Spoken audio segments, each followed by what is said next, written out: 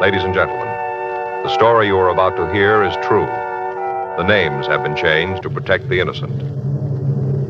Dragnet, the authentic story of your police force in action.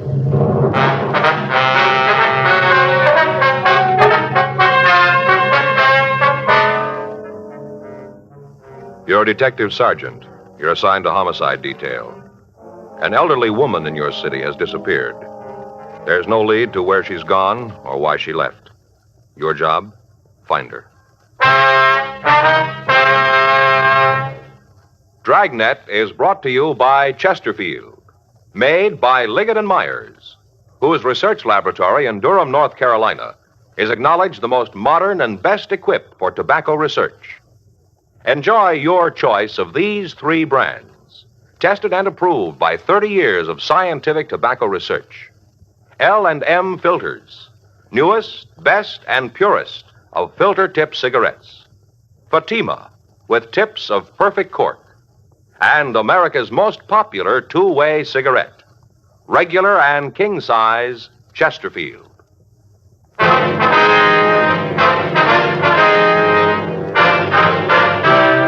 Dragnet, the documented drama of an actual crime.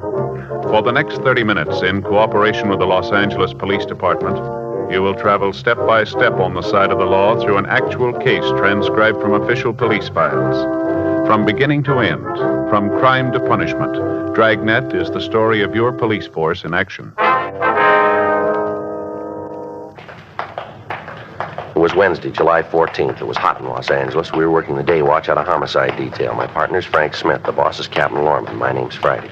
We were on our way out from the office, and it was 9:47 a.m. when we got to 654 Kenmore Avenue. Yes, Miss Crocker? it's Miss Crocker, but I'm her. Police officers. Oh, yeah, come in. Thank you. This is my partner, Frank Smith. My name's Friday. Oh, how do you do, ma'am? Just sit down there on the couch. Move that Afghan. I was laying down when you got here.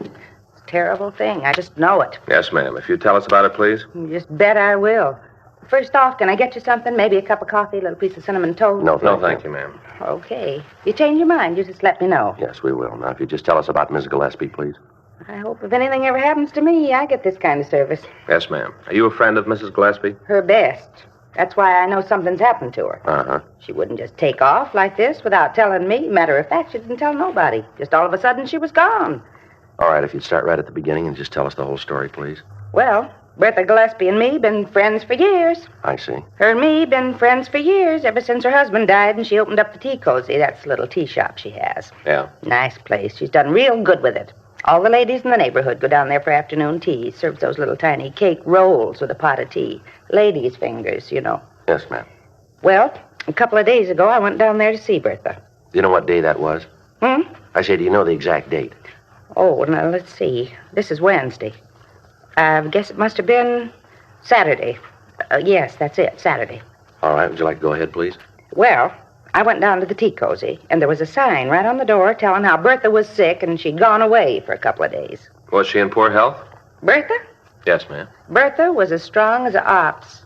Nothing wrong with her. Besides that, I saw her only Friday night. She didn't say nothing to me about being sick, not a word. I see. That's what made me figure that there was something wrong. For the past 10 years, if there was anything on Bertha's mind, she told me about it. You just bet she did. Well, isn't it possible that she just used the pretended illness as an excuse? That she just went away on a trip, maybe? Oh, Bertha wouldn't do that. Why do you say that? Oh, because she just wouldn't do it. Not with Saturday coming up. There isn't anything in the world that could make Bertha leave. Well, what's happening Saturday? Scrabble. Beg pardon? Scrabble. You know, the word game? Oh, yeah. Yeah, I know what you mean. Well, the ladies in the neighborhood have a sort of club.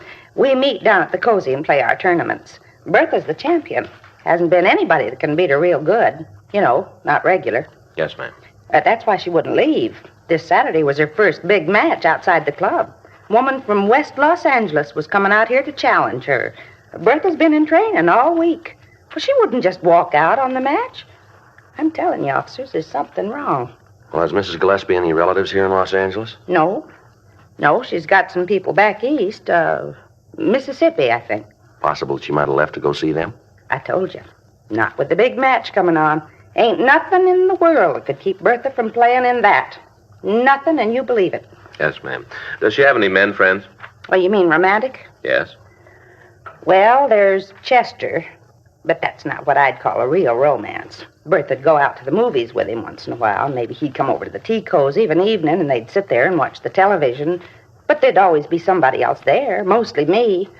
No, you couldn't say that it was any kind of a romance with Chester. Do you have his address? You going to talk to him? Yes, we'll have It won't do you any good. I already did. He don't know where Bertha is. If you'll just give us the phone number of this Chester, we'll check on your friend. Yeah, you check.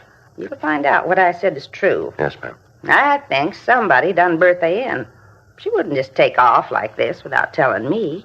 Well, now, ma'am, did she have any enemies in the neighborhood? Anybody that you think might want to do her harm? No, not a soul, not a single one. Isn't anyone who didn't like her. Well, maybe Mrs. Ruman didn't care much for her, but I think that was a kind of a jealous thing. What do you mean? Scrabble.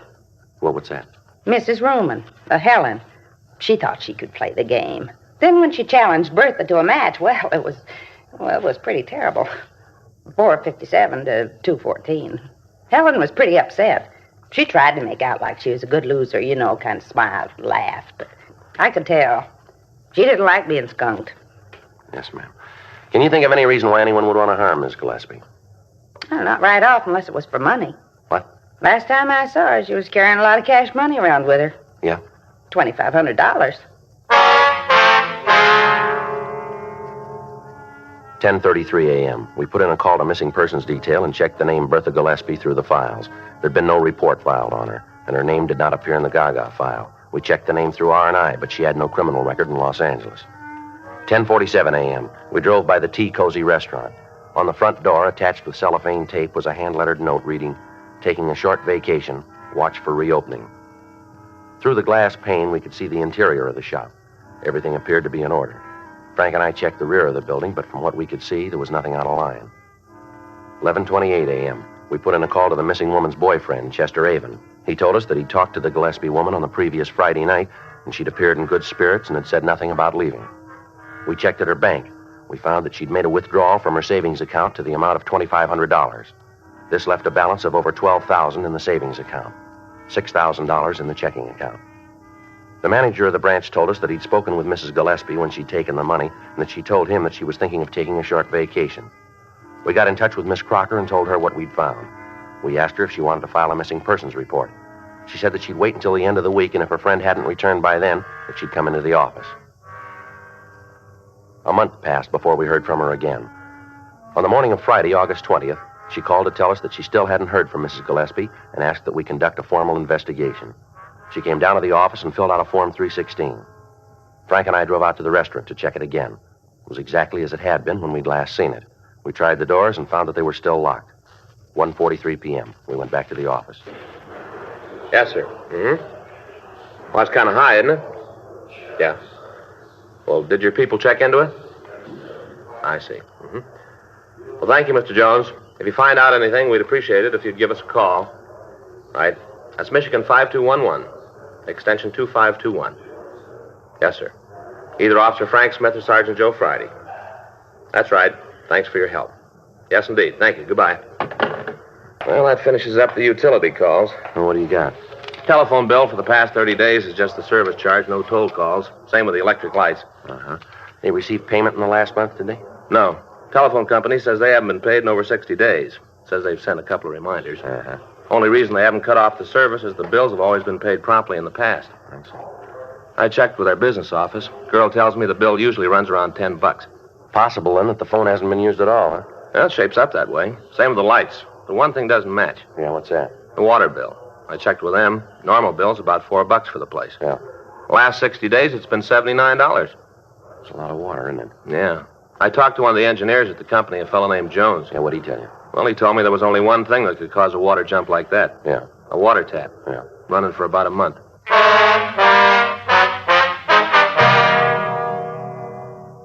2:06 p.m. We called the bank where Mrs. Gillespie had her accounts. The head cashier told us that since the date she'd withdrawn the $2,500, there'd been no deposits or withdrawals made. We telephoned the missing woman's friend, Mrs. Winifred Crocker. From her, we got the name and address of the owner of the building where the Tea Cozy restaurant was located. Frank and I signed out of the office and drove out to see him. The address we'd been given was a large house in the Silver Lake district. We rang the bell to the front door, but we got no answer. We walked around to the back of the property to a large garage. Now, Joe, if we find this guy, we can find out if she gave him some indication she was going to leave. Yeah. Sounds like there's somebody there. Yeah.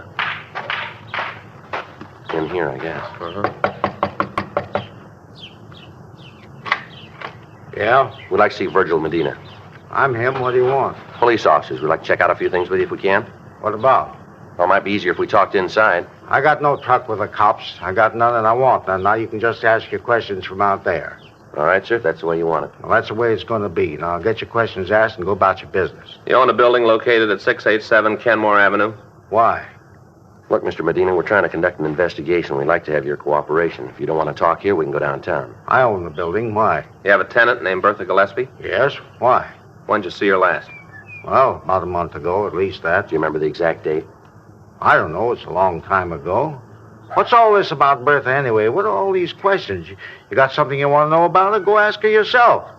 Anything I can tell you that she can't, go talk to her. Leave me alone. Where'd you see her last? Down at the restaurant. What time of day? It was nighttime. Would you try to remember what date it was? It's pretty important. Wait a minute. I'll try to figure. See, I guess it must have been on a Saturday night. Yes, I'd say it was Saturday, the 10th of July. Do you have any way of being sure that that's the date? Now, look, you come around here asking questions, and I've given you an answer. You can take it or leave it. I got no way of being sure. That's the day I think I saw her last. She seem in good spirits? What do you mean by that? Well, sir, was she happy or was there something worrying her? Well, she seemed happy to me. I didn't pay a lot of attention. What are you cops trying to find out? You come right out and tell me what you want, and maybe I'll have the answer. But I haven't got time to stand around and waste time with you. Now, you tell me why you're asking these questions, or you can leave. Mrs. Gillespie's been reported missing. We're trying to trace it. Well, who done that? Who says she's missing? Well, that's not the important point here. We got the report. We've got to check it out. Well, whoever told you that's crazy? If Bertha's gone, there's good reason for it. I guess she just finally got fed up and left town. What do you mean? She made a mint of money from that place. Regular mint. Used to tell me that when she had enough, she was going to just take off and see the world. Go around the whole world on a tramp steamer. She told me when she signed the last lease that she thought this would be the last one. She ain't missing. She just gone. Did she say anything to you about the fixtures in the place? What do you mean? Well, you know, the furniture, all the fixtures. They belong to her, don't they? Yes, I guess so. Will she make any arrangements to dispose of them? Not to me, she didn't. Wonder if you have a key to the place. The tea cozy? Yes, sir. No, I don't. You own the building and you don't have a key to the restaurant? Well, no, I had one, but I lost it. Never had another one made. Why? What do you want with the key? We want to check the premises. Well, as far as I'm concerned, you got no right to do that. Place belongs to Mrs. Gillespie. You got no right to go tromping around in there. Afraid we're going to have to. Then you're going to do it without my say-so. All right, sir, if that's the way it's going to be. I'm telling you, she ain't going to like it. She ain't going to like you going in the place when she isn't there. Well, we'll take that up with her. Well, you better, because I'm not going to take any responsibility for it. We're not asking you to, Mr. Medina. I'll give you this, though. Yes, sir, what's that? You go nosing around, you're liable to come up with something that you ain't looking for. Yeah, well, thanks for your help, Mr. Medina. Don't mention it. Just remember what I told you about finding trouble when you ain't looking for it. Well, that doesn't happen often. Huh? We're looking for it. 3:14 p.m. Frank and I drove back to the Tea Cozy restaurant on Kenmore Avenue. We checked the front door of the place. It was locked. While Frank covered one side of the building, I took the other side, looking for open windows. How about it? No luck. Me neither. What do we do now? Well, we'll have to try to force one of the windows in the back. All right. Come on. I think maybe we can get in here. You gonna break it? Well, we're going to have to. Wait a minute, Joe. Huh? You hear water running? Sounds like it's coming from inside.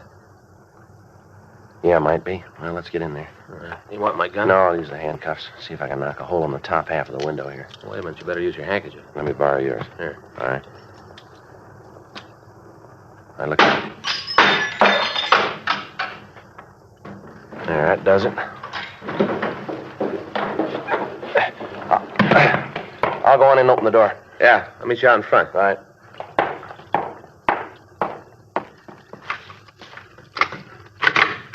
Frank? Yeah, here. Run in. See anything? No, I haven't looked yet. Well, this must be the living room. Yeah. Everything looks okay here, a little dusty. Yeah. Water's running someplace. Wait a minute. Yeah. Sounds like it's come from over there. Yeah. Better turn it off. Yeah. Better call a crime lab, huh? Yeah. Kind of a rough one, isn't it? Yeah. Looks like she put up quite a fight. Bloodstains all over the place. Yeah, look here. Huh? I guess this is what killed her. Yeah. Butcher knife.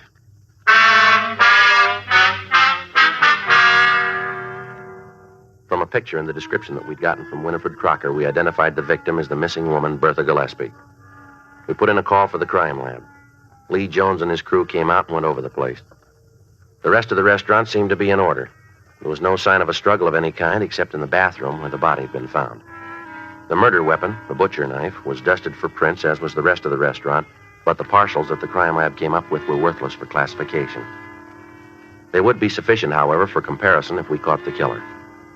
A search of the personal effects of the dead woman revealed no further information to aid us in apprehending her killer. The $2,500 that she was known to have had when she was last seen was missing. 6:21, the men from the crime lab finished their investigation on the scene, and the coroner's office was called. They came out and removed the body. They also locked the door and affixed the coroner's seal. 6:45 p.m., Frank and I got back to our car to go down to the office. Now, let's go, Frank. Yeah. Hey, wait a minute. Hold it, Frank. Huh? That's a little kid. You guys the cops? Yeah, son, what's the matter? A lot of excitement around here, huh? Yeah, that's right. Something we can do for you? No, I figured maybe there's something I can do for you. What do you mean? You know who did the murder yet? Well, why do you say it was a murder, son? I know who did it.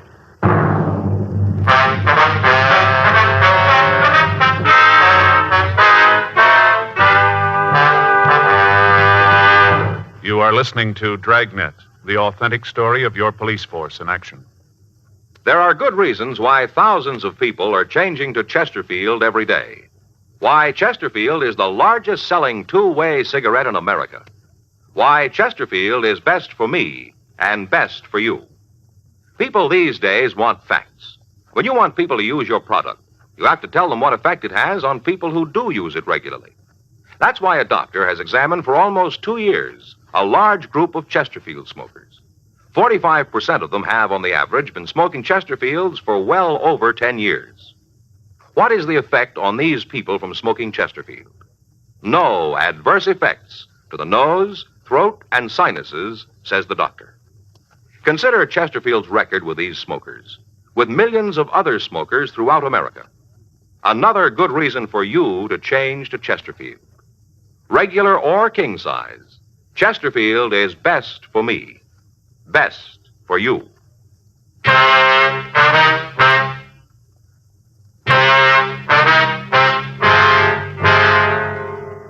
The working detective has learned by experience that approximately 60% of all homicides are solved within 20 minutes after the arrival of the authorities.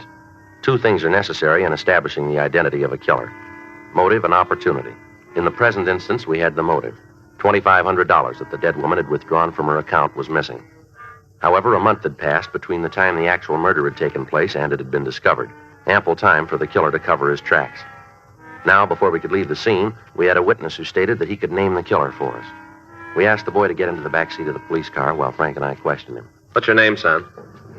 Good, Eric. Kids always call me Gordy. Uh-huh. How old are you? 7. Now, what's all this about you being able to tell us who killed Mrs. Gillespie? I can. Well, who was it? Mr. Medina. You mean the man who owns the building? Yeah, that's who I mean. Well, that's a pretty serious charge, Gordon. Do you have any way to prove that? Guess I really can't prove it, but I know it's true. Well, how do you know? I just know, that's all. I seen him there.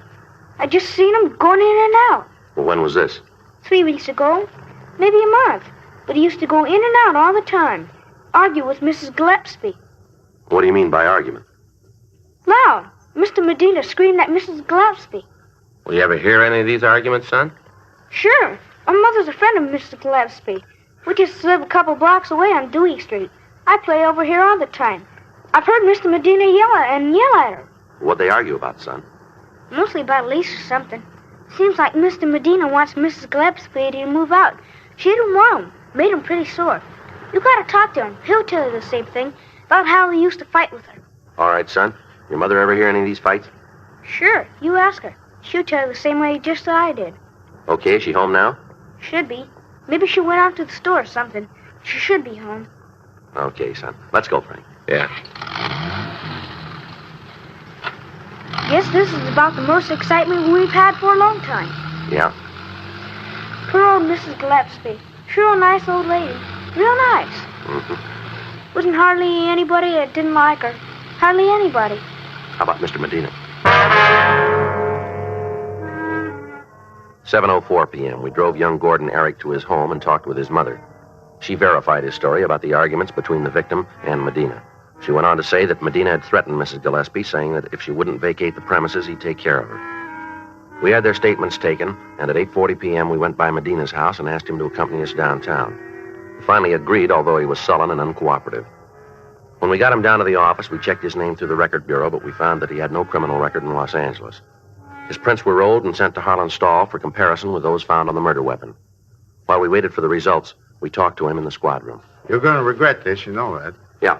I'm telling you, you dragged me down here with all these questions. You just wait till my lawyers get here.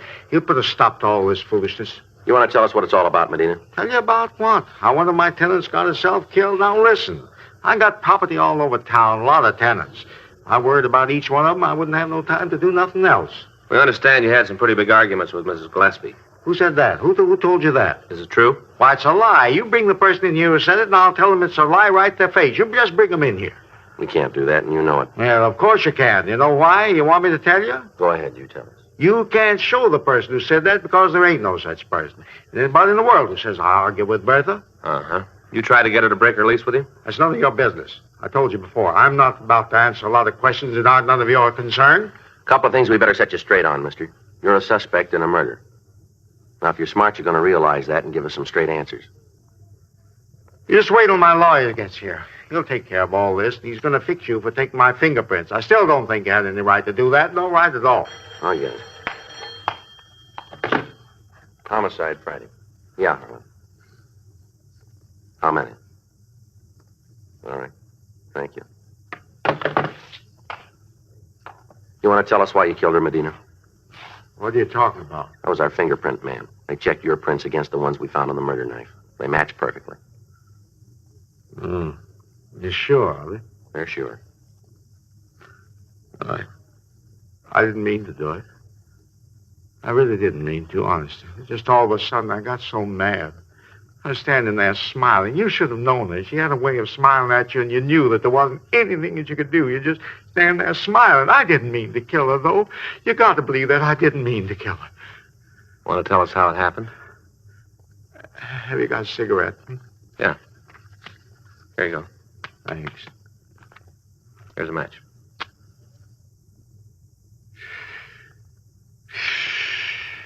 I had a chance to lease the place to some other people. More money. I tried to get her out. Go ahead. I tried to talk to her. I tried to get her to retire. She had enough money. She didn't ever have to worry. All I wanted her to do was to get out. But she wouldn't. He said I'd signed a lease with her and she was going to keep it. How much difference was there between what she was paying and what the new people were going to give you? $50 a month. You killed her for that? Oh, yeah, you don't understand. You got to try. Now, really, this is important. If you knew Bertha, you'd know why I did it. You see, I went to her. I told her that I'd give her a lease on another piece of property. I'd give it to her at less money. I was trying to be fair. You can see that. I wanted to be fair. Mm-hmm. Well, that Saturday night, I decided to have it out with her. I went over to talk, tried to convince her. But she wouldn't listen. She just wouldn't listen. I tried everything to make her listen, but she wouldn't.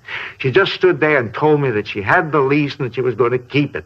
She just stood there with that superior smile of hers, like she knew it all. Makes you want to hit her as hard as you could. If you knew her, you'd see what I mean. You'd see. Did you take the money?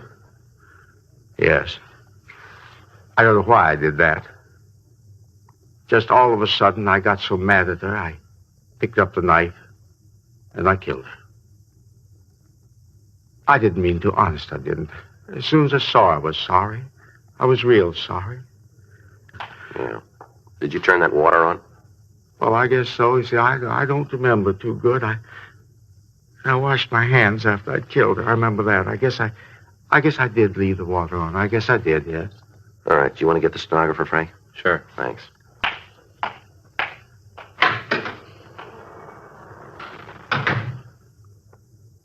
You've seen the way she thought she was so much better than anybody else, you'd know. Was that right? Well, sure. All those old hens tugging around all the time, building her up, making her feel superior, real superior.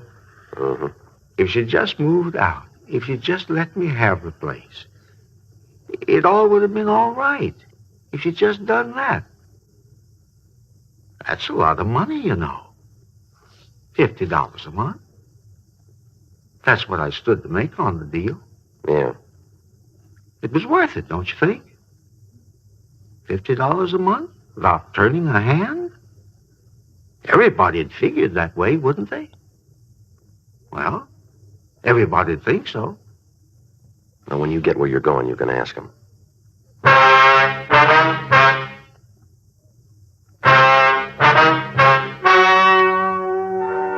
The story you have just heard is true. The names were changed to protect the innocent. On November 10th, trial was held in Department 97, Superior Court of the State of California, in and for the County of Los Angeles. In a moment, the results of that trial. Now, here is our star, Jack Webb. Thank you, George Fenneman. Friends, we've told you that Chesterfield is the best cigarette for you to smoke. Now, to me, Chesterfield's record with people who do smoke them regularly backs up that statement. Chesterfields are best because they're highest in quality, low in nicotine, because they smoke mild, and they're really satisfying. I wish you'd give them a try and see for yourself. America's most popular two-way cigarette. Regular or king-size Chesterfield. Best for me, best for you.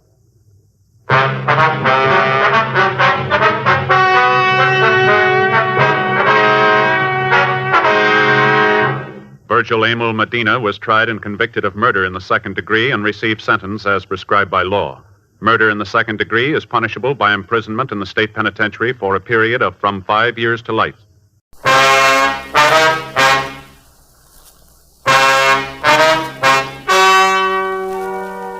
Ladies and gentlemen, the story you are about to hear is true. The names have been changed to protect the innocent. Dragnet is brought to you by Chesterfield, made by Liggett & Myers, first major tobacco company to give you a complete line of quality cigarettes.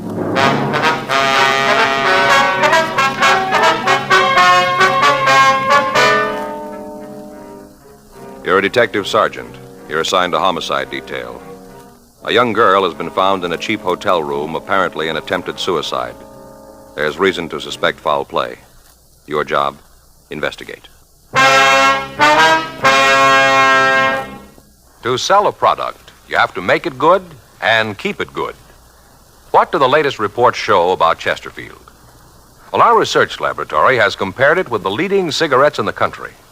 Chesterfield is highest in quality, low in nicotine. Another good reason why thousands of people are changing to Chesterfield every day. Smoke America's most popular two-way cigarette.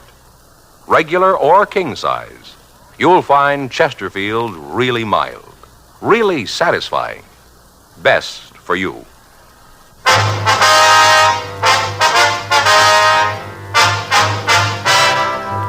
Dragnet, the documented drama of an actual crime. For the next 30 minutes, in cooperation with the Los Angeles Police Department, you will travel step by step on the side of the law through an actual case transcribed from official police files. From beginning to end, from crime to punishment, Dragnet is the story of your police force in action.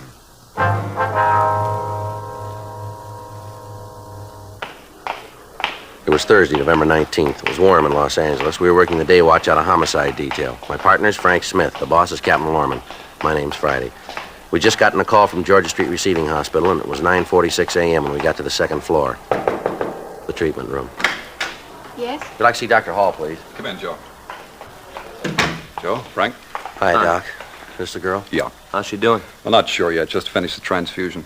And when you gonna know? We think she's going to live, but there's no way of telling right now how much damage has been done to the brain tissue. Mm-hmm. Bad bruise on her face. Must have received a bad blow. Might have gotten it when she fell. Mm-hmm. Let's go outside, huh? I can use a smoke. Okay. Well, if there's any change, I'll be out in the hall. All right, Doctor. You got a cigarette? I'm fresh out. Yeah, here you are. Frank? Yeah, thanks. Here's a match. Thanks. I didn't know you gave transfusions in cases like this, Doc. Don't have to very often. You see, a thing like this, the carbon monoxide in the gas joins with the hemoglobin in the red cells, won't let go. Blood takes the monoxide through the system and suffocates the brain tissue. We've given her some Coramine, helps speed up the heart action. The way it looks, she's got a good chance of living, but we won't know how bad it really is until later. It's a rough one, isn't it? You find out who she is? Well, according to the stuff we found in her wallet, her name's Mona Fenton. Another thing that doesn't make much sense, Doc. She registered into the hotel as Mrs. John Norris. Near as we can find out, she wasn't married. How'd you come up with that? Well, when the office got word about it, we tried to get in touch with her husband. We called the phone number on the ID that we found in her wallet, talked with her mother. She says the girl's single. Well, how about the guy she was with? You been able to talk to him? No, haven't found out who he is. Name doesn't check out, huh? Not that we can find. How about the mother? She give you anything? We just talked to her for a minute. We're going over there when we leave here. Maybe she can come up with some answers. I sure hope so. A couple of more questions you can ask her. Yeah? What's that? Find out if the girl's been under a doctor's care. What do you mean? Checked her over when she came in. Found marks. On her arms? Yeah. I think she's an addict.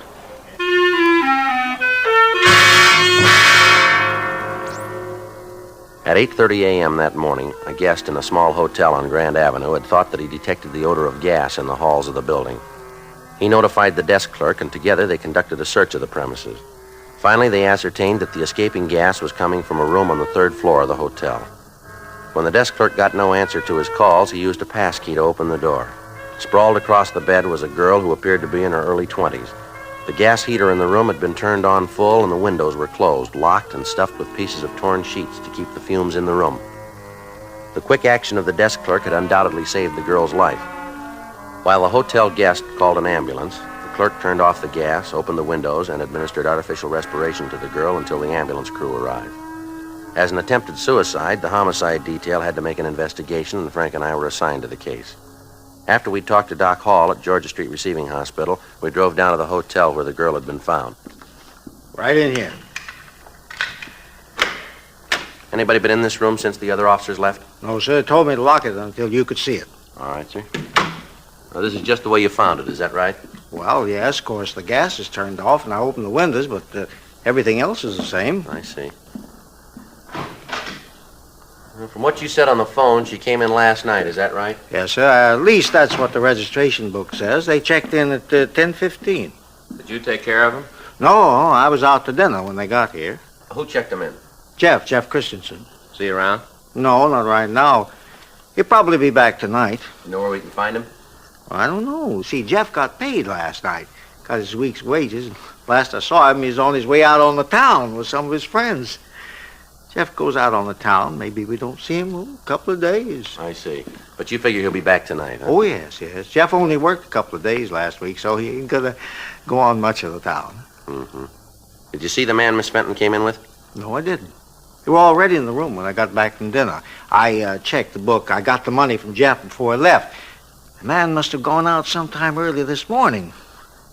I guess I was asleep. My room's just back of the desk. Fella must have got out while I was asleep. I see. Did you get any calls from the room at all? Not a one. Like I told those uniformed officers we here, I didn't see them at all. Not a peep. Matter of fact, I was thinking how nice and quiet they were. But the way the room looks, they sure must have had some sort of argument. Yes, sir. Huh. Would you know if they brought any baggage with them? Matter of fact, I know they didn't. Sure looks like they did some heavy drinking, don't it? Mm-hmm. Yeah. Glasses. That bottle's almost empty. Yeah. I'd rather you wouldn't touch the bottle. Oh, yeah, well, I won't. Say, you talked to the girls' people yet? No, sir, we haven't. But you're planning to see them, aren't you? Yes, sir. Yeah, I wonder if you'd do me a favor. You know when you see a people? Yes, sir. What's that? Well, I don't much mind the dirty glasses and having to straighten the room up. That's all part of the hotel business. But I wish you'd say something about the torn sheets. Tell the people about them. I don't want to cause no trouble, but maybe if they know how about the sheets were all torn up, they'd want to make good on them. You will mention it, won't you? Hmm? Yes, sir. I'll call the office, Joe. Have them send out a crew, see what prints we can lift. All right, fine. Who else has a pass key to this room? Oh, you mean beside me? Yes, sir. Well, ain't nobody. Where's the key kept? That hangs on a nail next to the desk. That big nail there, it hangs right on it. Mm-hmm. Mm-hmm. When you came into the room, did you notice if there was anything around the door to keep the gas inside? I don't follow you. Well, you found pieces of torn sheets around the windows, you say. Now, was there anything like that with the door? Oh, yes, I'm with you now, yeah. Now, let me think. As I remember, no, there wasn't nothing there, just around the windows.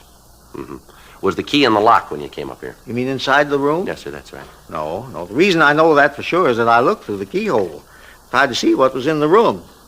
Oh, sir, key wasn't in. Of course, that don't mean nothing. Sir? Well, only a couple of the rooms have keys anyway. We don't use them anymore. You mean you don't lock the doors? Sure, we lock the doors. We got them all locked all the time. This is a respectable hotel. Of course we lock the doors. But not with those keys. We got those other locks on the doors. Oh, I see. You see, yeah, see there? Sort of like Yale locks. That kind, you know. That's what locks the doors, not the other keys. Yes, I see. Of course we lock the doors. Yes, sir. The locks catch when the door is closed, though. Is that right? Yep, locks them tight.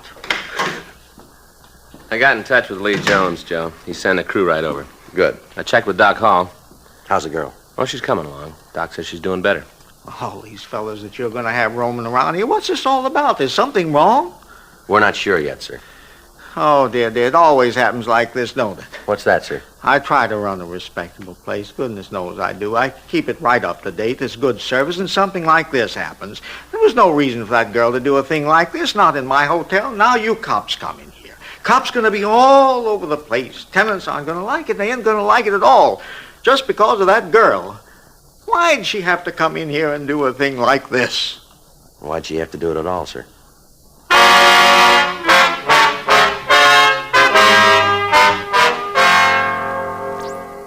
"11:26 a.m. We questioned the people in the hotel. None of them could remember hearing any undue noise coming from the room where the girl had tried to kill herself. Normally, the investigation would have been routine, but with the possibility of foul play, we had to check every angle and then check it again. The crew from the crime lab arrived and went over the room. Under the bed, they found an empty capsule, the type commonly used to dispense heroin. They also came up with a clean set of fingerprints on both glasses. They were photographed, and the water glasses themselves were removed to the crime lab to be booked as evidence. The registration card the couple had signed was turned over to Don Meyer in handwriting. The name was checked through our record bureau, through the phone book, and through the city directory, but when the leads were checked out, we were no further in knowing who the man was who'd taken the room with Mona Fenton. Word was left at the hotel for the handyman to contact us as soon as he returned. Word was also left that if the man who'd registered with the Fenton girl returned, we were to be called. 11:45 a.m. The men from the crime lab finished their investigation and returned to the office to compile the results. Frank and I left the hotel and drove out to the address listed on the girl's identification. It was a large white colonial home near one of the colleges. We rang the doorbell and waited. Yes? Mrs. Fenton? Yes, that's right. What is it you want? Police officers would like to talk to you. Oh, come in. Thank you. It's about Mona, isn't it? Yes, ma'am. I knew something like this would happen. I knew it all along. Beg your pardon? When she first had this crazy idea, when she first told me about it, I knew. Kids, try to tell them. Just try, and they tell you that times have changed.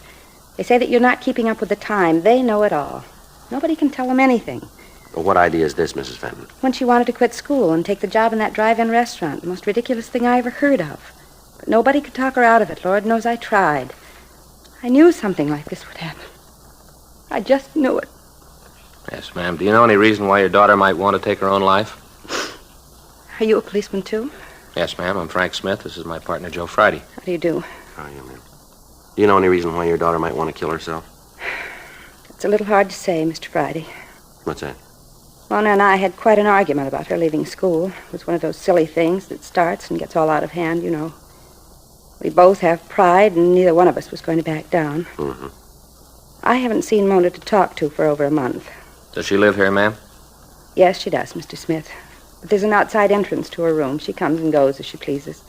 Doesn't eat her meals here, so I hardly ever see her. Mm-hmm. Do you know if she's been under a doctor's care? No, I don't think so. Why do you ask that? Well, is your daughter a diabetic? No, she isn't, Mr. Friday. Why all these questions about Mona and a doctor? What are you trying to find out? Does your daughter have any special boyfriends, Mrs. Fenton? She did have. Who was that? Richard Burdick, nice boy. Mona and he were planning to get married when they got out of school. Then, along with everything else, that just blew up. Everything seemed to go all at the same time. Did your daughter have any trouble with this Burdick? No, nothing you could call real trouble. It's just that they agreed to disagree. It was Mona's idea. Richard didn't want anything to change. He was very much in love with her. Uh-huh. Does he know about this? I don't think so, Miss Fenton. We haven't told him. I don't know what he's going to do when he hears about it. It's going to hit him awfully hard. He's the sensitive type. Does your daughter have any close friends that she might confide in? I suppose she does. She's talked about some of the girls where she worked. Would you give us their names, please? Well, yes, I will. I'll write them down for you, those I can remember. All right, fine. Has your daughter been in good spirits lately? As far as I know, yes. She's always seemed happy enough when I saw her. I told you we haven't said much more than hello the last month, but she seemed happy. Mm-hmm. You said that she broke up with this Burdick boy, is that right? Yes. When was that? 6 weeks, 2 months ago. You know what caused it? The job, all the other things. Mona kept making dates with him and then breaking them at the last minute. I guess Richard just got tired of being stood up. Well, did he and your daughter have any arguments that you know of? No. They just decided that it wouldn't work out for them. They just decided to stop seeing each other. Did your daughter have any other steady boyfriends? Anyone that she saw quite a bit of, maybe? Well, there was one boy. He was quite a bit older than Mona. She saw a lot of him the last couple of weeks. You know who he was? No, I never met him. I only saw him once. What if you could describe him for us? No, I'm afraid I can't. He drove by for Mona one night, going to pick her up for a date. Parked out in front and honked the horn. I see. I went to the front door to tell him to come in. Mona wasn't ready yet, but he wouldn't. Just sat out there and waited. I didn't get a good look at him. Could you describe the car for us? Not good. It was one of those foreign cars, a convertible. I think it might have been a Jaguar. I'm not sure about that, though. But you're sure it wasn't an American automobile? Yes, I'm sure about that. All right. How about the color of the car? Can you tell us that? It was awfully dark out there. I'm not sure. I'd rather not say, officer, if I can't be sure. You understand that. I wouldn't want to tell you something and then have it turn out to be wrong. You can understand that, can't you? Yes, ma'am, of course. Did you see Mona this morning? Yes, we did. Is she all right? They think so, yes. Aren't you sure? Well, when we talked to the doctor, they were doing everything they could. They seemed to think that she was going to be all right. Thank God. It's so hard, Mr. Friday, to know that your child is sick, that she tried to kill herself, to want to go to her and not be able to.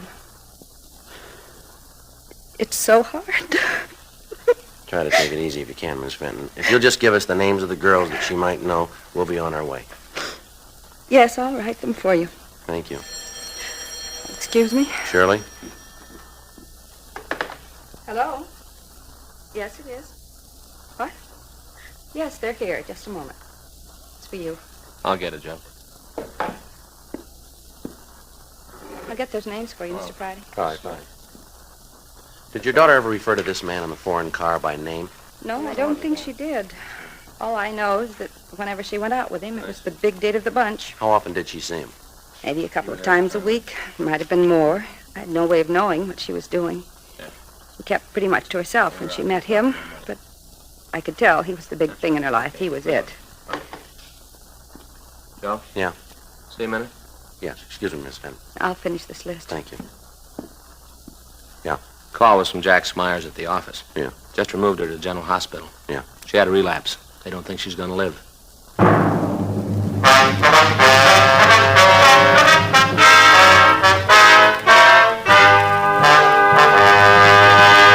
You are listening to Dragnet, the authentic story of your police force in action. There are good reasons why thousands of people are changing to Chesterfield every day. Why Chesterfield is the largest selling two-way cigarette in America. Why Chesterfield is best for me and best for you. People these days want facts. When you want people to use your product, you have to tell them what effect it has on people who do use it regularly. That's why a doctor has examined for almost 2 years a large group of Chesterfield smokers. 45% of them have, on the average, been smoking Chesterfields for well over 10 years. What is the effect on these people from smoking Chesterfield? No adverse effects to the nose, throat, and sinuses, says the doctor. Consider Chesterfield's record with these smokers, with millions of other smokers throughout America. Another good reason for you to change to Chesterfield. Regular or king size, Chesterfield is best for me, best for you.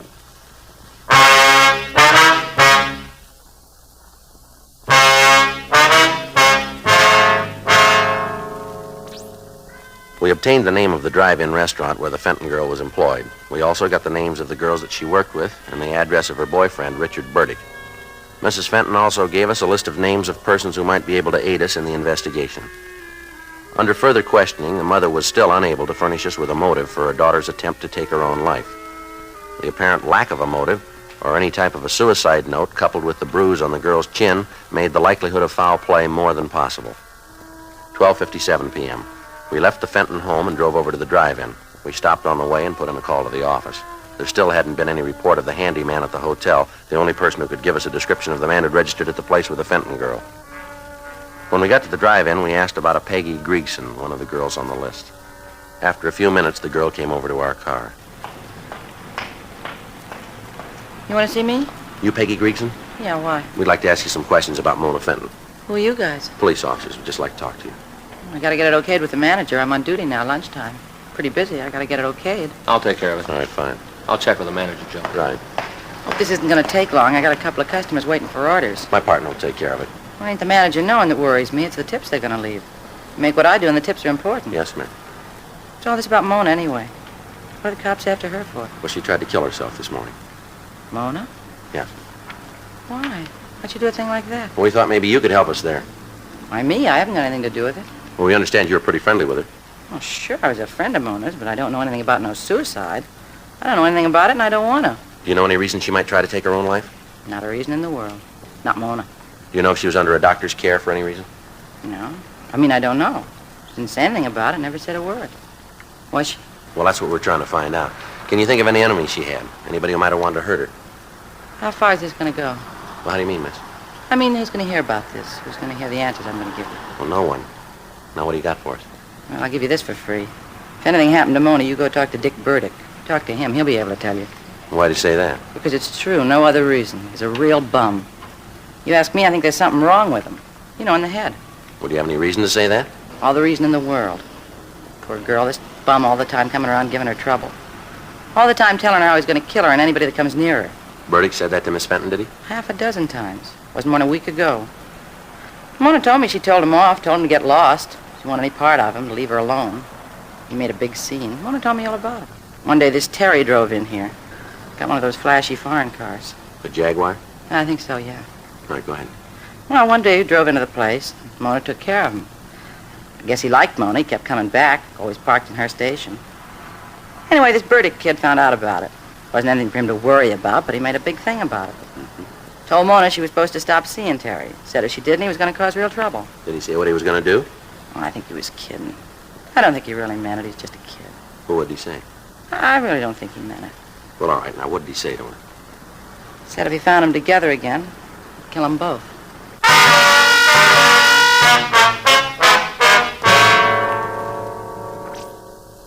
We talked to the other girls in the drive-in. From them, we got the same story about the scenes that Richard Burdick had created. We got more information about the threats that he'd made against the Fenton girl and Terry Hamilton. From one of the girls, we got the address of Hamilton.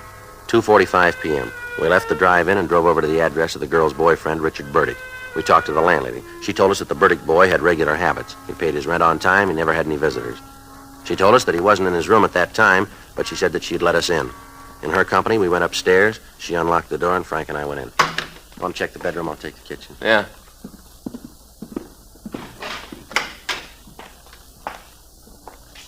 There's nothing out there. How'd you do? Well, looks like we're a little late. What? His clothes are gone.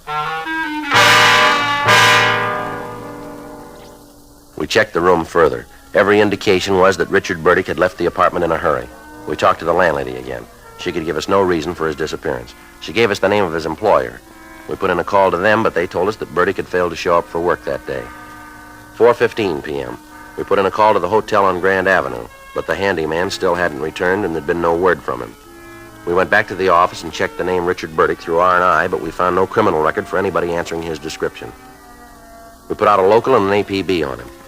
At 4:39 p.m., we got a call from General Hospital telling us that the Fenton girl had regained consciousness and that we could talk to her. Frank and I left the office and traveled Code 2 out to the hospital. The doctor on duty told us that the girl was out of danger, but that she was very weak. He asked us not to get her excited, and he led us into her room. Miss Fenton? Yes, who are you?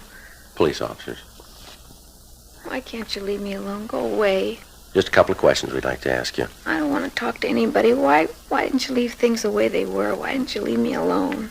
Well, you had a lot of people worried, miss. No reason for it. Be better all the way around if things had happened the way I planned them. And you did try to kill yourself. Yes. Who was with you in that hotel room? You mean Mr. Morris? Yeah. It was Terry. It was always Terry. He was going to marry me, then he didn't. He said he would, and he didn't. That why you did what you did? Yes. You use narcotics, Miss Fenton? Hmm? You use narcotics? Yes, that was Terry's idea, too. I think that's all he wanted with me, just to get me hooked so I'd have to do what he said. I think that was the reason. How about this Richard Burdick?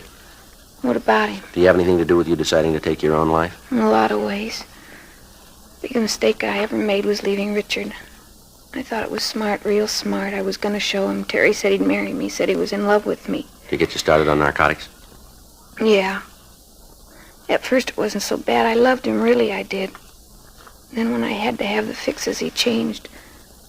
Told me he couldn't give it to me anymore, that I was going to have to pay for it. I tried to tell him that I loved him, but I wanted to be with him. That's why I went to the hotel to talk it over. Try to come to an understanding, some kind of an understanding. Mm-hmm. He said that he didn't want to have anything to do with me, that he wanted no part of me anymore. Said that I was going to have to pay for the H from now on. I didn't have any way to pay for it. He said it wasn't any of his business. Is he a user? Yes. It's all so stupid, all so stupid. Ma'am? The whole thing, I had it real good all the way around. And then I went ahead and ruined everything, tore it all down. Even if I'd have killed myself, it would have been no answer. Not the right answer, anyway. I know that. I know it real well. All right. Can you tell us where we can find this Terry? You bet I can. I want to see him feel like I do. I want him to know what it's like. Will you be willing to meet with him? Make a buy of narcotics for us? You name the time, I'll be there. I'll be there if I have to crawl. All right. You better get some rest now. I guess so. I'm pretty tired. Did you see my mother? Yes, ma'am. Is she real mad at me? No, I don't think she is. Would you call her? Ask her to come and see me? Tell her I'm sorry. Tell her I want to see her. No, she'll be glad to hear that. I hope so. I got so much to tell her and Richard. So much to tell them both. All right, Miss Fenton. We'll get in touch with her. And you tell me when you want me to call Terry. You tell me. All right, we will. Terrible thing, isn't it? What's that? Terry. He's been around a long time. Must be other girls in the same fix all because of him. Girls who have a bad habit and have to do what he says. Girls like me, terrible. Nobody knows how many. Yes, ma'am. Where's it gonna end? When you meet him.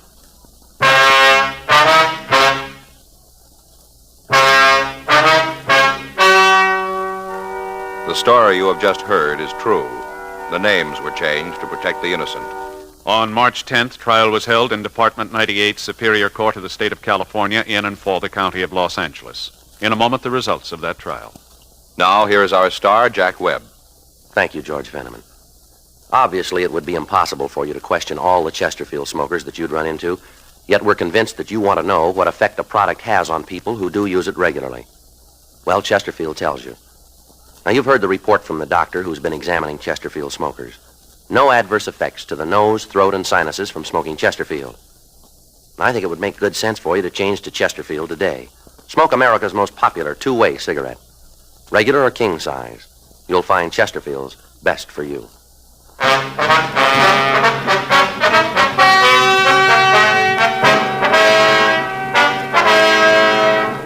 Terry Norris Hamilton was tried and convicted of violation of the State Narcotics Act, a felony, 1 count.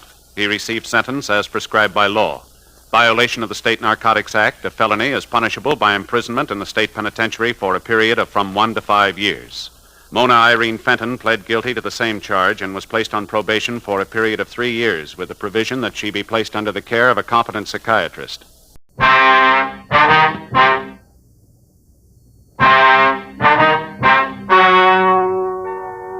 Ladies and gentlemen, the story you are about to hear is true. The names have been changed to protect the innocent. Dragnet is brought to you by Chesterfield, made by Liggett & Myers, first major tobacco company to give you a complete line of quality cigarettes.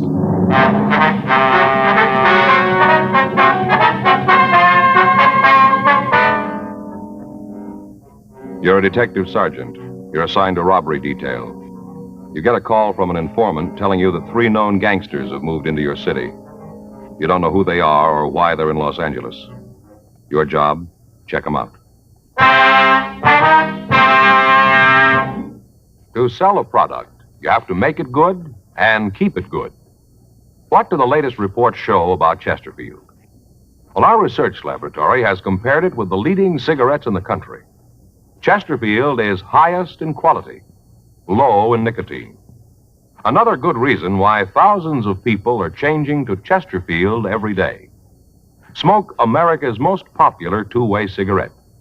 Regular or king size, you'll find Chesterfield really mild, really satisfying. Best for you.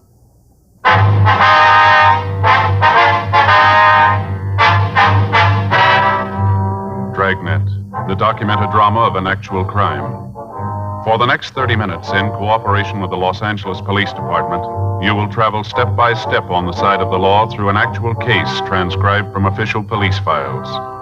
From beginning to end, from crime to punishment, Dragnet is the story of your police force in action.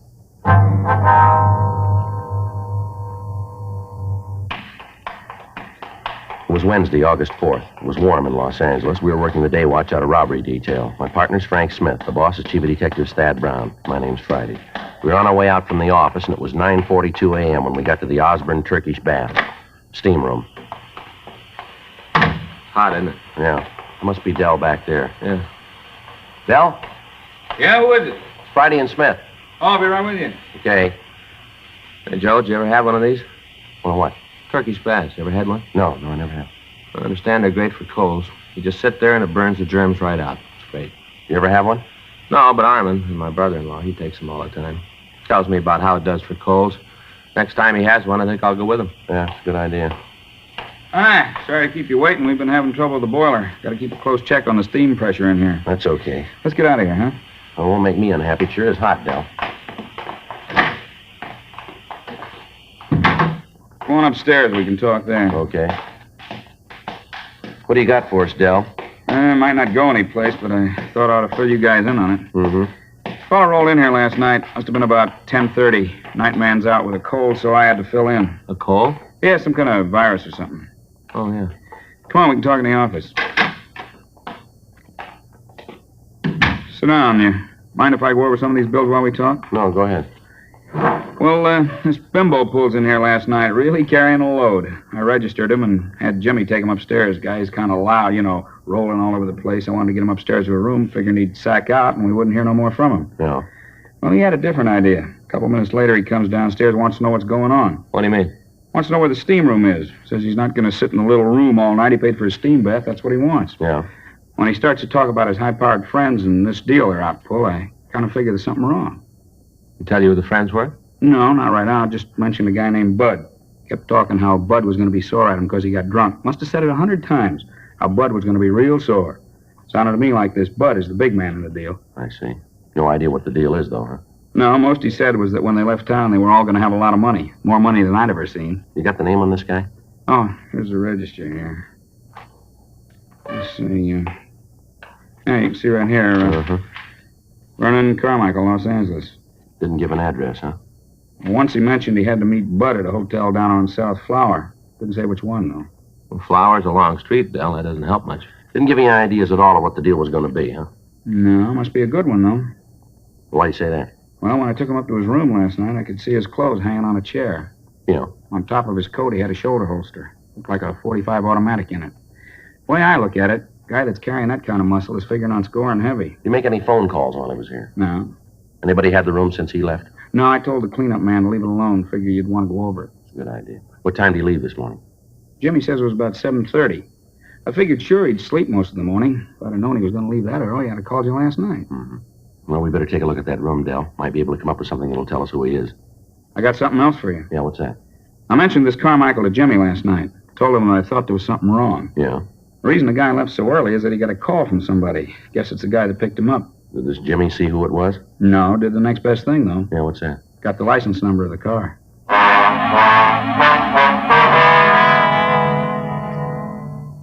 10:15 a.m. We got in touch with Leighton Prince, and Harlan Stahl sent a crew out to go over the room. Frank put in a call to the record bureau, and he had the name Vernon Carmichael checked. There was no record on anyone answering the description that we'd gotten from the manager of the Turkish baths. In addition, a radiogram was sent to the Department of Motor Vehicles in Pennsylvania, asking for all available information on the owner of the car bearing the license number that we'd been given. 11:30 a.m. Harlan Stahl's crew finished checking the room, and they told us that they'd been able to lift a complete set of clean fingerprints from a water glass. They were photographed and classified. In checking our files, there was no record of the prints. They were forwarded to George Brereton up at Sacramento to CII and to the FBI in Washington, D.C. 2 days passed. On Friday, August 6th, we got the word from DMV in Pennsylvania that the car was registered to a Howard Nielsen. The radiogram also gave us a description of the car and the registered owner's address in Pittsburgh. On receipt of this information, we got in touch with the police department in Pittsburgh and found that Howard Bud Nielsen had a misdemeanor record.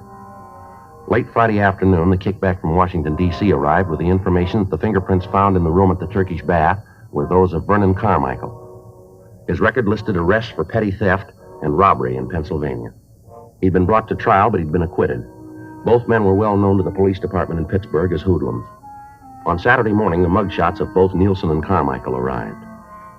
10:15 a.m.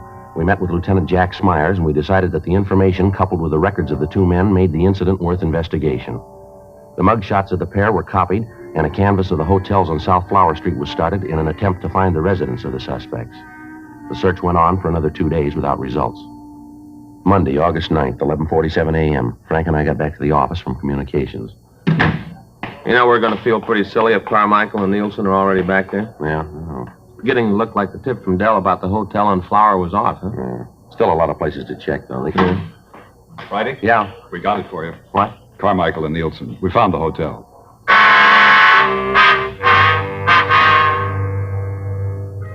At 10:30 that morning, officers Murphy and Rafferty had gotten the first affirmative answer to their questions about the suspects. A room clerk in a small hotel at the corner of South Flower Street and Bunker Hill Avenue had recognized the mugshots of Carmichael and Nielsen. Further questioning brought out the name of the third man in the trio. He was identified as Ernest Hunter. A check of the name through our records netted us no new information on him, and the name and the description was forwarded again to Brereton up at CII in Sacramento and again to Pittsburgh for possible identification. In talks with Lieutenant Smyers and Chief of Detectives Thad Brown, it was decided to keep the man under 24-hour surveillance. 3 additional teams of men from robbery detail were assigned to the duty. For the next 7 days, the 3 men were under constant watch. Their habits were regular. Their movements during the day followed the same general pattern. The kickback on Ernest Hunter disclosed no criminal record.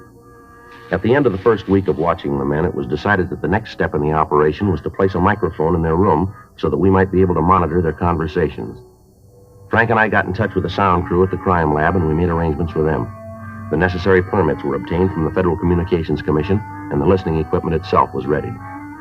We made arrangements with radio car officers to pick up the suspects for investigation. The sound crew, Frank and I, along with Murphy and Rafferty, stood by for word that the trio was in custody. Tuesday night, 9:40 p.m. Should be getting word pretty quick. Yeah. Red 2 to Red 1. Red 2 to Red 1. Come in, Red 1. That's Murph. Yeah. Red 1 to Red 2. Come in, Red 2. Any word yet? Over. No, not yet. We're all set in the manager's apartment. Monitor to Outpost 1. Monitor to Outpost 1. Come in, Outpost 1. Sounds like they got him. Yeah, you want to take it? Yeah. Stand by, Red 3. Outpost 1 to monitor. Outpost 1 to monitor. Go ahead. Monitor to Outpost 1. Information received that suspects are in custody. Repeat, suspects are in custody. Acknowledge. Outpost 1 to monitor. Outpost 1 to monitor. Message received. Outpost 1 up. You heard it. Yeah. Red 1 to Red 2 and Red 3. Red 1 to Red 2 and Red 3. You read me, Red 2 and 3? Red 2 to Red 1. Read you. Red 3 to Red 1. Receiving clearly. Red 1 to Red 3. Suspects are now in custody. Proceed with installation of listening equipment. Over. Roger, Red 1. Red 3, please keep contact. Will do, Red 1. Red 3 out. Red 1 to Red 2. Come in, Red 2. Red 2 to Red 1. Murph, can you see the suspect's apartment from where you are? Not good, Joe. It's down the hall and around the corner. First door. Over. Red 1 to Red 3. Come in, Red 3. Red 3 to Red 1. Are you in the apartment yet? Yeah, Joe. We're just starting to install the bug. Is there a radio in the room? Yeah, a small table model. It's on the nightstand next to the bed. Can you fix that before you leave? Yeah, I'll pull one of the wires so it won't work. Good. Where are you putting the bug? We're landing under the edge of the carpet near the door to the kitchen. Should be able to pick up the whole room from there. Well, there's nothing to do now until we get it finished, huh? Yeah. We got the recorder all set up? Yeah, it's in the room. Sound crew came in this afternoon and made the installation on it. Mm-hmm. You know how to work it? Yeah, I think so. Jack checked me out on it. It's pretty simple. Just like playing a piano. Press a key and away it goes. Well, I hope you got it. I've always had trouble with them. Last time out, I wanted to rewind one of the spools and listen to something. Ended up erasing everything we had. Yes, I remember that very well. I was afraid you would. Mm-hmm. Red 3 to Red 1. Red 3 to Red 1. Come in, Red 1. It's the sound crew. Yeah. Red 1 to Red 3. Have completed installation. We're leaving the apartment. Have you seen anybody in the halls? No, all clear. We've had more than our share of luck on this one, Joe.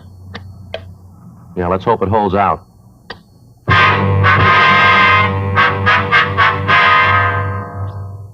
$11:15 p.m. The installation of the listening equipment was completed, and Frank and I, along with Officer Pat Murphy, took up our positions in the room we intended to use as a monitoring post. Officer Rafferty went back to the city hall and told them that we'd finished and we were ready to have the suspects released. In the meantime, Carmichael, Nielsen, and Hunter had been fingerprinted and mugged. A search of their persons had failed to reveal any incriminating evidence, and the time that they'd been held had allowed us to make the necessary installation. After the trio had been released, we received information that they were proceeding toward the hotel. Frank, Murphy, and I waited for them at the monitor post to come into their room. 12:35 a.m. That's them. Get the recorder, huh? Right. You want to take care of the log, Frank? Yeah.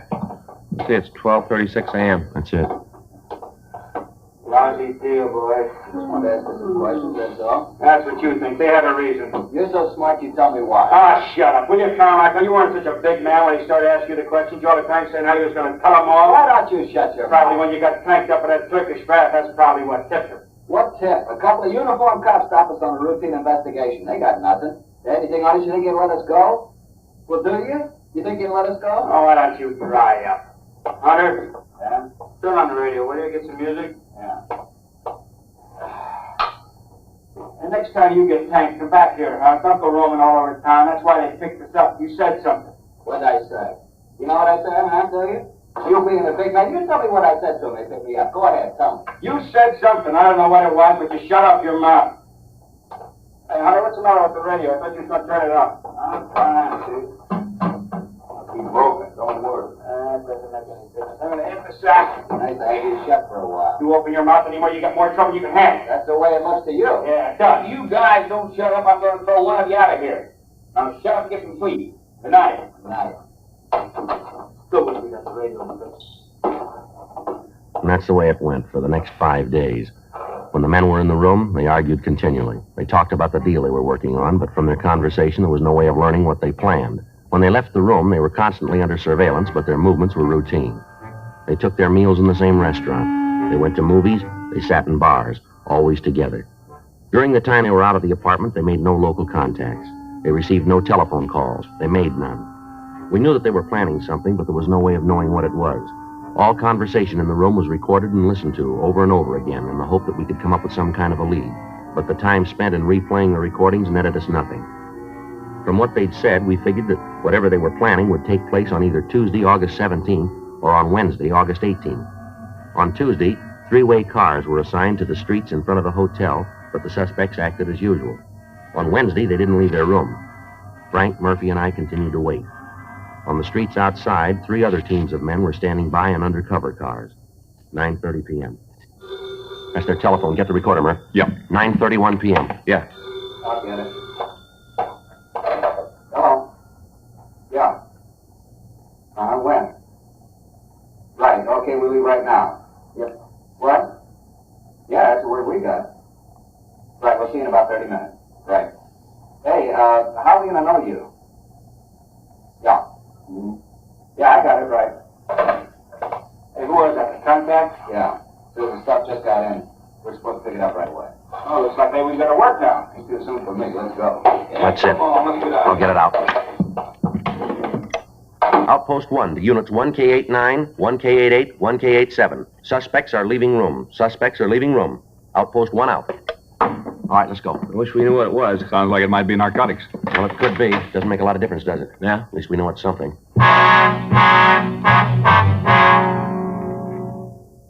By the time we got to the street, the suspects were getting into their car and pulling away from the curb. Frank, Murphy, and I got to our car and followed them.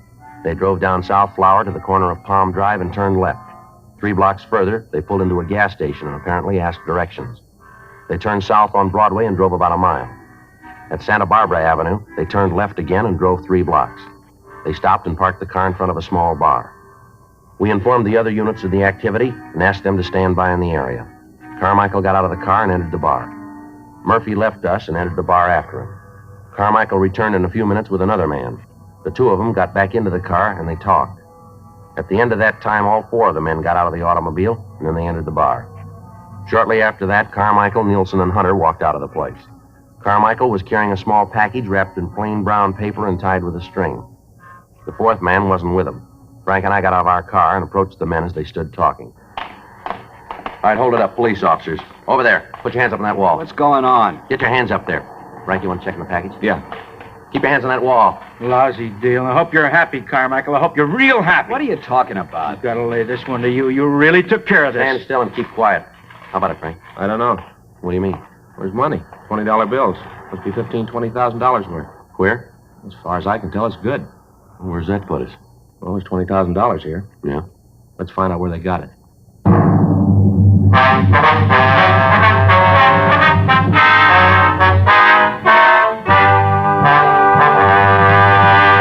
You are listening to Dragnet, the authentic story of your police force in action. There are good reasons why thousands of people are changing to Chesterfield every day. Why Chesterfield is the largest selling two-way cigarette in America. Why Chesterfield is best for me and best for you. People these days want facts. When you want people to use your product, you have to tell them what effect it has on people who do use it regularly. That's why a doctor has examined for almost 2 years a large group of Chesterfield smokers. 45% of them have, on the average, been smoking Chesterfields for well over 10 years. What is the effect on these people from smoking Chesterfield? No adverse effects to the nose, throat, and sinuses, says the doctor.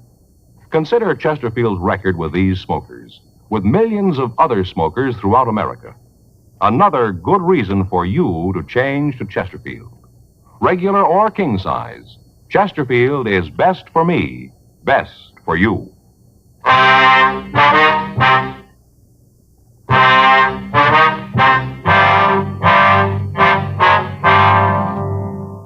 10:02 a.m. The 4 suspects were taken into custody and removed to the city hall for interrogation. We got in touch with the Secret Service and asked them to come over to the office to check on the currency. The agent arrived and after looking at the money, pointed out several minute mistakes that had been made in the engraving of the plates. He went on to explain, however, that this particular printing was one of the best that he'd ever seen. He told us that the paper used in the bills would be analyzed and that we'd receive copies of the reports as soon as they were finished. 12:14 a.m. While Murphy, Rafferty, and the Secret Service man questioned Nielsen in the interrogation room, Frank and I talked to Carmichael in the SWAT room. We questioned him for about an hour, but he refused to say anything that would help us get a lead to the source of the counterfeit. 1:30 a.m. How long you figure you can keep this up, Carmichael? I don't know what you're talking about. Oh, now, come off it. We're getting tired of playing kid games here. We want to know where the queer came from now. Who says it's queer? Guy that printed it was pretty sloppy. He made a lot of mistakes. Joe? Yummer. See you a minute? Yeah. Be right back. Yeah. How you doing? Nothing. Nielsen won't say a word. Gives it to us that he didn't know what was going on. Says he just went out there to pick up a package. You say who they were running the errand for? Well, tells it just he went along for the ride. The whole thing was Carmichael's idea. Mm-hmm. We thought maybe we'd go to work on Hunter, see what we can get from him. Okay. You going to stick with Carmichael? Yeah, I guess so. From what we heard in the room, if there's going to be a break, I got a hunch it's going to come from him. Okay. You got anything, let us know, huh? Right away. Oh, the big man's back again. Your friend there tell you all about it? No, but yours did. Hmm? Nielsen just laid the whole thing in your lap. You're kidding. You want to talk to him? What'd he say? The way he tells it, he was just along for the ride. You're the big wheel in the whole thing. He said that? I said you could talk to him if you want to. Well, he ain't gonna make it. He ain't gonna lay it on me. You want to tell us your side of it? Yeah, I'll tell you the way it happened. That lousy bum. How do you like that, him saying I'm the wheel? I'll tell you. All right, now where'd the queer come from? I don't know. I thought you were going to tell us. I'm doing that. I really don't know where it came from. You turn up with $20,000 in $20 bills and you ask us to believe that you don't know where it was printed. I'm not asking you anything. I'm telling you what I know. That's it. Well, tell us about your part. Nielsen, Hunter, and me were approached in Pittsburgh. By who? I don't know. We're going that way again, huh? All right, so you don't believe me. That's the way it happened. The guy who approached you just walked up and said, here's $20,000, just like that, huh? No, the deal was that Nielsen, Hunter, and me were supposed to come out here. We were supposed to check into a hotel and wait for a call. Guy who called us would have the queer. He'd turn it over to us and we'd pass it. You bought the counterfeit? Yeah. What'd you pay for it? 2.5. For $20? Yeah, 2.5 for 20. You paid the other man we picked up? Yeah, we gave him $2,500. You ever seen the man before? What? The man you bought the queer from. Do you know him? No, never saw him before. He's not the man who made the original contact in Pittsburgh. No, a guy back east was an old man. How old? I don't know, maybe 55, 60, around in there. Not the fellow you met tonight. I told you that before. It's not the same man. Hear him use a name of any kind? No. Just to call him Pop, that's all. Pop. Give us a description of this man, Pop. What's in it for me? Well, what do you got now? Nothing. All right, it'll stay that way. You're in big trouble, Carmichael. If you're smart at all, you're going to cop out the whole thing and cooperate with us. Lousy Nielsen. Him all the time yelling about how it was all set. All the time saying we had it made. Sure, I'll go with you. I just want to see Nielsen get his, that's all. Just want to see him get his. We're going to want you to look at some pictures, too. I told you I'd go the route. You just tell me what you want to know. If I got the answer, so have you. All right. What'd he tell you? What? That lousy Nielsen. What'd he tell you about how it happened? He tell you the way I did? He tell it that way? Pretty much, yeah. Sure, that's the way it happened. Can't be told any other way. Well, Nielsen might give you an argument there.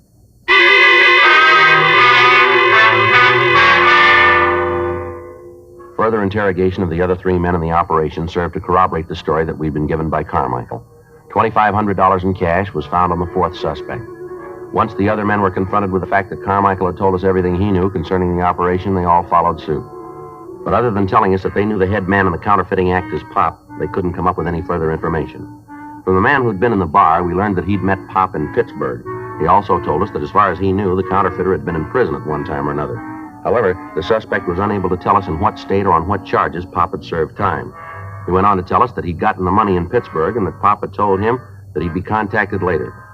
The Secret Service had completed their analysis of the counterfeit bills, and they told us that they were some of the most perfect printing jobs that they'd run across. The counterfeiter had made one major mistake, however. In the printing of the currency, he'd impregnated the paper with small silken hairs so that it would stand close inspection. The currency now in use is made with nylon hairs. The agent from the Secret Service told us that they had agents working on tracing the manufacturer of the paper in the hopes that they could come up with a lead as to the identity of Pop. The 4 suspects were booked into the city jail. Thursday, August 19th, we ran the name Pop through our moniker file. Of the 47 cards turned over to us by the Record Bureau, 19 of the suspects listed matched the descriptions that we'd been given. The pictures of the men were pulled and shown to Carmichael and the other 3 suspects. They were unable to give us an identification. The name and description was sent to George Brereton in Sacramento, and he sent us another 150 possible. These were checked out without result. The nickname and physical description of the man was sent to Washington, and we got back over 1,000 names and pictures. It took us 6 weeks, working with the Secret Service, to check out these possibles. The results, nothing. Tuesday, October 5th, Frank and I got back to the office. I get it. Robbery Friday. Yeah. All right, wait a minute. Wait till I get that down. All right, go ahead. Yeah.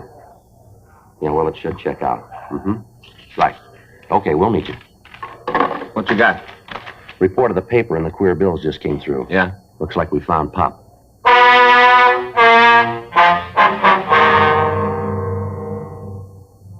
In checking the manufacturers of paper similar to that used in the counterfeit $20 bills, the Secret Service had come up with the name of a small print shop in the eastern section of Los Angeles. The paper used was of an unusual type, and there were not many orders for it. This particular shop had ordered large quantities of it in the past and was continuing to use it. In checking out the name of the man on the order blanks, the Secret Service had found that he'd been convicted of robbery and had served a term in the federal penitentiary in Atlanta. He'd been released and had come to California and opened a small print shop. We spent the next 2 days checking the suspect out. His name was given as Stanley Jackson, age 47. For the next week, the print shop and Jackson himself were kept under constant surveillance. On Thursday, October 14th at 11:50 p.m., the suspect was followed to his print shop. I'll cover the front of the shop, Joe. Right, Murph. Come on, Frank. Yeah. Joe? Yeah. Sounds like a press, doesn't it? Yeah. Come on. Back door's around here. You see what's going on in there? No. Got the windows all painted over. What do you figure? Well, it doesn't leave us with a lot of choice. If we go in and he's not printing counterfeit, we're going to make him so hinky that we might never nail him. Yeah. If we don't go in, he might get rid of the plates, and we're in trouble there, too. Yeah, like I said, we haven't got much choice, have we? All right, let's go. What's going on? What are you doing in Police here? officers, you're under arrest. You want to check the press, Frank? You got no right to come in here like this. I know my rights. You haven't got a warrant. You've got no right to act like this. You want to kill it, Frank? I got it. The plates are in the press, Joe. Doing the green overlay. Take a look. You haven't got any right touching those. They're mine. They belong to me, mister. Where'd you get the plates, Jackson? They're good, aren't they, mister? The very best. Where'd you get them? Made them? Made them myself. Where'd you learn engraving? In prison. When they sent me to prison, I learned all about engraving. Real engraving. Not photo process, but the real thing.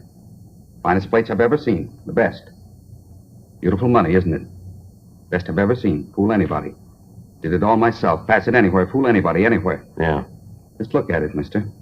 That's a genuine article, isn't it? Real money. It's perfect. Absolutely perfect, mister. No, you're wrong there. The government didn't print it.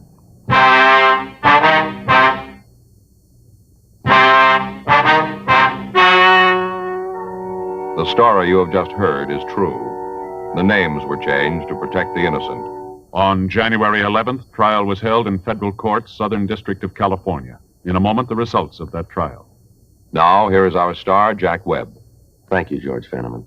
Friends, we've tried very hard to set a Dragnet standard. Now, to put that in just a few words, we try to make each program the kind of entertainment that you want. Now, we're going to keep working real hard at that.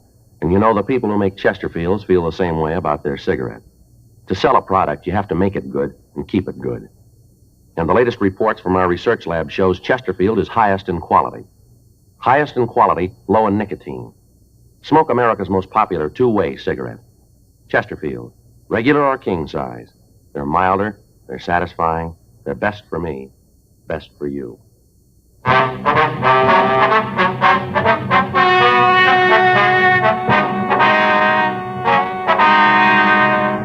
Vernon Alex Carmichael, Howard Raymond Nielsen, Ernest Richard Hunter, Philip Roger Harger, and Stanley Norman Jackson were tried and convicted of violation of Title 18, U.S. Code, Section 474, printing and issuing counterfeit money.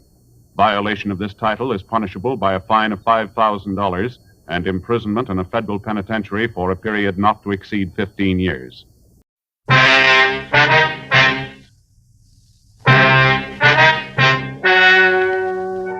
Ladies and gentlemen, the story you are about to hear is true. The names have been changed to protect the innocent. Dragnet is brought to you by Chesterfield, made by Liggett & Myers, first major tobacco company to give you a complete line of quality cigarettes.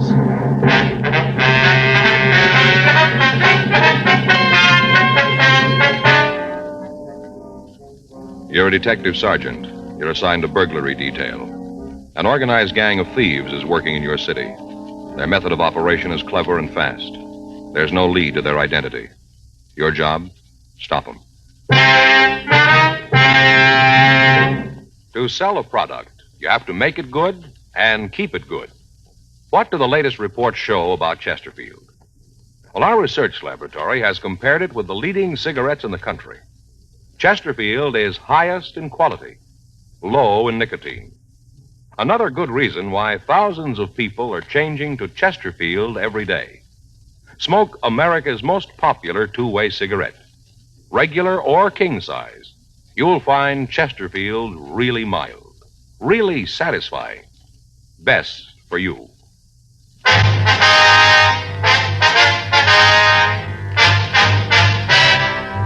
Dragnet, the documented drama of an actual crime.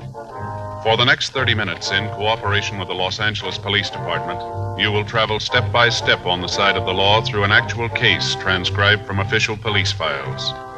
From beginning to end, from crime to punishment, Dragnet is the story of your police force in action.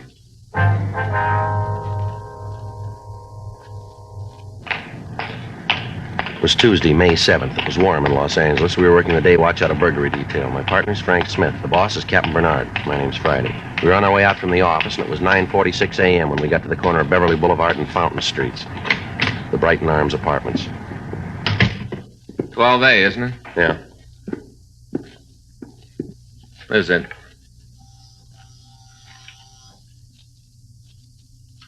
Want to try it again? Yeah. Just a minute. Yeah? Miss Anderson? Yeah, that's right. Police officers. This is my partner, Frank Smith. My name's Friday. Oh, yeah, come on in. Thank you. Thanks very much, ma'am. Sit down, I'll put some coffee on. All right.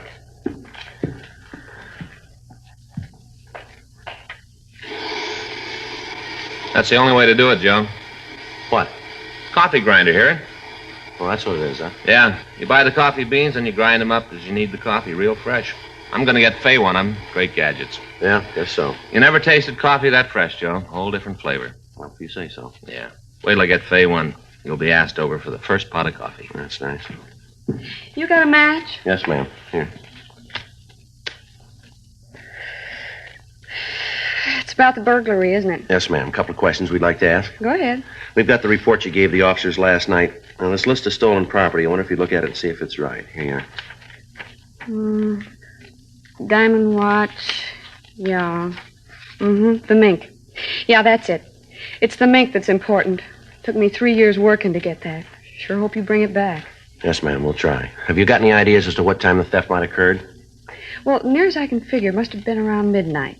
Why do you say that? Well, I got home from work about 11:30. I'm a hostess in a restaurant downtown. Go on, please. Got home, the coat was still here. I hardly ever come into the house without checking on it. You know, it's the only real thing of value I got. Yes, ma'am. Well, there it was, hanging in the closet. I went out to have a cup of coffee and pick up the papers before I went to bed. Whoever took it must have been waiting outside. He saw me leave and then came in. Why do you say he? Well, you said he must have been waiting. Oh, I didn't mean anything special, you know, just a word. I see. Did you see anybody in the vicinity when you left the house? No, not that I can tell about now. The corner's a pretty busy place, Sergeant. Lots of people around there. A couple of restaurants. Always a lot of people around. Wonder if we could see how they got in, please. Yeah, right back here.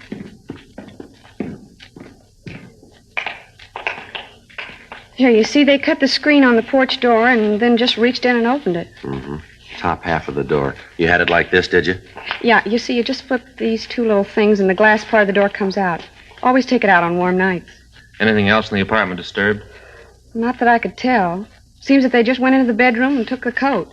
That and the watch and the other stuff, but it's the coat that's important. Yes, I understand. A mink coat means something special to a girl.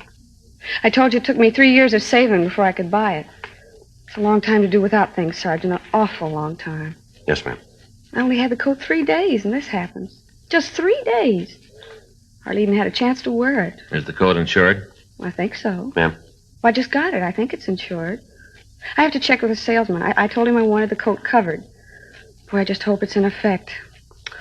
Beautiful coat. Just beautiful. Silver blue. Cost me almost $4,000. Come right down to it, that's about $1,000 a day. We have the serial number here for the watch. Now, is there any way you could identify the coat for us? Certainly. All I have to do is look at it. I can tell. Well, yes, ma'am. But is there any mark, any type of label that would help us in identifying? Oh, yeah, I see what you mean. Well, there's a store label. You could tell by that. Oh, that's probably one of the first things the thieves will take off. Well, I suppose so. Well, there's my initials. They can't get those out. Ma'am? I got my initials on some of the pelts. Had it done when I got the coat. Had it marked right on the skins under the lining. My initials, J.A. You could be able to tell from that. Could you draw the initials for us? Yeah. Wait a minute. I'll get a piece of paper. Here, Miss Anderson. You can use this. Oh, thanks. Here's pencil. Okay. Well, you see, it's sort of like this. J.A. Like that. Would you draw the coat and show us where the initials are? Sure. You see, here's the sleeves. Then the body part comes down like this. The hem's here, and the initials are right there. All right, Miss Anderson. This is exactly how the initials are. Oh, there goes the coffee. Can I give you a cup? No, thanks, no. No, thanks, ma'am. Well, excuse me a minute, huh? Yes, ma'am. Do you really think you're going to get it back? We're going to try. Did the men who were here last night get any clues? Beg your pardon? The men who were here last night, did they find anything that'd help? Not a great deal, no, ma'am. Well, I sure hope they find my coat. I just hate to think about it. What's that, ma'am? All that time. 3 years working to save for a coat. Then just to have it 3 days. You know how the models in the magazines kind of drag a mink coat along the ground? You know, sort of over their shoulders? Yes, ma'am, I guess so. Well, I just had it 3 days, you know. Yeah. I didn't even learn how to do that.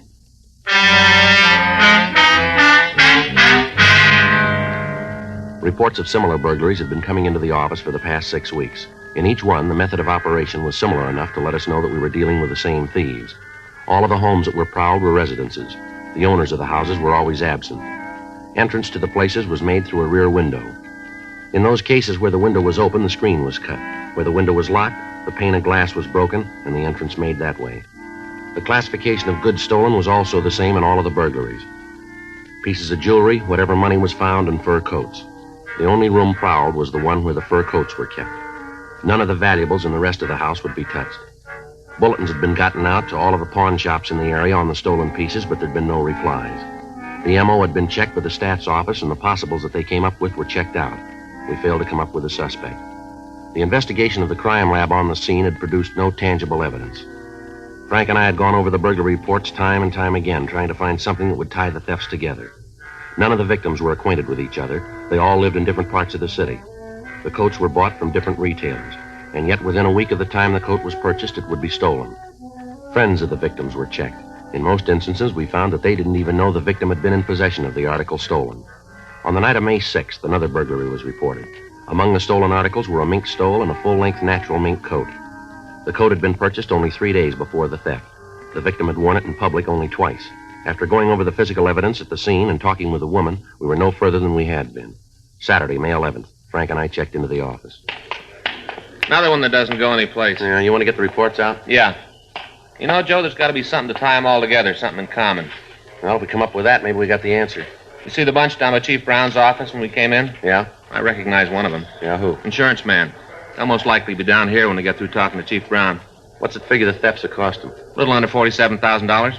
Well, you stand that kind of loss, you'd do some yelling, too, wouldn't you? Suppose. Funny none of the stuff's turned up.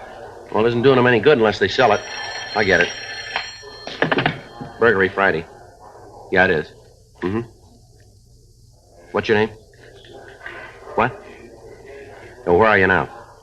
Mm-hmm. All right. No, we'll be right over. Right. Well, maybe we got one. Yeah? A woman says she wants to talk to us about a stolen fur coat. The woman gave the name of Wilda Chandler. She said that she had some information for us and asked us to meet her in a bar at the corner of St. Andrew's Place and Las Palmas Avenue. It took us 23 minutes to get there. See her? No, we better ask the bartender. Yeah. Yeah? Is there a Miss Chandler here? Chandler? That's right. She just called. Said to meet her here. Might be her in the back booth. Didn't give no name. Back booth. Thank you. Hey, wait a minute. Yeah. If it's her or your friend, will you do me a favor? What's that? Try to get her out of here. What do you mean? Get her out of here. All she's been doing is sitting back there playing that song. Playing the song, ordering doubles. We ain't got a girl in here this time of the morning. I gotta carry the orders back to her. Got a lot of other stuff to do. All right, we'll see about it. Well, if you can't get her out, at least talk her into sitting up here at the bar so I don't have to walk, huh? Yeah, sure. Thanks. Miss Chandler? Sit right down, boys. Been expecting you. All right. This is my partner, Frank Smith. My name's Friday. You just betcha. Glad to meet both of you. Talked to you on the phone, didn't I? Yes, ma'am. Yeah, I'll never forget a name. How about a drink for you two boys? No, ma'am. Thank you. Should have a couple. Seems to make everything a lot better. I may have several more. You said something about some information on some stolen fur coats, is that right? Yeah, and I got it. Oh, Max, he's gonna be sorry. Old Max?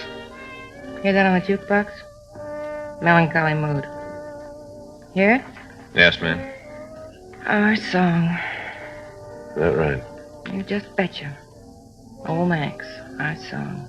Partner that goes, gone is every joy and inspiration. Tears are all I have to show. No consolation. Old Max left me. Tears in his fur coat. Uh-huh. Who's Max? You fellas sure you don't want a drink? No, ma'am. Oh, Max, just the tears in the coat. See? This is it. What do you think of it? Very pretty. That's a lie. It's a lousy coat and you know it. You want to tell us about the stolen coat, please? Yeah, I've been working for Max almost 2 months and I just found out. Guess you think that's pretty dumb, huh? Well, maybe if you'd tell us about it. 2 months. Matter of fact, I just got the message last night, Friday, May 10th. 1:22 a.m., if you want to be exact. That's when I got the message about old Max. Now, look, miss, you called us and said that you had some information on some coats. Now, I wonder if you'd be kind enough to tell us about You it. just betcha. Would you put this in the jukebox for me? Play number B7. Huh? Yes, ma'am. B7, huh? Yeah, melancholy mood. Old Max and my song. You know what? He's a no good. A real no good. This Max, has he got something to do with the burglaries? You just betcha. Old slick Max, he's a pistol. Yeah. Say, how about a drink? No, thank you. I didn't mean for you, for me. Suppose you tell us about Max and the furs, would you, please? If that's the way you want it. Max is a thief. Yes, ma'am. Oh, you know him? I don't know. A thief. Worked for him 2 months, even thinking about marrying him. All the time he's a thief. What's Max's last name? Barrett. Well, thanks for playing the song. It's real nice. That's B7. What about this Max? Told me how I was going to wear mink, and this is what I end up with. Now, look, Miss Chandler, if you have some information for us, we want to hear it, but we haven't got time to sit here and keep you company. You think it's all a gag, huh? You just think I'm lonely, so I called you. That's what you think, isn't it? Why don't you tell us? Well, it isn't a gag. I can tell you all about the coats, all about them. Yes, ma'am. That's why we're here. Would you go ahead? Well, I'm a hat check girl in a restaurant out in the country. It's a good racket. Got the job about 3 months ago. Doing real well at it. Then I meet this Max 2 months ago. Old Max walks in. Yes, ma'am. Gives me the big pitch. How he thinks I'm so pretty, all that kind of stuff, you know? Go ahead. Well, he really piles it on. How he's got a big deal cooking, and as soon as it comes through, him and me's going to get married. Tells me that while he's waiting for the deal to gel, he's selling insurance. Old Max selling insurance. Pretty funny, huh? Well, he tells me that the hardest thing about selling insurance is the contacts. You know, getting to meet the people who need it. Contacts. Yeah. And that's where I come in. You see, old Max, he doesn't sell insurance on people, not like on their lives. He doesn't sell that kind. Mm-hmm. He sells what they call personal property insurance on things like rings and coats, stuff like that. You with me? Yes, ma'am. So far. Go ahead. Well, he tells me that if I'll help him with his contacts, he'll cut me in on his percentage. Says all I have to do is tell him when some woman comes in with a new coat. Her name and address, and he'll go see her and make the sale. It's me simple. All I gotta do is get the names and addresses. Did you do it? Sure. How dumb can you get?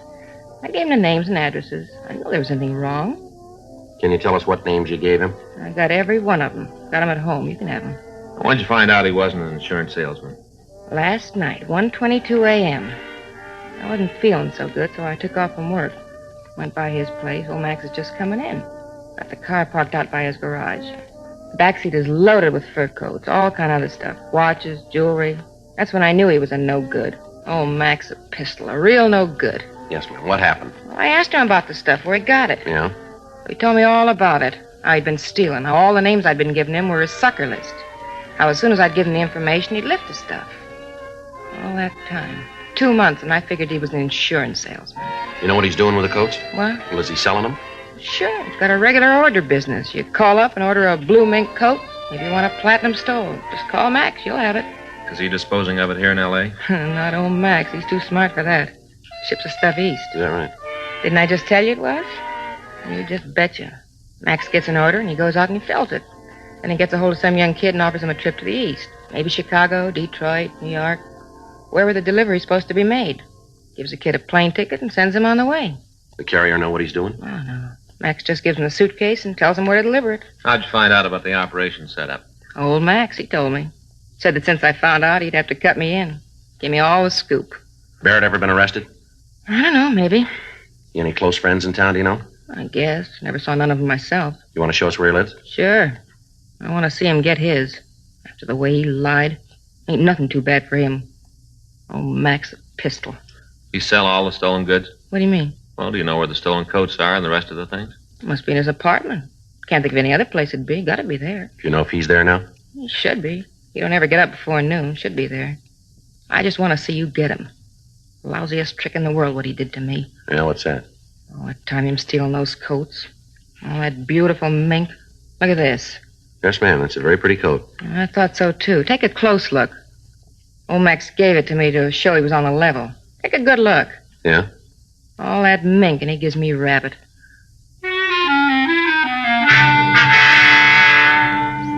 Before we left the bar, we put in a call to R&I asking if Max Barrett had a police record. The office told us that there was none in our files. We asked that a teletype be sent to George Brereton at the CII office up in Sacramento.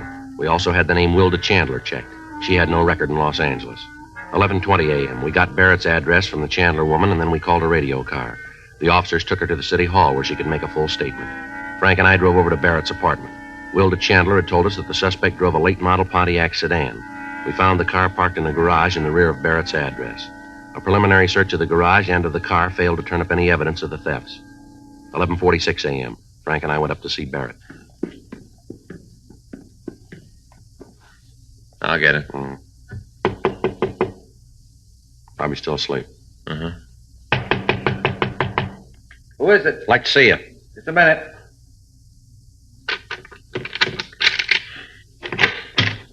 Yeah? You Max Barrett? Yeah, who are you guys? What do you want? Police officers. We'd like to talk to you. Get out. Hold it, mister. All right, now come on your feet, Barrett. What's this all about, anyway? What are you guys doing breaking in here like this? You want to check the closets, Frank? Right.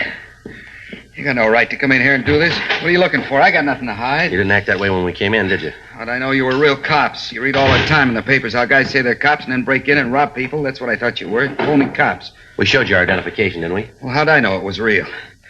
I've never been mixed up with the law before. How'd I know you were really cops? How about it? Place is clean. Sure, it's clean. What'd you expect to find? All right, come on, get dressed. We're taking you downtown. For what? We want to talk to you. Any talking you got to do it here. I'm not going any place with you. You just keep believing that, mister. Now get your clothes on. Come What on. are you arresting me for? Suspicion of burglary. Are you serious? Get dressed. Okay, you take me in, book me. But you're going to be in real trouble, cop, because there's one big problem. Yeah? You can't prove it.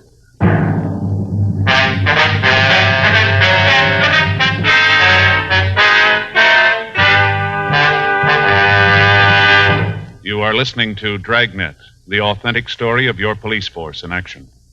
There are good reasons why thousands of people are changing to Chesterfield every day. Why Chesterfield is the largest selling two-way cigarette in America. Why Chesterfield is best for me and best for you. People these days want facts. When you want people to use your product, you have to tell them what effect it has on people who do use it regularly. That's why a doctor has examined for almost 2 years a large group of Chesterfield smokers. 45% of them have, on the average, been smoking Chesterfields for well over 10 years. What is the effect on these people from smoking Chesterfield? No adverse effects to the nose, throat, and sinuses, says the doctor. Consider Chesterfield's record with these smokers, with millions of other smokers throughout America. Another good reason for you to change to Chesterfield. Regular or king size, Chesterfield is best for me, best for you.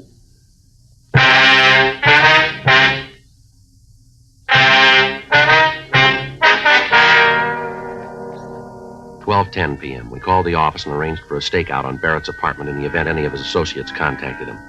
We asked his landlady about his friends. She told us that as far as she knew, the suspect was an insurance salesman.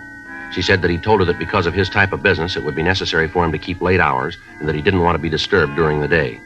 We searched his apartment and his garage, but we were unable to turn up any of the stolen merchandise. We took him down to the city hall and got off all station radiograms with special attention to the police departments in Chicago, Detroit, and New York, giving them descriptions of the suspect and of the stolen property. We asked that their pawn shop details check the outlets in their cities. 3:15 p.m. We had Barrett brought to the city hall and we talked to him in the squad room. Okay, you made the boo-boo. Now, how are you going to get out of it? What do you mean? Well, you've had the chance to check my record. You know I'm clean. How are you going to get out of having me sue you? You got a job? Yeah. Where do you work? I'm an insurance salesman. What's the name of your company? What do you want that for? We want to talk to him. I don't want you calling them. They find out I'm down here. Before I get a chance to tell them about it, I'll lose my job. You kind of got this thing a little mixed up, haven't you? What do you mean? You've been trying to sell us how innocent you are all morning. Yet every time we ask a question, you give us a smart answer. Now, if you haven't got anything to hide, why don't you come off it and tell us the truth for a change? I'm doing that. When? What company you work for? I'm not going to tell you. This rate book we found in your car. This the one? Great Southwestern Life, that it? Why don't you call them and find out? We did. They say they never heard of you. Then it isn't them, is it? What are you doing with the rate book? That illegal, too? Where'd you get it? Friend of mine. I like to check the prices of other companies, keep abreast of things. What's the friend's name? You know I'm not going to give you that. Hey, who put you on to me anyway? You said it yourself. We're not going to tell you. That it was that Wilda broad. Who? Who's playing cozy now? Wilda Chandler. She's the one who told you to pick me up, isn't she? She have a reason to do that? She might think so. Why don't you tell us about it? I tried to help her out, give her the chance to earn some extra money.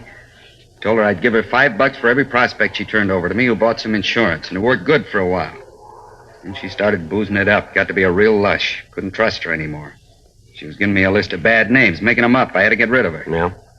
Gave her a coat and called it quits. How about these names she gave you? You got a copy of them? No. Turned out they weren't any good, so I threw them away. Frank? Yeah? You got that list? Yeah, here you go. Listen to these. See if they sound like the people Wilda told you about. Pauline Bunnell, Myrtle Briggs, Mrs. Mildred Carlson, Miss Jane Anderson, Alice Beckworth. How about it? You recognize any of them? She's the one, isn't she? Lousy lush. She's the one who told you, isn't she? Recognize the names? Yeah. Every one of those people have had a burglary in their house in the last month. There's a lot more names. Why don't you cop out and tell us the truth? I got nothing to say until I see a lawyer. Joe, see you a minute? Yeah, Olson, right away. What do you got? Kid says his name's Jim Nelson. Picked him up out at Barrett's place. Anything on him? Suitcase. Here it is. A couple of fur coats inside of him. What about Nelson? Checked him. Got a record listing 2 burglary arrests, 1 conviction. Where's he now? Got him over in an interrogation room. Who's with him? Rubles. Any trouble? No. Walked in and we took him. Says he wants to see Barrett. Thought maybe you'd want to talk to him first. Yeah, I do. I'll be right back, Frank. Okay. Let's go. Anything on the coats? Haven't had a chance to check him yet. Brought the Nelson kid right in. Anybody out at Barrett's now? Yeah, we called the team before we left. Okay, thanks. I'll call you. Right. Hi, Rubles. Thanks. All right. Olson, I'll be down the hall if you need anything, Joe. Right, thanks. Your name Nelson, is that right? Yeah. Where'd you get the suitcase? Barrett gave it to me. When? A couple of days ago. I was supposed to take it to Detroit. What happened? I didn't make it. Got to thinking about how he was willing to pay my expenses back there just to take the suitcase. Got to wondering what was so important. Opened the suitcase, and when I saw what was in it, I didn't want any part of it. Tried to give it back to him. Cops picked me up. Mm-hmm. You know where he got the coats? No, and I don't want to. Anytime a guy's willing to pay expenses back east just to deliver a suitcase, there's something phony about it. I want no part of the action. You know I got a record. I only stood 1 conviction. I'm trying to keep clean. You got Barrett here now? That's right. You gonna hold him? Yeah. I'd like to see him for a minute. Why? I'd like to tell him what I thought about the deal he tried to pull. Telling me how he was my friend. All the time getting me to carry the stuff for him. Can you fix it up so I can see him? Yeah, come on.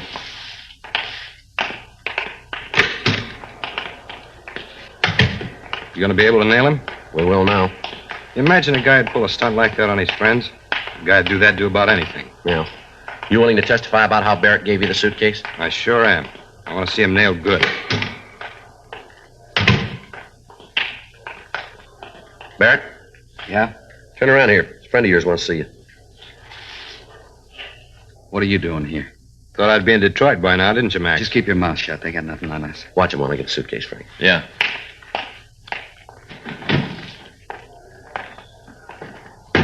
How about it? You ever see this bag before, Barrett? He should. He gave it to me. Beautiful coat here. Let's take a look at the lining, shall we? I don't know anything about those. A guy sold them to me. I don't know where they came from. How about it? It's right there. Initials J.A. You want to tell us now, Barrett? Barrett? Lousy kid. I should have known better than that trick. You! Come on, let him go. Let him go. Bust his nuts. Sit down, both of you. Sit down, Barrett. Punk kid. Going good until he stuck his nose into it. All going good. How lousy can a deal get? Well, I wouldn't worry about it. What? You're going to find out.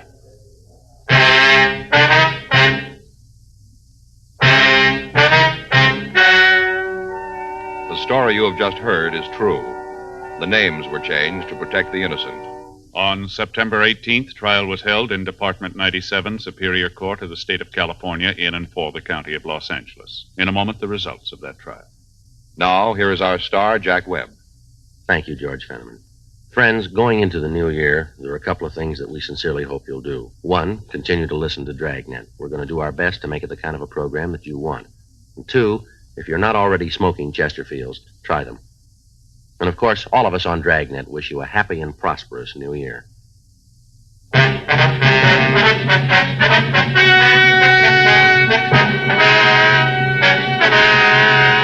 Max Rudolph Barrett was tried and convicted of burglary in the first degree, 4 counts, and received sentence as prescribed by law. Burglary in the first degree is punishable by imprisonment in the state penitentiary for a period of not less than 5 years. His associates in the burglary ring were tried and convicted of receiving stolen property, which is punishable by imprisonment in the state penitentiary for a period of not more than 10 years. Because of the cooperation she gave authorities in apprehending the suspects, Wilda Noreen Chandler was released from custody.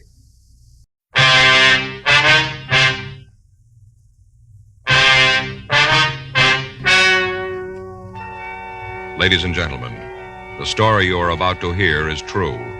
The names have been changed to protect the innocent. Dragnet is brought to you by Chesterfield, made by Liggett & Myers, first major tobacco company to give you a complete line of quality cigarettes.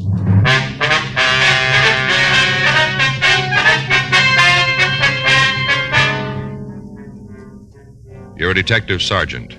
You're assigned to robbery detail. A gang has hijacked and robbed a bank truck.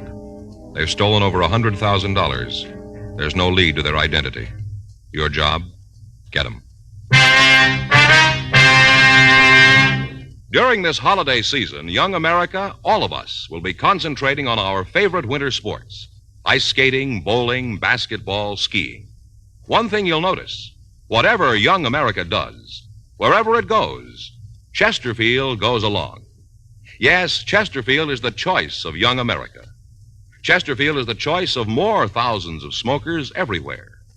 People are learning the facts about Chesterfield, learning that Chesterfield is highest in quality, low in nicotine, learning that Chesterfield is really mild, really satisfying. So how about it, friends? Change to Chesterfield yourself. Smoke America's most popular two-way cigarette, regular and king-size Chesterfield. Best for you.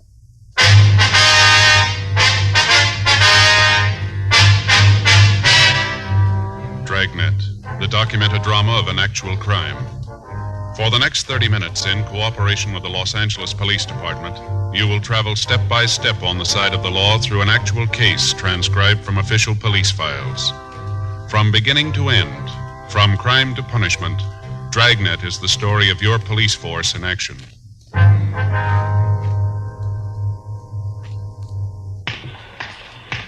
It was Thursday, June 5th. It was warm in Los Angeles. We were working the night watch out of robbery detail. My partner's Frank Smith. The boss is Chief of Detectives Thad Brown. My name's Friday. I was on my way back from the business office, and it was 10:52 p.m. when I got to room 27A. Robbery. Did you get him? Yeah, here's the gun. You got the double-aught buck? Yeah, Jack.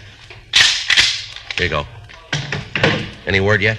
No, we ought to be hearing pretty quick.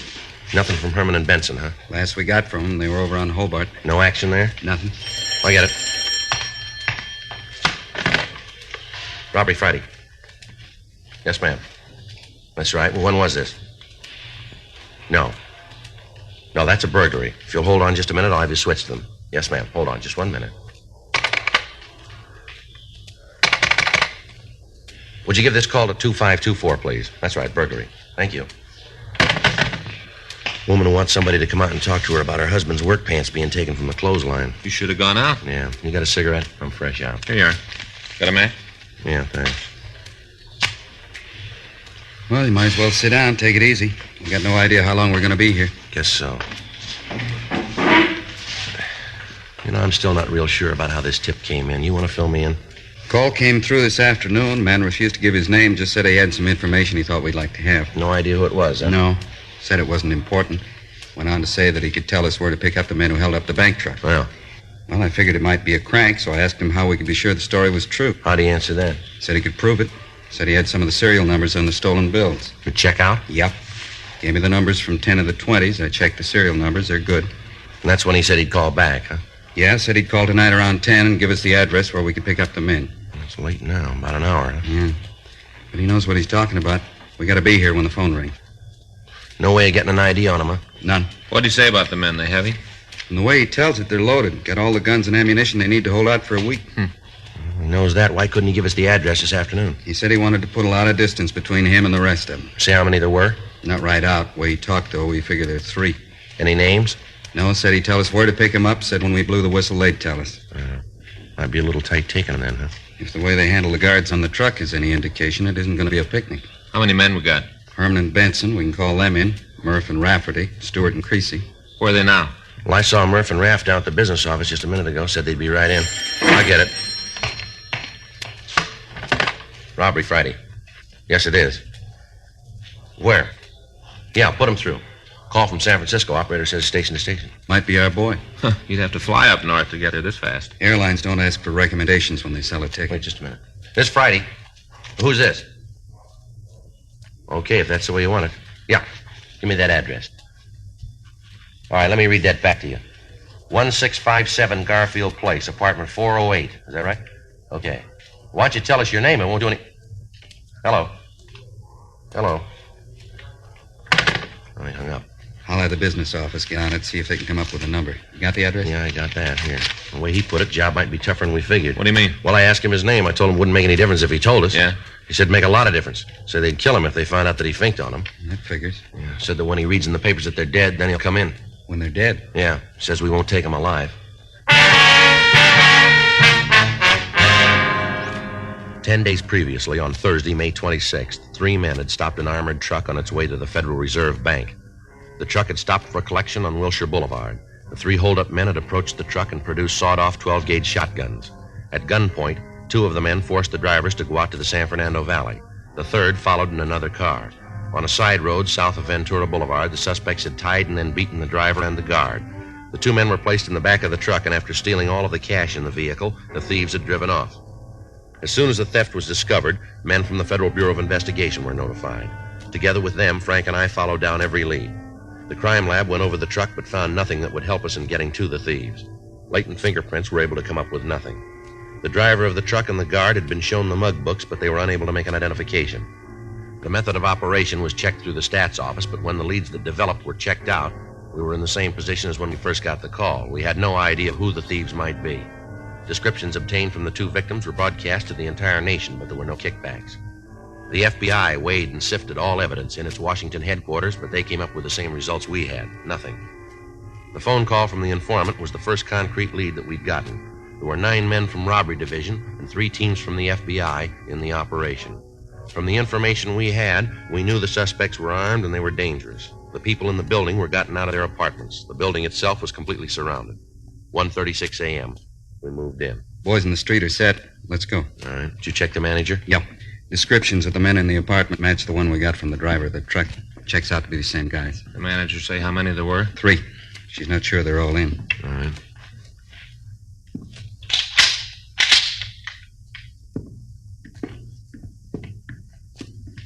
Sounds like somebody's moving around in there. Yeah. You ready? Yeah. Let's go. Police officer, stand still. What are you doing in here? You here alone? Yeah, alone. What are you looking for, convention? Where are the other 2? What 2? Nobody else, Joe. Closet over there looks like an arsenal, loaded with guns. Couple of sawed-off shotguns. You guys got no right to come in here like this. I don't know what you're looking for, but you ain't gonna find What's it. your name? Hank Peterson. You rent this apartment with 2 other guys. Manager tells us that they're Harvey Fitzgerald and Lou Colton. Is that right? Yeah, they live here. Where are they now? I don't know. Out. Maybe to a movie. I don't know. When do you expect them back? Well, look, they're big fellas now. They don't have to get me to sign a report card. They do what they want. They went out. I don't know where. They didn't tell me. They also didn't tell me when they'd be back. Well, what's this all about? Where'd you get those guns in the closet? They don't belong to me. Who do they belong to? One of the guys. Which one? Why are you coming in here and asking all these questions? I ain't done nothing. You got no beef with me. I know anything about the guns. Maybe Lou likes to hunt. I don't know. They belong to Colton, huh? Yeah, he brought them. You don't know where he is now? I told you. If I knew where he was, I'd tell you. I don't want any trouble. I don't like to have people pointing guns at me. Would you put that one away? Turn around. What? I said turn around. Get over to the wall. Put your hands up on it. Big deal. What happens now? You kick my feet out and I fall down? Stand still. I'll get it, Joe. You ain't gonna find nothing on me. I tell you, I'm clean. Nice try, Peterson. Here's a .38 Colt. Joe had it in his belt. You go around pretty heavy for a fellow that doesn't want trouble, don't you? I carry a lot of money. Sometimes I think some guys are trying to take it away from me. I gotta protect myself. Yeah. Anybody's got the right to protect themselves. Yeah, you got a permit for this gun? No, I didn't get around to it yet. I'm going to, though, right away. I'll get one. You know how it is. You mean to do something, but you forget. Hey, can I stand up straight now? Yeah. Come on, Peterson. Get your hands behind you. Maybe you guys will tell me what this is for. What are you looking for? We'll tell you downtown. You know you're making a big mistake. Is that right? Well, sure, you really call this one wrong. You're dragging in an innocent man. I'm clean. I made a mistake when I didn't register the gun. I'll cop to that, but that's the edge. I don't go past there. No, you got it wrong, Peterson. Read me how. We got you going in for the bank truck robbery. You and your 2 friends, you're going to stand for it. Keep talking about my 2 friends. I got no friends. I move in with a couple of fellas. All of a sudden, I got a piece of some action they're shoving. You got it wrong, cop. You aren't going to tell us you happen to be here at the wrong time, are you? Look, I'm from Chicago. I got a lead on a job out here. It gets cold in Chicago in the wintertime. I don't like the cold. Get a lead on a job out here in California, so I put an ad in the paper telling how I'd like to drive out with the guy, share expenses.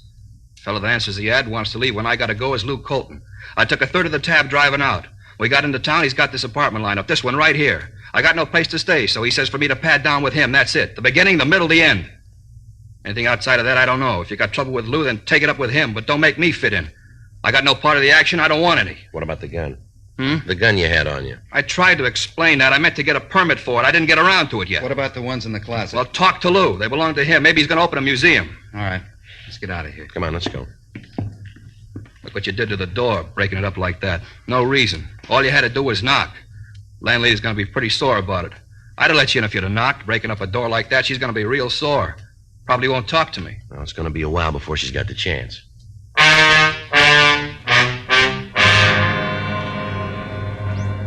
While While Frank and I took Henry Peterson downtown, the other officers from robbery maintained the surveillance on the apartment. Because of the construction of the building, it was impossible to wait inside of the room. However, all of the entrances were covered. 2:40 a.m. We checked the suspect through R&I, but we found that he had no record in Los Angeles. His fingerprints were taken and forwarded to Washington for checking. He was printed and mugged and then placed in a cell in the felony section at the main jail. The rest of that night, the watch on the apartment continued without results. The following morning, Frank and I met with Lieutenant Smyers at a special show-up of the suspect for the driver and the guard of the armored car. Without hesitation, they both stated positively that Peterson was one of the men who'd held them up. The kickback arrived from Washington with the information that Peterson was wanted for escape from the state penitentiary in New Jersey. He'd been convicted on a charge of murder and robbery and given a life sentence. The record showed that he'd escaped from the prison on Friday, May 9th, 2 weeks before the truck had been robbed. 4:15 p.m. We had him brought from his cell, and Frank and I talked to him in the interrogation room at the main jail. You got a cigarette? Yeah, here. Thanks. Here's a match. What do we got going? Same thing.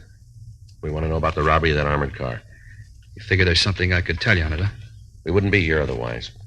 I'll make you a deal. We don't make them. No, hear me out. You might go for this. We can't promise you anything. You're asking me to come over to your side. Seems like you'd be willing to come a little closer to the line. What do you got to say? How bad you got me nailed? As deep as it can go.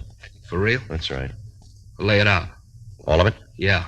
We got the kickback from Washington. We know you're wanted for escape. We checked the guns from the apartment. Found out they were taken in a burglary in Chicago Tuesday, May 13th. Go ahead. We checked with the Chicago papers. The ad you told us about asking for a ride out here, it was never run. You guys are sure thorough. The victims of the robbery identified your picture. They sure? They're sure. No chance for a mistake? No chance. If I cop out, where am I going to do the time? We don't decide that. You think they'll send me back to Jersey? I told you we got no say in that. It's so cold back there. It's nice here in California. I like to stay here. Nothing you guys can do so I can take the fall in Quentin, huh? Nothing. Anyway, you hear it, I'm nailed, huh? That's right. Okay. Maybe if it's marked down that I copped out, they'll let me stay in California. It'll be put down that way. Okay. Where do you want me to start? Try the beginning. Good at places, any? You were with the holdup, huh? Yeah. How about the other two? You picked them up yet? No. They haven't come back to the apartment. Might be good if they didn't. Where do you come up with that? Heavy, real heavy. What are their names? Luke Colton and Harvey Fitzgerald. Those are the names in the mailbox. Are they real? As far as I know. You aren't sure, huh? No. Part of what I told you is true. I broke out of a jail in Jersey, then beat it to Chicago. Laid around for a couple of days, then started to look for some action. I was broke. I needed a score to set me up. Sitting in a bar down on State Street one night, and I met Lou and Harvey. They tipped me to the job out here. You mean they came all the way out here to pull the one job? Yeah. They got a rumble about how it'd be a cinch. Came out to run it off, then they figured on going back, leaving you cops with nothing. When were they figuring on leaving? I don't know. This was their part of the deal. I told them going in I wanted to stay out here. Didn't make any difference to them. We all figured that if we cut up a $100,000 score, none of us was going to look bad. For all I know, they might be on the way back now. Their clothes were still in the apartment. You know how many suits you can buy with a third of $100,000? Go ahead. Yeah, well, after the job, we made the split. Talked it over and decided to dig in for a few days and then take off. At least they decided to leave. Didn't say when. I told you now they might be on the way back now. Who else knows you're in on the job? Huh? Outside of you three, Colton, Fitzgerald, who else knows about it? Isn't anybody. Well, where's your part of the money? Got it down the bus depot. Got it in the locker down there. How long's it been there?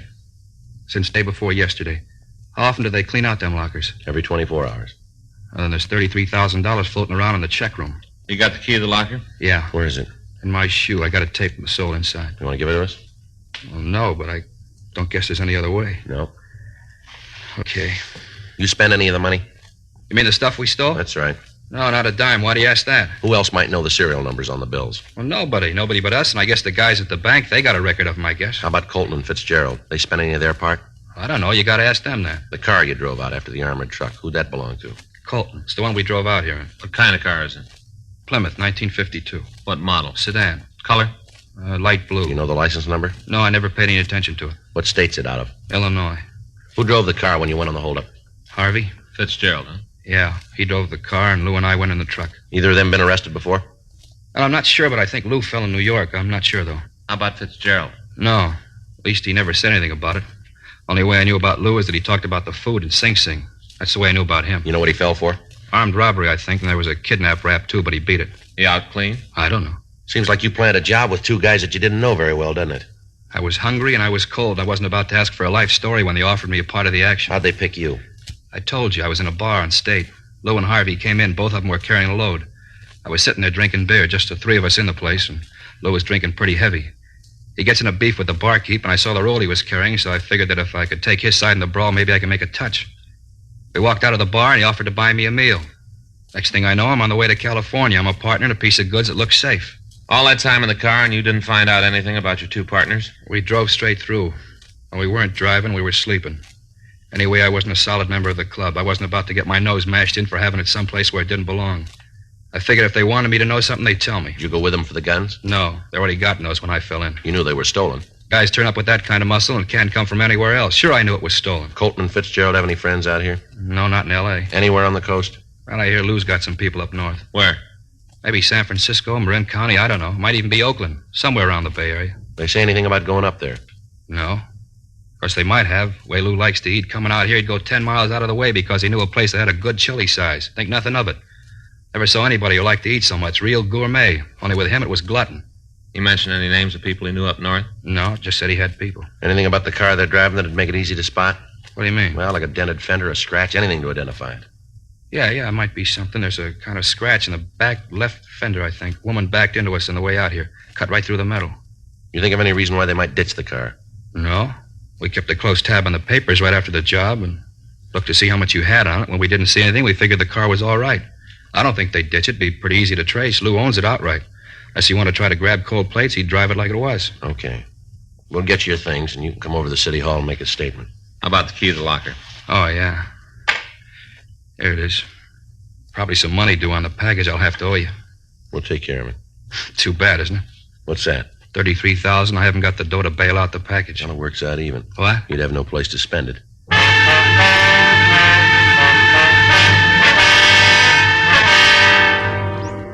An immediate APB was gotten off carrying the names and descriptions of the two suspects, also a description of the car. A radiogram was sent to DMV at Illinois, requesting the license and description of any car registered to a Lewis Colton. While Eleanor Eastlack took Peterson's statement, Frank got in touch with the telephone company. They'd finished checking the phone call we'd gotten from San Francisco, but the information they gave led us no farther toward apprehending the suspects. The call had been made from a pay booth in the ferry terminal building. We got in touch with the FBI and filled them in on the developments. As a result of Peterson's statement, the number of men maintaining the surveillance at the apartment on Garfield Place was cut to one team working days and one team working the night watch. We put a call in to San Francisco and talked to Chief of Inspectors James English. We filled him in on what had happened, and he assigned Inspectors Sutton and Zimmerlin to work with us on the case. 5:46 p.m. We checked out a trip car and we left for San Francisco. It took us a little under 10 hours to drive the 405 miles between the two cities. At 4:03 a.m., we stopped in Oakland and put in a call to the San Francisco Police Department. How much? Yeah, just a minute. Frank, you got a quarter? Yeah. Thanks. Here you are. 264, please. Hello, this is Joe Friday. Yeah. You got a message there for me from Charlie Sutton or Jules Zimmerlin? Yeah. No, we just got in. Yeah. Oakland. What? Just a minute. You see that street sign up there? Yeah, wait a minute. 5th and Poplar. 5th and Poplar, yeah. No, we're coming right over. When was this? I see. Well, if Charlie calls in, tell him that we're on the way, will you? Right, thank you. Well, we're almost too late. What do you mean, they got a lead? Sutton and Zimmerlin called in 30 minutes ago. Yeah? They got the car waiting for the suspects now.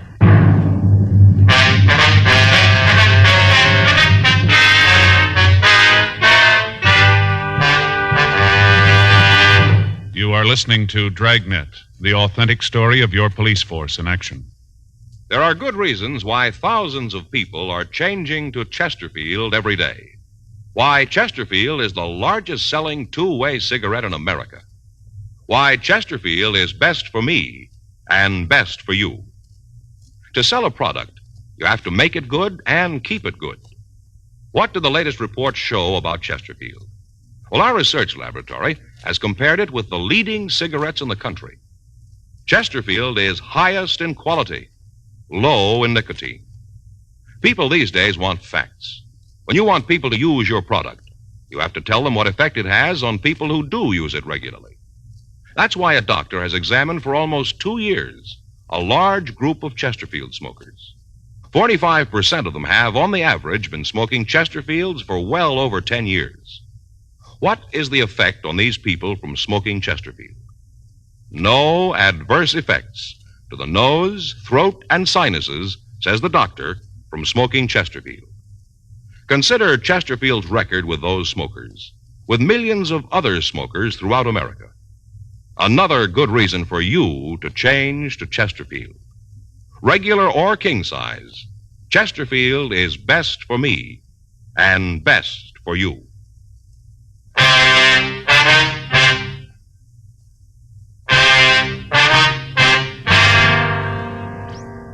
The address the business office had given me on the phone was a large garage located at the corner of Union Avenue and Lynch Streets.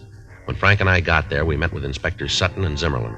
They told us that when they'd gotten the APB, a call had gone out immediately to the officers in the city to be on the lookout for a 1952 blue Plymouth with a dent in the left rear fender and carrying Illinois license plates. The suspects had parked the car in a no-parking zone on O'Farrell Street between Taylor and Mason Streets. At the peak hour of traffic, the car had been towed away from the parking place and left in a garage. While it was in the garage, the information on it had been received from our department, and an immediate stakeout was placed on it. We felt reasonably sure that the suspects would return for the automobile. They had no reason to think that there might be anything wrong. The address of the garage had been left so that they might find the car. All that would be necessary to release it would be the payment of the fine for overtime parking along with the towing and garage fee. The garage itself was a large building. It provided 4 stories for parking. The suspect's car was on the basement level. We were able to keep watch on it from a small office near the exit ramp. The attendants were instructed to act as if nothing was wrong when the suspects came in. Once we knew that they were in the building, the entrances and exits would be blocked and they would be taken into custody. There was nothing to do but wait. 5:30 a.m., no sign of Colton and Fitzgerald. 6:15 a.m., Frank went out and brought back some hot coffee. 6:45, 7 a.m. People began to come into the garage to get their cars, but not the 2 suspects. The later it became, the more difficult it would be for us to take the 2 men into custody. If there was going to be any shooting, we'd be in a bad position with civilians in the range of fire. 7:30, 8, 8:04 a.m. Somebody coming down there. Yeah. You see who it is? No. Jules. Yeah. You and Charlie want to cover the other side? Right. And watch it. We should be able to get a pretty good look at him. Yeah. Lousy deal. You parked the car and you towed off the street. What kind of town is this? They got a sign. You should have put it in the garage. Yeah, you and your smart ideas. You read. Why didn't you see the sign? Who can tell you? It's Colton and Fitzgerald. Yeah. You see Jules and Charlie? Wait a minute. Yeah, over by the gray Merc. Looks like they're all set. All right, let's go. Now, let's get this crate out of here. We can have some breakfast with the rope if we got. Wonder if the cops pick their bank. They should have been more than needed. Still not sure it was the right thing to do. Look, you don't have to think. If I wanted somebody for that, you'd still be back east. You know one of these days you're going to open that mouth just a little too wide. Yeah, what do you guys want? Police officers, you're under arrest. Run her! Hit him off, Jules! The ramp, Joe. I'll get him.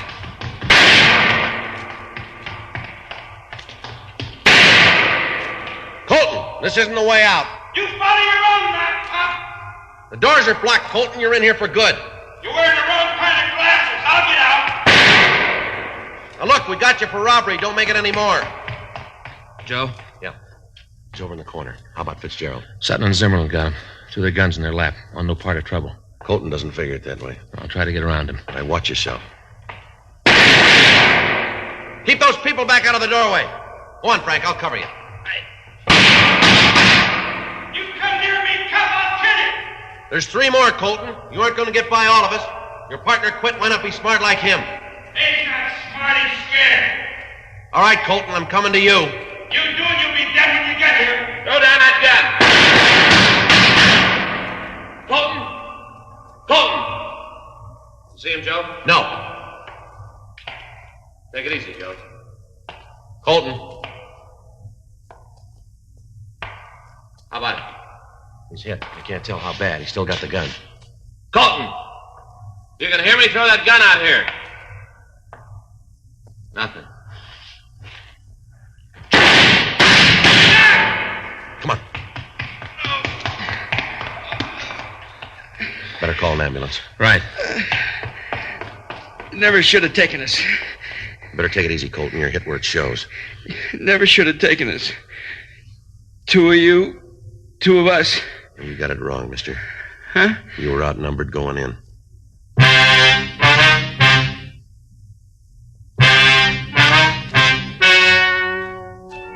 The story you have just heard is true.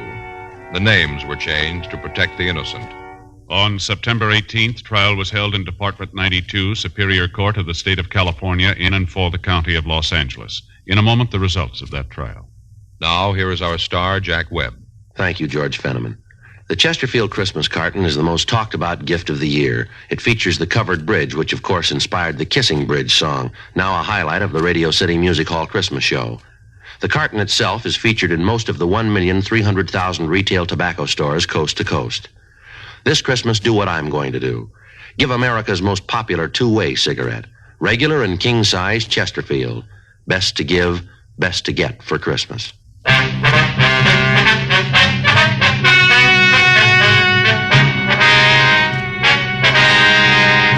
Harvey Ned Fitzgerald and Louis Jeffrey Colton were tried and convicted of kidnapping, robbery in the first degree, and violation of the Dangerous Weapons Control Act. They were found guilty and sentenced as prescribed by law. Kidnapping is punishable by imprisonment for a period of from 1 to 25 years in the state penitentiary. Robbery in the first degree by imprisonment for a term of not less than 5 years. Violation of the Dangerous Weapons Control Act by imprisonment in the state prison for a period of not less than 5 years. Henry Vincent Peterson was remanded to the authorities of New Jersey for completion of his sentence. A hold was placed on him by the state of California in the event he is paroled.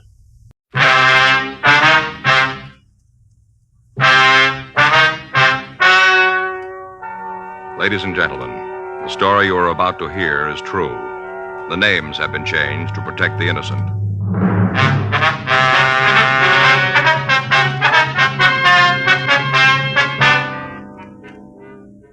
You're a detective sergeant. You're assigned to Bunko Fugitive Detail. An organized gang of pickpockets is working in your city. None of the victims can give a description of the suspects. There's no lead to their identity. Your job? Get them. With the winter season coming on, young America and all of us will be concentrating on our favorite winter sports: ice skating, bowling, basketball, skiing. One thing you'll notice: whatever young America does, wherever it goes, Chesterfield goes along. Yes, Chesterfield is the choice of young America. Chesterfield is the choice of more thousands of smokers everywhere. People are learning the facts about Chesterfield, learning that Chesterfield is highest in quality, low in nicotine, learning that Chesterfield is really mild, really satisfying. How about it, friends? Change to Chesterfield yourself. Smoke America's most popular two-way cigarette. Regular and king-size Chesterfield. Best for you.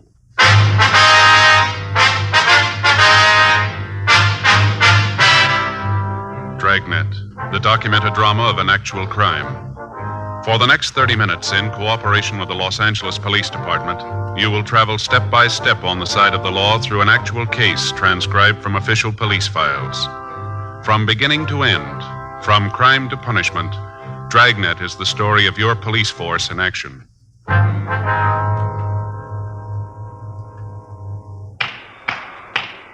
It was Tuesday, May 10th. We were working the day watch out of Bunko Fugitive Division, pickpocket detail. My partner's Frank Smith. The boss is Captain Didion. My name's Friday. I was on my way back from communications, and it was 11:14 a.m. when I got to room 38. Bunko. Joe? Yeah. Anything come in from St. Louis? Yeah, they checked the Carney's plan back there. No trace of Beck. Tip was wrong then, huh? Yeah, looks like it. Where to now? Well, about all we can do is sit and wait for a reply on the radiogram. He's got to be someplace, and he isn't going to stop working. There'll be word on him somewhere. I'll be glad when we turn the key. Yeah. Excuse me. Yes, sir? I wonder if you could help me. Oh, we'll try, sir. You want to come on in? What's it all about? I've been robbed. Sir? They took my money, all of it, every bit. I don't know how, but they took it all. I don't know what to do. Well, do you want to sit down? Yes, please. I don't know how they did it. I tried to be so careful, but they took it all. 37 years doing without, and now I got nothing. Well, this is my partner, Frank Smith. My name's Friday. Maybe if you tell us what happened here, we could help you. Yes, maybe. I'm Louis Bonning. Yes, sir? I live at 1820 Woodworth Court, Los Angeles, 12. I have a room there. I see. $14 a week in privileges. If you tell us what happened, Mr. Bonning, we might be able to do something for you. And I'm trying to tell you. I'm trying to think of what happened. I don't believe it yet. Oh, now you said you were robbed, is that right? Yes, $5,200. All gone. Well, were you held up? No, nothing like that. If it was that way, I'd know. But just all of a sudden, I put my hand in my pocket to feel the money, and it wasn't there. Nothing was there. I had a pocket full of empty. Now, sir, do you usually carry that much money around with you? No, mister. I got it from the bank this morning. I'm going away. I was leaving Los Angeles. That's why I had the money, so I could leave. All right, sir. Suppose you start right at the beginning and tell us the whole story, will you? Well, my wife passed on 4 weeks ago, Monday, April 4th. Yeah, that's when it happened, April 4th. Uh-huh. We came to this country when we were both young. She died 4 weeks ago. Yes, sir. If you'd go on about the theft, please. Well, I thought I'd maybe go back to Chicago to live with one of my daughters. She asked me to come, and I thought I would, so I drew out the money. You took the money out of the bank? Yes, this morning. $5,200. It's what we'd saved. I couldn't leave it here in the bank if I was going to be in Chicago. Well, you could have had the money transferred, you know. Well, I guess that's what I should have done, but it's too late now. Did you have the money when you left the bank? Yes. I rolled the bills up and put them here in my pocket. Here, this one on the left side. I kept my hand on the money, so I knew it was there. Now, what'd you do after you left the bank? Well, I was going home. I thought I'd walk home. I went down the street, and then I thought I'd stop for some coffee. I was all packed at my room, so I didn't want to make a mess. I thought I'd have a cup of coffee out. Mm-hmm. I went into Big Market. They have a coffee counter there, and I went in and sat down. All the time I kept my hand on the money. I could feel it through the pants. It was in my pocket. Yes, sir. I had the coffee, and then I went to go out of the market. As I walked through all the people, a box fell off a stack of boxes and almost hit me. I didn't think anything about it. Nobody was hurt. All the people in the market came over to me and asked if I was all right, but I said yes, I was all right. Then I went out of the market. I got on the street when I remembered about the money, and it was gone. Now, it had been taken from you in the market, is that right? Yes, mister. It was in the market, I think. Well, let's get this straight. While you were in there, did anyone bump into you? I don't understand. I mean, anyone jostle you, bump into you without reason? No, I don't remember it. Did anybody follow you from the bank to the market that you noticed? It was hard to tell, mister. There are a lot of people on the streets. It would be hard to tell if there was anyone. Yes, sir, I understand. But was there any one person you recall having seen this morning? One face that you might remember, maybe? No, mister. I tried to think about it, but there's no one. I see. Do you think you'll get it back for me? Sir? The money. It makes a big difference. How's that? Before, when I had the money, I could go and live with my daughter. With the money, I could be independent. It'd be a different feeling. You understand, don't you? Yes, sir, I do. That's why it's so important you get the money back, so I can go live with my daughter. So I can do that. That's the only reason I trouble you. The only reason I have to ask you to find the man. That's the only reason I got it. It's a little different with us, sir. Huh? We've got another one. For the past several weeks, we've been getting reports of the existence of an organized gang of pickpockets working in Los Angeles. Contrary to most opinion, a pickpocket seldom works alone. Like everything else, it's gotten to be a highly specialized operation. Normally, there are several men to each team. The jug mob, who usually spends his time in banks looking for the victim. The shover, who pushes or bumps the victim so his money can be taken. And the wire, who does the actual pocket picking. In certain types of operation, the jug mob is replaced by the short, who works streetcars and spots people who have large amounts of money. Under normal circumstances, a professional group of pickpockets can take approximately $5,000 a day out of a tip or a crowd. 11:47 a.m. We had the victim, Louis Bonning, look through the pictures of known pickpockets for a possible identification of the man who'd taken his money. He was unable to find anybody who looked familiar. We told him to go home, and we said that we'd be in touch with him. 12:35 p.m. Frank and I checked back into the office. It's a rough one, huh? Yeah, they all come out that color, don't they? I sure hope we can do some good for him. Yeah, nice old guy. You want to get in touch with Slim Ramos? Let's go down and talk to him. He might be able to come up with something. Yeah, I'll get his number. I gotta get a new book. This one's getting almost impossible to use. Yeah. Look at this. Numbers all crossed out. You know, when they change the prefixes. Yeah. Sure made a mess out of my book. Here it is. Expert. 4.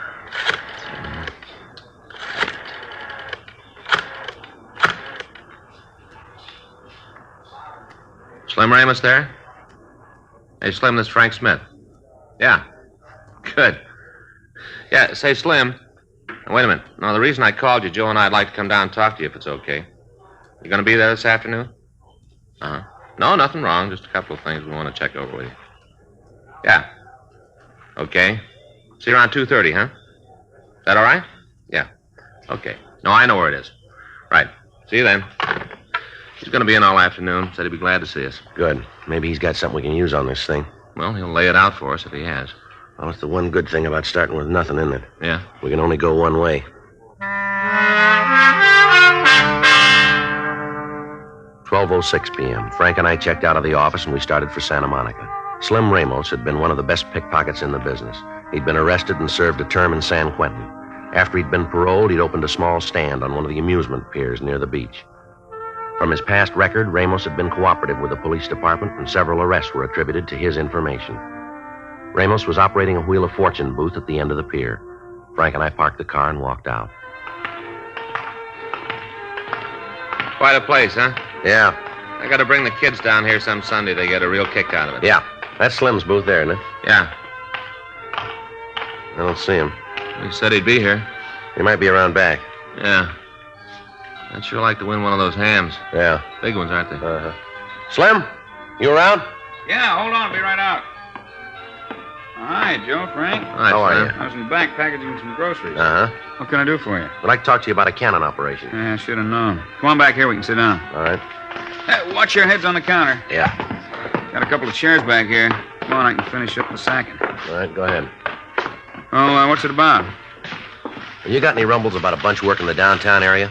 What kind of operation? Jug mob? Seems like I heard something about a bunch coming in from the east. KC, I think. Seems I heard they worked a couple of still dates with a carny back there. Boss didn't know they were working. When he found out, he had them kicked off the lot. You got any names for us? No, not right off. Got to check around. Might be able to come up with them. What's the bit? Yeah, they've been scoring good working the downtown area. Took an elderly man for his life savings this morning. Uh-huh. Figures. Huh? They always pick on the elderly ones. Bump into a young guy, might give you trouble. Pick the old ones, they don't seem to notice it. Yeah. How you been doing, Slim? Oh, good. Got it real good.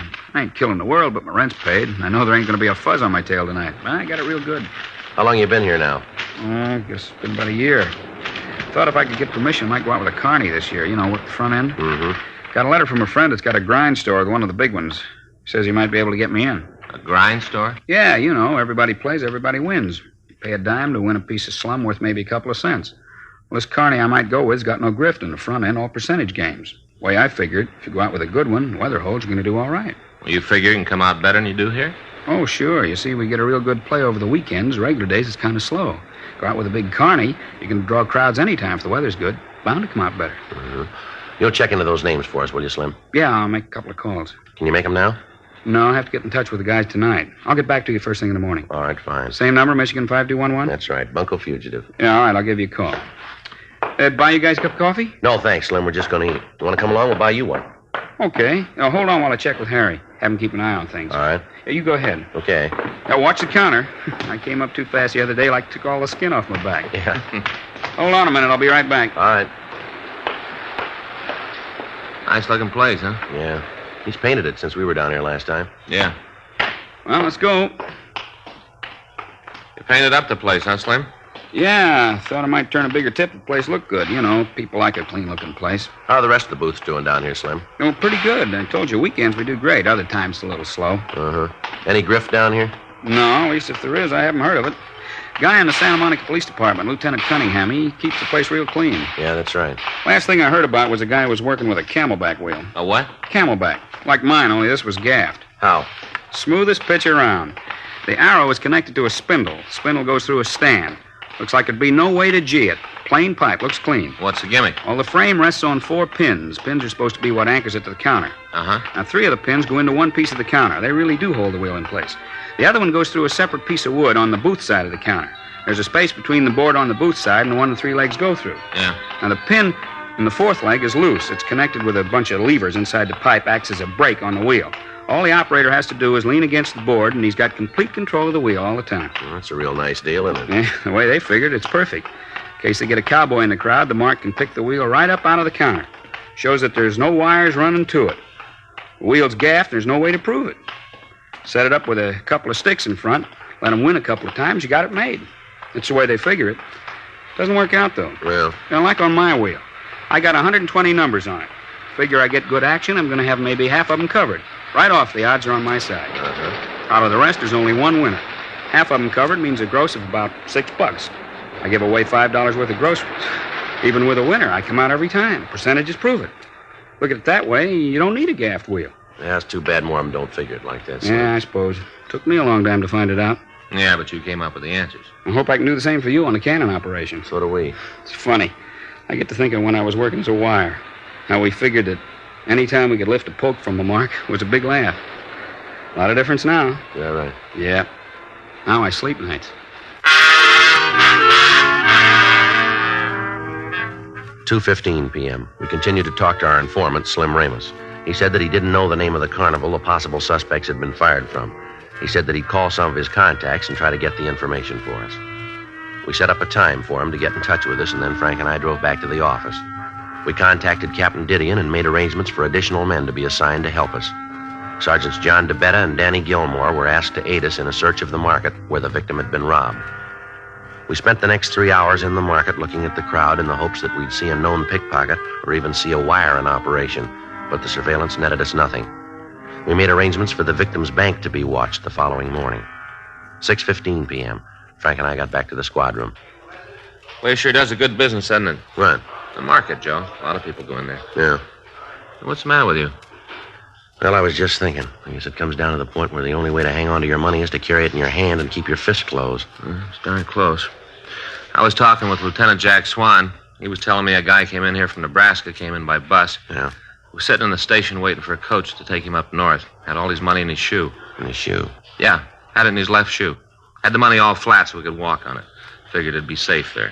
Well, wasn't it? No. Dozed off for a minute. Next thing he knows, the shoe's off and the money's gone. How would anybody know where it was? I don't know. The guy that took it found it, though. Guy dozed off for a minute, loses his shoe and all his money. Anything turn up on it? No. I get it. Bunko Fugitive Friday. Yeah. Yeah, Slim. Mm-hmm. What was that name again? Yeah. Mm-hmm. What'd he say about it? Yeah, well, wait a minute. Frank? Yeah. Here you go. Let me have a pencil. Pencil, too. Yeah. Okay, thank you. All right, Slim, go ahead. Was that with a K? Uh-huh. Yeah. What? O-L-C? C is in Charlie. O-T-T. Right. You know where they're staying? Uh-huh. All right. Well, give us a call if anything more turns up, huh? Right. Okay, Slim. Thanks a lot. Right, bye. How do you do? Well, pretty good. 3 names of the guys who work the Carney and KC. Yeah? Slim talked to a friend, got the information that the guys who work in the downtown area have been scoring real good. Say where we could find them? No, he's going to try to get the address for us. Well, we took a big jump just knowing who they are. Deal now is to make it work. What do you mean? Well, Slim says his bunch is pretty hinky. They're playing it real careful. Yeah. Word's out they got 2 more big scores to make, and then they're going to leave town.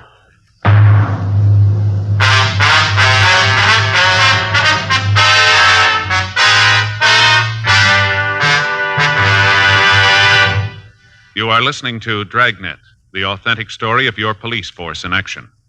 Smokers by the thousands are now changing to Chesterfield because they're learning the facts about Chesterfield. Facts like these. A doctor has been examining Chesterfield smokers for 20 months, almost 2 full years now. We've just received his latest report, and it confirms again no adverse effects to the nose, throat, and sinuses from smoking Chesterfield. That's a matter of record. And so is this. Chesterfield is the only cigarette proved highest in quality, low in nicotine. Those are the facts about Chesterfield. More good reasons why Chesterfields taste so good, smoke so much milder. How about it, friends? Smoke America's most popular 2-way cigarette, Chesterfield. Regular and king size. Best for you.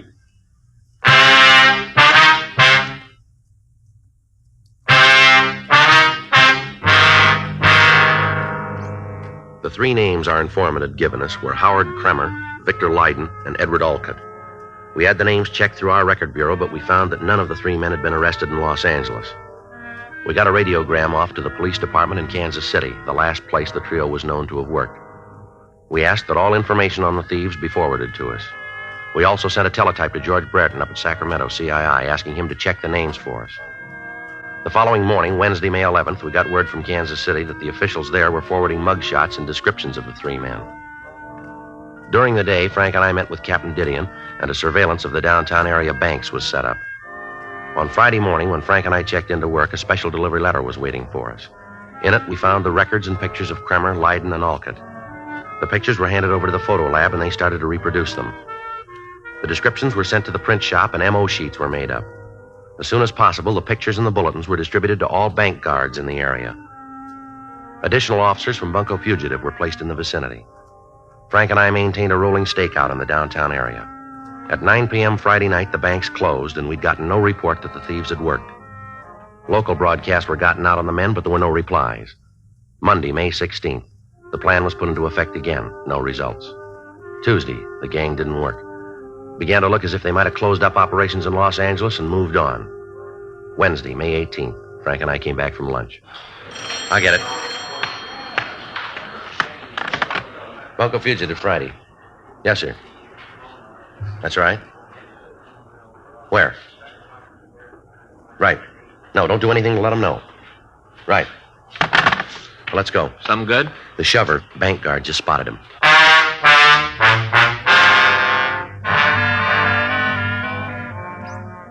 The call had come from a bank at the corner of 7th and Jackson Streets. The guard told us that he'd seen one of the suspects enter the bank and, under the pretense of filling out deposit slips, observe the withdrawals that the customers were making. It took us a little under 3 minutes to get to the address. We checked with the guard, and he pointed out the suspect. Frank pretended to make out a deposit slip while I waited at the new account desk. When we entered the bank, the suspect was standing at the teller's window. In front of him was an elderly man. As the line moved up, the suspect began to examine the slip that he'd made out. Then, as the elderly man took his turn at the window, the suspect walked away and stopped by the door. He waited for the man to finish his business at the teller's counter. Then, as he passed through the door, the suspect fell and stepped behind him. Frank and I followed him down the street. As he walked through the crowds, he was joined by Edward Alcott, the shover in the operation. The elderly man entered a small tobacco store, and as he went through the door, the wire, Howard Kremer, joined the other two suspects. As the elderly man stood at the counter waiting to be served, the shover walked over to the magazine rack. He stood looking at the magazines for a moment, and then as he turned away, he seemingly tripped and fell against the proposed victim. Both Frank and I knew it was coming. We were watching for it, and yet we missed the actual theft. The wire moved in and removed the victim's money so fast that we couldn't see it. The shover took the wallet from the wire, and the gang was ready to move on. Frank and I stepped into him. All right, Mr. Police Officers, you're under arrest. For what? Stop dreaming. You know the route. Now, come on. Beat it. Come on, grab the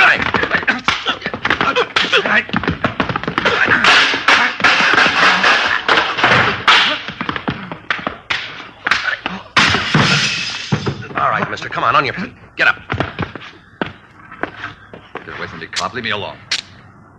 You're going to regret this. Shoving a citizen around. No reason for this. How about the other two? They're out. All right, let's get them downtown. How about the victim? No, he left when the beef started. Better try to catch him. Yeah. You're going to be sorry for this. You wait. You're going to be real sorry shoving an honest citizen around. Yeah, that's the trouble with you punks. What do you mean? You're wrong on both counts.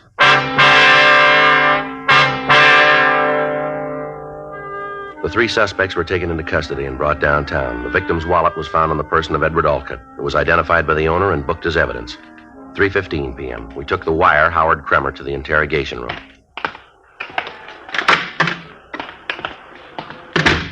Sit down, Kremer. Yeah. All right, you want to give us a statement? For what? Come off it. You know what we're talking about. You got to have me cross with somebody else. I'm trying to level with you. I don't know what you're talking about. You want us to lay it out for you? I don't care much either way. You guys slam into a store where I'm trying to buy a pack of cigarettes, and all of a sudden I got handcuffs on. You tell me I'm hooked for being a pickpocket. That's the way you want to tell it, huh? There ain't any other words. Your two friends tell it different. What two friends? Two fellas we picked up with you. This is a big town. A lot of people. You walk into a store, you don't ask who's standing next to you. They put the whole deal on you. Who? Leiden and Alcott. Never heard of them. How long do you figure you're going to keep this up, mister? As long as it takes to get you on my side. They don't build days that long. That's your loss. I'm a nice fella if you take the time to get to know me. All right, Kremer, this is way off the road. Now, maybe you got all day, we haven't. You can either give it to us here and now, or we can drop you into a cell and let you wait it out. You put me in a tank and I'll be out in half an hour. How many times you been arrested? Who says there was a first? How many times? You got the books, look it up. We ask you a question. So I'm not a genius. I got trouble with addition.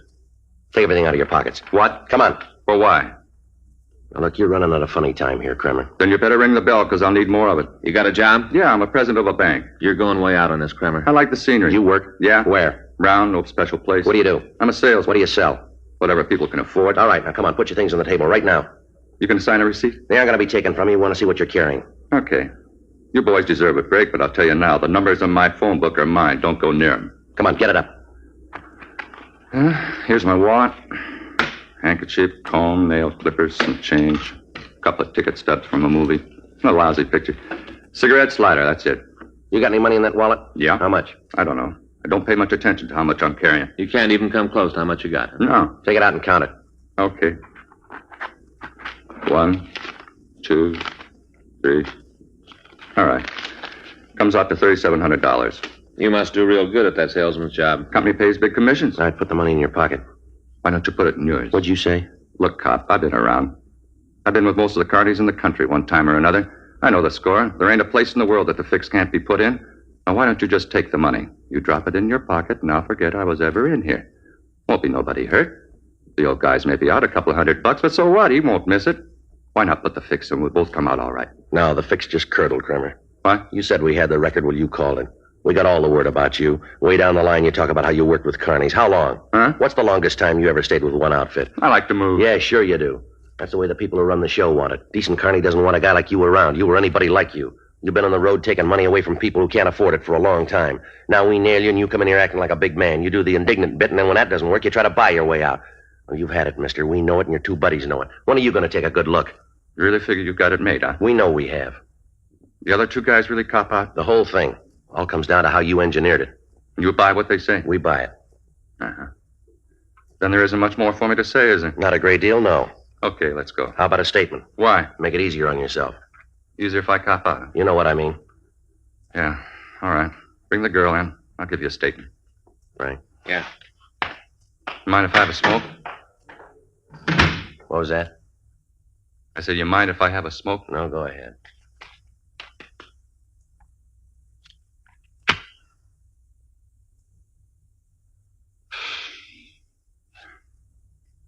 Wild one, isn't it? What? Had it all down so pat. Good shover, better jug mop. I'll sit in the front row with any wire in the business. All that, and it don't add up to a winner. That's like you said. Huh? You got trouble with addition.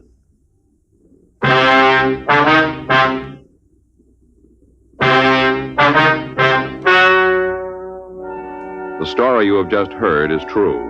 The names were changed to protect the innocent. On September 14th, trial was held in Department 96, Superior Court of the State of California, in and for the County of Los Angeles. In a moment, the results of that trial.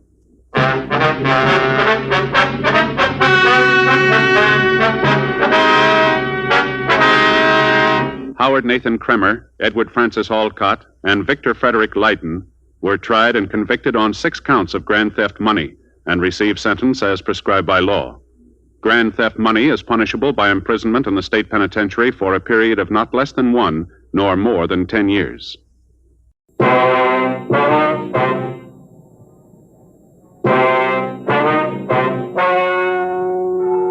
Ladies and gentlemen, the story you are about to hear is true. The names have been changed to protect the innocent. Dragnet is brought to you by Chesterfield, made by Liggett and Myers. First major tobacco company to give you a complete line of quality cigarettes.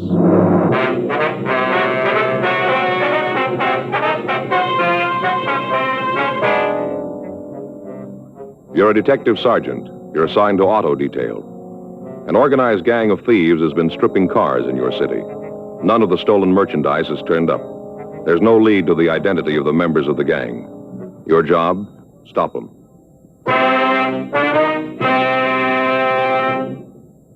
Smokers by the thousands are now changing to Chesterfield. No wonder. More and more smokers are learning this fact for themselves. Chesterfield, low in nicotine, highest in quality. A published fact, proved by chemical analyses of the country's 6 leading cigarette brands. Chesterfield, the only cigarette ever with a record like this. Regular or king size, Chesterfield is best for you.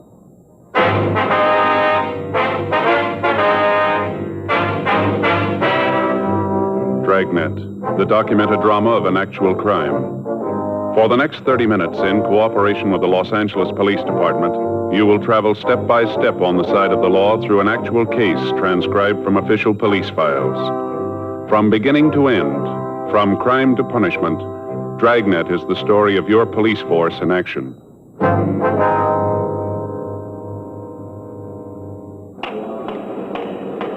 It was Tuesday, June 13th. It was overcast in Los Angeles. We were working the day watch out of auto theft detail. My partner's Frank Smith. The boss is Captain Nelson. My name's Friday.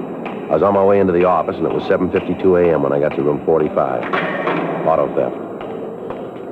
Morning, Joe. Hi, Bob. You seen Frank? No, he hasn't come in yet. Oh, all right. Hey, Joe? Yeah. When Art gets in, tell him I'm done R&I, huh? Yeah, sure. Bob, how's it going? Oh, pretty good. What happened to you? Well, if it's all the same to you, I'd rather not talk about it. That bad, huh? You seen Joe? Yeah, he's over his locker. Thanks. Morning, Joe. What happened to you? Joe, I'd rather not discuss it. Well, what happened? All those scratches on your face there? Please, Joe. Well, I was just asking. Look pretty bad, huh? Joe? Yeah. I look pretty bad, huh? I thought you didn't want to talk about it, you said. If word about this gets out, Joe, I ain't ever gonna live it down. Is that right? I've been had, Joe. Cop for 12 years, I've been had. Well, what's it all about? You won't spread this around, will you? Look, I just asked you what happened. Now, if you don't want to tell me, I'll go along with you. You don't have to say a word. Come on, let's get on the reports. What do you say?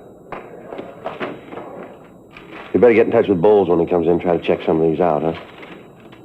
You're not even interested, huh? All right. You want to tell me about it? Well, if you really want to hear. Go ahead. Well, last night I took Faye down to the store. She had a little shopping to do. Small stuff, you know. Pot holders, dish towels, things like that. Yeah.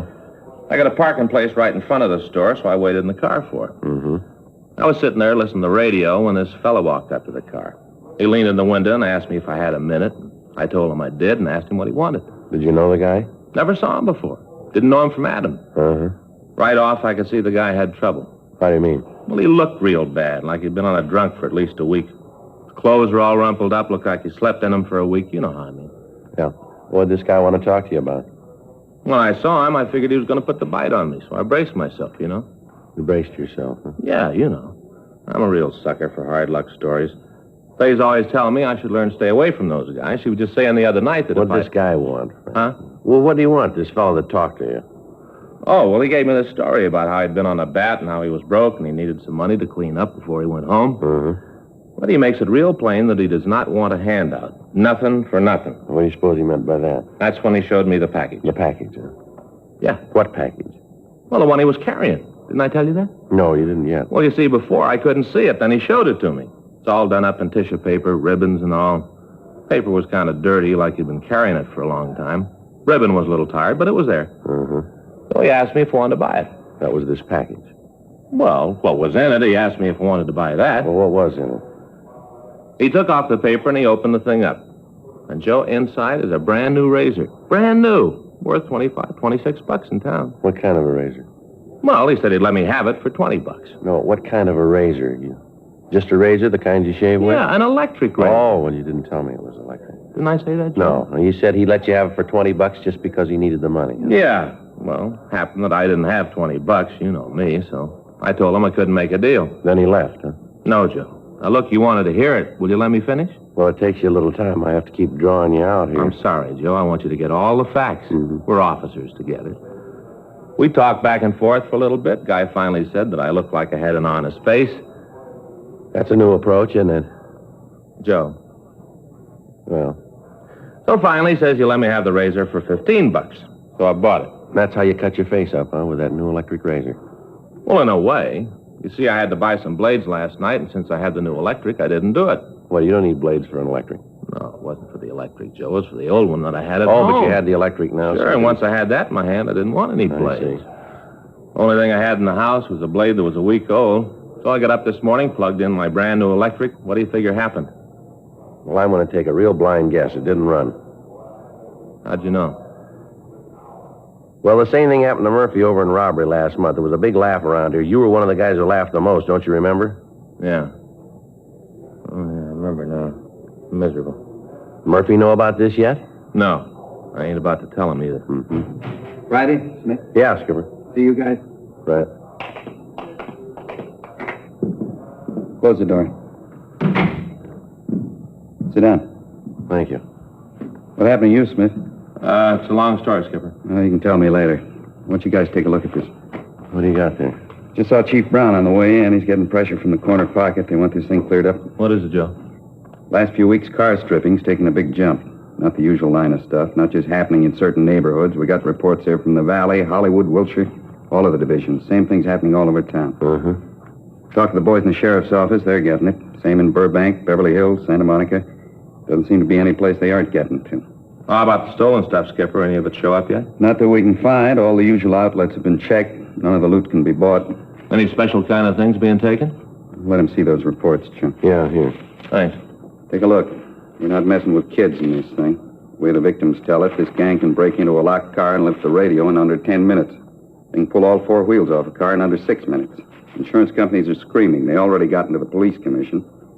Chief Brown told me this morning he didn't care how we did it, but he wanted it stopped. Well, where do we start? Well, up to now, the investigation's been handled pretty much by the divisions. From here in, it's in your laps. Use as many men as you need. Just bring the thieves in. You're not working on anything now, are you? No, we're not. We're just winding up that Gibson thing. Couple of reports to finish. We should be through by noon. We'll turn the reports over to somebody else. I want you to start on this thing right away. Okay. Right, Skipper. Anything you need, let me know. Right, we'll check you later. Right. Smith? Yes, sir? How'd you get all those cuts in your face there? Shaven? Well, in a way, yeah. Yeah, same thing used to happen to me. Why don't you get yourself an electric razor?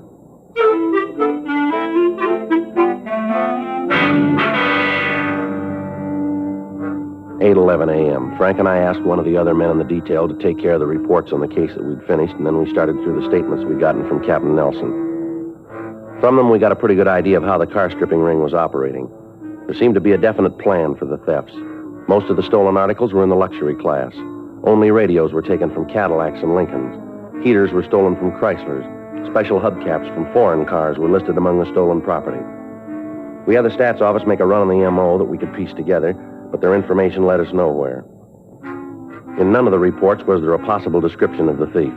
The times the cars were stripped and the locations where the burglaries occurred made it apparent that it was a large-scale operation. For the next 2 days, we talked to the victims. We double-checked the time of the thefts and the movement of the victims immediately preceding the car stripping. We asked about people loitering in the vicinity of the parked cars. None of the drivers who'd been victimized could supply us with any more evidence than they'd given us in their statements. Friday, June 16th. We checked the list of recent parolees from state penitentiaries and work farms looking for ex-convicts who'd been involved in cases of car stripping. The list of names we came up with were checked out, but they led us nowhere. In the meantime, the pressure from the citizens groups in the city had gotten worse. At the end of the first week we'd been working on the case, the value of stolen articles reached about $500 a day. Additional officers were assigned to patrol the streets. Radio cars doubled the number of field interrogations they normally made, and although several arrests were made, the possibles picked up apparently had no part in the activities of the organized ring. On Saturday, June 24th, we got a call from an ex-convict. He asked us to come out to his garage and talk to him. Come on back here, fellas. We can talk while I finish up. All right. Hey, quite a place you got here, Al. Yeah, I've been pretty lucky. Got just about all I can handle now, and the way business is going, I'm going to have to take on some more help. How many men you got working for you now, Al? 2 full-time. Saturdays, I got a couple of kids who come in and help out with the wash jobs. Now, we can talk right here. Pull up a couple of those chairs. All right. There's a rag there on that bench if you want to wipe them off. They get a little dirty standing around. That's okay, Al. What do you want to see us about? Well, first off, I want to tell you guys that I appreciate the way you treated me when I fell. I'll never forget it. Real nice. Don't worry about it, Al. I read in the papers where you're getting a lot of heat on the stripping going around. Yeah, that's right. I just wondered how you're doing on it. Well, it's going pretty slow. Why, do you know anything? I got a couple of rumbles. You know, it's hard not to hear them. I heard that none of the stuff's been shoved, that right? We haven't seen any of it. Well, the way I get it, you aren't about to. Hey, hand me that socket wrench, will you? This one? Yeah, Here you go. Thanks. Fella came in here a couple days ago. I knew him from before. He said he wanted to do business. He asked me if I was interested in some good buys and used radios. I told him I might be if they were good. He said these were the best, all GMs. Then he gave me the price. When I heard that, I knew something was off. What was he asking? I told him he could deliver 6 Cadillac radios for $28.50 apiece. I asked him where he got them. What did he say to that? I told him he wasn't any of my business. Said where he got them didn't make the radios play any different. What makes you figure he might be in on the operation we're after? Well, I told him that if he could make deliveries at that price, I'd want a lot more than a half a dozen. Yeah? Well, he said he couldn't supply them. Said that he only could spring 6. I asked him if he was working alone. He told me no. I figured I ought to give you guys a call. Might be something for you. You said you know him, huh? Yeah, from before. Say, you guys like a cold beer? No, Al. No, thanks, sir. You mind if I have one? It's kind of hot. No, go ahead. Thanks. Day gets a little hot. You really notice it. Are you sure you guys don't want a beer? No. No, thanks.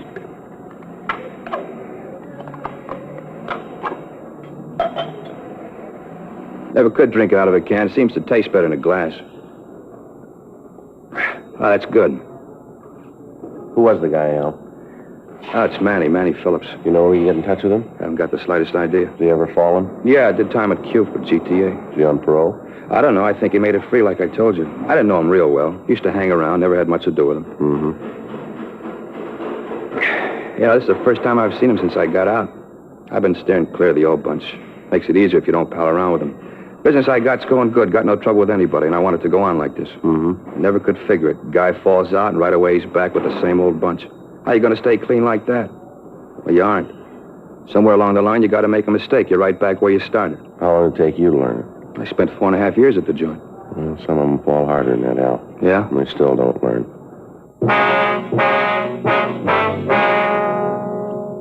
11:20 a.m. We called the office, and Sergeants Bob Beck and Officer Art Molnar came out to the garage to stake out in case the suspect came back. Frank and I took Al Woodson down to the city hall and checked the name Manny Phillips through R&I. From the packages that were pulled, we were able to get an identification of the man who'd offered the radios for sale. We checked the information contained in the package. Phillips, whose real name was Manuel Richard Phillips, had an arrest record dating back 12 years. He'd spent 1 year at Fred C. Nellis School for Boys for car stripping when he was 14. From the time of his release, he'd been arrested on the average of once every 2 weeks. His age at the time of his latest release from San Quentin was given as 26. Out of that time, he'd spent a total of 8 years in state penal institutions. From his package, we obtained his last recorded address. We checked it out and found that he'd moved 3 months before. We checked his forwarding address. He'd moved. Finally, after talking to the managers of 9 more rooming houses and apartments, we came up with his present residence. The landlady told us that Phillips apparently didn't work for a living, but that he always had the money for his rent. She described him as quiet and said that he usually spent a good part of the daylight hours in his room. She was unable to tell us anything about his friends or any business associates that he might have. A stakeout was set up on the place immediately. Because of the apparent size of the operation, it was decided not to attempt to take the suspect into custody at this time. Instead, Captain Nelson agreed that we should keep Phillips under surveillance and try to learn more about the car stripping gang. For the next week, we followed Phillips. 24 hours a day, there were at least 2 officers tracing his movements. On 3 nights, he was watched while he stripped cars of expensive accessories. The area was put under a Code 5, so there would be no possibility of the suspect learning he was under observation. 11 days after the surveillance began, Phillips was observed to visit a large marine supply yard down in San Pedro. The next night, July 6th, he drove up to the place at 11:37 p.m. He parked his car in front of the gate and dropped the large bundle over the fence. Immediately afterwards, he returned to his room. The following morning at 8:06 a.m., we met with Sergeant Beck in Captain Nelson's office. What'd you find out about the ownership of the supply yard? The license was issued to a Harry Swenson. Well, how about him? We checked the name through the I Bureau. Nothing on him there. Beck, you and Molnar come up with anything? Not that you haven't got. We staked out on the yard every night since we found it. Hasn't been a night that passes some car hasn't made a delivery of some kind. Got the license numbers of all the cars. They've all been checked out. We know who they are and where to find them. We've had a tail on Swenson every minute. Must have eyes in the back of his head. As soon as one of our men falls in step, he knows that the way he's acted, there isn't a thing we can prove. What's the DA's office say about it? We had lunch with Alexander yesterday, Skipper. Laid out the evidence we had. Yeah? Told us if we tried to take Swenson to court with what we've got, they'd laugh us out of town. Well, where does that put you? Well, really not much further than we were. We know who's behind the ring. We know where they're operating from. The big thing now is to find the plant.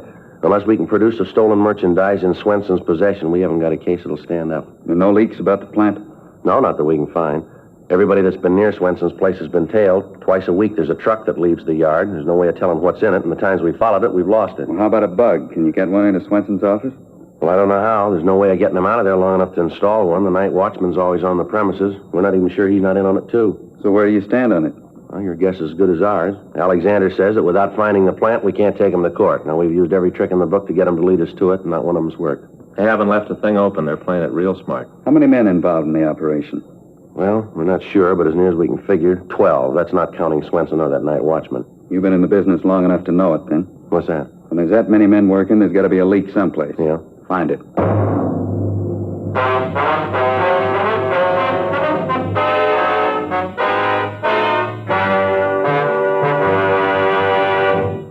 You are listening to Dragnet, the authentic story of your police force in action.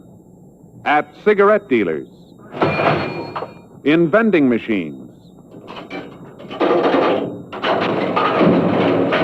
at supermarkets and stores coast to coast. Chesterfields, please. Smokers by the thousands. Yes, smokers by the thousands are now changing to Chesterfield, the only cigarette ever to give you 1. Proof of low nicotine, highest quality, a matter of record. 2. The only cigarette ever to give you this proven record with smokers. Again and again, over a full year and one half, a group of Chesterfield smokers have been given thorough medical examinations. The doctor's reports are again a matter of record. No adverse effects to the nose, throat, and sinuses from smoking Chesterfield. A responsible independent research laboratory supervises this continuing program. Chesterfield. Best for me, best for you.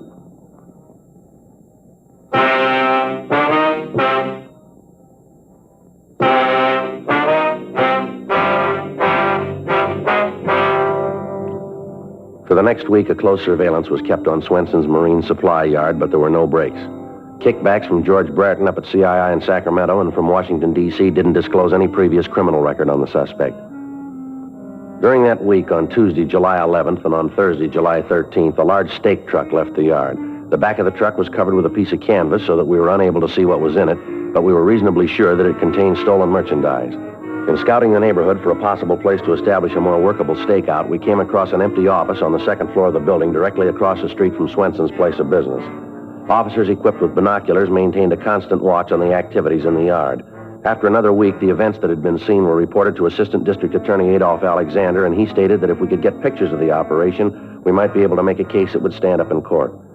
Monday, July 17th, we met with Sergeant Putoff in the crime lab. How far are you going to have to be from the subject, Joe? Well, second floor across the street. Are you going to be able to take all the pictures during the day? Don't think so, Putoff. Most of the activity runs after 9 at night. Mm-hmm.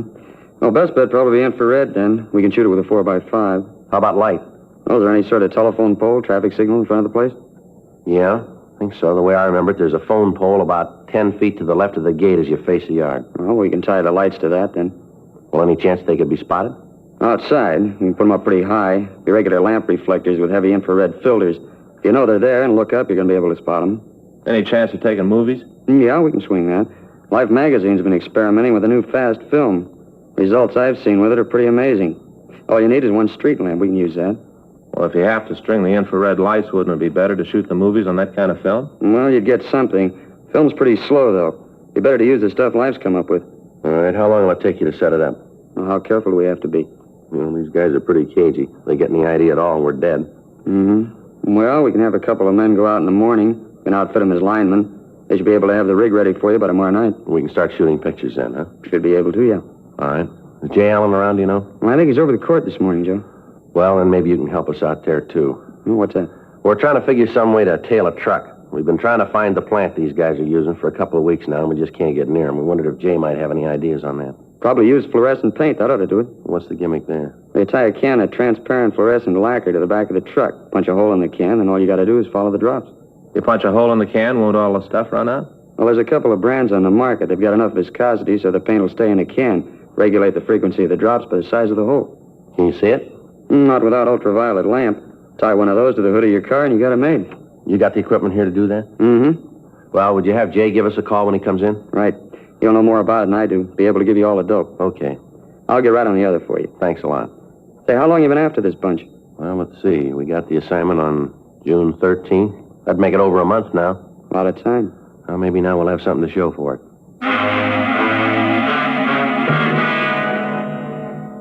The following morning, Tuesday, July 18th, 2 men from the crime lab installed 3 1,000-watt lamps in front of the Marine Supply Yard.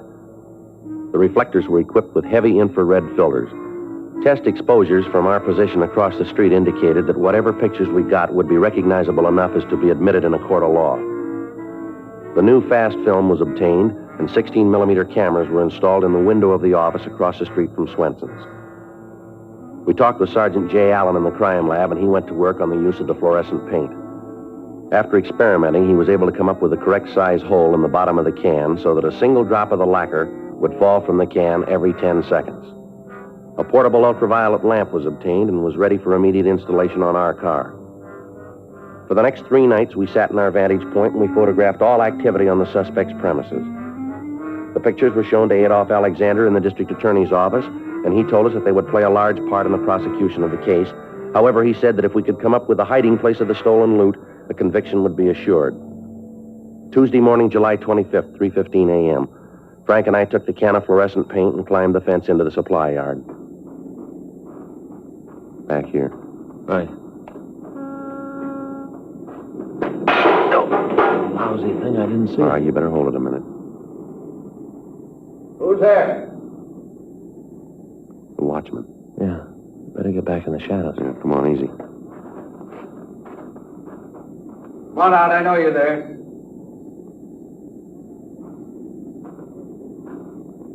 Come on now. Who is it?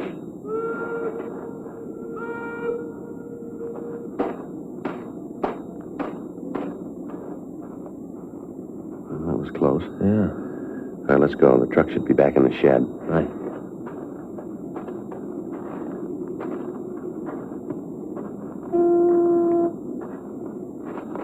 All right, here we are. Here's the can. You want to hang it? I'll keep an eye out. All right. Can't get this thing on here. Who thought up this handle? This don't work at all. Wait a minute. You bend it down? Yeah. Give me your handkerchief. Wait a minute. There's a sharp edge on this wire. Okay, here it is. All right, wait a minute. We still clear there? Yeah. How about that watchman? He went back. Right there we are. How about the stopper in the can? I got it in place. The first bump should knock it out. I hope so. It's got to work. All right, now let's try to get out of here. See if you can kick something else, will you, on the way? Tuesday night at 11:35 p.m., the stake truck pulled out of Swenson's Marine Supply Yard. Sergeant Bob Beck, Frank, and I were parked in an alley just down the street. We let the truck get a good 20-minute start on us, and then the ultraviolet lamp was attached to the hood of our car. Frank started the motor, and we pulled out into the street. Spot anything yet? No. Maybe the lacquer dried up around the cork, held it in place. That's a happy thought. Well, here's the corner. Which way? Well, wait a minute. Let's take a chance straight ahead, huh? All right. Well, there's nothing up this way. You better double back. Okay. Let's try it to the left this time.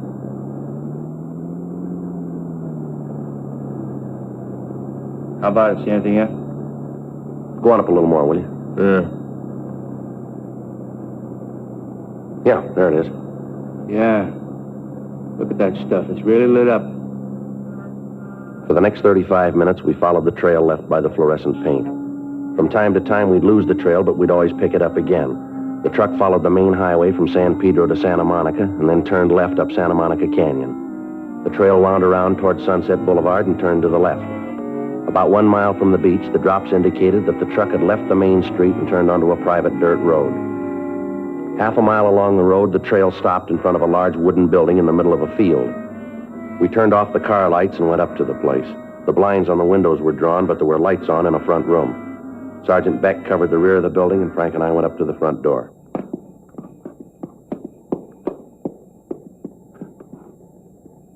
All right. Yeah. What are you doing in here? Police officers, you're under arrest. For what? Is there anybody else here in the building? What are you arresting me for? You want to check with Beck, Frank? Right. What are you doing coming in here like this? You got no right coming around kicking doors All right, in. save it, Swenson. How do you know my name? We've been watching you for a month now. Is there anybody else in this house? No. Do you own this place? I'm not answering anything till I see a lawyer. All right, you call it any way you want. We can find out. Got no right in here. I'm going to see my lawyer. You do that, Swenson. What's the charge? Burglary. You think you can make it stick? We're going to try, mister. Where's your evidence? You got to have evidence. We got it. There's nobody else here, Joe. Back room's full of stuff. Radios, heaters, tires, all here.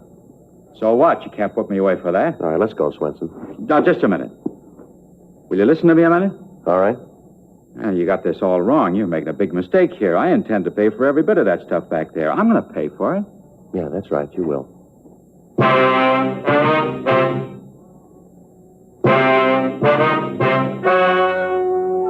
The story you have just heard is true. The names were changed to protect the innocent. On December 12th, trial was held in Department 97, Superior Court of the State of California, in and for the County of Los Angeles. In a moment, the results of that trial. Now, here is our star, Jack Webb. Thank you, George Fenneman. Friends, we'd like to express our appreciation to all of you who've made our Dragnet theme song so popular. Whenever or wherever you hear it, we hope it'll remind you to try our Chesterfields, to join the thousands who are changing to Chesterfields and getting the one cigarette that's low in nicotine, highest in quality. Chesterfield, best for me, best for you.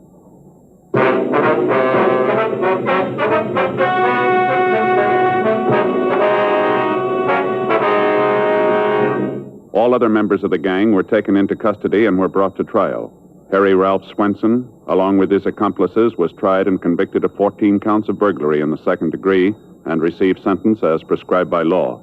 Burglary in the second degree is punishable by imprisonment in the state penitentiary for a period of not less than 1, nor more than 15 years.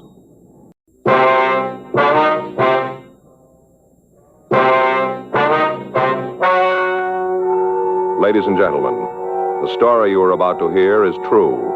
The names have been changed to protect the innocent. Dragnet is brought to you by Chesterfield, made by Liggett and Myers.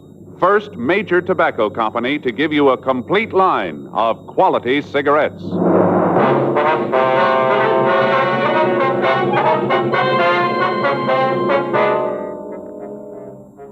You're a detective sergeant.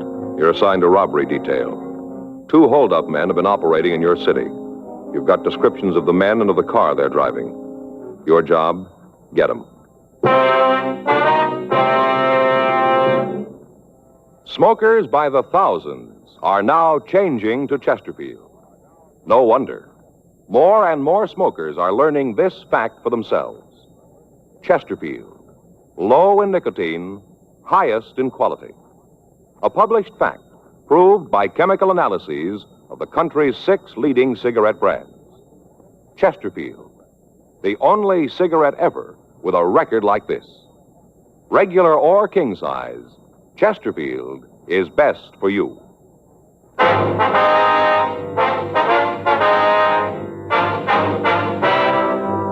Dragnet, the documented drama of an actual crime. For the next 30 minutes, in cooperation with the Los Angeles Police Department, you will travel step by step on the side of the law through an actual case transcribed from official police files. From beginning to end, from crime to punishment, Dragnet is the story of your police force in action.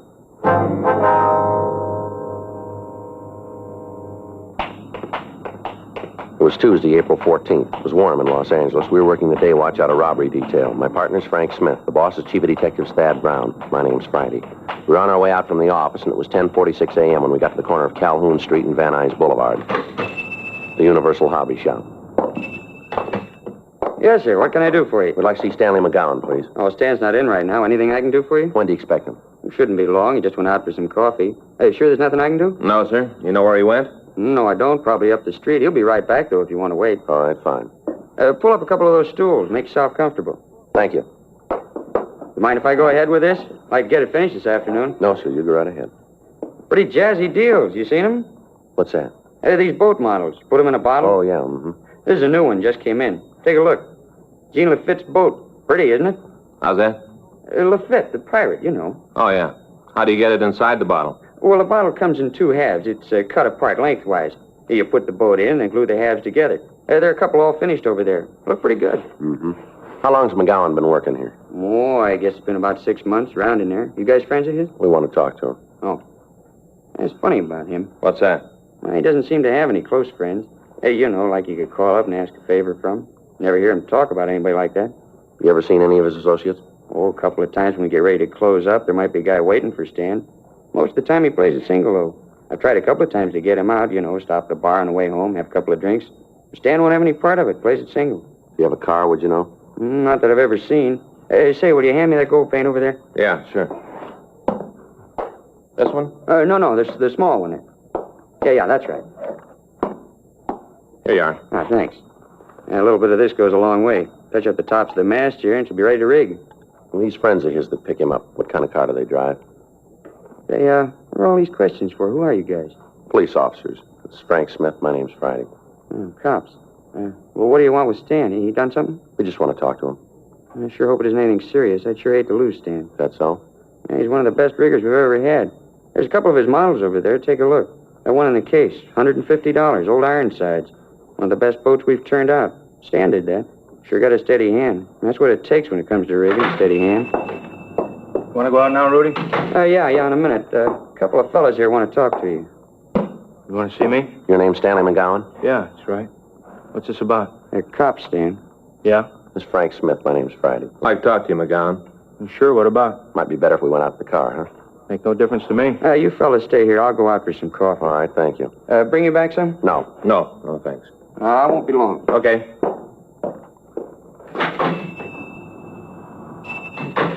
What are you going to talk to me about? You seen Jim Boland lately? No, I haven't. When did you see him last? A couple months ago. Why? Where'd you see him? He come in here, wanted to know if I could help him out, give him a job, place to sleep. Did you? No, I told him he could bunk at my place for a couple of days till he got squared away. Nothing I could do about a job. Why'd he come to you? I don't know. I met him at Q. Didn't have much to do with him.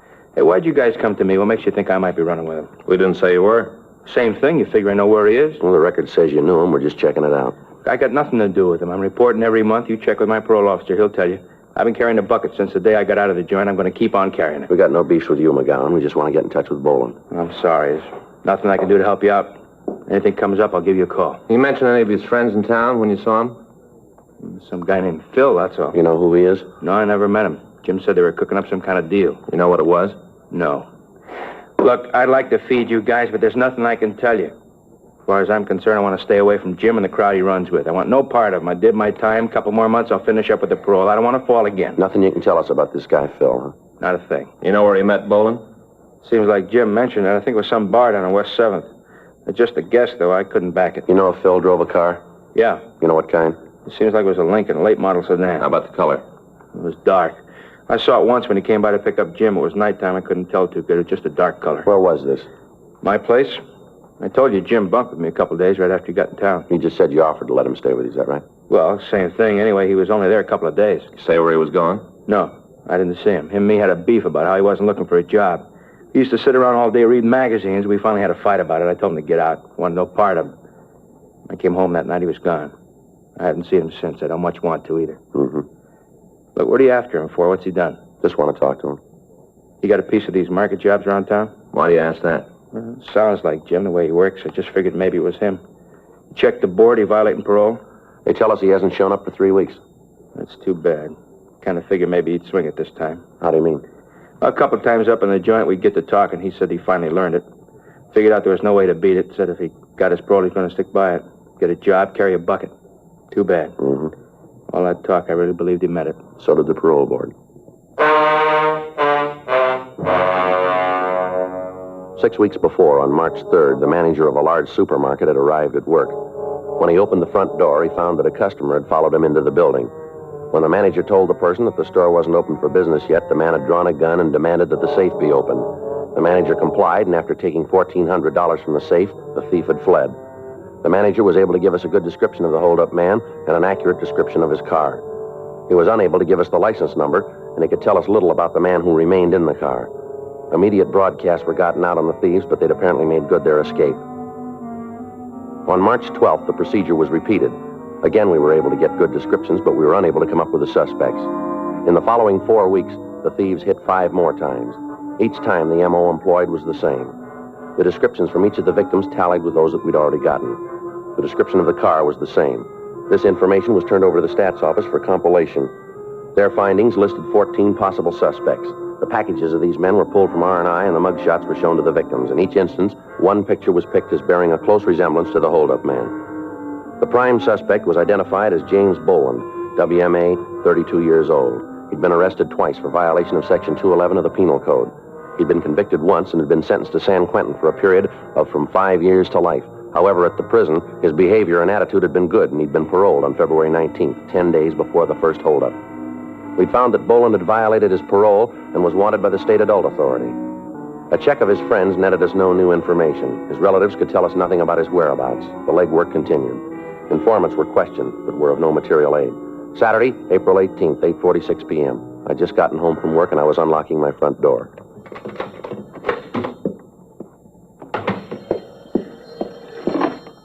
Hello? Oh, yeah, Dave. Yeah, well, I just got it. When was that?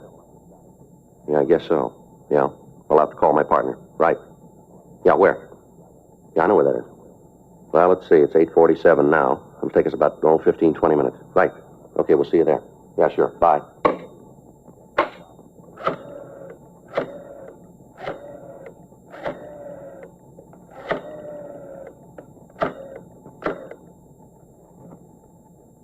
Hello, Fay? Yeah. Frank there yet? What if I could talk to him? Yeah. Well, Frank, I just got a call from Dave Hyde. Yeah. Says he wants to see us right away. Bar down on 6th Street. Yeah. No, all the way downstairs. Okay. What? Yeah. No, he says he knows where we can find Jim Boland. 10 minutes later, Frank picked me up and we drove down to the cocktail lounge that our informant, David Hyde, had picked as a meeting place. When we walked in, we couldn't see Hyde, but the bartender told us that he was in one of the rear booths. We walked back. Hi, fellas. Come on. Hi, Dave. Hi, Dave. What do you got for us? Lousy bum. All the things I did for him. All the things, and now he's got a chance to settle up, and he says he's having no part of me. You talking about Boland? Boland. What a bum. All I done for him, this is the way he pays me back. Boy, you just wait till I spread the word around. There won't be anybody in town will have anything to do with him. He's through in this town. THREW. All right, Dave. Settle down. Give us the word. Where'd you see him? Bar over on 7th. Big man now. Got a roll. Looks like a branch of Fort Knox. A lot of money, but he's too good for his old friends. Too good. Say, how about you fellas popping for a drink for a pal, huh? How about it? You've had enough. Come on.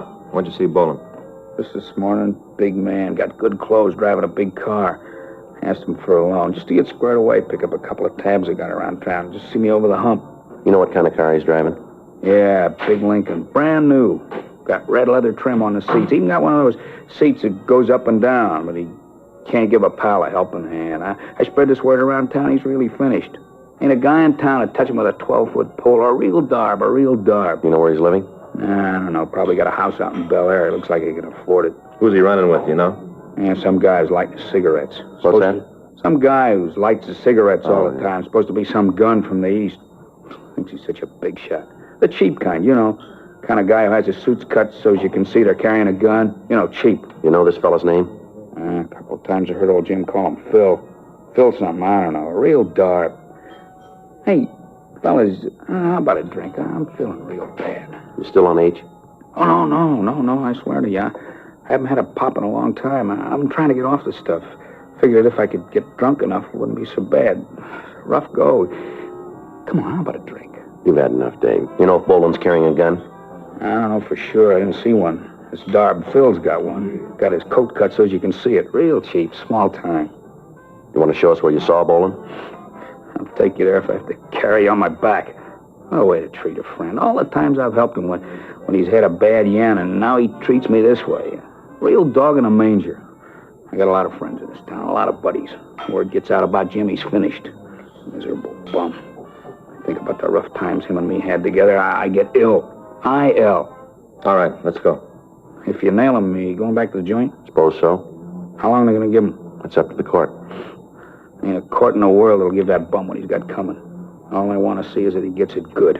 I want to see him turn the key and lose it after what he did to me. I'll tell you something else, too. Yeah, what's that? He's building a big habit. Is he hooked? He ain't chipping with it. I bet money he's shooting 4 or 5 caps a day. That much easy. You sure about that? Well, why'd I lie to you? What reason I got to lie? All right, Hyde, let's go. Hey, how about a quick belt before we go, huh? I'm feeling rocky. Just a quick one. Let's pick up Boland first, then we'll see what we can do for you. Yeah, then you'll take care of it, huh? We'll see. Yeah, just so he gets his every pound. Can't wait to see the look on his face when he finds out the whistle's been blown. Oh, I can't wait. Neither can we. Let's go. 9:13 p.m. Hyde, Frank, and I drove over to West 7th Street. Our informant pointed out the bar where he'd seen the suspect, Boland. He told us that when he'd seen him last, Boland said that he'd be in the bar that night. We called the office and told them where we were, and then we went into the place. Boland wasn't there, but the bartender said that he was expected. The three of us sat down in a booth at the rear of the place, and we ordered black coffee for our informant. We waited. 9:30 p.m. 10. 10:30. There he is, coming in now. When you saw him this morning, did he say this guy Phil was going to be here? No, not to me. How about it, Joe? You better get out of here, Dave. Use the side door, will you? Yeah. We'll check with you later. All right, let's go. Bolin? What? You Jim Bolin? What do you want? Police officers, you're under arrest. All right, Bolin, come on, get up. Come on your feet. Stand still. He's clean, Joe. What's going on? What are you pulling a deal like this for? I didn't cause any trouble. All right, come on, let's go. Somebody blew the whistle on me. Somebody did. I'm going to find out, and I'm going to get to him. I swear I'll get to him. Where's Phil? Huh? Phil, where is he? I don't know what you're talking about. All right, Bolin, let's go. Listen, you tell whoever it was blew the whistle they better start looking for a place to hide, because I'm going to get to him if it's the last thing I do. You called it. What? It might be.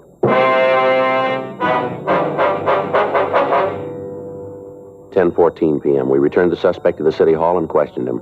He refused to admit any complicity in the holdups. He refused to tell us who Phil was. We talked to him for 5.5 hours, and we got nothing. At 3:30 a.m., he was taken over to the main jail and booked in on suspicion of robbery. We checked out the room that he told us he was living in, but we were unable to come up with anything that would tie him in with the holdups. 3 days passed. On Tuesday, April 21st at 8:30 p.m., a special show-up was arranged. Out of the 7 victims who were present, 5 said that the suspect looked very much like the man who had held them up, but none of them would give us a positive identification. Jim Boland was returned to the felony cell block, and we talked to the victims. All of them commented on the fact that the suspect we had in custody was the same height, the same weight, and had the same general coloring and appearance as the person who'd robbed them. However, none of them would swear positively that he was the person. At 10:15 p.m., Frank and I went up to the felony section and had Boland brought from his cell to the interview room. His previous sullen attitude had changed considerably.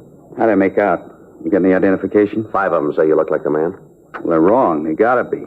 I didn't have nothing to do with those holdups. If they say I'm the guy, then they're making a bad mistake. They seem pretty sure about what they say. They can't be. Look, they saw me behind the screen. You bring them up here. Let me talk to them face to face. I'll talk to them. I got nothing to hide. Just let me talk to them. You know we can't do that. I always thought it was up to you to prove a guy was innocent as well as trying to make him for a job. That's right, it is. Then why don't you give me a break? I got no part in these heists. You look good for him. Probably a lot of other guys who do, too, but that don't mean they are. Come on, what do I have to do to make you believe? Why don't you come off of this, Boland? We got you going in. Why not play it smart and cop out? How can I cop out when I got no part in it? I'll lay it out for you. The M.O. used in the jobs matches yours. Big deal. A lot of guys work the way I used to. Physical description we got matches you. So I haven't got 2 heads. A lot of guys look like me. The beef in the bar. If you didn't have anything to worry about, why'd you start the fight? How'd I know who you guys were? Maybe you was out to pull a heist. Oh, that's a nice try, Boland, but it won't work. You knew we were officers. Now, why don't you save us a lot of time and tell us the truth here? You guys wouldn't know it if it'll bit you. There's one way to find out. Yeah? Try it. Got a cigarette? Here. You want one? Yeah. Okay. I'll level with you. I figured you was after me for PV. I didn't have any idea about the 211 rap. That why you started the fight? I swear it is. How about the money you got? Where'd it come from? I got real lucky with a pair of dice. You expect us to believe that? That's the way things are. Where'd you hit the luck? I can't tell you that. It wouldn't help any. Give you an alibi. Either you believe it or you don't. That's the way it was. I'm trying to level with you. We got a rumble that you're back on H. Now, how about that? Where'd you hear that? We heard it. Yeah. Well, you tell them I haven't had a pop in over 4 years. Not since I went up to the joint. How about this Lincoln you're driving? Don't belong to me. Who owns it? Phil. Now we're back to that. You going to tell us who Phil is? Listen, the guy's a friend of mine. I don't want to bring nothing down on him. He's leaving you way out in the cold. I suppose so. Well, if I tell you, you won't know, will he? Not from us. Okay. Name's Phil Spence. How well do you know him? Say hello to, buy him a drink, that's all. That's not the way we get it. I don't care how you get it. That's the way it is. Miss Spence, you ever fallen? I hear yes. What for? 211, ADW. Where? Here, California. He on parole? No, he got out clean. At least that's the way I hear it. You know where we can pick him up? I told you I buy him a beer once in a while. I don't pay his rent. You're the one who said you wanted to go down the middle. All right, but I'm giving it to you that way. I don't know where his pad is. Does he work for a living? I don't know. I never heard him talk about a job. You know who he runs with? Some guy named Ed. You ever see him? No. Know where he can be reached? Sometimes I hang around the bar where you picked me up. How about it, fellas? You're going to buy this story? Yeah, we'll check it out. I swear it. I got no part in it. Sure, you got me cold for PV. I know I got to go back for that. But I want nothing to do with the rest. We'll check it out. You do that. You'll find out what I said's the truth. You willing to identify these 2 other guys for us? How do you mean? Check over some mugs? Sure. Just as long as you believe me. We'll see. You won't regret it. A lot of things I can tell you if you get me out of this. A lot of information I can give you. Let's go. You're going to give me a break, huh? We'll check it. Say, either one of you guys got some extra butts? I'm out. Yeah. Here, take these. Thanks. Anything else you need? Not unless you can fix it for me to shave. We'll talk to the jailer about it. Beard's starting to itch. I'd like to get it off. We'll see what we can do. You're going to start checking my story now? That's right. You go to work on it. You'll find out. Yeah, sure. I'll pay you back. Just believe me, I'll pay you back.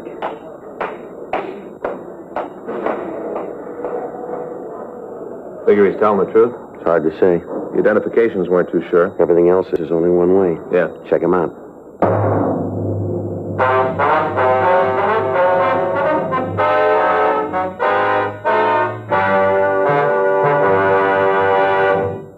You are listening to Dragnet, the authentic story of your police force in action. At cigarette dealers, in vending machines, at supermarkets and stores coast to coast. Chesterfield, please. Smokers by the thousands. Yes, smokers by the thousands are now changing to Chesterfield, the only cigarette ever to give you 1, proof of low nicotine, highest quality. Chemical analyses of the country's 6 leading brands confirm that. 2, the only cigarette ever to give you this proven record with smokers. Again and again, over a full year and 1/2, a group of Chesterfield smokers have been given thorough medical examinations. The doctor's reports are a matter of record. No adverse effects to the nose, throat, and sinuses from smoking Chesterfield. A responsible independent research laboratory supervises this continuing program. Chesterfield, the only cigarette ever with a record like this. Chesterfield, best for you.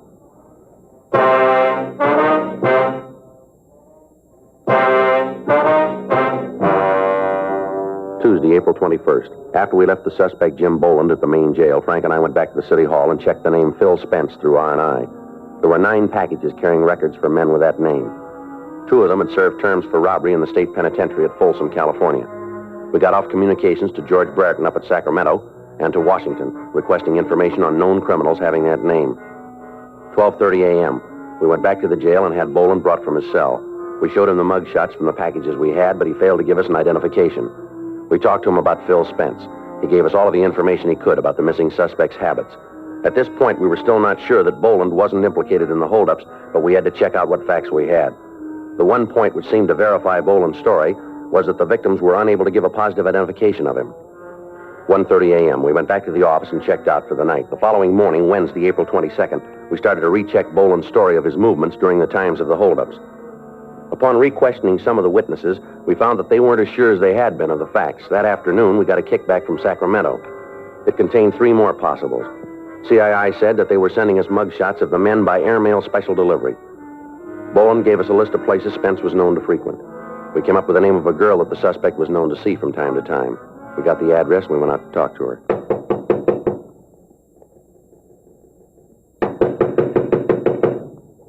Doesn't look like she's home. We better check with the manager, huh? Yeah. Yeah? You Jane Schofield? Why? We'd like to see her. Who are you? Police officers. Come in.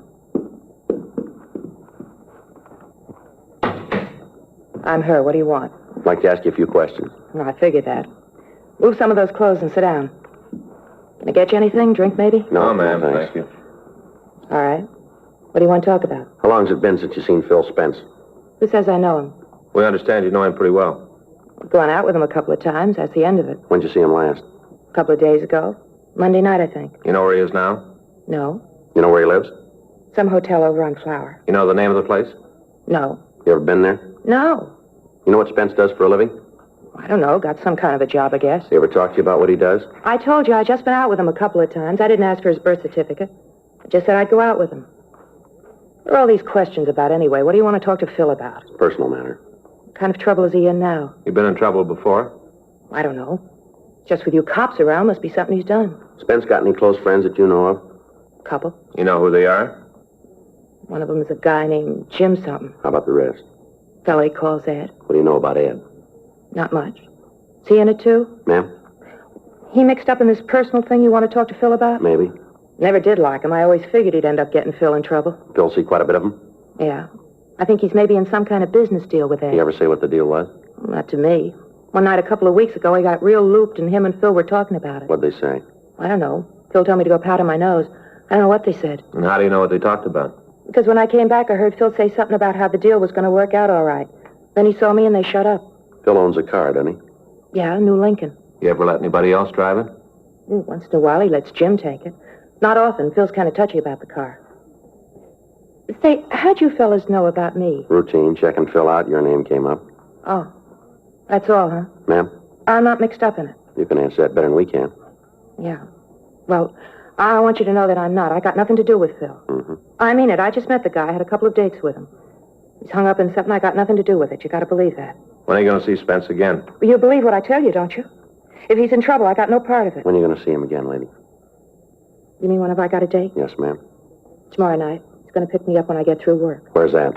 Bar down in Olympic. I'm a hostess there. Is that where you met him? Yeah, he came in one night. We got to talk. He asked me for a date. I don't want you to get the wrong idea about it, though. Ma'am? Well, about how I met him. I don't usually go out with the customers. Boss doesn't like it. It's just that Phil seemed kind of different. That's the reason I went out with him. I want you to get that straight. Mm-hmm. Just a minute. Expecting anybody? No, I don't know who it is. Want me to open it? Yeah, go ahead. What took you so long, honey? I got company, Phil. I know. I don't think so. Hi. You Phil Spence? Yeah, who are you? Police officers would like to talk to you. What about? Might be better if we went downtown. For who? What? I don't want to go downtown. You don't have much to say about it, mister. It's a pinch. If it makes you happy, mark it down that way. You want to shake him, Frank? Yeah. Get away from me, cop. What are you doing breaking up my place? Get out of here! Get out of here and take that cheap bomb with you! All right, come on, get out. Come on, get out. You get out of here. Lousy deal. Get out of here, my deal coming in and breaking up a girl's apartment. Who's going to pay for all this? Who's going to make it right? Just look at the place. Oh, shut up. Why don't you tell me they were here? Why didn't you say something? All right, Spence, let's go. I'm coming. All I want to know is who told you. Who yapped? That lousy Eddie, I bet. He's the one. Never should have picked him up. He with you on the jobs? He told you, didn't he? How about Jim Boland? He in with you, too? Oh, that guy hasn't got enough sense to come in out of the rain. He's worse than Ed. Should have known not to get mixed up with that dumb Eddie. I should have known. It always happens. Yeah? You're on with a jerk, you're going to get tripped up. Lousy Eddie shooting off his mouth. Hadn't been for him, you'd never got us. I'm going to tell him off. What's the difference? You told them everything they wanted to know. You're all going to jail. Why don't you shut up? You're always wrong, sister. Not this time. Let's go.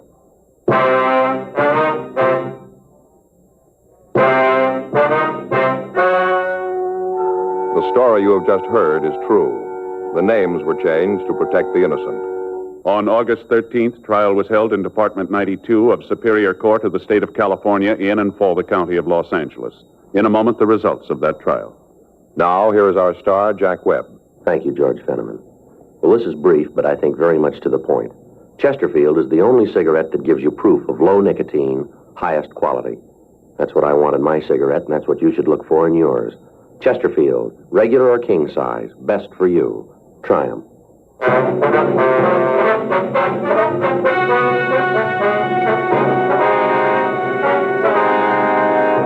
Philip Donald Spence and Edwin Floyd Morse were tried and convicted on 4 counts of robbery in the first degree and were sentenced as prescribed by law. Robbery in the first degree is punishable by imprisonment in the state penitentiary for a period of not less than 5 years. Jim Nathan Boland was released to the state adult authority for action on violation of his parole. He was returned to San Quentin for the balance of his original term.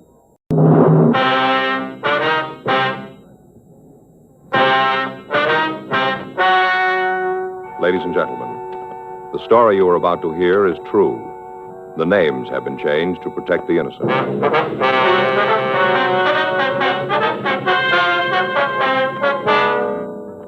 You're a detective sergeant. You're assigned to forgery detail.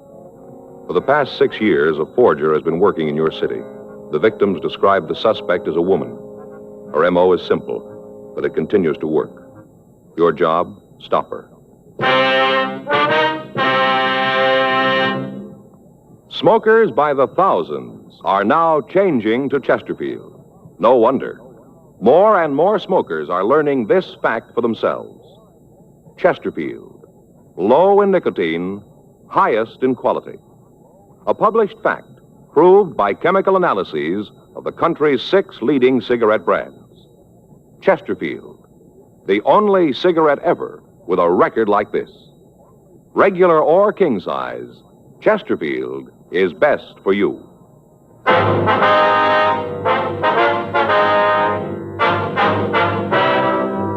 Dragnet, the documented drama of an actual crime. For the next 30 minutes, in cooperation with the Los Angeles Police Department, you will travel step by step on the side of the law through an actual case transcribed from official police files. From beginning to end, from crime to punishment, Dragnet is the story of your police force in action.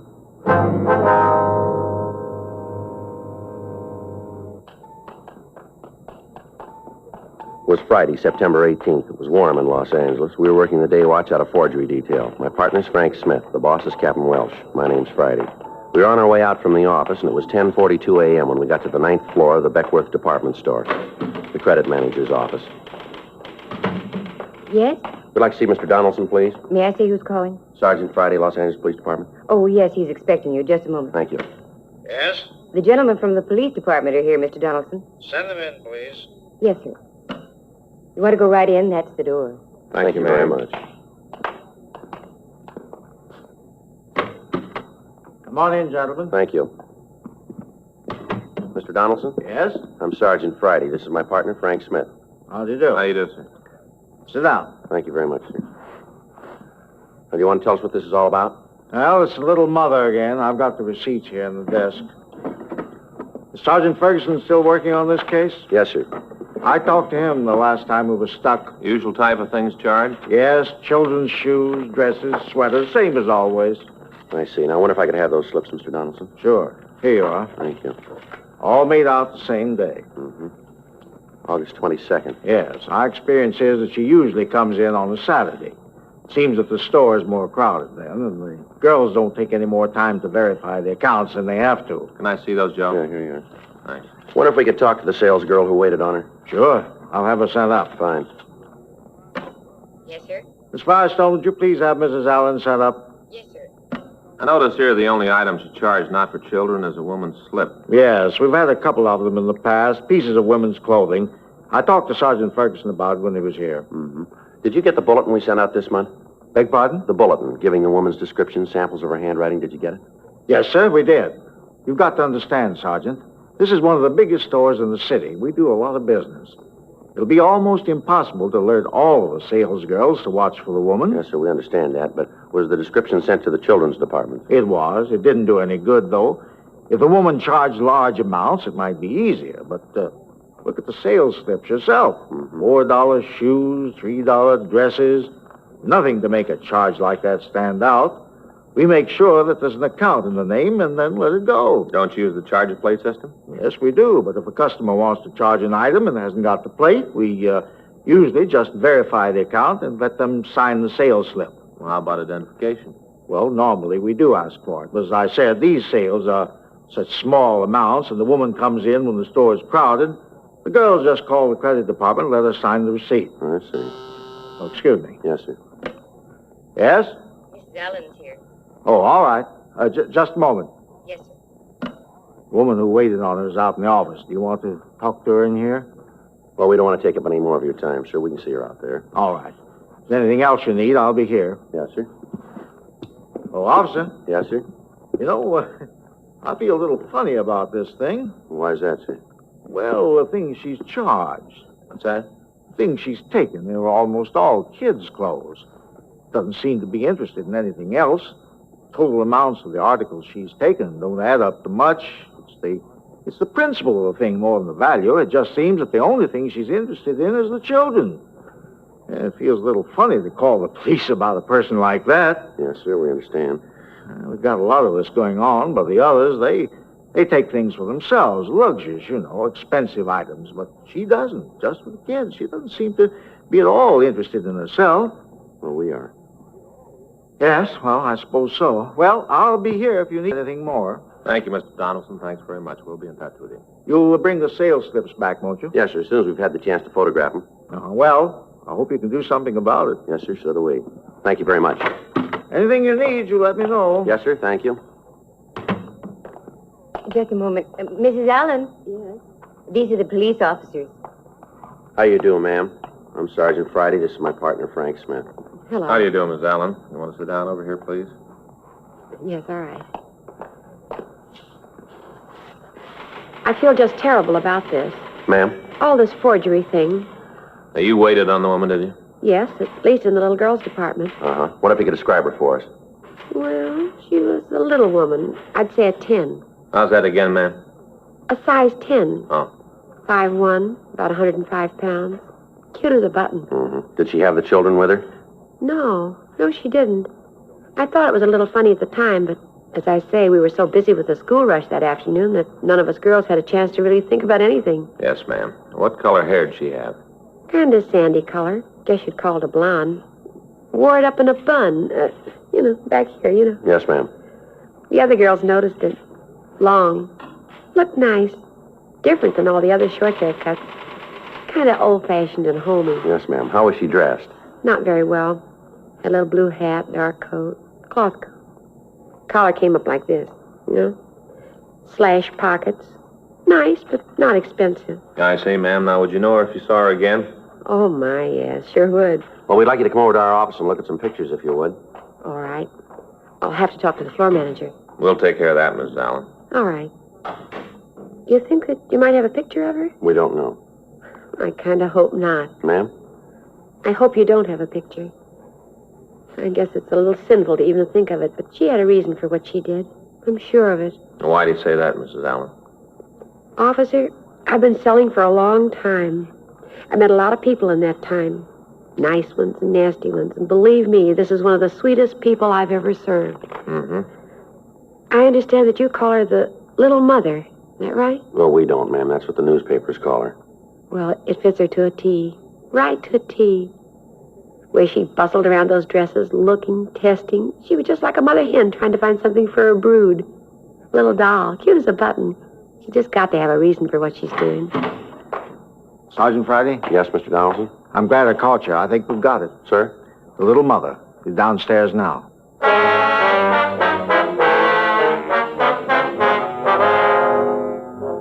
For the last 6 years, the same woman had been operating in the downtown department stores. During that period, she'd forged a total of $1,300 worth of merchandise that we knew of.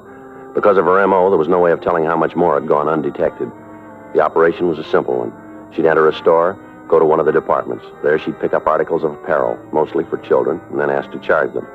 She'd explain that she'd forgotten her charge plate, and after the account had been verified, she'd sign the charge slip.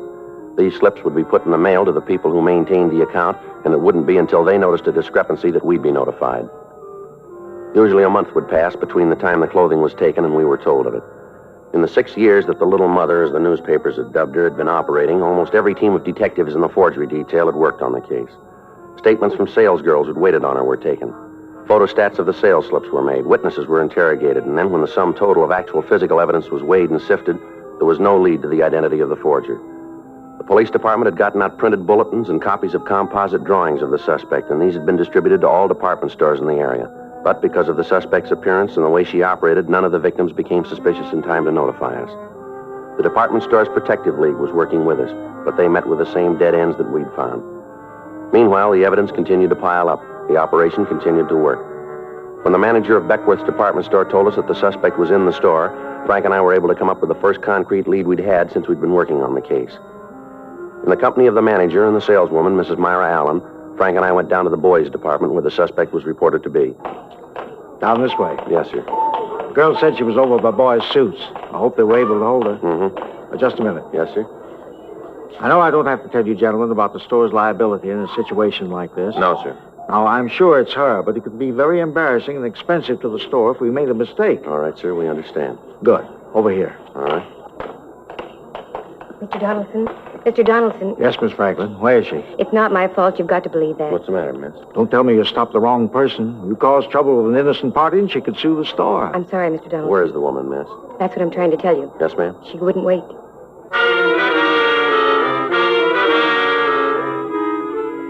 A quick search of the immediate vicinity in the store failed to turn up the suspect. The department store security staff was notified, and a watch was put on all of the doors.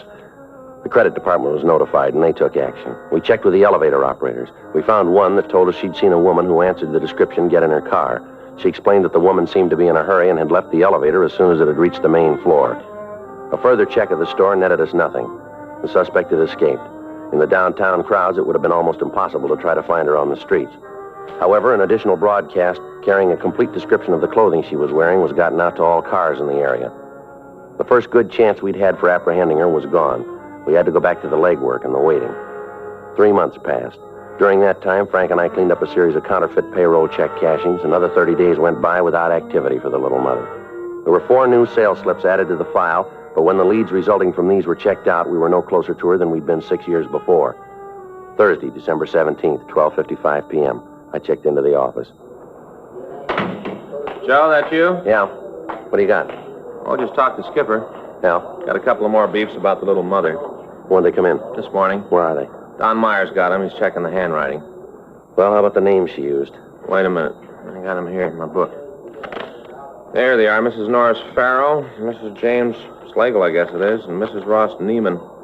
I called the stores and got the information on these people. Did you talk to them? Yeah. Asked all the routine stuff. None of them can think of any friends who match the description. How about the things she charged? Anything there? No. Usual items.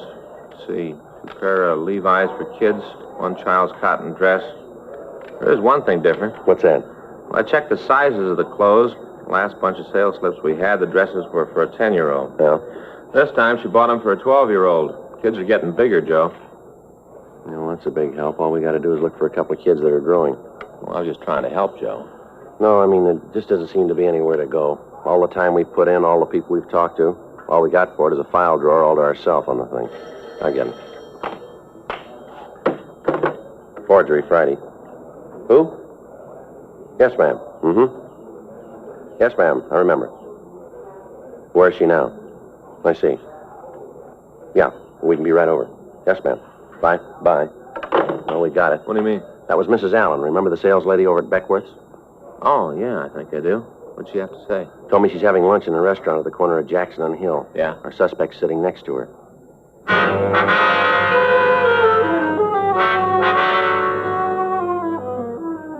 1:02 p.m. We checked out of the office and drove over to the restaurant. It was located at the rear of a large drugstore. When we came into the place, Mrs. Allen met us at the entrance. She took us back down the counter and pointed out a small woman sitting on the last stool. That's her.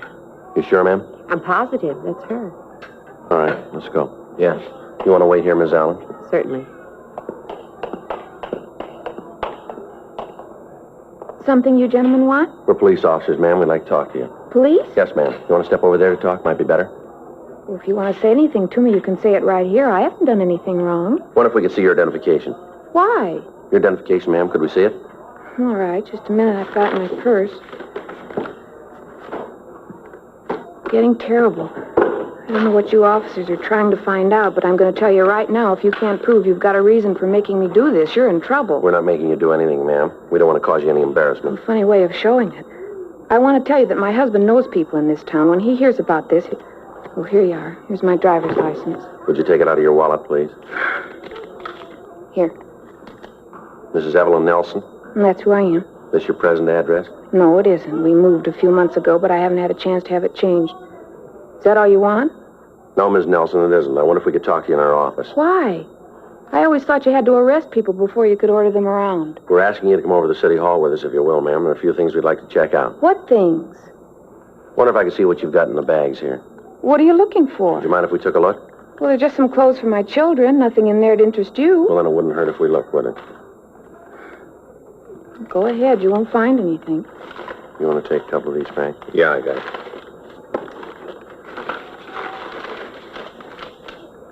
Well, what about it? Did you find anything wrong? Maybe a gun? No, ma'am, but I wonder if you could explain this.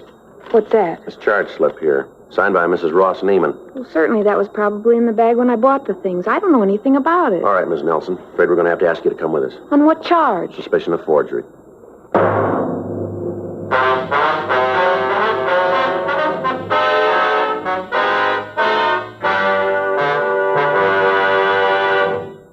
You are listening to Dragnet, the authentic story of your police force in action. At cigarette dealers, in vending machines, at supermarkets and stores coast to coast. Chesterfield, please. Smokers by the thousands. Yes, smokers by the thousands are now changing to Chesterfield, the only cigarette ever to give you 1, proof of low nicotine, highest quality. Chemical analyses of the country's 6 leading brands confirm that. 2, the only cigarette ever to give you this proven record with smokers. Again and again, over a full year and 1/2, a group of Chesterfield smokers have been given thorough medical examinations. The doctor's reports are a matter of record. No adverse effects to the nose, throat, and sinuses from smoking Chesterfield. A responsible independent research laboratory supervises this continuing program. Chesterfield, the only cigarette ever with a record like this. Chesterfield, best for you.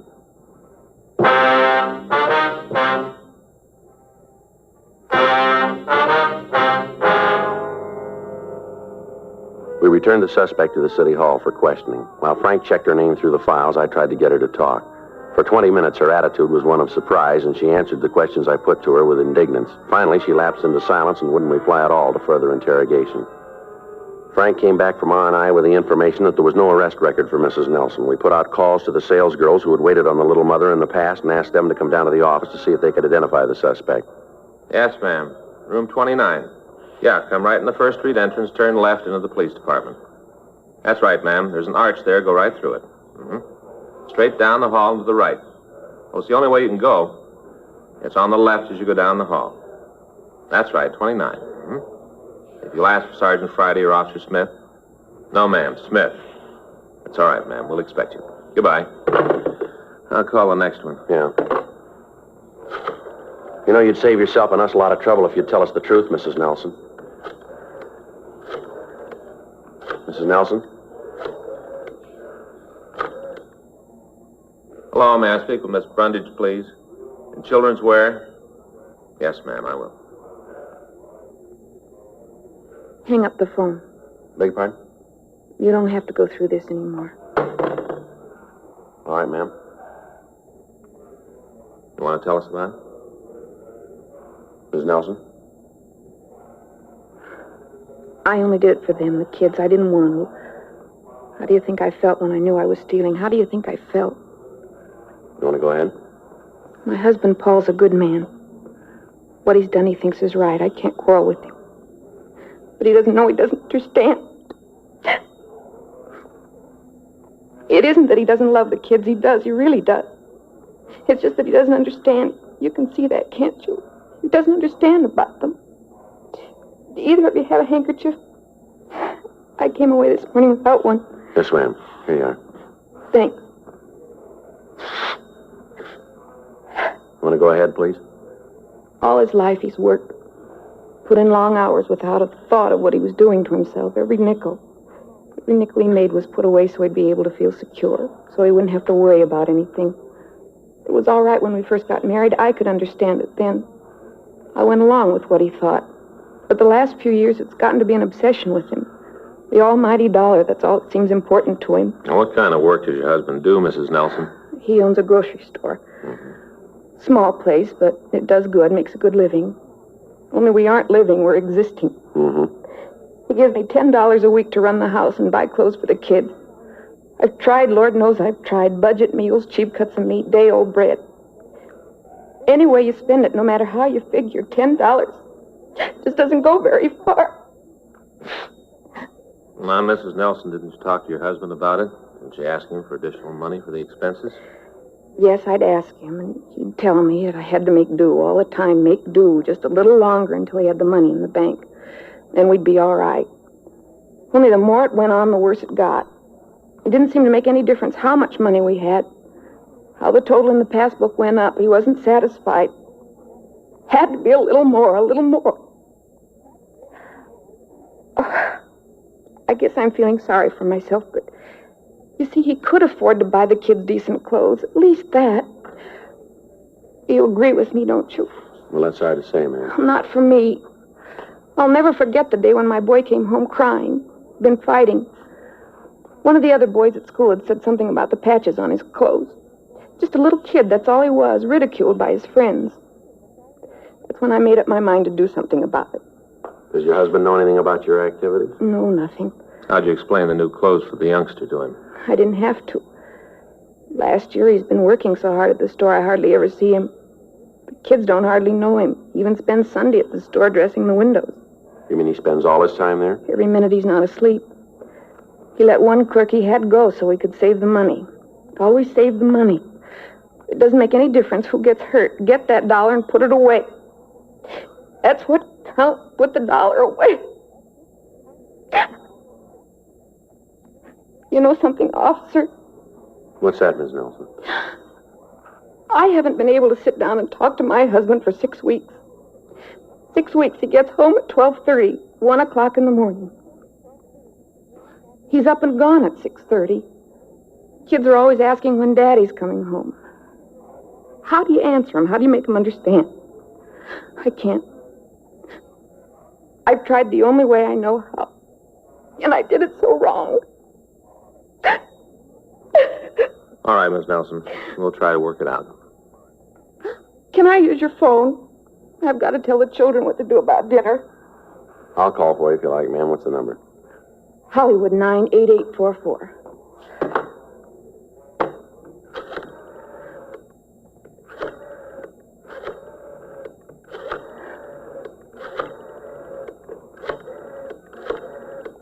Where's your husband now, Miss Nelson? At the store, I guess. You're going to call him? I think we should, ma'am. Let him know what's happened. I guess so. Somebody's got to take care Hello, of the I'm kids. calling for Mrs. Nelson. I wonder if I could speak to her son. This is Sergeant Friday, Los Angeles Police Department.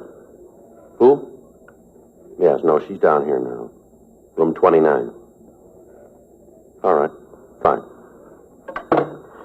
Was that my boy? I wanted to talk to him. No, ma'am, that was your husband. He's on his way down here.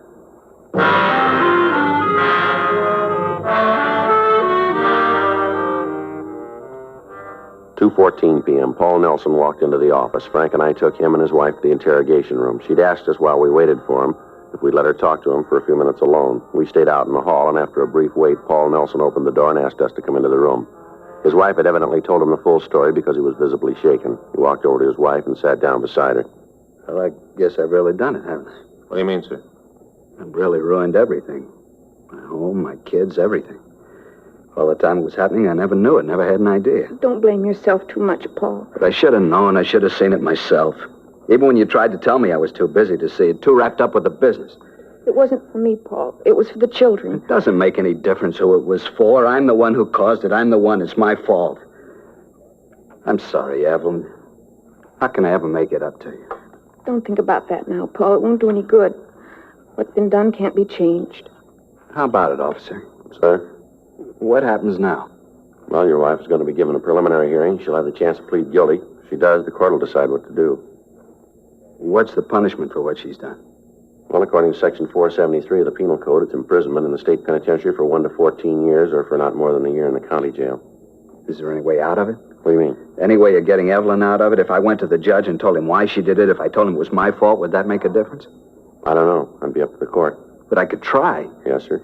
If I paid the money back for all the things she's taken, I can afford it. I could go to the stores and pay him. Maybe they'd feel different then, huh? I could make it up to him. Everything would be all right. Well, it's been going on for 6 years, you know. But if I did pay the stores back, it'd make it up to him, wouldn't it? Maybe, but how about your wife? What? How are you going to make it up to her?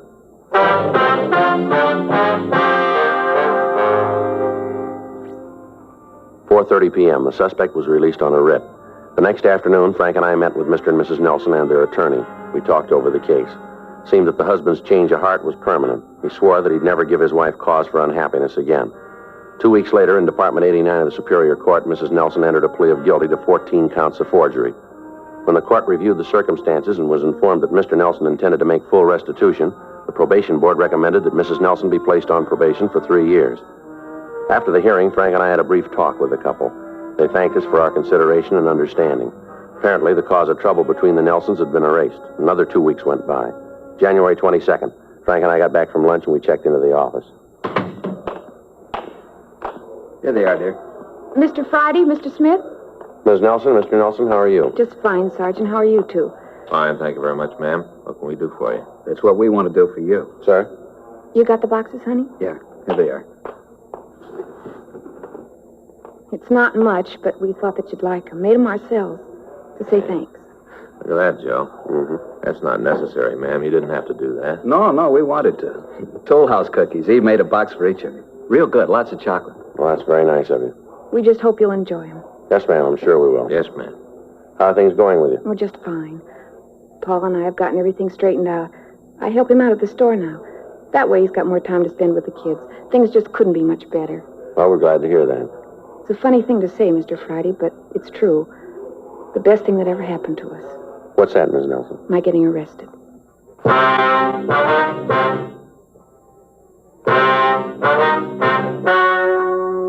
The story you have just heard is true. The names were changed to protect the innocent. On January 8th, a meeting was held in the county probationer's office in and for the county of Los Angeles, state of California. In a moment, the results of that meeting. Now, here is our star, Jack Webb. Thank you, George Fenneman. Friends, we've been getting letters from people all over the country telling us that they've switched to Chesterfield. And just as I've been telling you, thousands of smokers are changing to Chesterfield because only Chesterfield gives proof of low nicotine, highest quality. That's why I recommend you try them today. Regular or king size, you'll find Chesterfield best for you.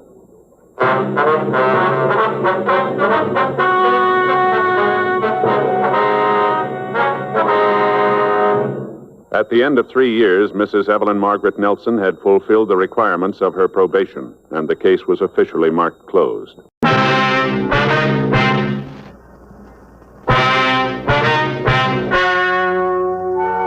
Ladies and gentlemen, the story you are about to hear is true. The names have been changed to protect the innocent.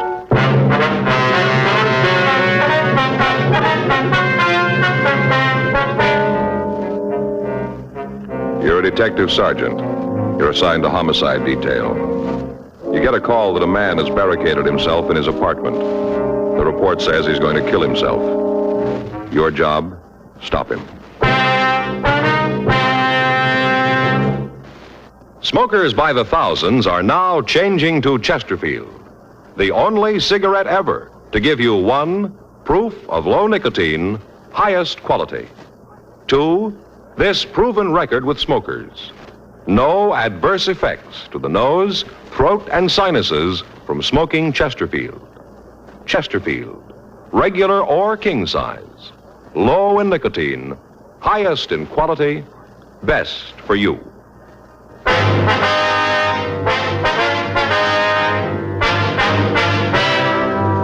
Dragnet, the documented drama of an actual crime. For the next 30 minutes, in cooperation with the Los Angeles Police Department, you will travel step by step on the side of the law through an actual case transcribed from official police files. From beginning to end, from crime to punishment, Dragnet is the story of your police force in action.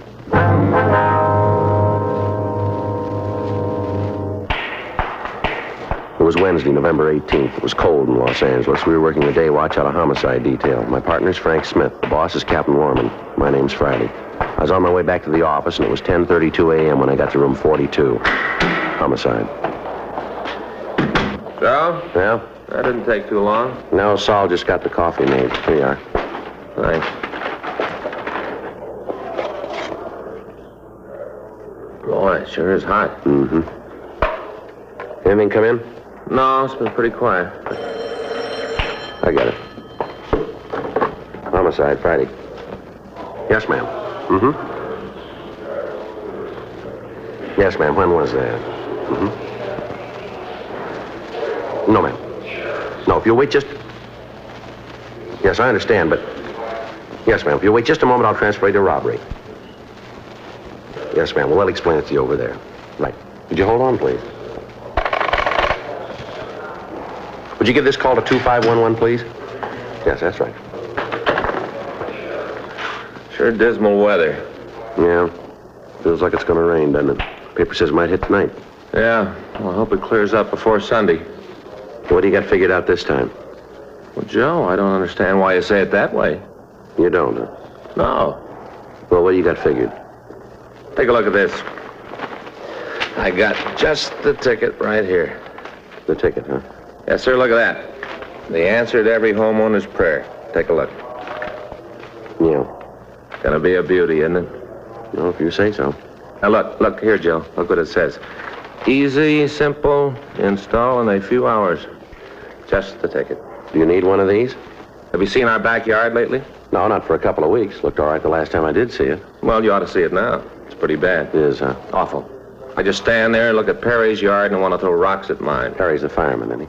No, Joe. That's Neil you're thinking of. He lives on the other side. Perry's the insurance salesman. Yeah, that's right. Yeah. He's the one who tries all the sales talks out on you, is that Yeah, tells me all about him. That's pretty good, too. Joe, would you believe it? Up to now, I've bought $246,000 worth of insurance. What? Yeah, me, just a policeman. Of course, that's all on paper, just on paper. Yeah.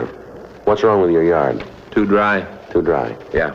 Hot weather this summer, you know. Little plants that Faye put out drop like flies, Joe. They died. Like flies. But this is the answer, this right here. See? Home sprinkler system. Install it yourself. What's that? Look at it. What is it? It's a home sprinkler system, Joe. Read what it says here. Resists corrosion, rust, and rot. It's the answer. It is. Right. I'm going to put one of these little gems in my backyard. Just turn on the faucet. Everything's all watered. Don't have to stand there with a hose. Just turn it on and it's watered.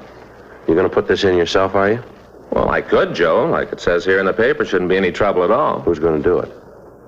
Well, I thought I'd get all the stuff together and then just start on it Sunday. You know, about 10:30 in the morning. Old Perry and Neil work out in their yards at that time. They do, huh? Yeah.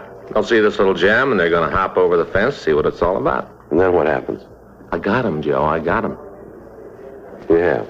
Sure, Joe. They see me laying out the sprinkler system right off. They're going to want to help. Well, if you want them to give you a hand, why don't you just ask them? Well, you just can't do it that way, Joe. It wouldn't be right. It wouldn't, huh? No. You got to be subtle. Remember the kid that whitewashed the fence? Who?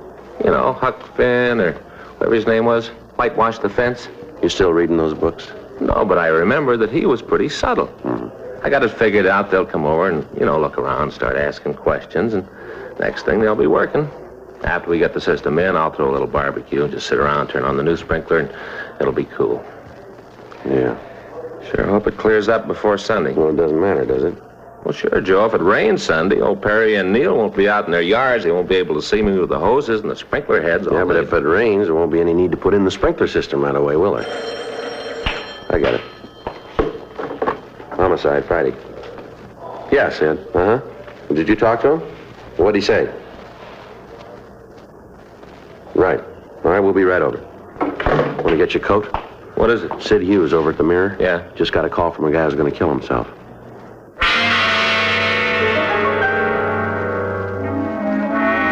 "10:37 a.m. Frank and I notified the complaint board what had happened, and then we left the office. As we drove out of the City Hall garage, it started to rain.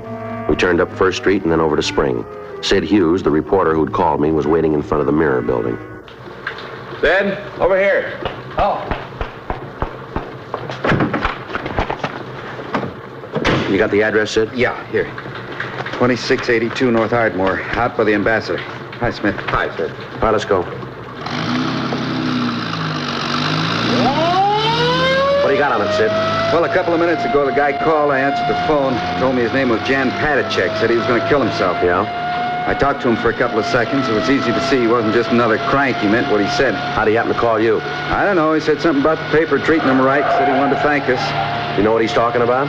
No, I got Casey Shawhan working on it now. He's our city editor. Yeah, I know. He's checking the morgue file, see if he can come up with anything. You ever heard of him, Frank? No, name does nothing to me. How come you figure he's on the level, Sid? Well, the way he talked, I can't put my finger on it. Just something in the way he sounded. You knew he meant what he said. What'd you tell him? I tried to bluff it through, told him that there wasn't anything so important he ought to kill himself over. Yeah? I asked him to let me talk to him, asked him to wait until I could see him. What'd he say to that? Told me it wouldn't do any good. Nothing could make him change his mind. Said I'd be wasting my time. Yeah? Told him I had a lot of it. Wouldn't do any harm to let me see him. He went along with that, did he? Yeah, said he'd wait 15 minutes. Told me to come alone, not to figure on trying anything. Yeah. Frank, you better kill the siren when we get near the place. Right. What time you got? 10:42. Can we go any faster? What's that? I told you I believe the guy. Yeah? He said to get there before 11:05.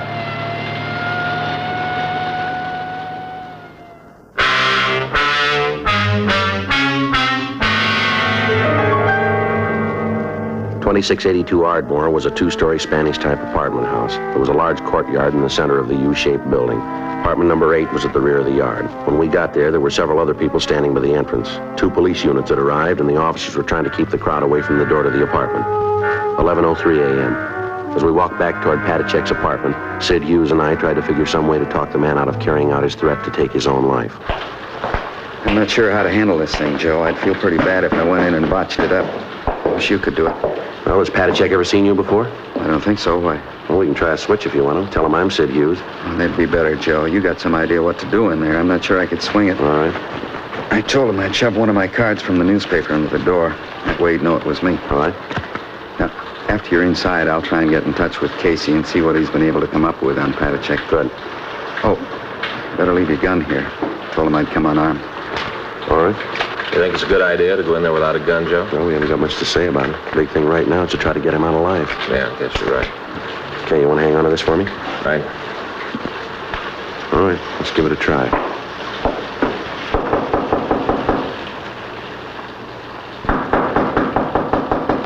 Who is it? It's Sid Hughes, Patachek. I told you I'd be out here. You want to let me in? What about the card? All right, here it is. Under the door.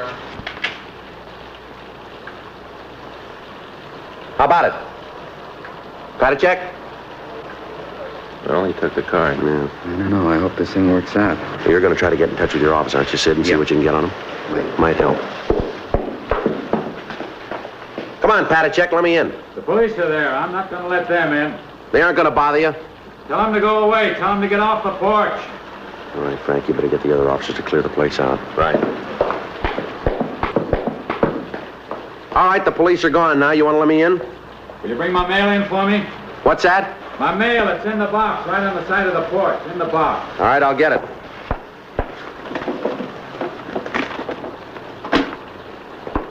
All right, now let me in, huh? Come on. I'll stand right there. You don't need that gun. I'm not going to cause you any trouble. Turn around. I told you I was coming unarmed. Turn around. We'll see. All right, let's go upstairs. All right. Just a minute.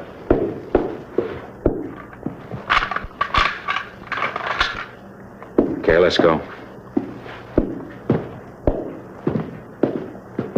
Why don't you put the gun down? You aren't going to need that. I feel better with it. Mind if I take off my raincoat? No, go ahead. Make yourself comfortable.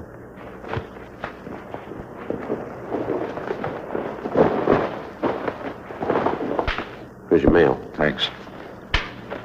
Aren't you going to open it up? No reason to. There's nothing important. You can't tell. There might be. There isn't. I know that. You want a cigarette? No, but you go ahead. Here, have one of these. I want to be able to see your hands. All right.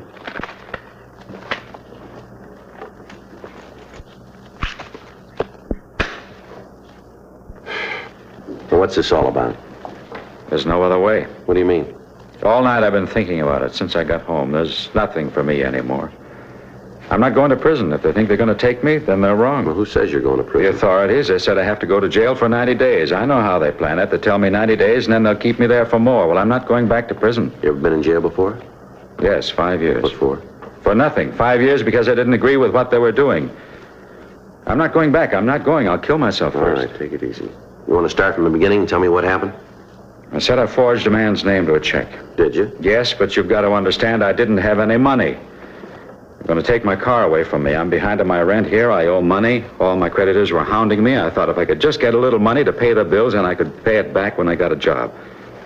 I was going to pay it back, all of it. I really was. How much was the check? $250. Whose name did you sign to it? A man I know. I got a check and signed his name. He has the money. I was going to pay him back. I have a job coming up. As soon as I got paid, I was going to put the money back. I didn't mean any harm. I knew it was wrong, but it was the only thing I could think of. They were hounding me. Well, what about that car? Couldn't you sell it? I suppose so, but then if I did, I wouldn't be able to get to my job. I needed my car for that. I had to keep the machine. Well, you'll have a trial. If you tell them what happened, they'll probably understand. The court will make an allowance. I've had a trial. I told them I was guilty, that I did forge a check. They told me I had to go to jail. You said you'd been in prison before. Yes. 5 years, and I escaped. Where was that? In Czechoslovakia. They put me in prison because I wouldn't do what they told me. They killed my father and my mother, and then they put me in prison. I know what it's like. I'm not going back. Well, the prisons here aren't concentration camps, you know Well, that's what you say. I know different. I've lived in them. You see here? You see these 4 teeth in front? Yes, I see them. Well, they're false. Is that right? I lost the teeth when I was kicked by a guard. You know why I was kicked? You know why he did it? No. Because my clothes were torn. That's the reason he kicked me. I tore my clothes, so he knocked my 4 front teeth Well, out. that's all over now, isn't it? Things like that don't happen here. Well, maybe not out in front of people, but they happen in the prisons. I'm not going to have it happen to me again. There were 800 of us, all arrested at the same time. 800, Mr. Hughes. Yeah. 800 men, people I knew. 800 human beings with homes and families. And I'm the only one alive now. All the rest were killed. All taken to Buchenwald and run through the showers. Now, don't tell me about prisons, Mr. Hughes. I know. I've lived in them. Tell me something. Yes. You remember the name of the judge who sentenced you here on the forgery charge? Yes. Well, let me call him. Let me get him over here and talk this thing over. We can work something out. There's no reason for you to do a thing like you're planning here. It's not that important. Maybe not to you. It isn't to anybody. And we can work something out here. Let me call the judge. No, sit down, Mr. Hughes. Look, I'm not a stupid man. I have degrees from 3 universities. I speak 4 languages. I spent 5 years jumping every time a guard looked at me. 5 years wishing they'd kill me. 5 years wishing I could live in hell because it'd be much better than the way things were. Now they think they're going to send me back. They're not. You understand that, don't you, Mr. Hughes? Don't you? Yeah, I think I understand it. Look, you said yourself that you thought about it all night. Now, isn't it possible that you're making this thing more important than it really is? No. I came in here to help you. I want you to help yourself. Get your hands off me, Mr. Hughes. Now get over there. Look, I don't know how to tell you, Patachek. I don't know how to make you believe me, but none of us want to hurt you. We want you to be happy here. That's one of the reasons you came to this country, isn't it? Yes, I read the books about freedom. That's why I came here. Now they're trying to take that freedom away from me. Before I even have it, they're trying to take it away from me. I forged a check. I admitted it. I told them I did it. But I told them I'd pay the money back. That didn't seem to make any difference. They still said I had to go to jail. Well, you said yourself that you were put in prison for not agreeing with the authorities. Isn't that what you said? Yes, that's what I said. Well, they don't do that in this country. You know that. Everybody's entitled to his own opinion, live his own life. We got laws that are written by the people to protect the people. You understand that, don't you? The people themselves write the law. Yes, I understand that. Well, you don't break a law just a little bit. Either you keep it or you don't. Do you understand that? Yes. Well, you broke the law, didn't you? Isn't that right? I told you I did. I broke the law. All right, now listen. After you've broken a law, you can't make it right by saying you'll pay the money back. But the fact that you do want to rectify your mistake will certainly be taken into consideration by anybody in authority. You understand that? I don't know. I try to think. I've thought about it over and over. I can't come to any answer. Where are you going? Got to take something for this headache. Got a bad headache.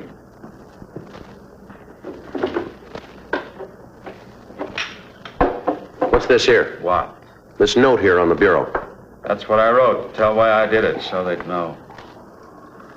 Nobody understands what has happened to me. I cannot accept a jail term. All I want is to find peace and freedom. I guess this is the only way to do that. I'm sorry to cause anybody any trouble. Please take care of my dogs. Patachek? Yes? You know this is all wrong, don't you?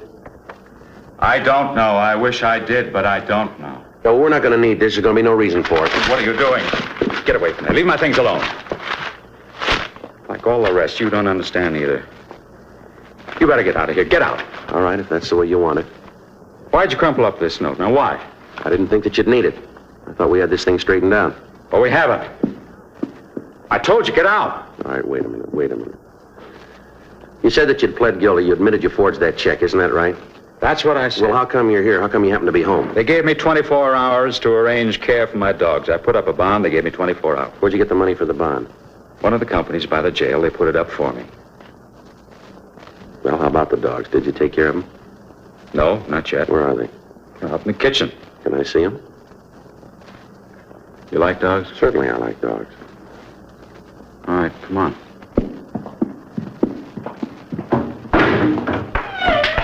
There they are. This one's Marta. This little one's Eric.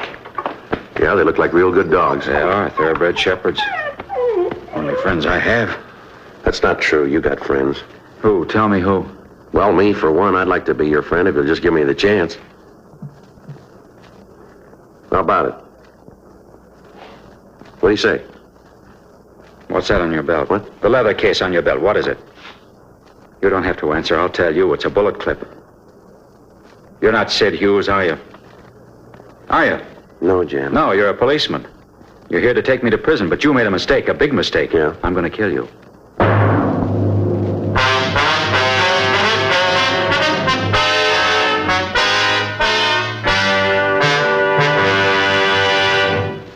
You are listening to Dragnet, the authentic story of your police force in action.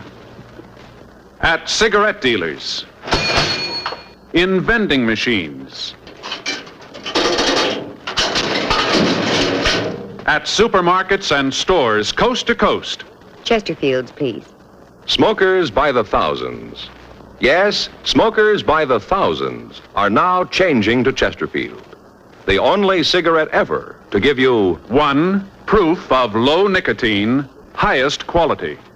Chemical analyses of the country's 6 leading brands confirm that. 2, the only cigarette ever to give you this proven record with smokers. Again and again, over a full year and 1/2, a group of Chesterfield smokers have been given thorough medical examinations.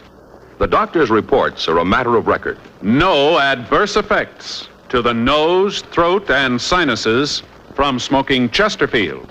A responsible independent research laboratory supervises this continuing program. Chesterfield, the only cigarette ever with a record like this. Chesterfield, best for you.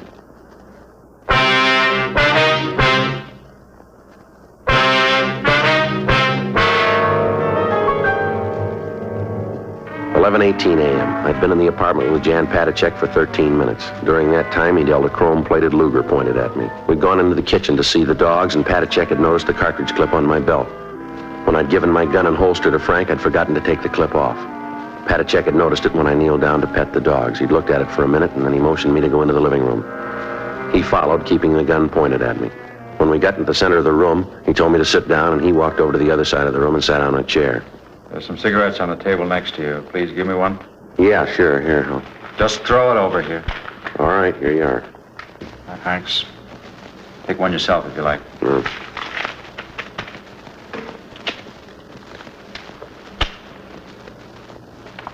Who are you? My name's Friday. You're a policeman, aren't you? That's right. You know, killing isn't new to me. I've done it before. All right? Yeah. See this gun? Yeah. I killed the man who owned it. He was the one at the prison camp, the one who kicked me. After I escaped, I went back. Now I have the gun. Now I don't have to listen to other people who tell me what to do or when or how to do it. You'll listen to me because you know if you don't, I'll kill you. You know that, don't you? Maybe. I've seen a lot of killing. I know what it is. I won't hesitate to kill you. What about the people you know here? What about? How are they going to feel after you've done away with yourself? It won't matter to them. You sound pretty sure about that. I'm as sure as I can be. You mean that in the 2 years that you've been over here in this country, you haven't made any friends that are going to care about you? None at all. What about the people in that picture? What? Right here. This photograph here. Christmas party, all the signatures. Won't they care? No. How about this one here? Says to Jan with deepest regards. Signed Mary Jane. Is this her? Yes, that's her. Looks like a nice girl to me. She is. Well, she'll care, won't she? I don't think so. Why? Because all of them, they felt sorry for me all the time. They tried to make it easier because they felt sorry for me. They thought I didn't know, but I did. All the time, I knew. Well, some of the things that they wrote on the pictures doesn't make it look like that. Some of them are pretty nice. They didn't mean them. You really believe that? I don't have any other choice. How long's it been since you did believe in anything? Long time. How long? I guess since my mother died. When was that? At the beginning of the war. Right after the conference. They came one night. They took her and my father. Took them both. I never saw them again. I heard what happened. Guess that's the time I stopped believing in anything. How'd you happen to come over to this country? After I escaped, I went to England for 5 years. I worked with the Czech forces there. Then, when the war was over, I got permission to come here. I think you said before that you came over here because you wanted the freedom. Isn't that right? Yes. You found it, didn't you? I guess so. Anyone ever try to tell you where you could go? No. What church to go to? No. You can say what you think, can't you? Yes. Yeah. Well, why do you want to do this thing? I try to tell you, I know about prisons. I know what goes on behind the doors. I lived there. I lived and died in them. You ever been in one? Yes. As a prisoner? No, not as a prisoner. Well, that's just it. Maybe they got you fooled, too. I remember when the people from the relief organizations would come along. The guard would take us out in the court of the prison. They'd make us stand there and tell the people how good they were to us. If we didn't say it that way, then they'd take us back and beat us to death. I know what goes on behind the doors. I know because I saw it. I lived it. Now, don't tell me what happens. Now, you and your law come along and tell me that you're going to send me back. What about them? Who's going to take care of the dogs? Isn't that the reason that you're here? Isn't that the reason you came home? Who's going to take care of them? I don't know. Somebody will. They're going to miss you. They'll miss me feeding them, that's all. You know better than me. Martha, Eric, be quiet. Well, they seem to mind, don't they? They're well trained. You ever shown them? No. We have a lot of good dog shows around here. You ought to show them. They'd probably do real good. Do they have dog shows in prison? I don't know how to tell you. I don't know how to make you believe me. If you just let me get that judge over here, let him talk to you. Maybe he can make you believe that it's not going to be like it was in your country. You'll be well fed, you'll get decent clothes, nobody's going to beat you. We don't do things like that here. I'm not going to prison. Just let me get that judge over here. Now, let me call him on the phone. He can be here in just a few minutes. He'll tell you. He can do something. There's no reason why we can't work this thing out. Now, let me try to help you, please. I want to believe you, Mr. Friday. I really do, but it's hard to believe in anything. I'll just ask you one thing. Trust me. I've never seen you before. I don't know you outside of this room, but I ask you to believe me. And I promise you, I give you my word that I won't let anything happen to you. I don't know. I don't know. Let me have that gun. Let me take it, and then we can work things out. Really think we can do it? I think we can. John? John, let me in. I want to see you. They're here now to take me. You won't let them do it, will you? Please don't let them take me. Don't worry. All right, you down there. Get away from that door. All right, come on, Jan. I'll go crazy if they put me in prison again. I know I will. I don't want to go back. Jan, come on. Give me the gun, will you? I won't go back. If I go this time, it'll be for good. Now, if they take me this time, they'll kill me for what I did. I know they will. No, they won't, Jan. Now, please, give me that gun. John, let me in. Get away from that door and stay away, will you? They're going to break in. Quick, we got to hide. If they find us, they'll kill us both. Come on, Jan, believe me. I won't let anybody hurt you. I promise. I give you my word. Now, give me that gun. You mean that? I do. You won't let them take me? No, now, come on. Give me the gun. I want to believe you. I want to believe you. Do it. Trust me, Jan. I won't let you down. Come on, give me the gun. Get away from that door. I'm doing the best I can.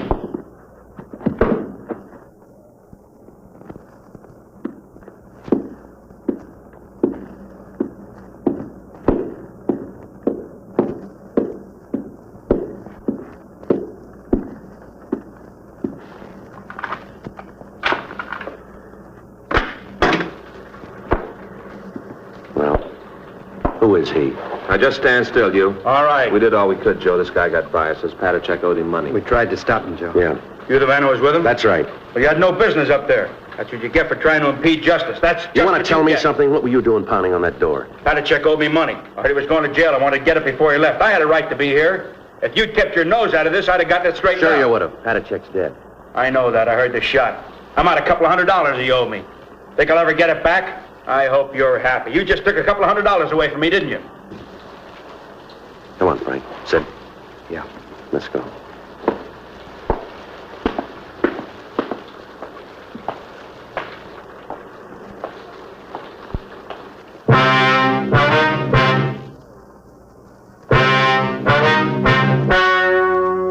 The story you have just heard is true.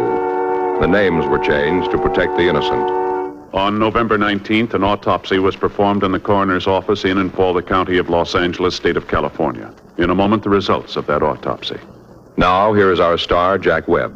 Thank you, George Fenneman. Friends, we've been getting letters from people all over the country telling us that they've switched to Chesterfield. Just as I've been telling you, thousands of smokers are changing to Chesterfield because only Chesterfield gives proof of low nicotine, highest quality.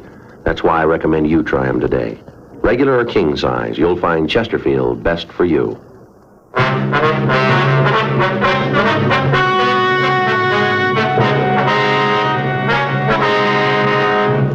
The coroner's autopsy disclosed that the death of Jan Patachek resulted from a self-inflicted gunshot wound. It was officially recorded as a suicide.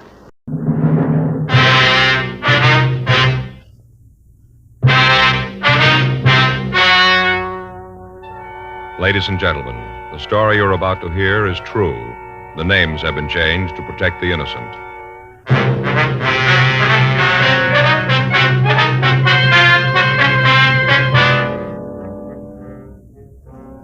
You're a detective sergeant.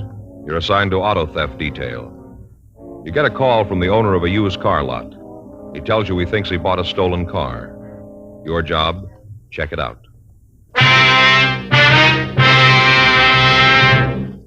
Smokers by the thousands are now changing to Chesterfield, the only cigarette ever to give you 1, proof of low nicotine, highest quality. 2, this proven record with smokers. No adverse effects to the nose, throat, and sinuses from smoking Chesterfield.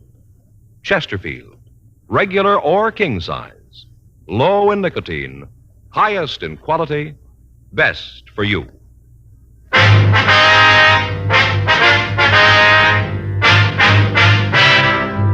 Dragnet, the documented drama of an actual crime. For the next 30 minutes, in cooperation with the Los Angeles Police Department, you will travel step by step on the side of the law through an actual case transcribed from official police files. From beginning to end, from crime to punishment, Dragnet is the story of your police force in action.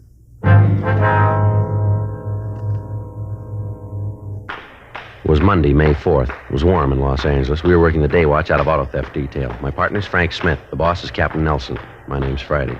I was on my way into the office, and it was 7:56 a.m. when I got to room 40. Auto theft. Is that you, Joe? Yeah. Hi. When'd you get in? Well, about 7:30. I woke up at 5. I couldn't get back to sleep. What's the matter? Oh, I'm sore, Joe. I don't think I could lift a pencil to make out a report today. Is that right? What happened? Baseball. Baseball? Yeah. I tell you something, Joe. I found it out yesterday. I ain't no Chuck Stevens. Is that right? Yeah. Yesterday morning, I got up early. I'm going to do a little work in the garden. It was a beautiful day, you know. Felt real great. Uh-huh. I got out in the backyard. I'll take it easy, listen to the ball game, you know. Easy day. Yeah. And about 10, that guy next door, Neil Radcliffe, came over. That's the fellow in the fire department, isn't it? No, Joe, that's Bud Hendricks in the fire department. Neil works for an insurance company. Yeah. Well, Neil's company is going to sponsor a team in the Little League. You know, kids' baseball team. Mm-hmm. I think I read something about that in the papers, didn't I? Yeah, suppose you did. They're pretty good, too. Mm-hmm. Well, Neil's got sort of a tryout yesterday, lined up for his team. Practice, you know. Mm-hmm. And he wanted me to umpire. Do you know anything about being an umpire? Well, Joe, sure I do. And besides, Neil figures since I'm a policeman, the kids will believe me. He had a little trouble with them himself last week. I always thought you had to go to some sort of a school to be an umpire. Well, Joe, you do for the regular leagues, but this was just a practice game. Neil's team and some kids in the neighborhood. Yeah. So I told him, sure, I'd do it. I changed my clothes, went out to park with him. You know, I thought it might be good public relations for the police department. You know what they tell us. Being an umpire would be good public relations, huh? Well, Joe, the bulletins say get out, get around the neighborhood, know your friends and their kids. All right, go ahead. Joe, those kids are on the wrong league. What do you mean? They're murderers. How's that? The way they play the game, baseball. I never saw such ball. Is that a fact? Yeah. I figured, you know, softball, underhands, kids pitching, be easy to call. Mm-hmm. Joe, it's regulation hardball. Just like that. Bases are a little closer, but it's just like the big leagues and the way those kids throw the ball. A couple of times there, I thought they were just kidding. I'd hear this thump, never see the ball. Thought the kid catcher would just hit in his hand, his glove, you know. And all of a sudden he'd turn around, and there it'd be right in his mitt. Mm-hmm. Golly. Well, how'd you get so sore if you just umpired the game? You stood in one place, didn't you? While I was umping the game, yeah, but this team of Neil's was skunking the other kids so bad that we had a little reorganization. What do you mean, reorganization? Well, the end of the second inning, the score was 14-2, and I thought that was a little unfair to the neighborhood kids. Being the umpire, you certainly had the right to think it was unfair. Well, I got out and I told them what I thought, so I decided to play first base for him. You what? I played first base for him. With all those kids? Sure. Fun. I played 5 straight innings. That's what I was just going to ask you. Yeah. Finally, I had to quit. Could hardly move. Didn't seem to make any difference where I was, Joe. Those kids weren't there. They just ran me ragged. Yeah, well, maybe you better take it a little easy today, huh? Would you like the day off? No, not the day off, Joe, but, you know, I'll take it easy. Faye rubbed liniment on my back all night.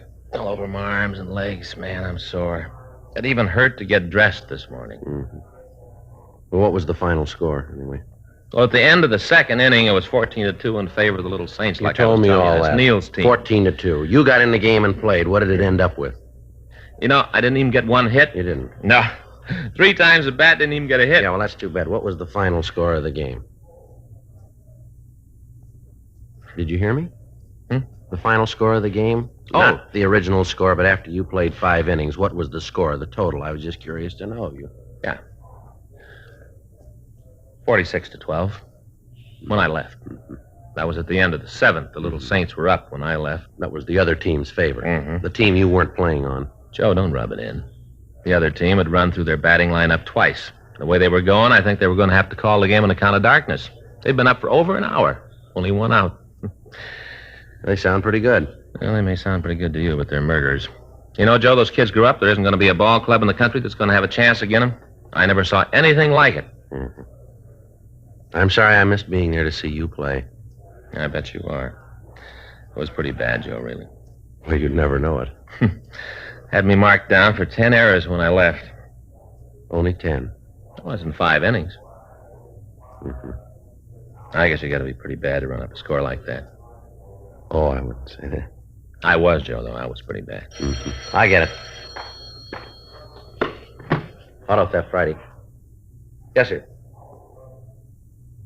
Mm-hmm. Sure, we'll be right out. Want to give me that name again, please?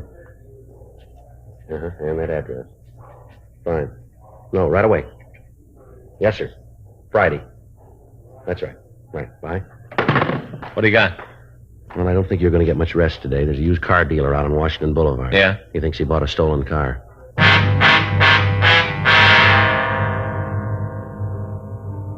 8:15 a.m. We left the office and we drove out to the McGowan Car Company. It was a large lot on Washington Boulevard. Along the front of the place, there was a line of late model cars, each advertised as today's special.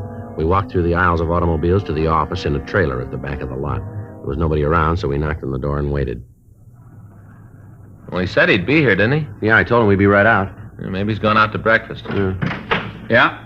Mr. McGowan? That's right. Police officer, sir. You called our office. My name's Friday. Oh, yeah. Come on in. Thank you. Come on in the back. Just having a cup of coffee. Fix you guys up with one? No, sir, not for me. How about you? Yes, sir. Sure. I'll have a cup with you. Good. Go on back and sit down. I'll bring it right back. Thank you. Say, I didn't get you fellas' names. My name's Frank Smith. This is my partner, Sergeant Friday. Oh, glad to meet you. I talked to you on the phone, didn't I, Mr. Friday? Yes, sir, that's right. Thought so. Never forget a name. Never do. There's your coffee. Thank I'm Jesse McGowan. Guys on the row are all the time kidding me about my first name. Jesse. Get it? No, sir, I don't believe I do. Jesse. Jesse James. Oh, yeah, sure. Well, anyway, I wanted to tell you about what this guy came in Saturday night. Last Saturday? Yeah, you see, we stay open till 10 on Saturday night. This guy must have come in about 9. Jack went over to take care of him, but the fella said he wanted to see the manager, so Jack brought him back here. I see. Said he had a car to sell, brand new Merc. Beautiful car. Say, I got a box of donuts here if you'd like one. No, thanks. I don't think I'll have one. Didn't get a chance to eat this morning and got to worrying about this deal. Mm-hmm. Got some of these new kind with the cinnamon on top. Sure good. Well, I told this guy we'd like to buy the car, but we were kind of overstocked on Mercs. Yeah? He said he'd just come out from the east and bought the car when he got here. Said that right after he paid for it, he lost his job and had to get some money out of it. Uh-huh. I asked him if he'd like to make a trade, you know, transportation car and money to boot. Offered him a good deal on a Nash Rambler. Just got a couple of 51s in. Yes, sir. He said he wanted to sell the car outright. Said he was going to leave town. He wanted to get his money out of the car. I asked him how much he wanted for it. Mm-hmm. He told me he'd have to let it go for $2,200.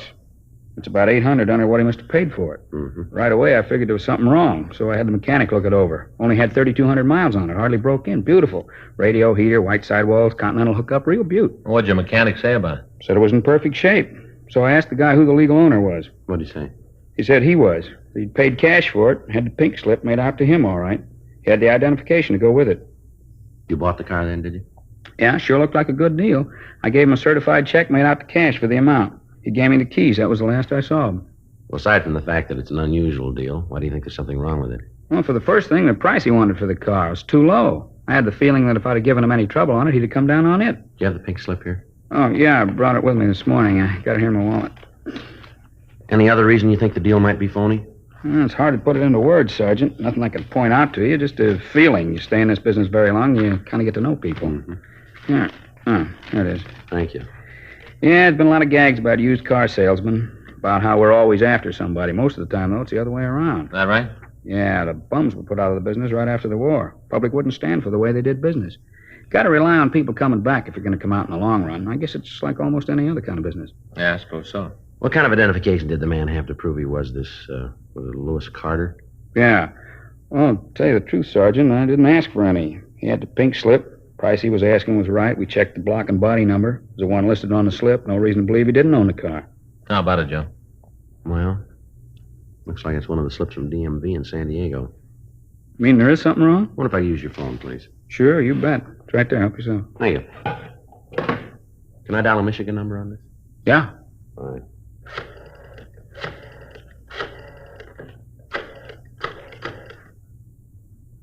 2507, please. Yeah, auto theft. Hi, this is Joe Friday. Yeah. Say, we got a pink slip out here. Looks like it's one of those that were stolen from DMV down south. No, down south, San Diego? Mm-hmm. You got the list there? Yeah, I'll wait. You mean somebody stole a pink slip from the department? Yes, sir, as near as we can figure it, about 24 of them. Never heard of that. Well, this is the first one of them. Hello? Yeah. All right. Made out to a Lewis Franklin Carter. No. C Charlie, yeah. A-R, D-Dog, yeah. E-R. Carter, yeah. Mm-hmm. Registration number is 660-, no, 2 6s. 660-, 2 more 6s, 667. 660-667, that's right. Address, 4287 Ingram Street, Los Angeles. LA 5. Engine number 585509. All right, I'm sorry.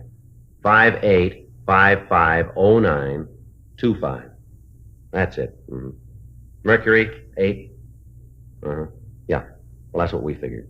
You got anything on the car? Mm-hmm. No, it was sold Saturday night. That's right. Yeah, there should be something out on it. Okay. Right. Thank you. How about it? The car stolen? No report yet, sir. I gotta call the bank. Now, you said you gave the man a certified check. Yeah, I gotta stop payment on it. Ain't gonna be easy either. He can cash it any place. Sure looks like I'm out $2,200. Well, it isn't likely he's been able to cash it by this time, sir. Maybe not, but I'll give long odds that he's standing in line when the door's open. I better give him a call.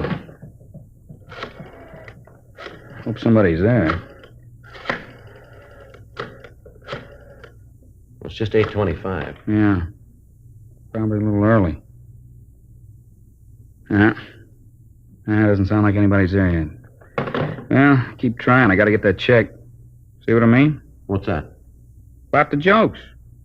Now, we're the ones always trying to get away with a fast deal. No such thing. Take this one, for instance. Yeah? I bought the car in good faith. Paid cash for it. Gave the guy just what he asked for. Well, not quite, sir. Huh? We get a little more than that.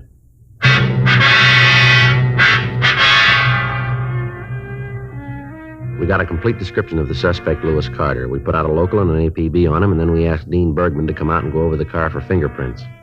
The owner of the used car lot, Jesse McGowan, told us that the car had been washed and cleaned thoroughly, but he didn't think we'd be able to come up with any fingerprints.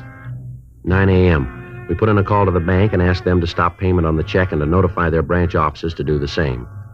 McGowan supplied the number of the check, and the information was gotten out to the other banks and check cashing agencies in the area. Bergman finished checking the car, and he told us that the only print that he'd been able to find was a partial thumbprint under the dashboard. We rolled the prints of the man who'd washed the car, along with those of McGowan and the other people on the lot who'd come in contact with the automobile. None of theirs matched. We checked with the office and told them that we'd check out the address listed on the pink slip. 9:37 a.m. We pulled up in front of 4287 Ingram Street. It was a large 2-story place that had been converted into a rooming house. There were several cars parked in the front yard. We went up to the front door and rang the bell. Want to try it again? Yeah. I didn't know there were any of those around anymore. Don't see many of them nowadays. What? What kind of doorbell? Oh, yeah. Yeah? I'd like to see Lewis Carter. I'm him. What do you want? Police officers. We'd like to talk to you. Cops? What do you want with me? Might be better if we talked inside. Huh? Inside? Oh, yeah. Come on in. I just got up. Either one of you guys got a cigarette? Yeah. Thanks. How about a match? Here. Thanks. Well, what do you want to see me about? Something wrong? You own a 53 Mercury convertible? Yeah, why? You know where it is? It should be out in front. Why? You leave the keys in your car when you park it? Once in a while I forget it, yeah. Look, I don't know if it's there now, though. Your car's been stolen, Mr. Carter. Huh? Your car's been stolen. Wait a minute. Yeah, you're right. Well, where is it? You got it back for me? Is it in the police garage? No, sir, I'm afraid it's not that easy. It was sold Saturday night.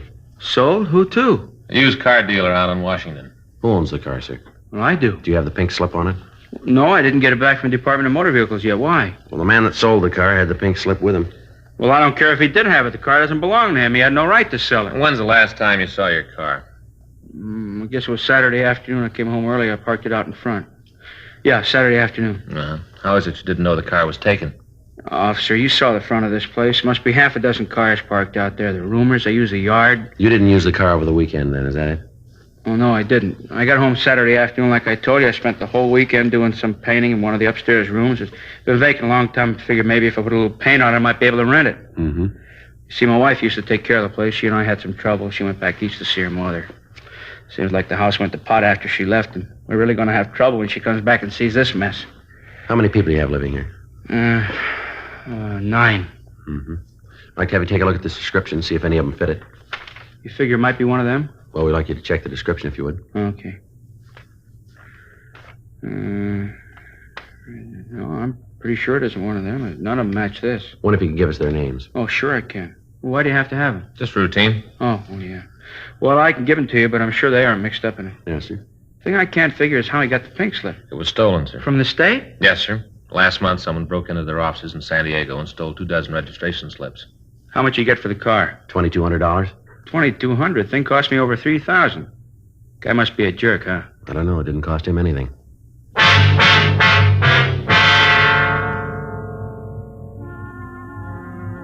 $10:15 a.m. We went by the used car lot and picked up the owner. We took him down to the city hall and had him check the mug books. After going through the pictures, he was unable to give us an identification of the man who'd sold him the stolen automobile. We checked the names of the people who lived at Lewis Carter's house. One of them had a record of arrest on charges of violation of Section 4127A of the Los Angeles Municipal Code. He'd served a short term in the city jail, and then he'd been released. His physical description, however, did not match that of the suspect we were looking for. 11:35 a.m. We had the used car dealer taken back to his lot, and Frank and I checked into the office. About the only thing we got working for us is the check. Yeah, I hope they get the word out in time. He gets his hands on that money, and he can go a long way. I get it. Auto theft Friday. Yes, sir. Yes, sir, we did. Uh-huh. Right. That's right. Be there as soon as we can make it. Right. Bye. Well, he isn't going far. What do you mean? He's at the bank now.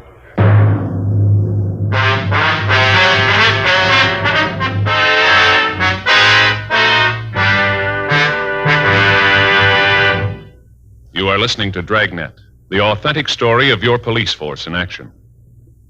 At cigarette dealers, in vending machines, at supermarkets and stores coast to coast. Chesterfields, please. Smokers by the thousands. Yes, smokers by the thousands are now changing to Chesterfield. The only cigarette ever to give you... 1, proof of low nicotine, highest quality. Chemical analyses of the country's 6 leading brands confirm that. 2, the only cigarette ever to give you this proven record with smokers. Again and again, over a full year and 1/2, a group of Chesterfield smokers have been given thorough medical examinations. The doctor's reports are a matter of record. No adverse effects to the nose, throat, and sinuses from smoking Chesterfield. A responsible independent research laboratory supervises this continuing program. Chesterfield, the only cigarette ever with a record like this. Chesterfield, best for you.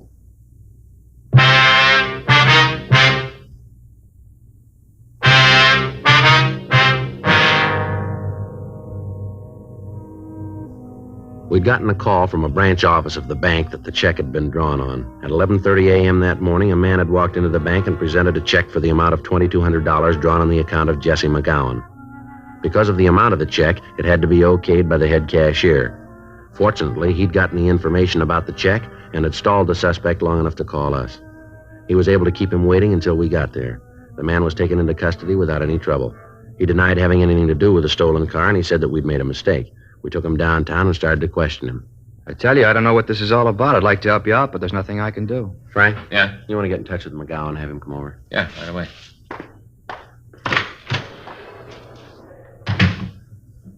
Do you want to tell me again where you got that check? It was against the law to have a check. I'd like to know where you got this one. I won it. Where? Look, I don't know what this is all about. I'm not about to get any of my friends in trouble by naming them. I got nothing to do with this, let alone my pals. You'll save yourself a lot more trouble if you'll tell us where you got the check. All right, I won it in a poker game. Pretty high stakes. Yeah, we gave up kid games. Where'd you win it from? I told you I wasn't going to name any names. We're going to get them sooner or later, you know that. Not for me, you aren't. You build it any way you want. That's the way I figure it. When was this poker game? Saturday night. Where? I'm sorry, there's another one I can't answer. You been in San Diego lately? Not for a couple of months. When's the last time you were down there? I don't remember right off. It'll help if you can. What do you mean, help me? I got no trouble. You guys make a pinch while I'm trying to cash a check. I won the money. It was a payment for a debt. All I was trying to do is get my money. There's nothing wrong with that. There's nothing wrong. Why don't you tell us who you won the money from? And have you guys throw a beef at them? Nothing doing. I read where you fellas spend your time breaking up a game of old maid. It's a little more serious than that, isn't it? Well, maybe to you. I got no problem. All I got to do is sit tight. You keep believing that, mister. You keep acting like this, and you'll see what a problem you really got here. McGowan's on his way over, Joe. Who's McGowan? He's the man who wrote the check you tried to cash. Waste of time. You don't know me. We'll let him decide that. Go ahead. Have your fun. A couple of questions we'd like to ask you. Go ahead. I got nothing more important to do. Checked your name through our identification bureau. Came up with some mighty interesting things. Is that right? Yeah. Let me see, Frank. Here. True name Harold Drake, is that right? Yeah. Your address is listed as 2917 Ledgewood Drive, is that right? Yep. You told us you'd never been arrested. I haven't. Let's take a look at the picture. You got the room rigged for movies? I'm going to tell you something, Drake. You mark it down, you remember it. The sooner you stop playing footsie with us, the better it's going to be for you, understand? When do you bring out the rubber hose? That went out with the story you're trying to hand us. Here's the picture. Mm-hmm. Yeah, the guy looks a lot like me. Didn't know any better. You might think we were twins. Yeah, if you didn't know better. But we do, huh? Oh, come off it, Drake, will you? We got you nailed and you know it. You want to sit there and dream up these fairy tales? That's up to you, but we got a job to do. We know you'll stand for this, and so do you. Now, why don't you save us both a lot of trouble and cop out? Look, I'd like to do it, Sergeant. No lie, I really would. But I can't cop out to something I had nothing to do with. All right. Start all over again. Where did you get the check? A guy gave it to me to pay off a poker debt. You going to tell us who the guy is? No. I think it's time to stop playing games. Now, let's get down to what we got in the books here. You claim you never been arrested. We got a package on you here that shows 3 arrests and 2 convictions. And a guy that looks like me. Let's go down the hall and roll your prints. That'll clean it up, won't I'm it? for that. Now, go on. Tell me the rest of the fairy tale. I'll lay it out for you in 1-syllable words. That'll make it easy for you. You broke into the offices of DMV down in San Diego on February 28th. Yeah, Dago's nice in February. Somebody's going to write a song about it sometime. You stole 26 pink slips, ready for mailing to the owners. You must mean somebody else. Now, that smile's going to come off your face, Drake, when McGowan walks in. Look, here. I don't know who Mr. McGowan is, but I'll be happy to meet him. Now, tell me, what did I do after I stole the pink slips? You got the address of Lewis Carter. Then you went to his home on Saturday night and you stole his car. You drove it down to McGowan's used car lot, and with a pink slip, you sold it to him for $2,200. I was busy that night, wasn't I? What are you trying to prove with all this talk, Drake? You trying to make it rough on yourself? Is that what you want? I'm not trying to do anything. All I'm doing is trying to go along with you guys. I'll check and see if McGowan's here. All right.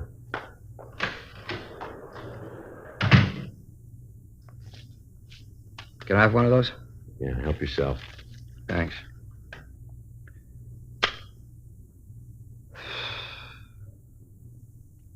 You know, I wouldn't have your job for all the money in the world. All right. Yeah, it's a lousy way to live. Going around trying to get people to cop out to things they didn't do. That's the way it looks to you, doesn't it? From anywhere I sit, it turns out just that way. A couple of things wrong. What? Your record, for one thing. If you can prove it's mine. All we got to do is walk down the hall and you've had it. As soon as we check the prints, we've turned the key. Sounds good the way you tell it. Going to sound better the way the judge says it, isn't it? Who's writing for you? You were arrested in 1939 for auto theft. You served 3 years. Arrested in 1945, suspicion grand theft auto. Dismissed. There, you see. They knew they had the wrong guy. Nobody's told us. Another arrest in 1946, grand theft auto. Served 4 years. Case of mistaken identity. Is that what happened both times? Some people got very bad eyes. Now, you take this fellow McGowan you're bringing in here. Wouldn't be at all surprised if he had bad eyes. You know, there's one way to get yourself out of this, and that's to tell us where you got that check. I don't know how to do it any more simple than I have, Sergeant. I won it playing poker, and I'm not going to tell you who I won it from. It wouldn't do any good. I don't know who's been giving you advice, mister, but you aren't playing it very smart. Really? The guy who dreamed up this routine probably spent the next 20 years at Q. As a matter of fact, he's still walking around. All right, mister, let's go down the hall and check your prints. Come on in, Mr. McGowan. Yeah, that's a man. You sure about that? Swear to it in court. What are you trying to do? Cause me a lot of trouble? I haven't done anything and you know it. Now you come in here and you say that's the man. You know what they can do to me? All right, Drake, that's enough of that. Let's go, Mr. McGowan. Swear to it in court. That's the man who sold me the car. How about it, Drake? Nothing more, huh? Yeah, we'll roll your prints and check them against the record. I got a couple of parcels from San Diego. If yours match up, and I think they will, you've had it. No way out, huh? Not that I can see. Oh, what happens, now this is just a wild question for the sake of argument. What happens if I cop out, plead guilty? We got nothing to say about that. You can't help out, huh? No, sir. Save the taxpayers a lot of money, no trial. I told you we got nothing to say about that. Not much to gain then by copping out, huh? We got you made if you do or you don't. Maybe make it a little easier if there's no jury trial. That's up to the judge. Nothing you can do? It'll go into the book that way. Mm-hmm. Got another cigarette? You're right there. Help yourself. Thanks.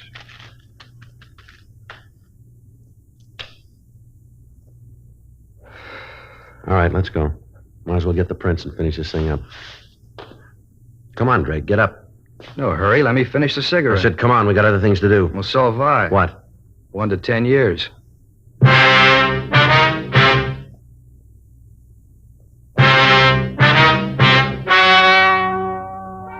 The story you have just heard is true. The names were changed to protect the innocent. On September 15th, trial was held in Department 98, Superior Court of the State of California, in and for the County of Los Angeles. In a moment, the results of that trial. And now, here is our star, Jack Webb. Thank you, George Fenneman. Well, this is brief, but I think very much to the point. Chesterfield is the only cigarette that gives you proof of low nicotine, highest quality. That's what I want in my cigarette, and that's what you should look for in yours. Chesterfield, regular or king size, best for you. Try 'em.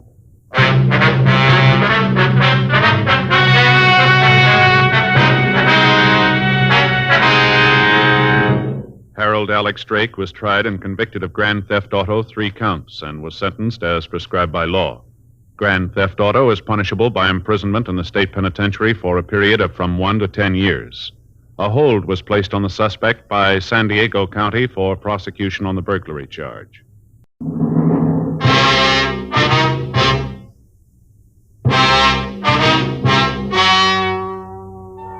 Ladies and gentlemen, the story you're about to hear is true. The names have been changed to protect the innocent.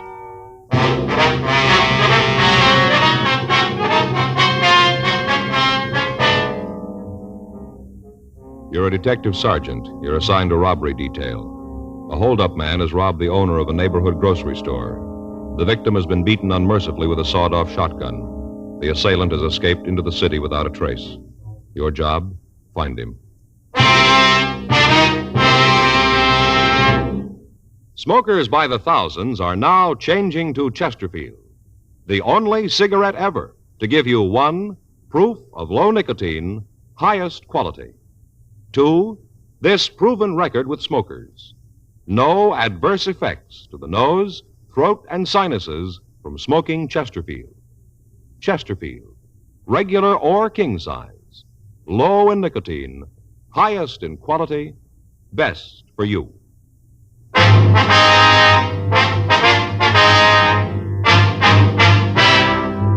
Dragnet, the documented drama of an actual crime. For the next 30 minutes, in cooperation with the Los Angeles Police Department, you will travel step by step on the side of the law through an actual case transcribed from official police files. From beginning to end, from crime to punishment, Dragnet is the story of your police force in action.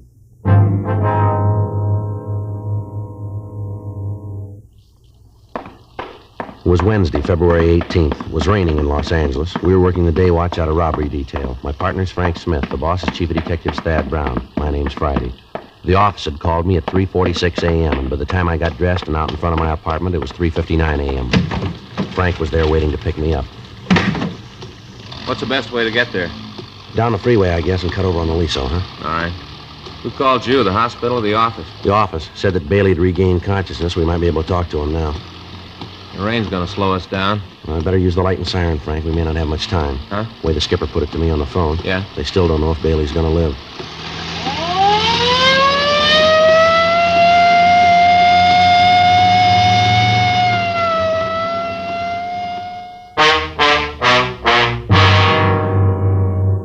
Raymond Bailey was 62 years old. He owned and operated a small neighborhood grocery store on the corner of Whitman and Beacon Streets. 2 days before, on Monday night, a man had entered the store and at the point of a sawed-off shotgun had robbed Bailey. After emptying the cash register and the safe, he'd slugged the elderly man with the barrel of the gun and he'd fled. Bailey had been rushed to Georgia Street Receiving Hospital and then transferred to the county hospital for treatment. For the past 2 days, he'd been under a heavy sedative and he'd been in a coma. He was suffering from a skull fracture, cuts, and bruises. His condition was listed as critical, and we'd left word to be called the minute he regained consciousness. 4:26 a.m. We got to the hospital. We went up to the 4th floor. We met and talked with the doctor who'd been taking care of Bailey. He told us that the patient had just been given another shot to ease the pain and that he'd probably drop off to sleep. We went into the hospital room and walked over to the side of the bed. It was a few minutes before the old man started to talk. I'll tell you what I remember. All seemed kind of far away, like I read about it in a book. Not like it really happened to me. All right, sir, if you just tell it in your own words, if you can. What time is it? It's 4:45, Mr. Bailey. Who's that? I'm Frank Smith. Oh, you a policeman, too? Yes, sir. Oh, 4:45, huh? That day or night? It's in the morning, sir. Uh-huh. I sure been out. If you'd tell us what happened, sir. How many of you are there in here? With just the two of us. Yeah. Way they got my head all bandaged, can't see. Say, officers. Yes, sir? Doctor said this is Wednesday. Is that true? Yes, sir, that's right. Wednesday the 18th. I can't figure where the time's gone. It can't be Wednesday. Why do you have to agree with him? Why don't you tell me for true? Well, sir, you've been asleep for a couple of days. Really? Yes, sir. Been pretty sick, huh? That's what they tell us. Mm-hmm. Seems like every time I turn around and give me another shot. Takes the pain away, but makes everything seem so far away, like nothing was really happening to me. Yes, sir, we understand. Think you could go on with the story? Oh, yeah. This fella came in Monday night. It was raining. Wasn't much business. I was figuring on closing when he came in. Took one of the carts and started to pick up stuff off the counter. Yes, sir. Well, the fella picked up a lot of stuff. Had a shopping bag with him, hung it on the cart. I figured that I'd have to check the bag when he got the check stand. We had a lot of shoplifting lately. I see. Well, after he looked the store over, he came up to the check stand. I checked out the stuff he had. Came to over $5. Oh, picked out all kinds of things, most of them imported. I see. These were all groceries, were they? Yes. I had the stuff, and it come to a little over $5. Oh, I got exactly how much. A little over $5. All right, sir. After I got everything all totaled up, well, I asked him if I could put it in a shopping bag for him. I didn't want to come right out and ask to see in it. After all, he might have just moved in the neighborhood, and I haven't got that many regulars that I can insult him. Yes, sir. That's when he pulled the gun. Pulled it right out of the shopping bag. Now, you saw that it was a shotgun, did you? Yes, sir. Barrel was short. I guess it'd been sawed off. Mm-hmm. He pointed at me and told me to give him the money in the cash register. All right, sir. And he told me to lay down on the floor and stay there for 5 minutes and not to move. Mm-hmm. I was going to do it. I wasn't going to give him any trouble. Money doesn't mean that much to me. You get to be my age, 62, and it's more important in your life than how much money you got. Yes, sir. A lot more important. Yes, sir. Well, I was just going to do like you said when Mrs. Colton came in the store. She's one of my regular customers, you know. I see. She saw the fellow with the gun, and she let out a scream. I tried to tell her to keep quiet, but before I could say much of anything, the fellow turned around and hit me with a gun. Oh, I say, hit me just about as hard as he could. I kind of remember the sirens coming, but after that it's kind of hazy. Like it didn't really happen to me, like I read about it. I see, sir. Now, can you tell us what the man looked like? Yeah, I guess I can. But before I do, though... Yes, sir. Would you tell me what time it really is? Well, right now it's 4:50, Mr. Bailey. 4:50 a.m. Wednesday morning? Yes, sir, that's right. I don't think it's very nice, you fellas, to play a joke like this on an old man. Seems like you could be honest. If I had my watch, I could tell myself. Well, we're telling you the truth about the time, Mr. Bailey. It's 4:50. All right, then you have your little joke, but I don't think it's funny at all. Now, sir, can you tell us how old the man was? About 24, 26. I see. How tall was he? Tall as me. I can remember because I could look right over straight at him. That'd make him 5'8". Yeah, right about that. Was he heavy or slight? I couldn't tell too well. He had a big overcoat on. How about his coloring, his complexion? Oh, he's dark complected, had dark eyes. Do you remember what the color of his hair was? Well, I could just see at the temples. It was black. Yeah. He had this hat on, and the hat pulled down. Uh-huh. Was he clean shaven? Yes, he was. I'm sorry to have to ask you all these questions, but we have to get to the bottom of this. Did he have any marks or scars? Yes, sir. He had a little mole on the side of his nose. Just a small little one. Which side of his nose, would you remember? Well, when he was facing me, it was on the left, so that'd be on his right. Yeah, that's right, on the right side. I hope we're not tiring you too much, but was there anything different about the way he talked? An accent, something like that? No. Say, how about the things he picked up? You get any fingerprints from him? No, sir. He must have taken all the groceries with him. Would you know the man if you saw him again, Mr. Bailey? You just bet I would. I'd remember that face till my dying day. I won't ever forget it. Think you've ever seen this man before? No, sir, never did. Would you know if he drove a car? Well, I don't think so. He was so wet when he come in. He must have walked a ways. And like I said, his shoulders are just soaking wet. Yes, sir. We'd like to have you look at some pictures when you feel a little better, Mr. Bailey. You just bring 'em on. You got a picture of that young hoodlum, I'll know it. All right, sir. We're going to have to come back and see you. You ought to try to get some sleep now. We appreciate your cooperation here. Well, I suppose I should. Last couple of minutes, you fellas been getting a little further away from me. Seems like none of this is happening to me, just like I'm dreaming it. Well, we'll be back to see you, sir. Is there anything you need? No, sir, not a thing. All right, fine. Thanks very much, and you get some rest now. Yeah, I'll try. Hey, one thing you could do for me. What's that, sir? Would you ask the nurse to come by? I think the joke is funny, but you fellas carried it on too far. I'd like to know what time it really is. All right, Mr. Bailey. We'll send her in. Thank you. Goodbye, sir. Goodbye. Goodbye. Pardon me, nurse. Yes? What if you check Mr. Bailey in there? He'd like to know what time it is. He's been asking the same question the last 2 days. He won't seem to believe any of us. Mm-hmm. Would you know where you could find Dr. Cardell? Yes, sir, just down the hall, 2 doors past the turn. Thank you very much. Sure like to find out when he'd be able to look at those mug shots. Yeah, it's got a good description. Gonna make it easier. Yeah. I guess this is it. 2 doors past the turn. Yeah. Come in. Sorry to bother you again, Doctor. That's all right. What can I do for you? We were wondering when it would be possible for Mr. Bailey to look at some pictures for us. I mean, when he's well enough. Well, with the way he's been reacting to treatment, he'll live. Yes, sir. But you saw the bandage. Yes, sir. He's totally blind.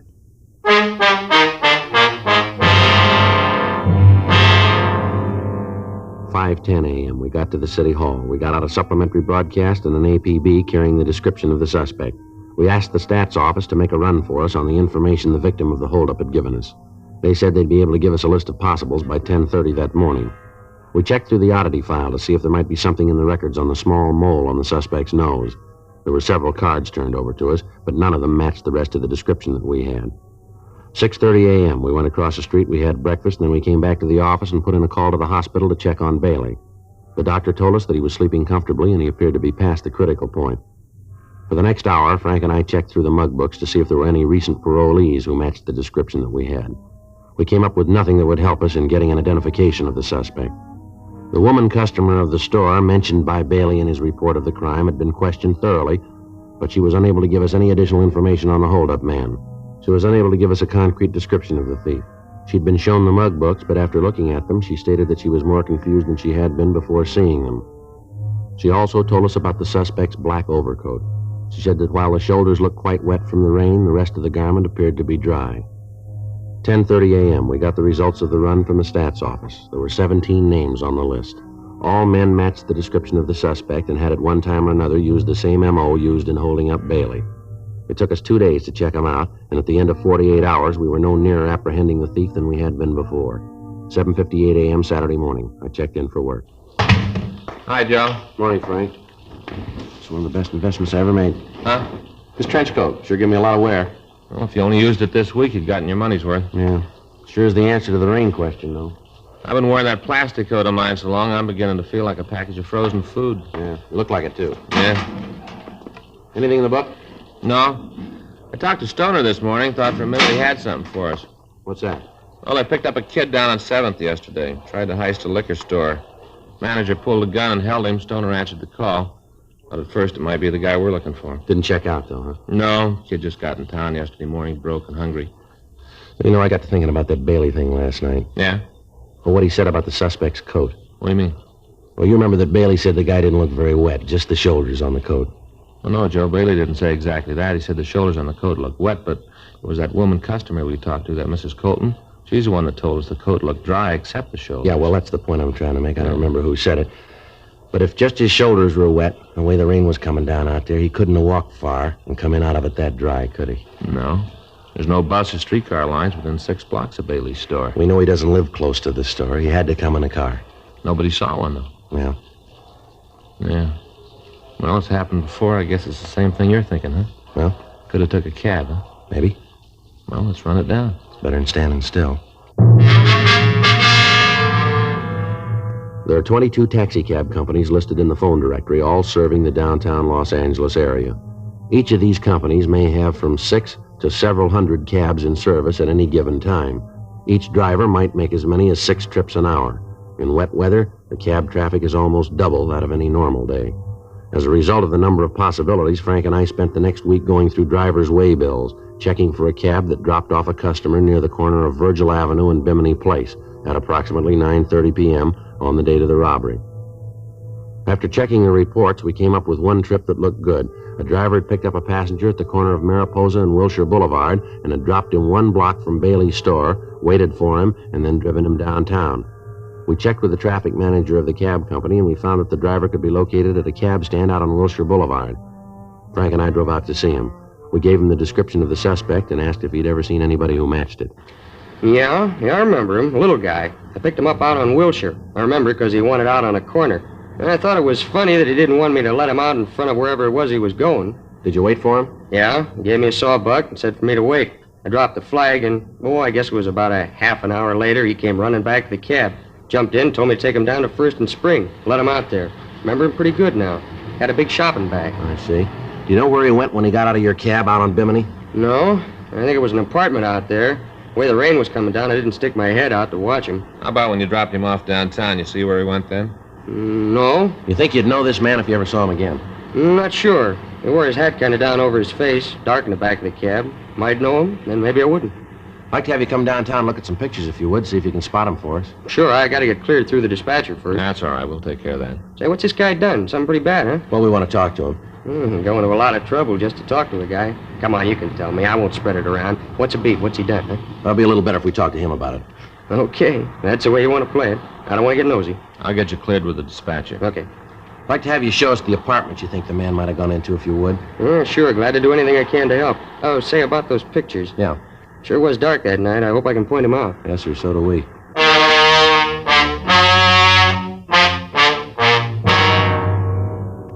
We took the cab driver downtown, and he went through the mug books, but he was unable to come up with an identification.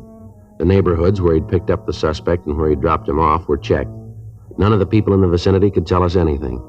The usual channels of information were checked, but they yielded no new information. It had been 10 days since the holdup, and we were no nearer to finding the suspect than we'd been the day after the robbery. Another week passed without results. The thief had dropped from sight. We still had no idea where he was. On Tuesday, March 10th, we got the answer. Hot shot, I'll get it.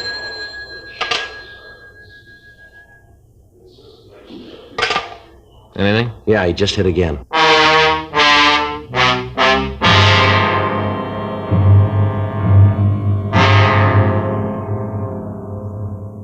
The description in the M.O. the thief had used was the same as he'd employed in holding up Bailey. During the following 3 days, he hit 3 more times. Each time he got away without a trace. From the information we were able to get, it became apparent that he was using taxicabs to get to and from the scene of the holdups. We checked the cab companies and got their full cooperation.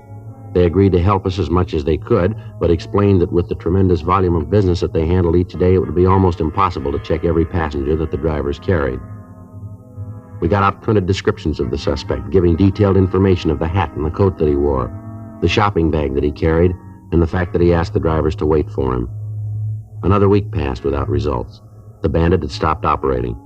Thursday, March 19th, 3 additional teams of men were assigned to the case, and a rolling stakeout was set up in the general area where the holdup man had been working. Additional cars were planted at the cab stands along Wilshire Boulevard and in the vicinity of First and Spring Streets. Another 2 days passed. On Thursday, March 21st, Frank and I were sitting in our car, staked out at the cab stand at the corner of Wilshire and Leeward, 8:46 p.m. That looks like it's going to rain again. Yeah. Those clouds have been moving in all afternoon. Pretty black, aren't they? Yeah. Sure cold, too. Mm-hmm. 9648 Eldon Place at 211 Code 3. All units in the vicinity of 9648 Eldon Place at 211 Code 3. Let's go. Right. Couple blocks over. Yeah. Well, this is 9400. Should be 2 blocks down from here. All right. Better hold it. There's a cab headed this way. You see who's in it? No, he's pulling over to the other side. I'll take a look. Yeah, might be. You want to check it? Yeah. All right, I'll swing around. That cab's taking off. You see it? Yeah, he's up ahead, just turning off on Wilson. See him? Yeah, I hope we don't lose him. There's only one man in the back seat. You get a good look at him when we pass? Not too good, no. Hat pulled down, that's about all. See him? Yeah, there he is up ahead.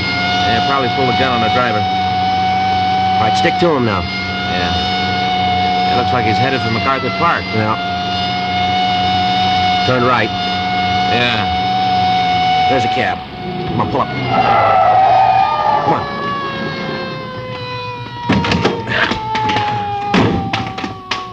I couldn't stop. He said he'd kill me if I did. He had the gun pointed right at me. You see where he went? Yeah, he ran over there in the park. Good, I'll check it. I didn't know what it was all about. He said if I didn't keep driving, he'd kill me. That's all right. You stay here. I'll be right back. Yeah, sure. Joe? Yeah. You see him? No, he got away. Maybe we got something to go on. Yeah? He dropped his shotgun.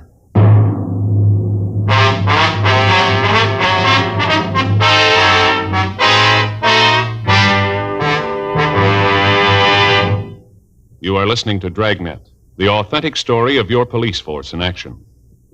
Smokers by the thousands are now changing to Chesterfield, the only cigarette ever to give you 1, proof of low nicotine, highest quality. Chemical analyses of the country's 6 leading brands confirm that. 2, the only cigarette ever to give you this proven record with smokers. Again and again, over a full year and 1/2, a group of Chesterfield smokers have been given thorough medical examinations. The doctor's reports are a matter of record. No adverse effects to the nose, throat, and sinuses from smoking Chesterfield. A responsible independent research laboratory supervises this continuing program. Chesterfield, the only cigarette ever with a record like this. Chesterfield, best for you.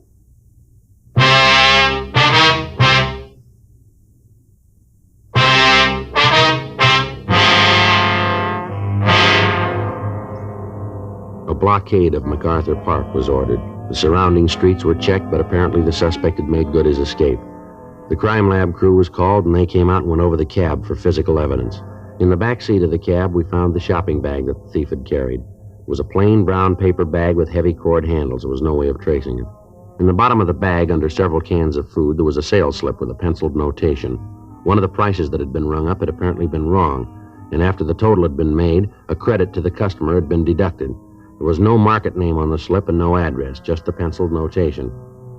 The shotgun and the cans of food were checked for fingerprints, but those that were found were so badly smudged that they were useless. The serial number was checked with gun records, and we found out that the gun had been reported stolen 3 months previously. We went out and talked to the man who'd made the report, but he couldn't help us. Lieutenant Lee Jones made photographs of the serrated edge of the sawed-off barrels, and they were booked as evidence. We checked at the store that had been robbed, but they told us that the sales slip wasn't theirs. Monday, March 23rd, we started out to find the store that had made out the slip. We checked all of the smaller grocery stores in the area where most of the cabs had been picked up. It took us the better part of 3 days. On Wednesday afternoon, we stopped at a small delicatessen at the corner of 3rd and Leeward Streets. The manager there told us that he didn't recognize the slip, but he said that it could have come from their cash register. He asked us to wait while he called his wife. She came over to the store and we showed her the receipt. Yeah, that's one I made out. The customer bought 4 cans of tomato sauce, and I made a mistake on the register. I overcharged him a penny on each can. He noticed that he made quite a scene. It was pretty embarrassing. I apologized, and I gave him a credit. Do you know the man? Yeah, he comes in quite often, once, twice a week. Does he live in the neighborhood, would you know? No, I can't tell you that. He just comes in, then he leaves. Do you know his name? No, I don't. He drive a car? I've never seen him in a car. Usually walks in, gets what he wants, and then walks out. Do you ever come in with anybody else? No, he's always alone. And you don't know if he lives around here, huh? Well, I told you no. What's he done? What's this all about? We want to talk to him, ma'am. When do you think he'll be back? Well, let's say this is Thursday. Might be in this evening, maybe tomorrow. What times do you usually come in? Mostly in the late afternoon or early evening. Is there something I can do? Do you have a message I could give him? No, ma'am. We'll give it to him.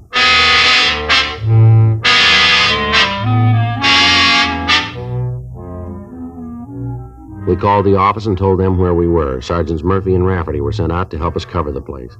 They'd stopped by the business office and brought out 2 shotguns for us. Frank and I checked the small store for some place to stake out.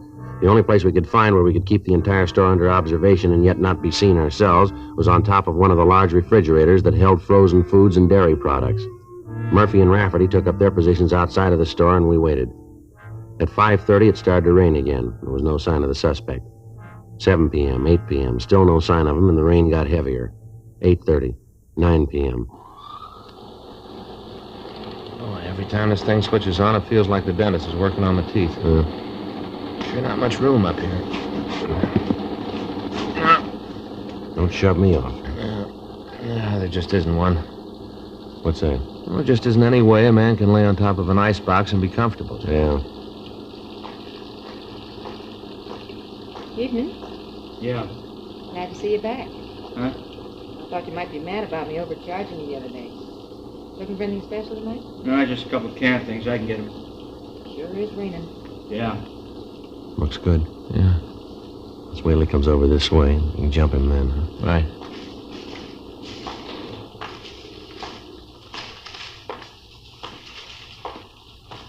All right, now. Hey, what's going on? Watch it, Joe. Let's go. There he goes. All right, police officer, hold it up. He isn't going to stop, Joe. You see Murph and Rafferty? Yeah, they're across the street. Looks like he's going in that apartment. Come on. All right, take it easy. He should be in there. He is. All right, cover me. Right. All right, give it up, mister. Get away from me, cop! You come after me, I'll kill you! Come on downstairs. You're going to save yourself a lot of trouble. You okay, Joe? Yeah.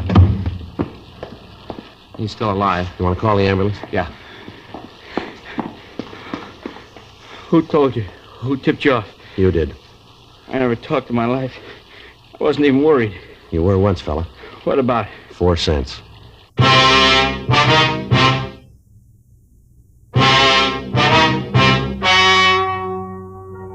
The story you have just heard is true. The names were changed to protect the innocent. On July 16th, trial was held in Department 96, Superior Court of the State of California, in and for the County of Los Angeles. In a moment, the results of that trial. Now, here is our star, Jack Webb. Thank you, George Fenneman. I only need 7 seconds to tell you why you should be smoking Chesterfields. Chesterfield is low in nicotine, highest in quality, best for you. I'd like you to try them. Regular or king size? Chesterfield.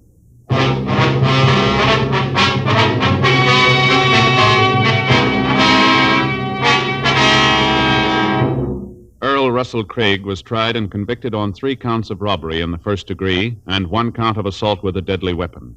Robbery in the first degree is punishable by imprisonment in the state penitentiary for a period of not less than 5 years. Assault with a deadly weapon is punishable by imprisonment for a period not to exceed 10 years.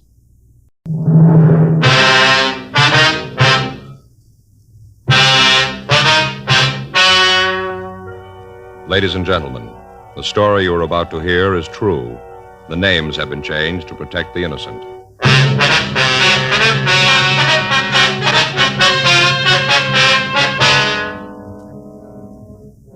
You're a detective sergeant. You're assigned to burglary detail. In the past 5 weeks, 17 homes in your city have been stripped of all valuables. There's no lead to the thief, no description. Your job, get him. Before you buy your next pack of cigarettes, think this over. A doctor has been examining a group of Chesterfield smokers with special attention to the nose, throat, and sinuses. His latest report, after a full year and a half, says no adverse effects from smoking Chesterfield. Don't you want to try a cigarette with a record like this? Chesterfield, regular or king size, they're low in nicotine, highest in quality, best for you.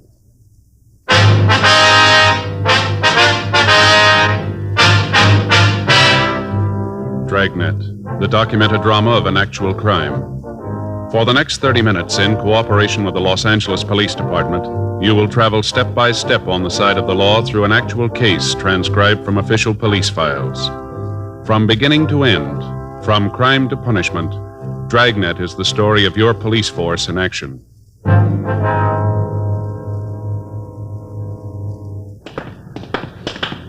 It was Wednesday, June 3rd. It was hot in Los Angeles. We were working the day watch out of burglary detail. My partner's Frank Smith. The boss is Captain Wisdom. My name's Friday. We'd just been relieved from stakeout, and we were on our way to get something to eat. It was 12:27 a.m. when we got to the corner of Fedora and Ardmore Streets. The Cakes and Griddle Cafe. Here's a couple back here, Joe. Yeah, that's fine.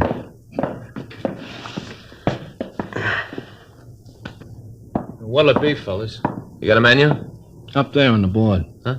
Oh, yeah. How's the hash? Pretty good. We're out of it. I didn't think a restaurant was ever out of hash. We are. Uh-huh. You want to give me a stack of wheat cakes, some bacon, and a cup of coffee, please? Hey, that sounds good. I'll have the same. But make mine plain hotcakes and sausage on the side, will you? Yeah. Oh, you want the coffee now? Yeah. Yeah, that'll be fine. Coming up. Say, put an egg on my hotcakes, huh? Yeah. Over light? Over light. Yeah. Well, I'm hungry, Joe. Well, I figured that. Is that the morning paper you got there? Yeah, this? Yeah. Yeah. Yes, it is. Hand it over, will you? There you are. Thanks. What's on the front page? I'm looking at the sports, Joe. A lot of news there. Do you want to know what's going on in the world? Joe, I like the sports. I get the news all the time. Look, my boys, the Hollywood Stars, won again. Puts them 9 up. Looks like they might win the pennant. Good. This Dale Long sure knocking them in. Who? Dale Long. Oh. Joe, you're not much of a baseball fan, are you? Yeah, I like to watch the series on TV. It's going to be pretty good. Looks like the Yanks and the Dodgers. Here's your coffee. Oh, thank you. The rest of it will be right here. Good. You fellas new in the neighborhood, aren't you? What's that? You're new around here, aren't you? Yeah. Steven's got 3 hits. Most of our trade is neighborhood people. Come in for coffee and cakes on the way home from the show. I could tell you fellas are new here. Haven't seen you before. Yeah. I'll get the rest of the order. Fine. We got 1 RBI. What? Steven's got 1 RBI. You got a what? RBI, Joe. Run, batted Oh, in. yeah. RBI. I know what you mean. Yeah. I didn't understand what you said. But... You got to know all that stuff to really watch a game. Yeah, I know that. Here you go, fellas. Wheat cakes and bacon, hot cakes and sausage. Wait a minute. Where's the egg? Inside. Where? Inside. Oh, look, Joe, underneath there, see? Yeah. Egg underneath. Here's the syrup. Thank you. Sure had some excitement around here. All right. Yeah. Don't you guys read the papers? He does. Yeah. Sports page. No, I mean the front page. What's been going on? He won't tell me. All the burglaries. Been 17 of them in the last 5 weeks. It's running the cops silly. Is that so? Sure. They don't know where they're going. Running them silly. Say, you like a little more coffee? Yeah, I wouldn't mind, please. Very good coffee, too. You make it yourself here? Yeah, thanks a lot. Put a head on this, too, will you? Fine. There have been at least 5 detectives in here in the last couple of weeks asking questions. Trying to come up with a lead. Mm-hmm. Sure running them ragged. You guys haven't read about it, huh? Yeah, I think I've seen something about it somewhere. It's pretty funny. Just get this picture. Now get it. A guy. They figure it's one fella. He walks up to the back of a house. First off, he's sure there's nobody home. Then he walks up to one of the windows and punches a hole in the screen. Jimmies the window, walks right in and lifts the jewelry in the house and takes off. Just as cool as can be. They figure he's hitting the places between 6 and 9. You get that? Between 6 and 9 p.m. They must have half the cops on the force looking for the guy. They're running rings around him. How's the cakes? Fine. Good. We got kind of secret recipe here. Wife made it up. Anyway, I was talking to one of the people who had it. You know, one of the victims, guy over on Hobart. He said the cops came in and went all over his house, took fingerprints, pictures, all that. Worked on his house for about 5 hours. Went all over the backyard looking for footprints. And you know what they came up with? No. Nothing. Absolutely nothing. All that time, all those men, and they didn't come up with nothing. He sure got the cops running in circles. You got a check? Check. Oh, yeah, here you go. Stack of wheats, bacon, hot sausage and egg. 2 coffees. I won't charge you for the refills. That's very nice of you. Thank you. Oh, that's all right. Let's see. Comes to $1.25. Taxes $1.29. Okay. You got any pennies, Frank? Yeah, I got 2. Here, take a nickel, break it apart. Wait a minute, I'll get my wallet, Joe. Maybe I got a couple in there. Hey. Yeah. Hey, how come you guys are carrying guns? You ain't gonna hold up the place, are you? There isn't any money here. We're police officers. Detectives? Yeah. Oh. Say, I hope you guys ain't sore about what I said. About you running in circles. No, forget it. That's all right. Well, now, come on, let this one be on the house. Take your money back. Sort of a way to say I'm sorry. No, that's all right. Forget it. I'd like to pop for the cakes. No, thanks. Thanks just the same. Well, hope you come back again. Sure. Say just a minute. Yeah. I'd like to ask you a question. Mm-hmm. About this fellow who's been pulling the jobs. Yeah. When do you figure you're going to get him? When he runs out of circles.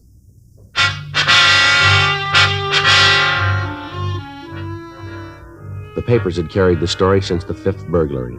As the thefts continued, the stories grew in importance. The thief had been operating in the same general area. On each report, the crime lab had been sent out, pictures were taken, fingerprints were lifted. When the sum total of evidence was weighed and sifted, we were able to establish the fact that we were looking for the same man or men. He was in possession of a 1/4-inch punch, which he used on the screens, and a 1/2-inch jimmy, which he used to pry open the windows. From traces of fabric that he left on the 4th job, we knew that he wore cotton gloves. We had no physical description of him to work with, nothing but the M.O. that he used. The stats office had made run after run looking for a lead. The possibles that they'd turned up were checked out, but they netted us nothing. Communications had been gotten off to the rest of the nation asking for information on known criminals who used the same M.O., but the replies were of no help. All recently released convicts from the state penitentiaries and work farms were checked. We found nothing. The pawn shops in the Southland were alerted to be on the lookout for the stolen goods. Again, nothing. Informants and other sources of information were questioned and re-questioned, and at the end of 5 weeks, we were right back where we started. The newspapers took up the stories in full force. They ran cartoons of the thief, picturing him as an invisible phantom who could almost announce the time of the next housebreaking to the police and then proceed according to plan without interference. Every known method of apprehending the burglar was tried. None of them worked. Captain Wisdom assigned 4 other teams of men to the case. Metro Division sent out another 2 cars to aid in the rolling stakeout. Apparently, we were stopped cold. 2 more days passed, and on Friday, June 5th, we got a report of another burglary. 9:36 a.m. Frank and I left the office to check it out. Yes, something you want? We'd like to see Miss Santos if we could. Who are you? Police officers, ma'am. Is Miss Santos in? Oh, well, I'm her. Come on in. Thank you. Come on, hurry up. I don't want to let the flies into the house. Yes, ma'am. Whew, never saw so many flies around as this summer. Sit down. Thank you. Can I get you anything? Cup of coffee? No, thank you, ma'am. You don't mind if I have some? No, you go right ahead. Just having another cup before I get started on the house, sort of the lull before the storm. Ma'am? Kids are downstairs playing. They'll be up in a minute. They get to running around. It's impossible to get anything done. Yes, ma'am. All I can do is get a second cup of coffee in the morning. Excuse me a minute. I'll be right back. Sure. Just make yourself comfortable. Thank you. Thank you, ma'am. Now then, this is about the burglar last night, isn't it? Yes, ma'am. We'd like to go over the list of stolen articles with you. Uh-huh, that's it. Everything they took. I'd like to check it if we can. Wasn't anything else in the house for him to take? Oh, let's see here. According to what we have on the report, you listed $47 in cash, is that right? Yeah, that's from the jar. Ma'am? We got a little candy jar upstairs. Keep loose change in it. Whenever I have anything left over from my household money, I put in there. Anthony, he's my husband. Yes, ma'am. Well, whenever Anthony's got any loose change in his pocket, he drops it in there. Adds up in time. $47. Yes, ma'am. You're pretty sure about the amount now. Yeah, you see, we keep a little piece of paper in the jar. Got the amount written on it so as we can tell how much we've added to it. Mm-hmm. Whoever stole the money didn't take the paper, just the money. Had exactly $47. Yes, ma'am. Now, you list a ruby and diamond woman's wristwatch, is that right? Gonna use it for a trip to Las Vegas. Big part? We were gonna use the money in the jar for a trip to Las Vegas. Only needed $150 more. Now we gotta start all over again. Yes, ma'am. Now, about the watch? Oh, yeah, well, they stole that, too. Had 2 rubies on one side, 3 diamonds on the other, little gold band. Took that, too. Anniversary present from Anthony. He's my husband. Uh-huh. Gave it to me on our 5th anniversary, February 2nd. Now, you list a diamond ring. Wonder if you can give us a little better description of the ring. My engagement ring. Solitaire, not very big. Had it on my dressing table on one of those little ring gadgets.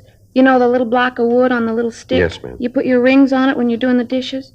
Not very big. Yes, ma'am. Now, was there anything else of value taken? No. A couple of cheap little costume pieces, bracelet, couple of pins, nothing really worth anything. I'd like to have descriptions of the pieces if we could. I can give them to you. All right, fine. You really think you're going to be able to catch the fellow that took the things? Well, we don't know. We're sure going to try. Have there been any strangers that you've noticed in the neighborhood lately? No, none that I can think of right off. Any strange cars, ma'am? You married, officer? Yes, ma'am. Got any kids? Yes, ma'am, too. Mm-hmm. Will you just ask your wife how much time she's got to take notice of cars driving up and down the street, noticing whether people are loitering in front of the house or not? You just ask her. She'll tell you. You men all the time talking about the modern conveniences. Help out the housework. Just zip and the house is clean with the vacuum. Swish the dishes around. They're all clean with the new soaps. Yes, ma'am. Well, maybe it's better than our mothers had it, but they still haven't come up with nothing short of a straitjacket that'll keep you from having to run after the kids all day. Yes, you ma'am. ask your wife. She'll tell you. Yes, ma'am. You ask yours, too. You'll see. I'm not married, Miss Sandals. Hmm. Well, then you wouldn't know. Well, you can talk to his wife. Those fellas last night, they gained clues? We haven't checked on them yet, ma'am. Seems like they should be able to tell something about who did it. All that powder they was putting around, the pictures they was taking, all the excitement. Took me 2 hours after they left before I could get the kids to sleep. All that trouble, they should have something that's going to get the things back. Should know one thing. What's that, ma'am? Man that stole the watch. Wish they'd taken the book. Beg pardon? The record book. It was right in the drawer of the dressing table. Where those people at the store are. If you don't find them, they will. I don't believe I understand, Miss Sandals. The people where we bought the wristwatch. They'll find him, sure. They won't let him get away with it. Ma'am? The watch. It isn't paid for. 10:42 a.m. We started to canvass the neighborhood. For the next hour, we talked to the people in the houses on both sides of the street. None of them could add anything to the story given us by the latest victim. 12 noon, Frank and I called the office and told them we'd be out for 7. As we were leaving our car, a tall, elderly man approached us. He identified himself as Ross Dunham. He explained that he lived in the corner house on the same street as Mrs. Santos. Yeah, my wife told me you were by the house this morning. Yes, sir, we were. Got something that maybe you can use. What's that, Mr. Dunham? Well, I noticed it right off. Didn't want to say anything about it to the missus. You know, women get upset. Thought it'd be better not to mention it. Yes, sir, what is it? Night before last, Thursday, I saw the car. What car was that, sir? The one I want to tell you about. I was going downtown to tell you officers about it. Felt kind of like it was my duty. You know, public spirit. Yes, sir. How about the car? Well, it was kind of warm night. Mrs. and I were sitting out on the porch in the glider, just taking the night air. Then I saw the car go by. Didn't think much about it at first. I see. Must have been about 6:30, right after supper. We just sitting there, taking the air, having a glass of iced tea. Then I saw the car go by again, slow like he's looking the houses over. Could you describe the car for us, sir? Yeah, got written right down here someplace. Car went by the house 2 more times that night. 4 times all told. 4. Uh-huh. Yeah, I think I got it in my wallet. Might have left it in my other pants. I thought you... Oh, no, here it is. There it is. Even got the license number. Yes, sir. It going to help? Well, we don't know, sir. We'll check it out. Can I have that paper, please? I'll call it in. Joe, have him check DMV. Right. Sure hope it gives you guys some help. The way the burglar's been running around here, terrible. The man isn't safe to leave his house. I've been thinking about having those little bell alarms put on the windows. Did the officers talk to you last night, sir? You mean when they came out to see Mrs. Santos? Yes, sir. No, they didn't. I saw the police car. I thought about going down to talk to them. But the missus would have wanted to know what was going on. Told her about the car, and it'd upset her. She's kind of nervous. Breaks out in a rash whenever anything happens like this. I see. Got just about every kind of ointment in the world. Doctor says it's in her mind. Says it's all in her imagination. You believe that? Well, I wouldn't know, sir. I don't put much stock in it. I used to get rashes when I'd eat fresh peaches. Don't anymore, though. See you in a minute, Joe. Yeah, would you excuse me, Mr. Dunham? Yeah, sure. Mm-hmm. Did you get anything? Yeah. Didn't have any trouble making the car. Got a good suspect. Yeah, who? Guy named Oakes. Oakes? Yeah. Works on a burglary. It's a police car. We thanked Mr. Dunham for his cooperation in the attempt to help us. As a public-minded citizen, he'd done what he thought was right. During the time we'd been working on the case, we'd turned up dozens of well-meaning citizens who wanted to cooperate. Each of the tips, no matter how remote, we checked out. This meant using additional man-hours and pulling officers off other assignments to investigate the possible leads. But in every event, we appreciated the tips. 3 more days passed. The thief hit once more. In spite of the close surveillance we were keeping on the area, he somehow managed to get into the vicinity, commit the crime, and leave without being observed. The pressure from local citizens clubs and insurance companies got a little heavier. On Tuesday morning, June 10th, a meeting was held in Chief of Detectives Thad Brown's office. The detail and results of our investigation were gone over again. Additional bulletins were gotten out requesting information on the M.O. The area of the rolling stakeout was increased to 96 square blocks. That's 2 square miles. A new plan for surveillance was worked out. Under the new conditions, we were able to keep the entire neighborhood under almost constant watch. Additional teams of men were assigned from Metro Division. To date, the thief had stolen jewelry, money, and other personal property amounting to a little over $8,000. The check on the pawn shops was tightened, but none of the merchandise turned up in the normal outlets. Every night between the hours of 5:30 and midnight, the dragnet of the area was put into effect. During the next week, the theft stopped completely. Apparently, we'd stopped the burglar, but we still hadn't caught him. Wednesday, June 17th. I checked in for work. Joe? Yeah? I think we got something. What's that? I was just down the hall with Bates. Yeah. I checked out the FI cards that have been filed in the area we're working. Came up with one possible. Yeah, what do you got on it? A guy named Boyd Hall. He was stopped 4 times in the last week in different locations in the same general area. Told the officers he was on his way home. How do you spell that name? B-O-Y-D, Boyd Hall. Mm-hmm. You got his address? Yeah, better check it out. I ran the name through R&I and came up with 8. 3 of them back in the joint, 1 dead, other 4 have to be checked out. Descriptions don't fit too well. Let me see there. Yeah, here you are. You better get right out there, huh? Now, let's go. Might be something, huh? I don't know. We're due for a break.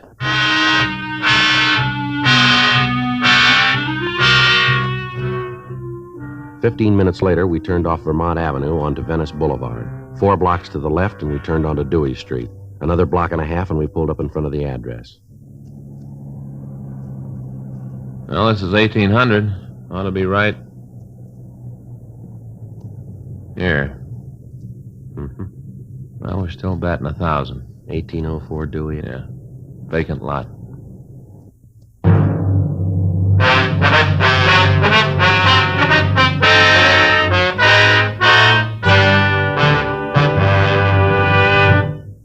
You are listening to Dragnet, the authentic story of your police force in action. It's so satisfying to know that my Chesterfield is low in nicotine, highest in quality. Chesterfield, low in nicotine, highest in quality. A fact proved by chemical analyses of the country's 6 leading cigarette brands. And it's so satisfying to know that a doctor who has been making thorough examinations, especially of the nose, throat, and sinuses, reports no adverse effects from smoking Chesterfields. His report is a part of a program supervised by a responsible independent research laboratory and is based on thorough bi-monthly examinations of a group of Chesterfield smokers over a period of 1.5 years. That's 18 full months now. Don't you want to smoke a cigarette with a record like this? Regular or king size. Chesterfield is low in nicotine, highest in quality. Best for me, best for you.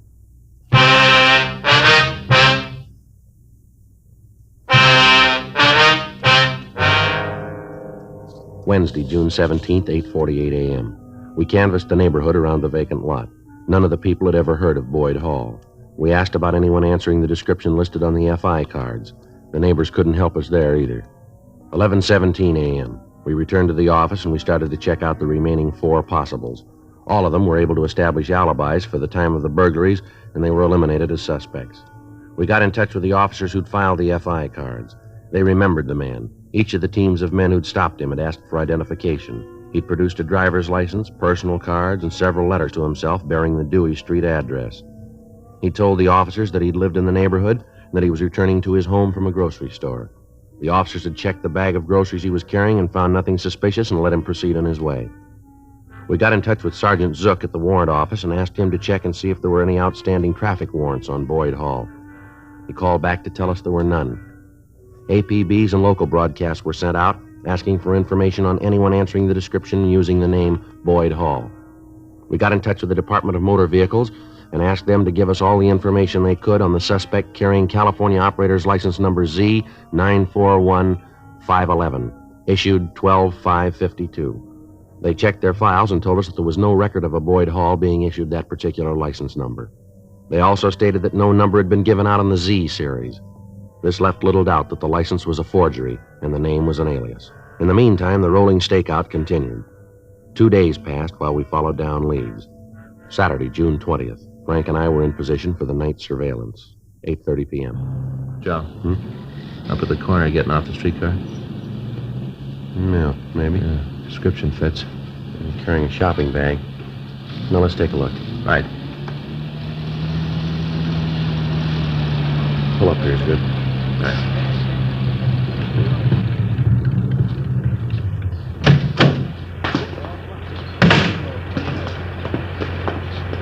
Excuse me, fella. We're going to have to go through this again. Beg your pardon? You're police officers, aren't you? Yes, sir, we are. And you want to see my identification? Yes, sir, that's right. All right. I'll be glad when you fellas find whatever it is you're looking for. You know, this is the 5th time I've been stopped. Is that right? Yeah. Here, will you hold this shopping bag for me? Sure. Hey, what you got in here? Loaf of bread, groceries. I got my driver's license in my wallet. Here. Would you take it out of your wallet, please? Sure. There. See? Mm-hmm. Boyd Hall. That's your true name? That's what it says. 1804 Dewey Street, and that's where you live? Yeah. Just came back from the store. Mm-hmm. Well, we're sorry we bothered you, Mr. Hall. Perfectly all right. I know you're only doing what we pay you for. I tell you what, to make up for causing any inconvenience, let us drive you home, could we? Oh, that's not necessary. It's just a couple of blocks. I don't mind a walk.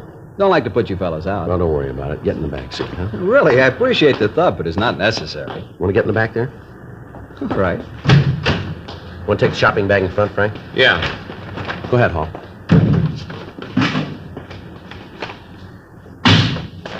The way you guys acted, you'd think there was something wrong. Nothing is there? No, I was just saying the way you guys... Never mind. How long you lived in this neighborhood, Hall? A little while. We just bought the house. About how long would you say? Not long. How long? A couple of months. I think it's right at the next block, Frank. Yeah. Say, I sure appreciate this, but you guys don't have to go out of your way. Just drop me off the corner. I can walk. It's just a little ways down. No, it's no trouble at all. Here we are. Well, I sure want to thank you, officers. It's a real pleasure to know that our taxes are paying for the kind of service you've just given me. Well, it's going to get a little better. Hmm? Never mind. Want to get out of the car? We'll walk up with you. Yeah. That's okay. I'll carry the bag for you. Well, it might be better if I took it. No, no trouble. Now, which is your house, Hall? This one right here. Mm-hmm. That's 1802. Then that one's 1806. Let's walk down a little further, shall we? Mm-hmm. It's fine. Now, if we figure correctly, 1804 would be right here, wouldn't it? Don't suppose it'd do any good to say somebody stole the house. No, I don't suppose it would. You want to tell us about it? Yeah, I might as well. All right, let's get back in the car.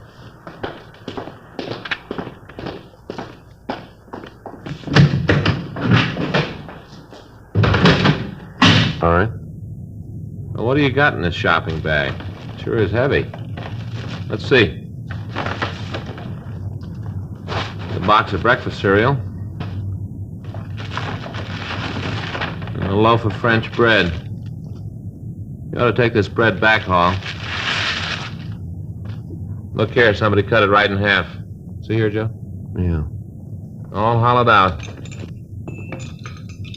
Punching a jimmy inside. Burglary tools. You want to tell us where you got them? How about it, Hall? All right, let's go, Frank. Yeah.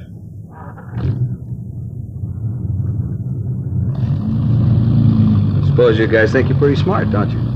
No, not particularly. It took us 8 weeks to catch you. I should have let it go. Should have gotten out while the getting was good. Yeah, you should have. How you gonna know? I figured 10 weeks and then quit. Another 2 weeks, that's all I needed. Where's the stuff you took? Hotel room. You shoved any of it yet? No, it's all there. Every bit of it but the money. I lived on that. Figured when I got enough, I'd hit for the border, sell it in Mexico. Let's stop on the way and pick it up, huh? All right, place over on 6th. I'll show you. This isn't another vacant lot, is it? No, this is a McCoy. You know, I had it all figured, all the way down the line, every angle. Hey, how about it? Answer a question for me. All right. Is there any way to beat it, any way to come out on top? Well, you know the answer to that one better than we do. Hmm? You tried. What do you think?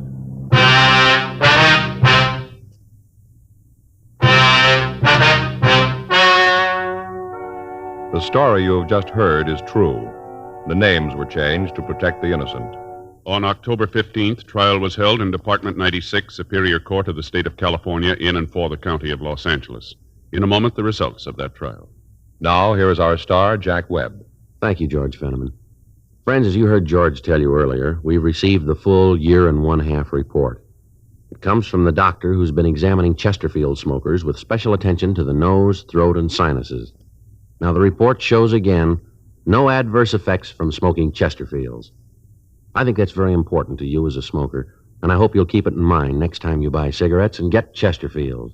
Regular or king size, Chesterfields are low in nicotine, highest in quality. Best for you.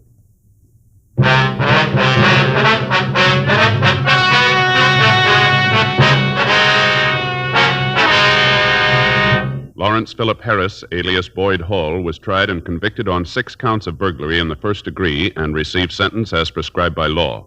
Burglary in the first degree is punishable by imprisonment in the state penitentiary for a period of not less than 5 years.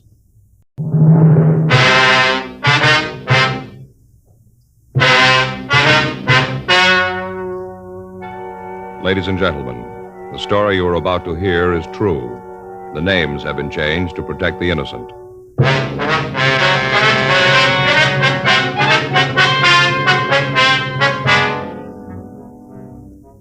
You're a detective sergeant. You're assigned to robbery detail.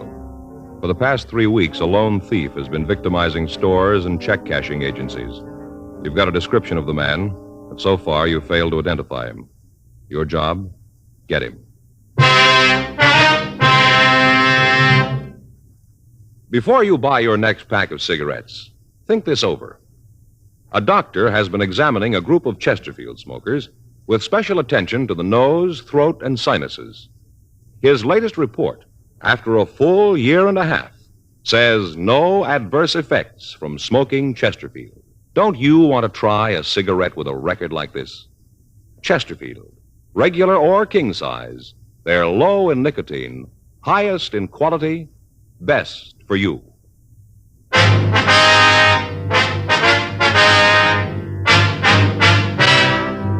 Dragnet, the documented drama of an actual crime. For the next 30 minutes, in cooperation with the Los Angeles Police Department, you will travel step by step on the side of the law through an actual case transcribed from official police files. From beginning to end, from crime to punishment, Dragnet is the story of your police force in action.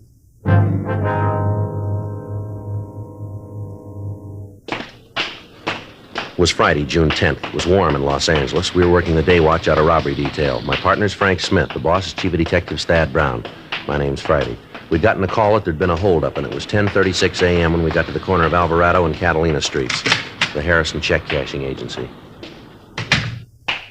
I'm sorry, you'll have to come back. We've had some trouble and we're not open for business. Come back in about an hour. Police officer, sir. Oh, well, where have you been? I was held up, you know, held right up. Yes, sir. Yeah, fellas in the police car was here, and they told me that you'd come out. Well, where have you been? It's taken you long enough. Didn't you use the siren? Yes, sir. We came out just as soon as we got the call. Just seems us taxpayers would get better service than that. Well, sir, the call just came in 4 minutes ago.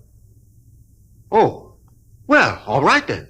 Well, now let me tell you all about it. Yes, sir, if you would, please. Oh, you just bet I would. Well, now, first off, I had trouble sleeping last night. I knew right off it was going to be a bad day. I can always tell, you know, when I've had a bad night, the next day's always a doozy. Did you give the officers in the radio car description of the man who held you up? Yes, sir, I sure did. I gave it to them right off. Now, you're going to let me tell you all about the holdup? Yes, sir, if you go ahead, please. Well, I had a bad night. Real bad. I knew... Say, my name's Harrison. Abel Harrison. I don't think I got you a fellow's names. Oh, this is my partner, Frank Smith. My name's Friday. How do you do? Glad to know you, yeah. Darn fool next door kept pounding the typewriter all night. He never let up. Sir? The man next door, that's why I didn't get any sleep. Some crackpot trying to be a writer. Oh, it's an awful thing. All night long. Dit, ding, dit, ding. All night. Not a wink of sleep. Yes, sir. If you just tell us about the robbery, please. You ain't interested, huh? Well, no, sir, it isn't that. It's just that the more time we lose here, the harder it's going to be to apprehend the suspect. You can understand that. Oh, well, yeah. Now, maybe if you just answer some questions for us, it might be easier and possibly a little faster, huh? Okay. Fire away. What time did the man come in? About 10:12. Was he alone? Yep. Did it look like there might have been anybody else with him? Nope. Do you know if he drove an automobile? Couldn't tell. I see. Well, would you tell us exactly what he said and what he did from the time that you first saw him? Came in, 10:12, had a gun, walked over to me, pointed the gun, told me to stick up. That the way you fellows want it? Well, you just relax, Harrison, will you, and tell the story in your own words. I'm trying to do just that. Yes, sir. Maybe if I went slower, it'll be easier for you boys. All right, sir, you go right ahead. Well, he came in, stood around for a minute, then come over to the counter. I asked him if I could help him. Uh-huh. We cash checks, payroll checks. First off, I thought that's what he wanted, to cash a check. Wasn't, though. I asked him what he wanted, and he pulled out the gun. Told me to keep quiet and hand him the money. Pointed the gun right at my heart, right here. My heart. Are you with me so far, boys? Yes, sir. Go ahead. So I gave him the money. All there was in the drawer. I see, sir. About how much was taken, Mr. Harrison? About $1,500. He just took the paper money. He didn't want the silver. Had 2 paper bags. Looked like he'd carried his lunch in them. All kind of wrinkled, Yes, sir. Had me put the money in them. Then he told me to lay down on the floor. Lay there and count to 100 by ones. Told me not to move until I'd finished. He said if I did, he'd come back and kill me. The way he told me, you knew he meant it. After that, he left. All right, sir. What if you can give us a description of the man? Sure, but already gave one to the other cops. Ain't that enough? We'd like to have you tell us, if you would, Mr. Harrison. Oh, them other fellows don't work with you, huh? Well, yes, sir, they do, but we'd just like you to describe the man to us. Well, what's the matter? Won't they tell you? Well, yes, Mr. Harrison, they'll tell us, but the questions they ask you are for getting out a broadcast. We have to fill out a report and try to get the man who did this. Oh, seems like a pretty funny way to operate. Don't tell the other cops what's going on. How tall was the man, Harrison? Well, let's see. I'd say about 5 feet, maybe 8 to 10 inches. Mm-hmm. How much did he weigh, would you know? I'm just guessing, you nosy. I'm not sure. Yes, sir, we understand. Well, I'd say he weighed maybe, 150, right around in there. How old was he, would you know? Maybe 25, 26. How about his coloring? Was he dark or light complected? Oh, dark. He had black hair, brown eyes, mean-looking eyes, like steel balls. Kind you pick up with vacuum cleaners. Steel, hard. Yes, sir. How was he dressed? Had a pair of Levi's on. Levi's and a blue shirt. He had a brown leather jacket on, too, one with a fur collar. Was he clean-shaven? Oh, yes. His face looked like he just had a shave. And a talcum powder on it. Do you wear glasses, sir? Yeah? What kind were they? I couldn't tell you, just glasses. Well, did they have metal or plastic frames? Oh, plastic, yes. Light, kind of tan plastic. Heavy, the kind that don't have the little curly things around the ears. Just big pieces that went over the top. Mm-hmm. Did the man touch anything with his hands? No, he didn't. The other officers asked me that, too. He didn't touch a thing. Was anybody else present at the time? No one else. I was the only one here. Well, did the man have any marks or scars that you noticed? No, leastways not that I saw. Was there anything unusual about him? Anything that might help us identify him? Well, that mustache should help. Sir? His mustache. I think it's funnier than a $3 bill. Looked like it to me. Well, I thought you said the man was clean-shaven. I did. All around the mustache. I didn't think he meant like that. He's probably clean-shaven under that, too. Sure looked phony to me. Why do you say that? It was red. He was dark. Had black hair, black eyebrows. It seemed like he'd come up with a red mustache. Seemed like it to you? It's hard to say, sir. Don't seem like it to me, not at all. I tell you something else. What's that, sir? I think them glasses was fake, too. Glass in them was funny, like it hadn't been ground, kind of flat. I think they was phony, just like the duster. Duster? Mustache. Red mustache with black hair. Phony. All right, sir. Thank you very much. And we'd like you to come down to the office and look at some other pictures, if you would, see if you can identify the man. Be glad to. I'll not do it today, though. Why is that, sir? Well, I already told you had a picture of him down there. I'd probably miss him. It's been a real bad day for me. Well, tomorrow'll be better, though. Why is that, sir? Gonna get some sleep tonight. That's so? Bribed the landlady. Yeah? She let me in his room. I took it. What's that, sir? Ain't gonna do much typing without his ribbon, is he?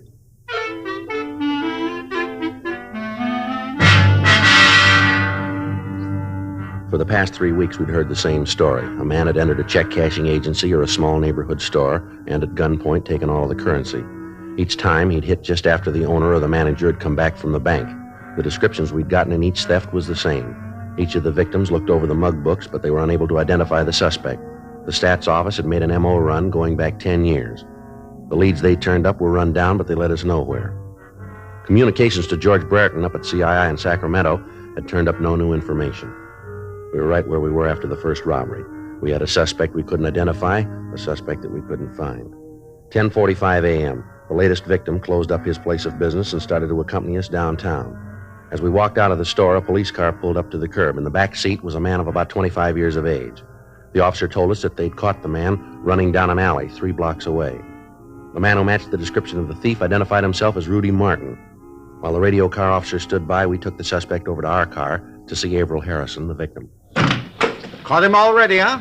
Is this the man who held you up, sir? Let me get out and take a good look. All right.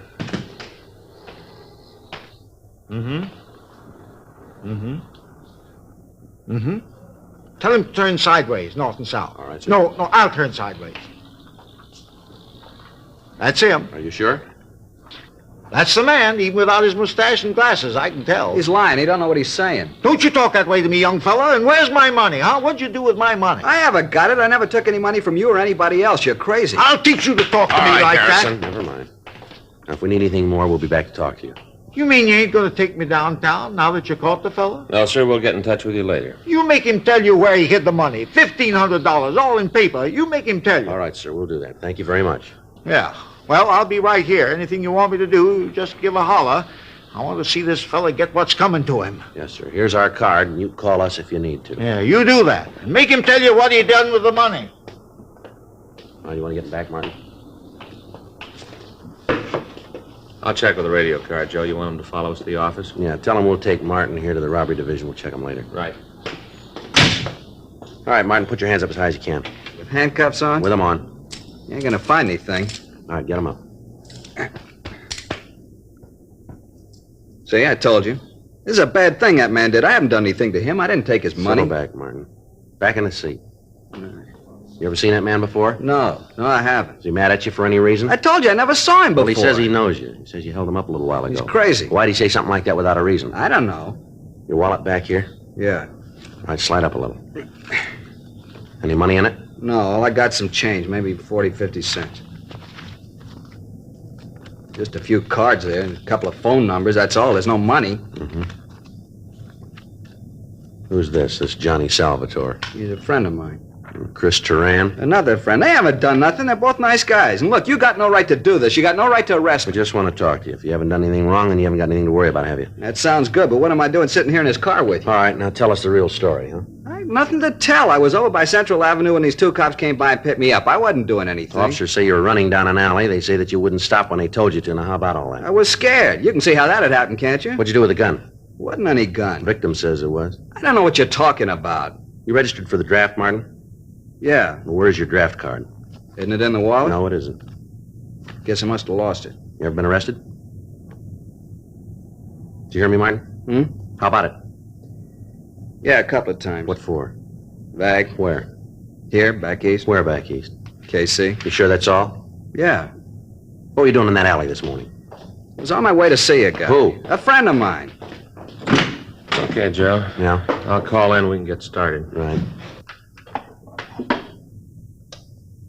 1K80 to Control 1. 1K80 to Control 1. Control 1 to 1K80. Go ahead. Prisoner in custody. Show us out to room 27A, City Hall. KMA 367. Roger, 1K80. KMA 367. You all set? Yeah, let's go. Now, who's this friend you're going to see, Martin? You have to know that? We have to know. Chris Tarrant. What are we going to see him about? Job. He said he could line one up for him. Where do you live? Rooming house down on Wall. All right, you want to tell us what you did with that money? What money? I don't know how to tell you any better. I didn't have anything to do with that guy. I don't know nothing about any robbery. I was on my way to see a friend about a job. A couple of cops picked me up. That's all there is to it, nothing more. If you think you can make this thing stick, then you go right ahead. I don't think you can. Well, we got a lot of time, Martin. So have I. I got nothing to do. Night's sleep and a couple of meals. That's what I stand to come up with. I got no problems. Go ahead, lock me up.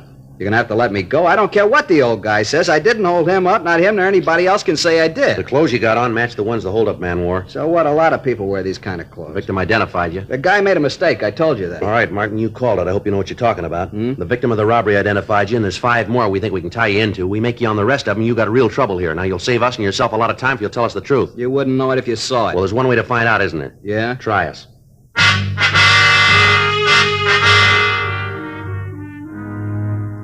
10:52 a.m. We took the suspect back to the city hall and we talked to him for over 3 hours.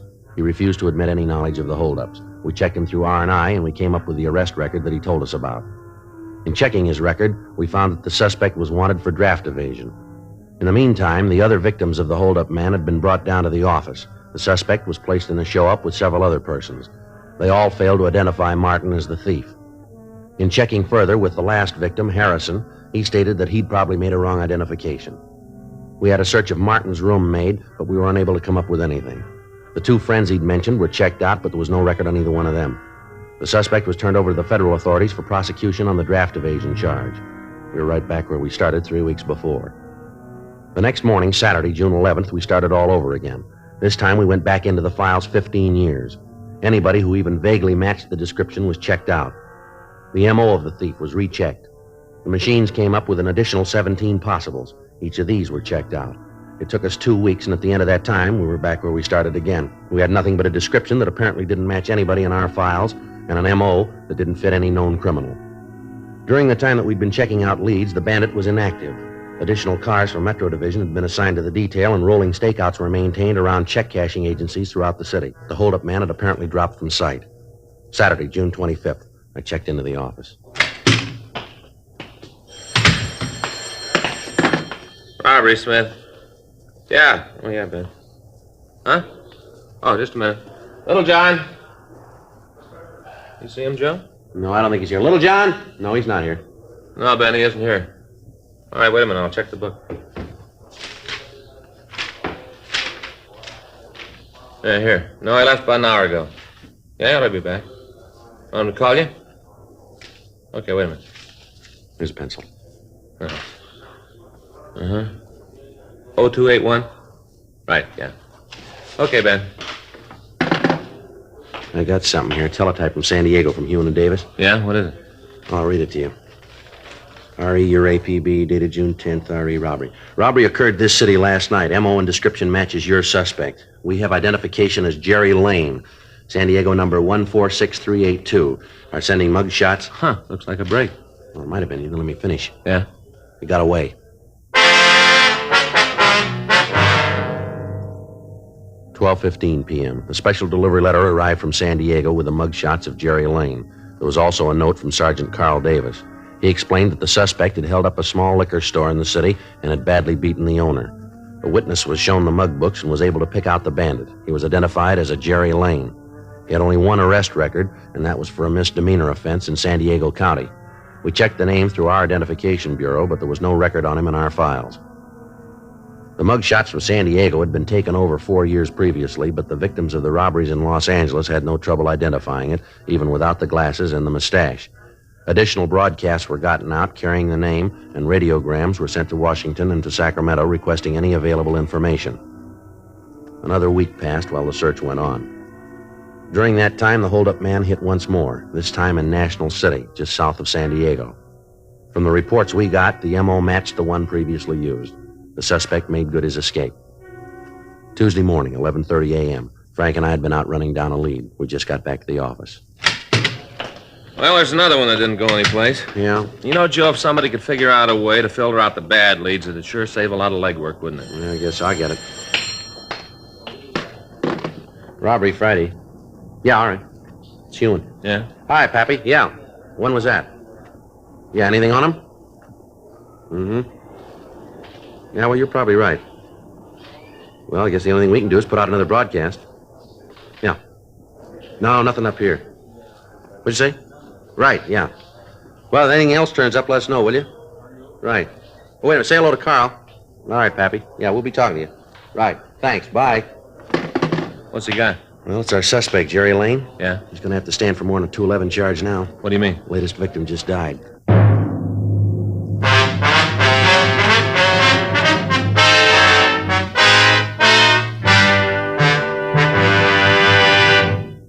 You are listening to Dragnet, the authentic story of your police force in action. It's so satisfying to know that my Chesterfield is low in nicotine, highest in quality. Chesterfield, low in nicotine, highest in quality.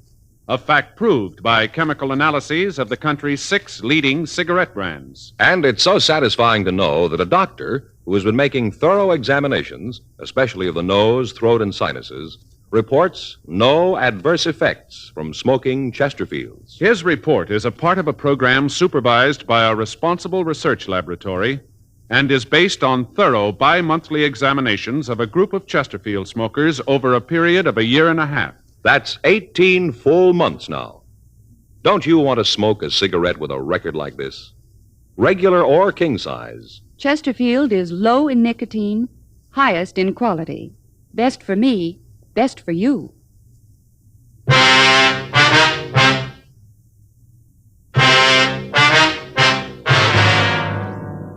From the information we got on the phone, it looked like Jerry Lane would be headed for Los Angeles.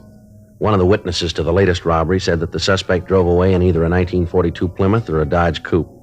The color of the car was listed as either a dark blue or black. Descriptions of the car and of the suspect were printed up and distributed to all law enforcement agencies between Los Angeles and the Mexican border. Al Gayton from the San Diego department got in touch with the Mexican authorities, and a close check was kept on all cars crossing into Mexico. According to our information, Jerry Lane had robbed at least 8 places and stolen a little under $9,000 in a period of 6 weeks. While we continued our investigation, the San Diego authorities followed up the leads they had. In the course of checking out the friends and associates listed on Lane's arrest record, they came up with the information that he had at one time been employed as a musician in a downtown nightclub. They interviewed the employees of the place, but they were not able to get a definite lead on the suspect. With the mugshot that they'd sent us, and knowing that he was a professional musician, we checked with the local office of the Musicians Union. They told us that he was not in good standing, and they were unable to give us the address of the suspect, but they did give us the name and address of a bar where he'd worked several years before. At 8:30 p.m. that night, Frank and I talked to one of the waitresses in the place. No, they cut out the band a year or so ago. Not enough business to keep it going. Uh-huh. Did you work here when they did have a band? Sure, I've been here since they remodeled the place. Been 4 years anyway. Hey, you fellas like a drink? Be on the house. No, thank you. No, very ma'am. much. You know a man named Jerry Lane? What does he do? Well, he's a musician. We understand he plays clarinet. Lane. Yeah, it seems to me I do remember him. Not too tall, kind of nice looking if you went for the type. Yeah, I remember him. You know where we can get in touch with him? No, I haven't got the slightest idea. Got to be a pretty big lush. Had to let him go. Union told him lay off the booze, but he didn't pay no attention. Always showing up late. A real lush. Possible the owner might know where he is? It isn't likely. I'm married to the owner. I know most of the stuff that goes on around here. I see. Can you give us any idea where we might be able to get a lead on him? Some of his friends? Maybe another musician? No. Hey, wait a minute. Ma'am? I might know someone. Let me make a phone call. Well, if you give us the phone number, we can put in the call. No, I'd rather not do that. You see, this girl used to see a lot of Jerry. Maybe she don't want to get mixed up in a thing like this. I'll call her and find out. If she knows, she'll tell me. If she doesn't, there's no harm done. Okay. Got a dime? Just a minute. Here's 2 nickels. Thanks. I'd rather you leave the door open if you will. All right.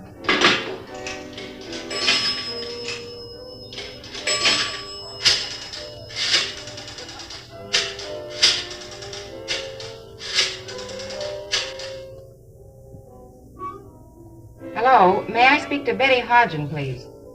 Yeah. All right. They're calling her. Good. Nice girl. Never figured out what she saw in Jerry. Mm-hmm. Hello, Betty? Betty, this is Naomi. Just fine. You? Oh, yeah, he's fine. Say, Betty, I hate to bother you, but do you know where I can get in touch with Jerry Lane? Yeah. Uh-huh. Yeah, wait a minute. Have you got a pencil? Yeah. Here you go. Now, what's the address, Betty? Uh-huh. Yeah, I got it. No, it's nothing serious, no. No, business isn't that good. Yeah, we still got the piano. Sure, gonna keep it. Right. Well, thanks, Betty. You guys are in luck. Yes, ma'am? Here's the address. It's a club down on 6th. Mm-hmm. Betty says he's there almost every night. 9:42 p.m. We called the office and had another team of men sent out. We notified homicide detail that we'd picked up another lead, and they sent out a team of men to give us any help that we might need in apprehending the suspect. The address we'd been given was the Georgetown Club, a small place on West 6th Street. When we got there, the place was crowded, and the band was in the middle of the second set. We checked with one of the bartenders. Sure. That's Jerry playing clarinet. See? Gray suit. Yeah, does he work here? No, he shows up almost every night, sits in with the band. Union doesn't like it. They talked to the boss about it. He's trying to get the bum out of here. Cause a lot of trouble. That right? Sure. Always he comes in drunk, or else he acts like he's high on dope. You want me to get in for it? Yeah, tell him there are a couple of friends who'd like to talk to him, will you? I do it right now. You don't want me to say you're cops? No, we don't. I didn't think so. Okay, I get it. Thank you. Some place they got here, huh? Yeah, sure is crowded, isn't it? Right. Better watch him. He's probably armed. Yeah, let's get him outside. It'd be easier to take there. Too many people here. Yeah, the bartender's got him now. All right. Now let's let him get outside before we move away. Right. Yeah, there he goes. Come on.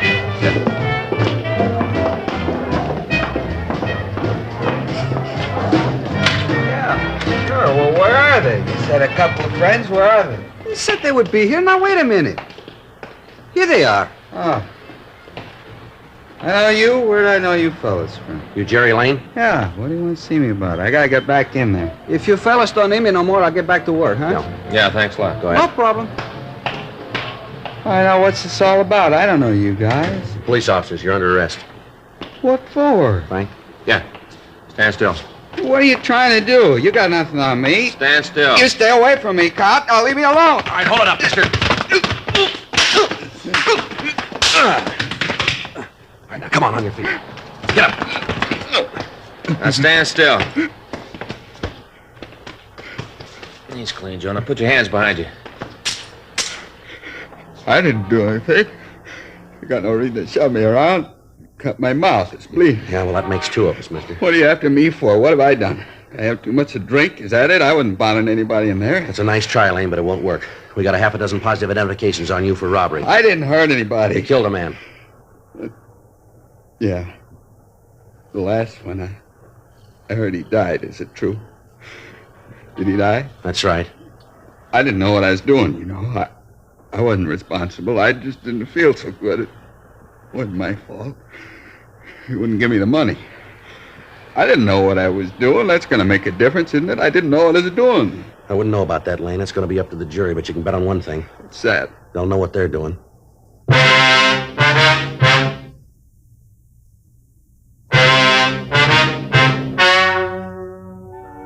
The story you have just heard is true.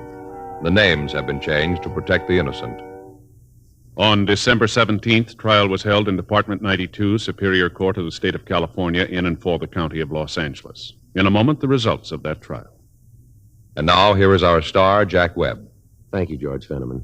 Friends, the big Labor Day weekend is coming up, so make sure you have plenty of Chesterfields. Get a couple of cartons when you do your weekend shopping. Now, I can tell you why you should be smoking Chesterfields in just 10 words. Chesterfield, low in nicotine, highest in quality, best for you.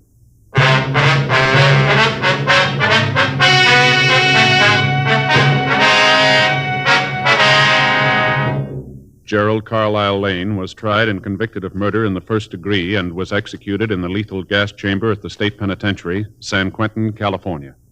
The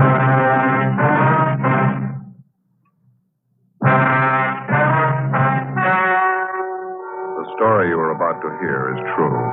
Only the names have been changed to protect the innocent. Fatima, best of all king-size cigarettes, brings you Dragnet.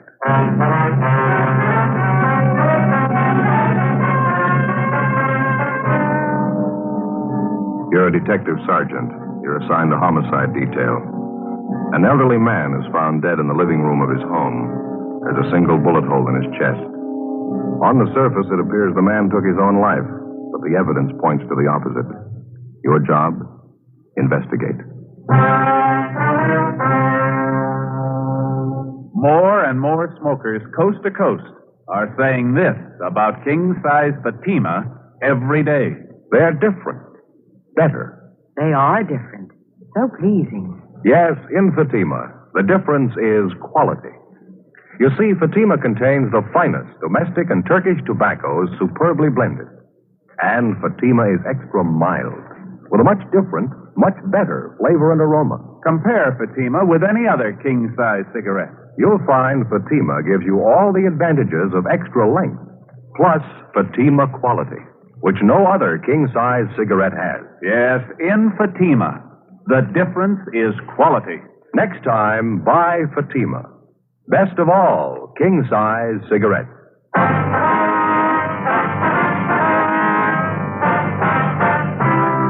Dragnet, the documented drama of an actual crime. For the next 30 minutes, in cooperation with the Los Angeles Police Department, you will travel step by step on the side of the law through an actual case transcribed from official police files. From beginning to end, from crime to punishment, Dragnet is the story of your police force in action.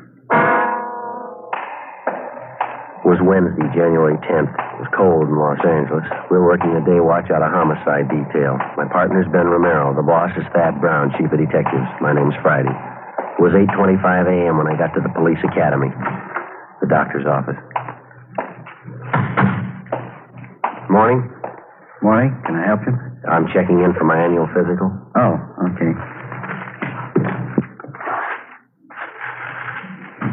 All right. See your name? Joe Friday. See. Friday, just like the day in the week? Yeah, that's right. Friday. Can't seem to find it. You sure you were notified? Yeah, the teletype was posted in the office a couple of days ago. Annual physical exams. My name was right near the top of the list. Friday. Oh, yeah. Yeah, here you are. Joseph Friday. That's it, yeah. Well, all right, Friday, let's get your name down here. Okay. Age? 34. Where you work? Central Homicide. Serial number? 2288. 2288. Okay, Friday, you want to step this way? All right. Slip off your shoes, your coat, and shirt. Okay. Well, they keeping you busy? Oh, pretty busy, yeah. 4,500 men in the department. Everyone has to have an annual physical. Better get you weighed and send you along inside. Doc's probably ready for you by now. Okay. Over here. Oh, never fails. Dr. Vance's office. Who's that? Just a minute. It's for you, Friday, your office. Thank you. Friday talking. This is Ben. Joe, you about through over there? No, not quite. I haven't seen Doc Vance yet. What's the matter? Dead body called out by Westlake Park. Radio cars out there now. No one else in homicide to handle it? Not right now. They're pretty busy. Now, you should coming back to the office. Why don't you meet me out there? It's 932 Old Laurel Lane. All right, just a minute. Have that pad, Doc. Thank you. 932 Old Laurel. I got it. What's the story? Old man was found dead in his living room, bullet hole in his chest. Men in the radio car said at first it looked like the old man had killed himself. They're not so sure now. How do you mean? They think he had some help. 8:45 a.m. I left the doctor's office at the police academy and drove to the Westlake area where I met Ben in front of the cottage where the dead body had been found. We went inside and checked with one of the men from the radio car who was standing by. The dead man was identified as Martin Latimer, age 68, a retired owner of a couple of neighborhood grocery stores in the city. He was lying sprawled on his side on the floor. There was a bullet hole in his chest just above the heart where the slug had entered the body. There was another, larger wound in the back through the left shoulder blade where the bullet had emerged. Approximately 8 feet across the room from the body was another chair. There was a Winchester rifle wired firmly to the top, its muzzle pointing directly above the spot where the body lay on the floor. A thick white string was found wound firmly around the trigger of the rifle.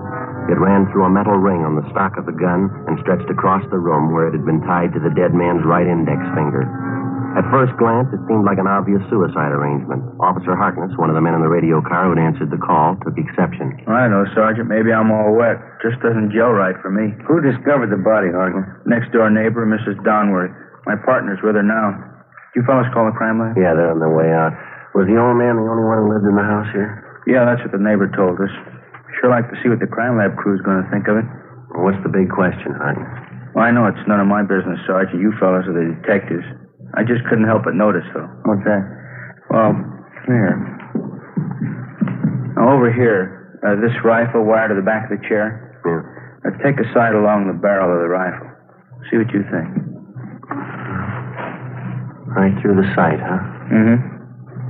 Pointed right above the armchair over there, isn't it? It's in a straight line with the body. Well, how much fits? The old man pulled the string tied to his index finger, and it set off the trigger. Took the slug through the chest, and everything. Yeah, that's what I figured.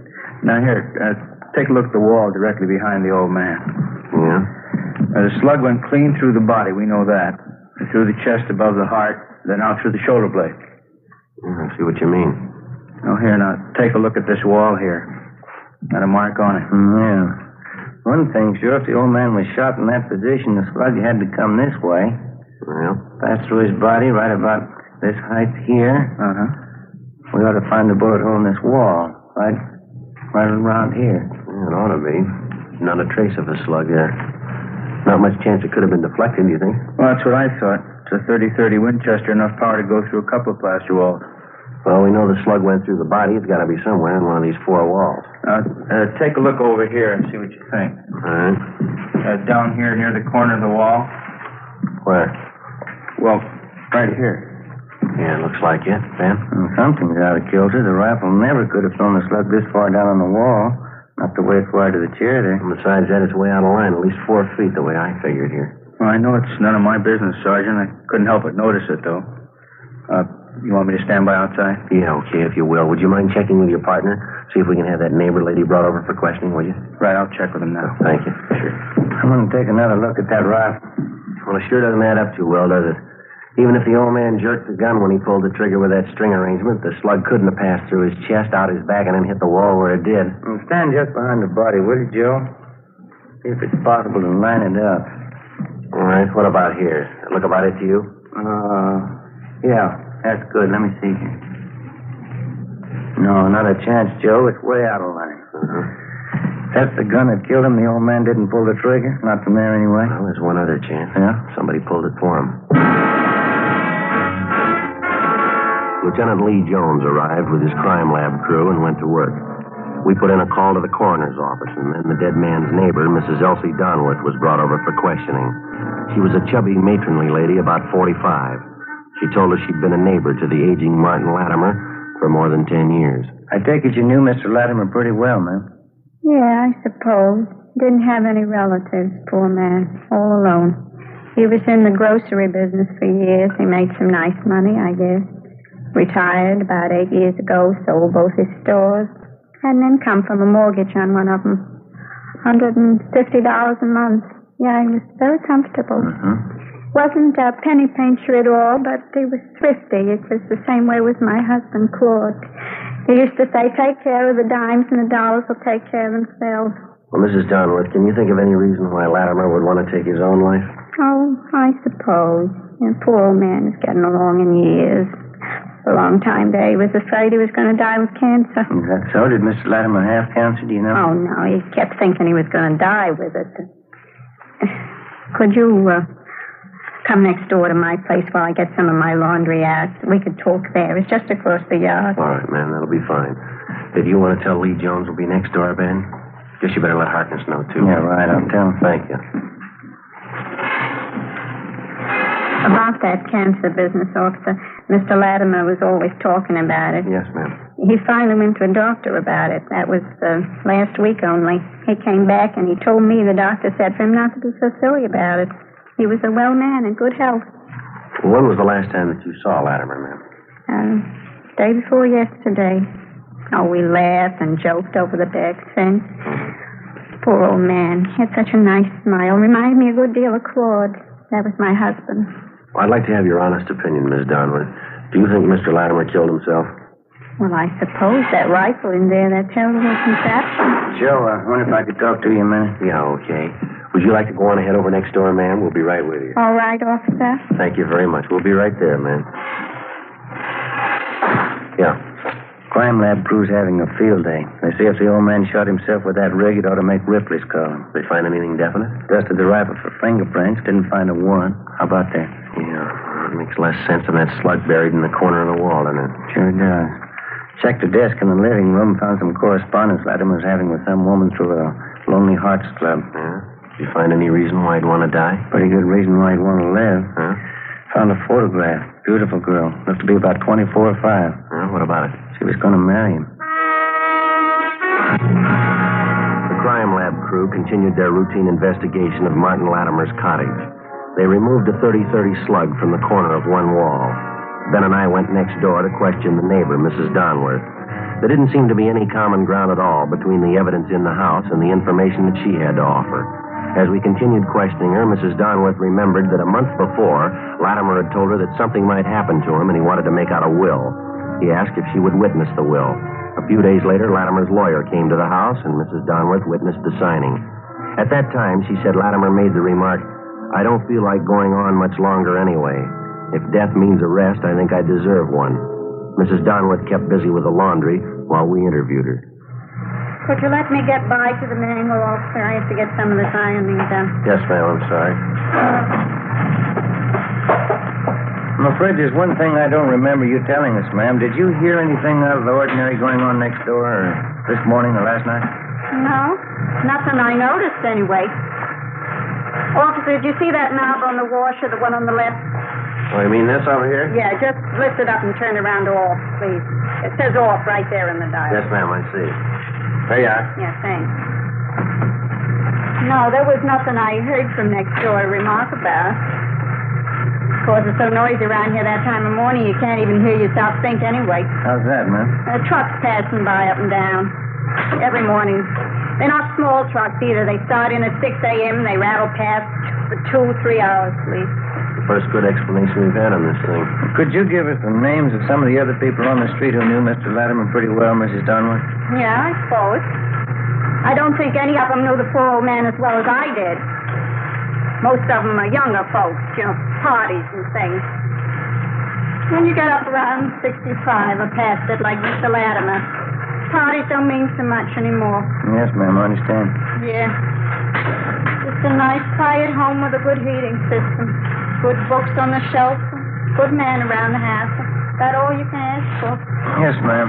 Well, thank you very much. We'll leave our card here in case you want to contact us for any reason. All right, officer. There's one more thing, Mrs. Donworth. We understand Latimer was corresponding with several women through a Lonely Hearts Club. Did he ever mention that to you? No, he never did.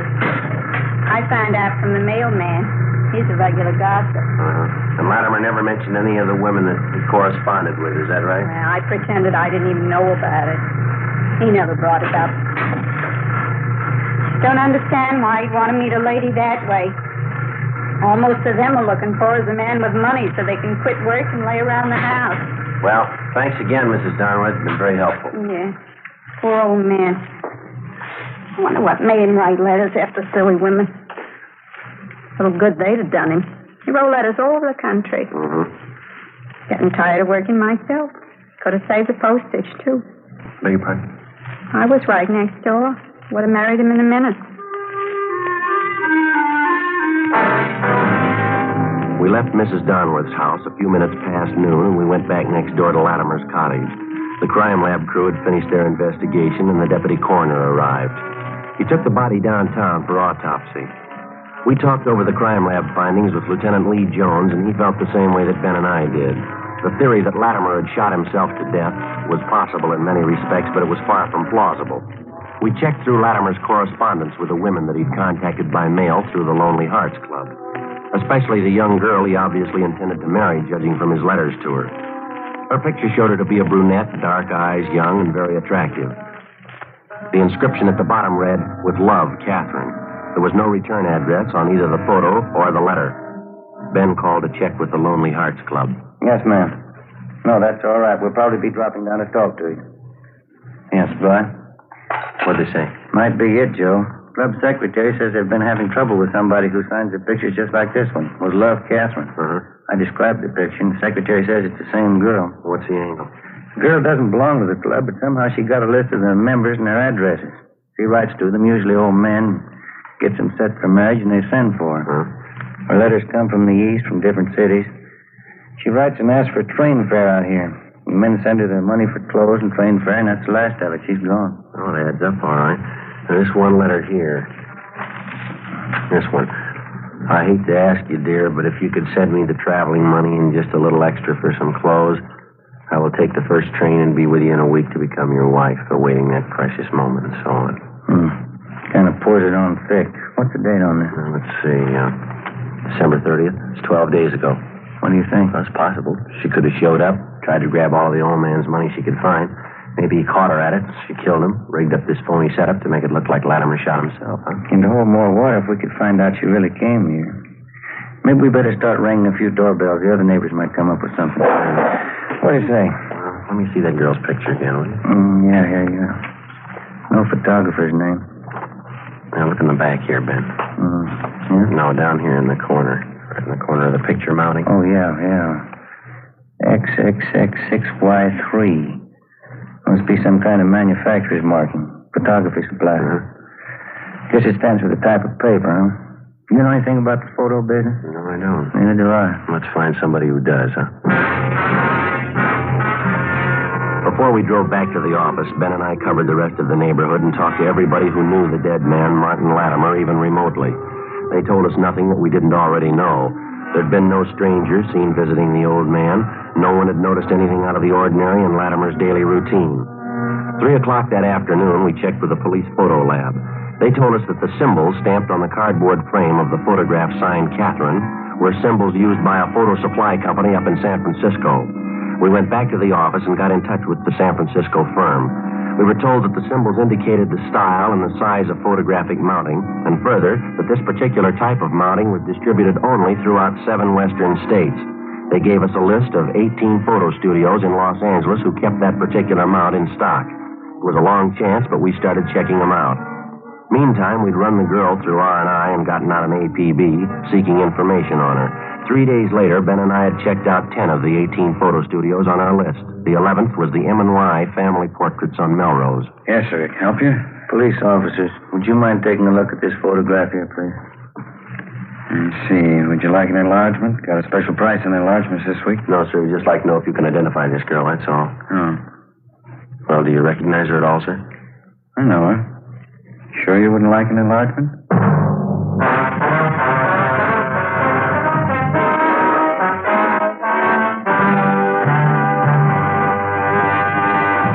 You're in a cruiser car of a Metropolitan Police Department. You receive a routine radio call. All units, attention all units. Pick up and hold for investigation the following vehicle. 1948 Ford, 2-door sedan, black white sidewall tires.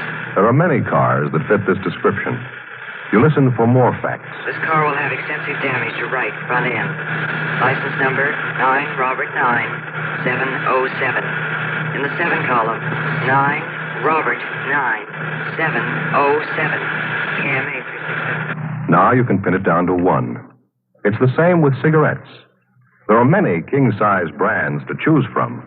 But when you know all the facts, you'll make your choice, Fatima. Here are those facts. Fatimas are the same in length and circumference as any other king-size cigarette. 85 millimeters long, 1 1/64 inches around. And Fatima filters the smoke exactly the same long distance. But in Fatima, the difference is quality. Fatima gives you extra mildness, a much different, much better flavor and aroma. Remember, Fatima gives long cigarette smokers all the advantages of extra length, plus Fatima quality, which no other king-size cigarette has. Next time, insist on the best. Buy Fatima, best of all king-size cigarettes.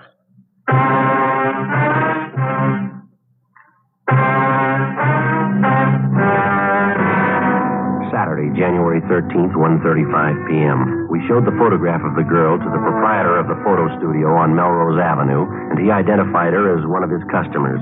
He told us her name was Doris Chambers. She was 22 years old and a postgraduate student in chemistry at the university. She came from a fairly well-to-do family, and her father was the president of a local neighborhood bank. She didn't even come close to the type of girl that we were looking for. We got the address from the photographer, drove out to the home, and interviewed the Chambers girl. She gave a younger appearance than she did in her picture. She couldn't recognize the handwriting on the photo, nor did she understand the inscription with Love, Catherine. After questioning her, it became apparent that she knew nothing at all about 68-year-old Martin Latimer. I wonder if you'd mind taking another look at the handwriting on the picture, miss. Is it familiar at all? No, I couldn't be sure either way. Seems like I'd seen it, though. Well, when did you say you had this picture made, miss? About a year ago at graduation. My mother had extra copies made up. She liked it. I didn't care for it much. Could you tell us how many people have prints of this picture? Mama had 24 copies made up. She took 12, and I took 12. Uh-huh. She sent them to relatives, friends of ours. Kept a few. What'd you do with yours? Sent them to friends, girls at school, a few of my boyfriends. Can you remember if you autographed any of them? Yeah, some of them. The ones for my girlfriend. Others I gave out plain. Well, can you try and think who you gave those to, miss, the unsigned pictures? One went to Carl, I know that. And Ray, and Fred, and Don, and Warren. I think that's it. Wonder if we could have their full names and addresses, please. Yes, all right. I don't know what I'm saving all this junk for. Old letters. Could I see that picture, please? Yeah, here you are. What is the same writing? I thought I'd seen it before. Huh? This old letter from Warren. See the writing? Doesn't it look the same to you? Looks close, Joe. Yeah, we'll have Don Meyer on handwriting check it over. Who is this Warren, Miss Chambers? Warren White. Here's his address right here. Yeah, I'll copy it, Joe. Fine. Warren and I went to college together. We were engaged to be married for a while, then I broke it off. I see. Warren's a serious boy. He was very thorough. Perfectionist. You know, Sergeant? Never does things halfway. That's so? Never known Warren to do anything in his life halfway, not once. Well, he's going to have a perfect record if that handwriting matches. What can they do to him? I don't know, but they won't do it halfway. 2:55 p.m. We left the home of Doris Chambers and drove down Beverly Boulevard to 743 North Clairwood Avenue, an apartment house where the suspect was supposed to be living. We talked to the manager, and he told us that Warren White had moved without giving notice 3 days before, on January 10th, the same day 68-year-old Martin Latimer was found dead in his home. We got on the phone, talked to Doris Chambers again, and she gave us a lead on Warren White's married sister. 7:30 p.m. We met with the sister of the murder suspect, and she told us that her brother Warren had phoned that morning and asked for an emergency loan of $200, which she didn't have to give him. The sister gave us White's new address, and we checked it out. It was one of those run-down, futuristic-style apartment houses built in the mid-'30s. It was on a narrow road high above Sunset Boulevard, overlooking most of Hollywood. White wasn't in, and the manager said he wasn't expected back till early the next morning. We had the manager let us in White's apartment. We waited. Midnight. 1 a.m. No sign of the suspect. No denying it. It's sure a beautiful view from here. It's the best in town. Be nice for single fellows up here when it wouldn't work with the family, though. How about you, Joe? Why don't you get your mother looking around up here? It'd be a beautiful place for the two of you. No, I don't think Ma'd ever leave the house. She's been there for 40 years. I guess she'll stay there till she dies. Would be nice up here, though, wouldn't it? What a view, huh? Well, why don't you try talking her into it? You got nothing to lose. I might do that. Why don't you slide up one of the windows, get a little stuff in here? Yeah.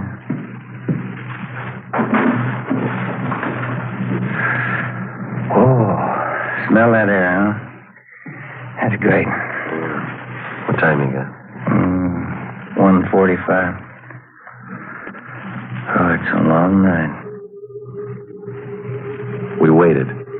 3 a.m., 4 a.m., 4:30.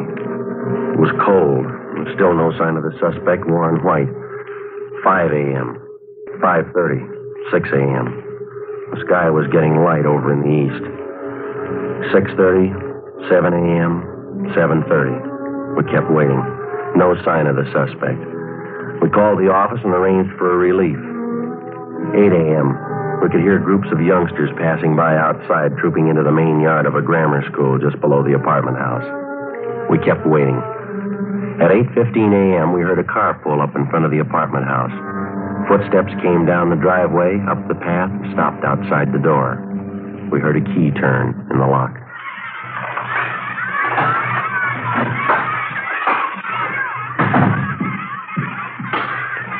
What is this? What do you want? You Warren White? Yes. Police officers got some questions we'd like to ask you. It's all right, officers. Why don't you sit down? I'm not going to give you any trouble. Huh? I killed him. Maybe I'll never know why, but I killed him. You want to tell us about it? You must have had a reason for it, rigging it for a suicide. Do you have anything against him? I hardly even knew him. He used that picture of Doris to fool him. Made some good money doing it. I needed it. You willing to give us a statement about the whole thing? I haven't anything to hide, officer. The minute I killed him, I knew it was all over. Right there in that 1 minute. I knew you'd come and find me somehow. I didn't know when, but you'd come and find me. Well, okay, Ben. We better head downtown. Yeah. What? It's a great sound, isn't it? What's that? The schoolyard. Yeah. The kids. Got a great sound to it. Good one. You want to get your hat? All right. How can anybody figure? You start in a schoolyard like those kids down there, running around, yelling. I started the same. Better get going. I wonder what it is that happens. An 8-year-old redhead kid. There must be one down there now. The other kids will grow up, get jobs, work, and die. It'll be all right. Yeah. The one kid'll end up in an alley with a gun in his hand. How can anybody figure? I don't know. A bunch of kids playing in a schoolyard. Someday one of them's a killer. Yeah, let's go. You tell me. What's the answer?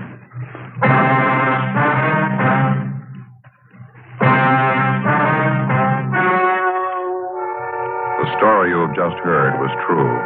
Only the names were changed to protect the innocent. On April 2nd, trial was held in Superior Court, Department 88, City and County of Los Angeles, State of California. In a moment, the results of that trial. And now, here is our star, Jack Webb. Thank you. Friends, it's come to my attention that some people have a misunderstanding about the cost of Fatimas. Well, I'd sure like to straighten that out for you right now. The cost of Fatima is the same as the cigarettes you're now smoking. Yes, that's right. Fatimas cost no more.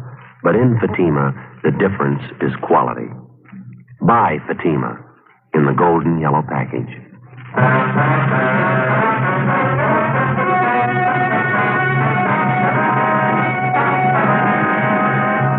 Warren Thomas White was tried and convicted of murder in the first degree.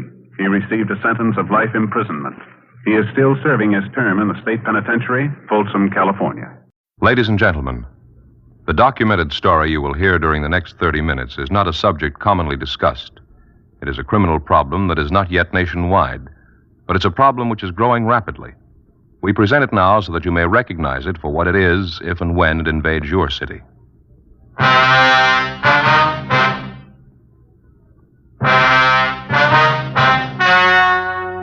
The story you are about to hear is true. Only the names have been changed to protect the innocent. Fatima, best of all king-size cigarettes, brings you Dragnet.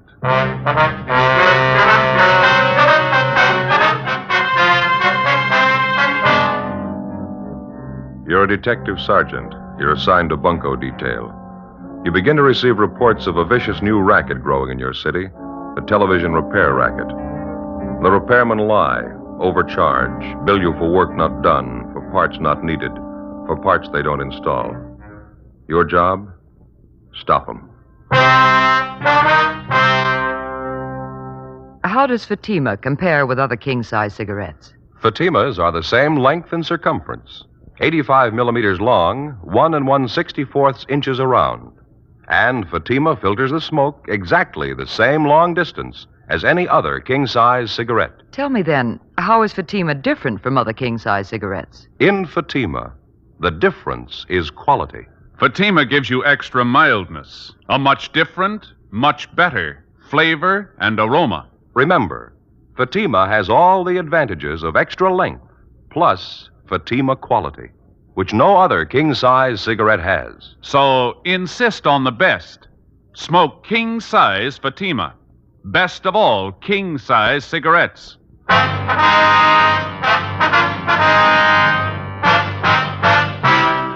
Dragnet, the documented drama of an actual crime. For the next 30 minutes, in cooperation with the Los Angeles Police Department, you will travel step by step on the side of the law through an actual case transcribed from official police files.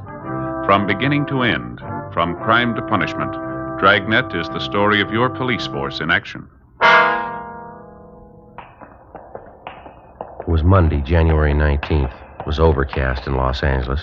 We were working the day watch out of bunco detail. My partner's Ben Romero. The boss is Captain McCauley. My name's Friday. It was 9:15 a.m. when we got to the third floor of the Los Angeles Daily News, the assistant city editor's office. Hi, Friday. Come on in. Sit down. Morning, Jack. I'd like you to meet my partner, Ben Romero. Ben, this is Jack Kinnett, staff writer for the Daily News. All right, Kinnett. Glad to know you, Ben. Sit down, fellas. Thanks. We just left the skipper over at the city hall. Did the captain brief you on this thing? Yeah, he gave us a partial fill-in. We've been working on it from our end about 2 weeks now. Well, Paul Price, he's our radio TV editor. Paul and I had a long session with Captain McCauley yesterday, and I guess now we're all ready to move on this thing, huh? We'll do everything we can. Would you like to fill Ben in on what you told me yesterday on the phone? Yeah, well, Price was the one who began getting the first complaints here at the paper. A tremendous number of his readers wrote in complaints about being victimized by crooked television repairmen. About being charged too much for repair? Partly, yeah. Some of the people even sent in receipts with their letters. Said they felt the guys who fixed their sets were dreaming up unnecessary repairs, charging them for work not done. Some of them said they knew they were billed for parts not even replaced or installed in their sets. Ben, Jack told me yesterday about a letter he got from some man who said he felt he'd been overcharged, and he just started to bellyache about it. Yeah, a fellow by the name of Vincent. Said he just put up an old-fashioned squawk about it, and the repairman brought the price down at least 1/3. That doesn't sound very good, does it? We kind of figured operators like that must have too many repair sets on hand that their customers can't afford to bail out.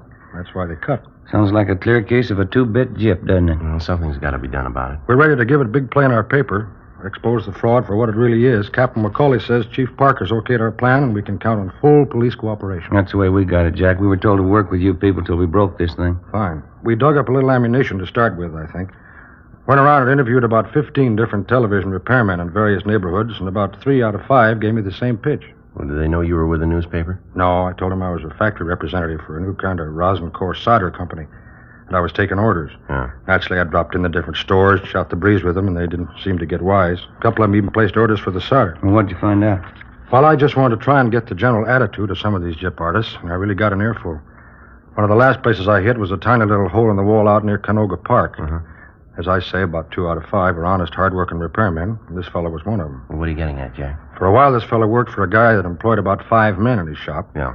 Finally quit him because he didn't like the way this big operator did business.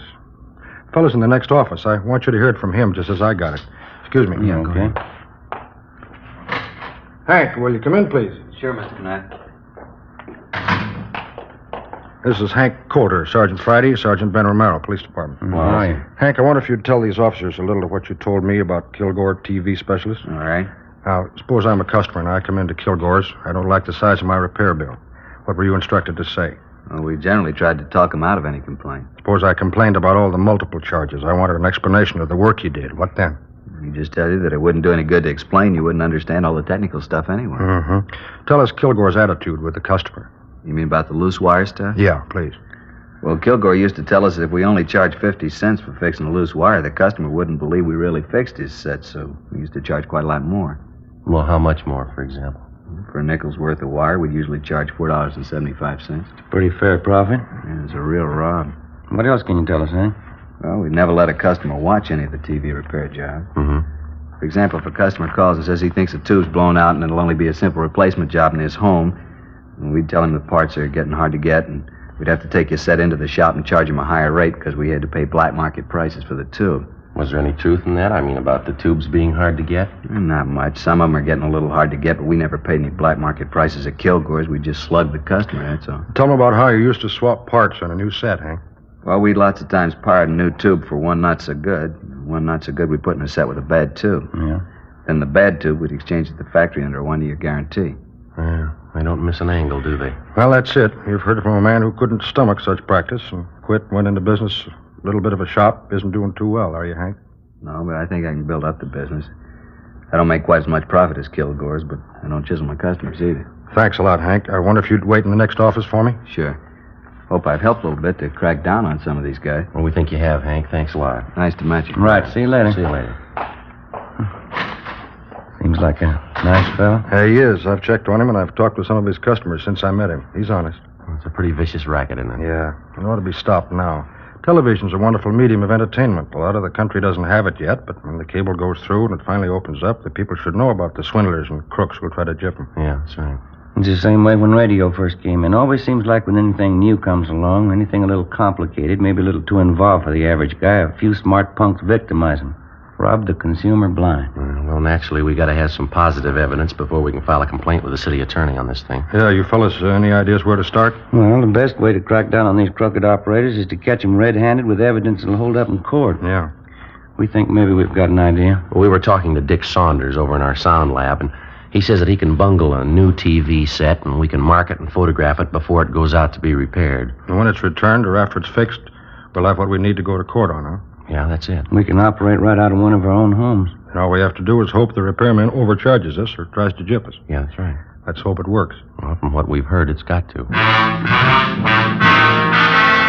10 a.m. The staff writer, Jack Canet, Ben, and I drove back downtown. On the way, it was decided that we'd use Canet's home as the place from which to operate. It was centrally located and in an average neighborhood. When we got back to our office, we contacted one of the local television dealers and asked for the loan of one of their sets. They recommended Kay Halbert, because the chassis is easily accessible and any trouble could be located quickly because parts are visible. A 16-inch K. Halbert console model was sent to our sound lab. 10:18 a.m. We met with Dick Saunders, our police lab technician. Here's the set. 16-inch console model, serial number C2817901. What have you done to it, Dick? Well, first off, I tested the set and it performed perfectly. It's a good set. Brings in a fine picture, see? 20. Test pattern's fine, huh? Yeah, it's good. Tested all the tubes, all okay. How are you marking the set? Here, I'll show you. Get a tube out of here. Now, if you look closely here at the base of the socket, see it? What's that? This is it, isn't it, Dick? A little tiny dot of green paint? Yeah, that's right, Ben. Mm-hmm. I'm marking every part of the set with this tiny green dot. Looks good. If I didn't spot it, I doubt anyone else would, especially if they didn't know about it. Yeah, that's what we're hoping. In addition to this type marking, we've taken all serial numbers off the tubes and various parts. Anything that carried any form of coding, we took down. Mm-hmm. All major components have been marked. Transformers, coils, condensers, tuning units, so on. Did you get any pictures of it? Yeah, we did. Took photographs of the set in and out of the cabinet.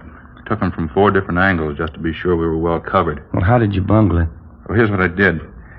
To put the set out of commission, I burned out the filament of the 5U4G, low-voltage rectifier tube. What's the cost of that particular tube, Saunders?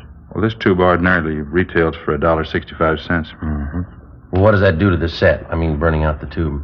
By burning out that filament, we cause the sound and picture circuits to be completely inoperative. It won't work at all until that particular tube is replaced by a good one, isn't it? That's right, Joe. Well, how big a job would it be to trace the trouble? Well, it could easily be detected by casual observation or by noting that the tube normally very hot is cold. How much time would you say it'd require to make a repair like this? Oh, I'd estimate not over a half hour would be required to place this set in operating order. Half hour, huh? Mm-hmm. Okay, thanks a lot, Dick. You going to take care of getting the set out to Canette's home right away? Yeah, we have his address right here. We'll get it right out. All right, fine. If you can, try to get whoever repairs this set to give you an itemized bill of all work done and parts installed. Right. In case you call more than one outfit today, here's an extra bad 5U4G tube. Thank you, Dick. Anything you'd like to know? No, I think that about covers it for me. Jack? One more thing. I was just wondering, if somebody spots the trouble right away and replaces the tube, what do you think they ought to charge, Dick? Labor and all. I checked through RTA on that this morning. They said to make a house call and replace the defective tube should not exceed $4.50. Okay, thanks. That does it for now, huh? Yeah, I guess so. Well, you're all set then. Think you'll get what you're after? Well, we should. The odds are all on our side. 10:30 a.m., Monday, January 19th. We left the sound lab on West 1st Street and walked back to Bunko Division. We met with Captain McCauley and filled him in. We gave him the newspaper man, Jack Canette's address, and told him he could reach us there. The console model television set was delivered to Canette's home and properly installed. When we arrived at his home, we started going through the yellow classified section of the phone directory. We made a list of several TV service stores just picked at random. We chose a wide variety. We picked stores that were listed with large boxed-in ads, stores that carried no ads, just a listing. Ben called 2 places and staggered the calls so that the repairman would arrive about 1 hour apart. It was 11:30 a.m. when the first man made his service call, Bart's TV experts on Hollywood Boulevard. It took him 45 minutes. It was 12:15 when he left Jack Canette's home. Must have been one of the 2 out of 5, huh? Yeah, he seems okay. I wonder if I could see that bill, huh? Please? Oh, here you go, Joe. Thanks. Yeah, looks okay. Replace 5U4G tube, $1.65. Service charge, $2.50. Total charges, $4.15. That kind of bears out Canette's thinking, doesn't it? Remember when we asked him how many men worked in his shop and he said he's alone? Yeah. I think you'll find that's a pretty good barometer. All the servicemen working alone aren't like this guy, but the bigger percentage of the honest ones are. When's the next one due to arrive, Ben? Any minute now. Called a place by the name of Cheney's Video Repairs. They're over on Beverly Boulevard. Mm-hmm. Had a big ad. Looks like a pretty big outfit. Oh, here's that other defective tube that Dick gave us. Yeah, better get it in the set. Yeah. Well, let's see. Here we are. 5U4G. Okay, here you go. Thanks, Joe. Here's a new one the guy put in. I got it. Okay. Get this back on again.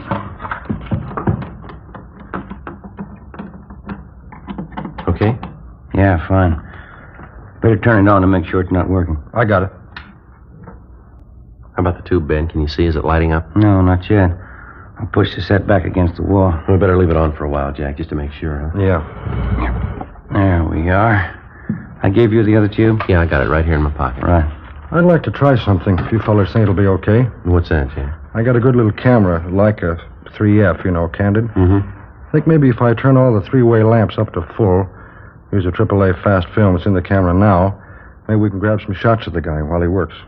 What do you think? Well, if you're careful, don't let him get wise. Maybe you ought to shoot some of all of us just so he doesn't think anything about it. Huh? Yeah, that's what I figured out. Just sit down on that chair over there by the set, make him think I'm just testing or something. Mm-hmm. I think I can bring it off without arousing any suspicion. Okay. If I get anything, the guy's out of line, we'll run the shots in the Daily News. What do you figure on doing, Jack? You going to run a series on the TV repair racket? Yeah, that's the plan. Lee Payne, he's our executive editor. He thinks it's high time somebody exposed the swindle in the paper. Mm-hmm. That'll be the next service, man. I'll let him in. Right. Better turn off the set, huh? Yeah. Television repair? That's right. I'm from Cheney's on Beverly Boulevard. Oh, yeah. Now, come on in. Thanks. Oh, what seems to be the trouble? We don't know. Set's right over here. Oh, thanks.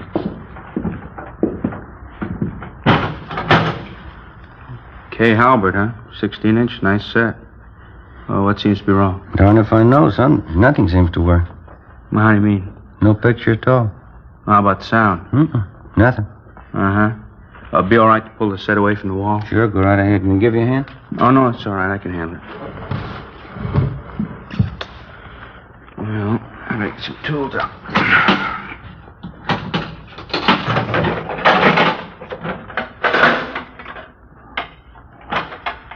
How long you had this set? Oh, about 2-3 months.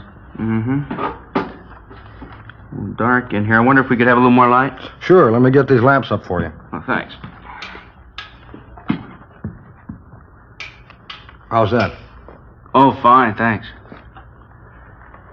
Say, that's a nice little camera you got there. What kind is it? A Leica 3F 1.5 lens. Uh-huh. Been experimenting with some new indoor film. You mind being a guinea pig? No, it's all right with me. Shame to waste good film on me, though. Think you're going to get anything in this light, Jack? Maybe. Worth a try, anyway. I don't know about this set. What do you mean? Well, it looks bad. Hard to tell without getting it down to the shop. Looks to me like your blocking transformer's gone. And what's that mean? Well, I'll have to take the set in. Can't fix it here, huh? No, I'm afraid not. You see, parts are getting a little hard to get these days. The set manufacturers are having a tough time getting quality parts, and sometimes we have to spend several hours just tracing the trouble. Well, I guess that knocks out the ball game tonight, huh, fellas? Sorry. Take a couple of days at least. Want to really check it over. Sure it's not a tube. We kind of thought just a tube blew out.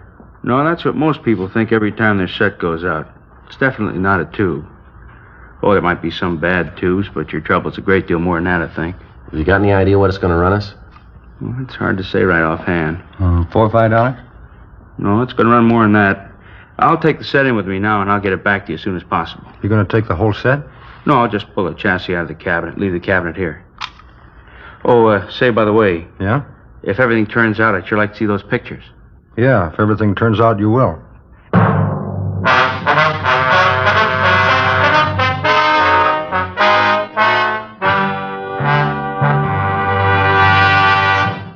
You are listening to Dragnet, authentic cases from official police files. Now, let's look at our Fatima files. Listed under B, Bella. James Warner Bella, distinguished author. He says, a man who smokes as much as I do wants a cigarette that's extra mild, and I like Fatima's different flavor and aroma. Listed under S, Scanlon. Louise Scanlon, Stork Club cigarette girl. She says, more and more of my Stork Club customers are smoking king-size Fatimas. They're elegant, distinctive, and really extra mild. friends, our files show Fatima sales are going up. Up every day. The reason for Fatima's ever-increasing popularity can be summed up in 2 words. Fatima quality. Fatima gives you extra mildness, a much different, much better flavor and aroma. If you smoke a king-size cigarette, remember this. Fatima has all the advantages of extra length, plus Fatima quality, which no other king-size cigarette has. In Fatima, the difference is quality. So insist on the best. Insist on king-size Fatima. Next time, buy Fatima in the distinctive gold and yellow package. Best of all, king-size cigarettes.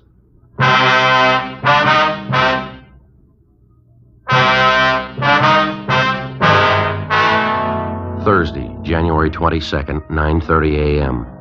The TV set was returned to reporter Jack Cannett's home after having been repaired by a servicing company called Cheney's Video Repairs. We found that the man who had come to Cannett's home to make the service call was Robert V. Cheney, the owner of the service outfit.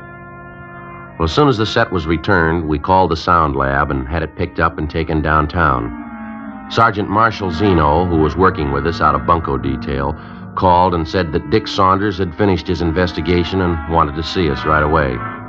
10:30 a.m., we went down to West 1st Street, the police sound lab. Saunders went over his findings with us. Here are the photographs before and after. Before we go over these, let me show you what we found out about your repair job. Okay. Over here. Here's that receipt Cheney gave you when he returned the set. Yeah. Here's what the repair bill states.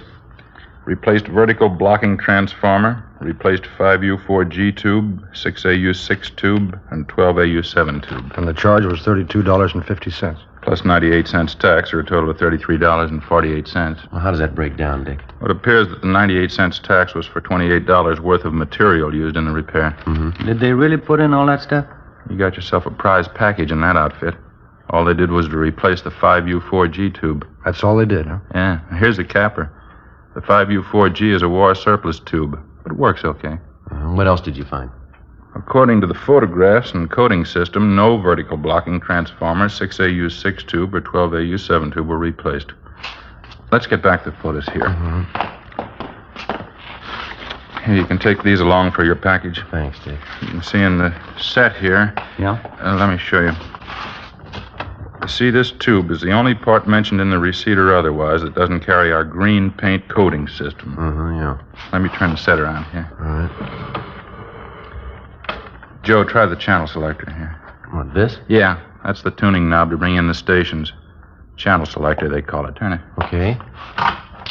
Falls off pretty easy, doesn't it? It sure does. Here, Dick. Thanks. They left out the spring clip in here. It should have been put back in because that's what holds the knob secure to the shaft. I've had that happen on radio sets. Yeah, sometimes they're a little stubborn to put back in, but a good repairman would never leave it out. Yeah. Something else here. Turn the set around in the back again. No, I'll get it, Dick. Oh, thanks, Ben. Here, you see here? See how loose the chassis is in the cabinet now? Yeah, it sure is. Wasn't that way when we got it from the K. Halbert dealer, any more than the channel selector was faulty. It was in perfect shape when we got it. Look at the size of that chassis. It's pretty heavy. Yeah, it is. Originally, there were 4 screws used to hold the chassis in the wood cabinet.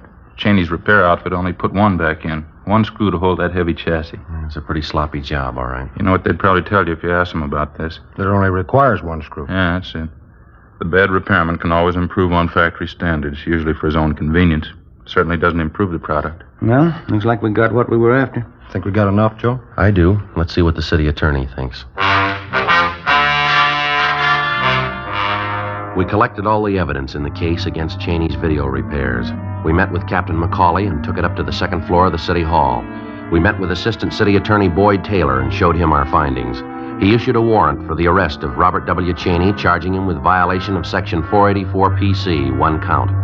11:30 a.m., Thursday, January 22nd. Ben and I drove out to make the arrest. Jack Cannett went along with us.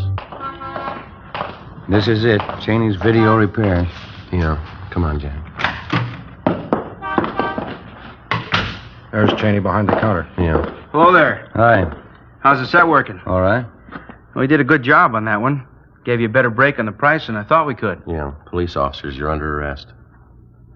Are you kidding? What for? Petty theft. Come on, let's go.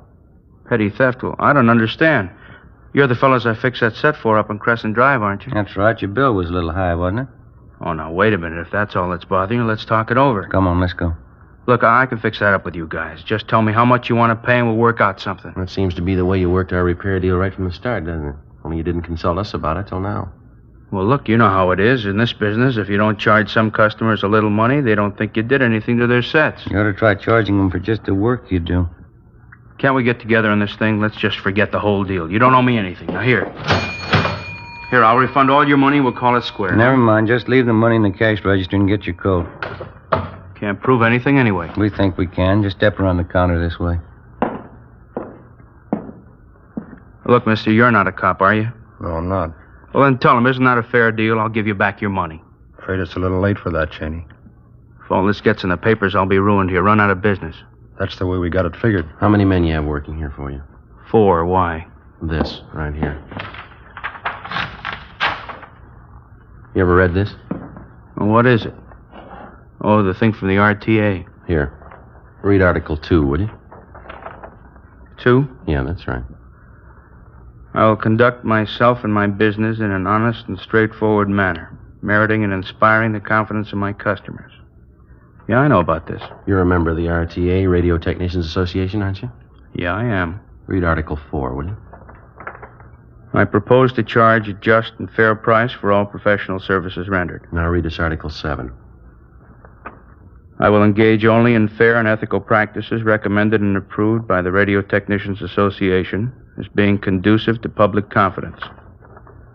Yeah, I've read all this before. It's too bad you didn't remember it.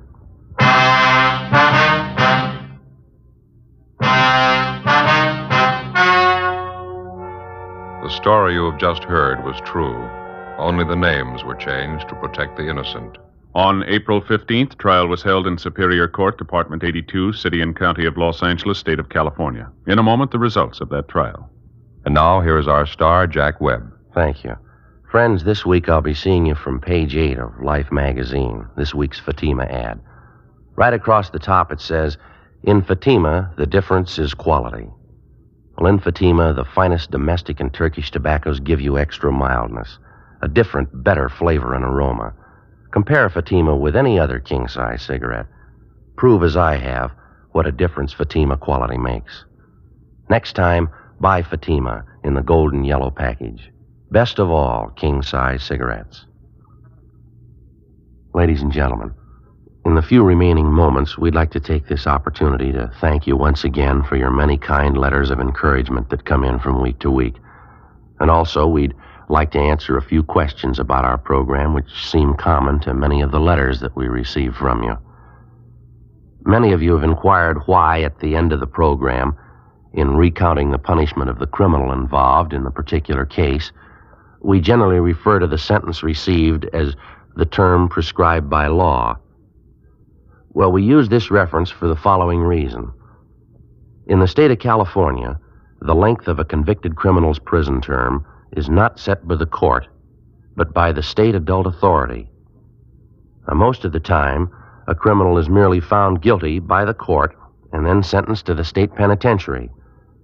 After he serves a year in prison, the convict has a hearing before this state adult authority, at which time his actual sentence is set. So you can see why we can't give you the actual sentence in many cases.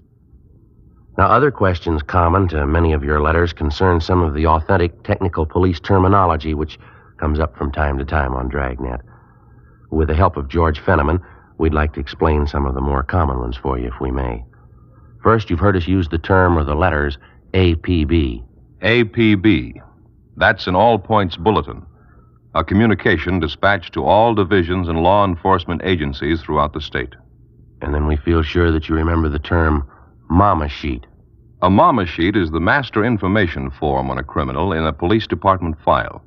It contains his complete description, his habits, relatives, acquaintances, everything about him known to the police.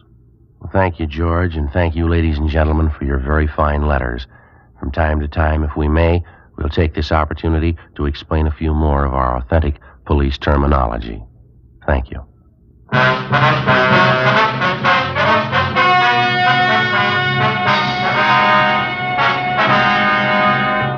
Robert W. Cheney, owner and operator of Cheney's Video Repairs, was tried and convicted on several counts of violating Section 484 PC, petty theft. He was fined $200 and received the sentence as prescribed by law. Petty theft is punishable by imprisonment in the county jail for not more than 6 months.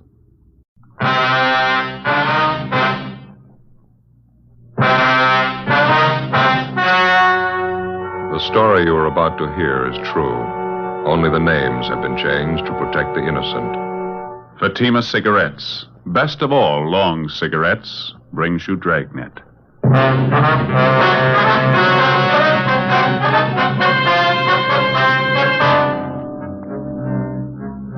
You're a detective sergeant. You're assigned to homicide detail. A well-known businessman in your city disappears suddenly from his home. He's seen driving away from the house in the company of two unidentified men. There's no explanation for it. Your job? Find him. How does Fatima compare with other king-size cigarettes? Fatimas are the same length and circumference, 85 millimeters long, 1 1/64 inches around. And Fatima filters the smoke exactly the same long distance as any other king-size cigarette. Tell me then, how is Fatima different from other king-size cigarettes? In Fatima, the difference is quality.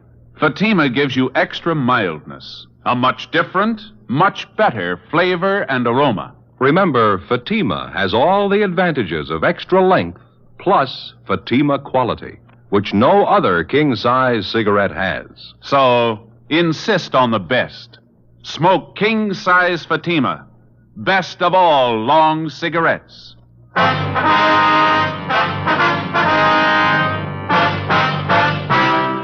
Dragnet, the documented drama of an actual crime. For the next 30 minutes, in cooperation with the Los Angeles Police Department, you will travel step by step on the side of the law through an actual case transcribed from official police files.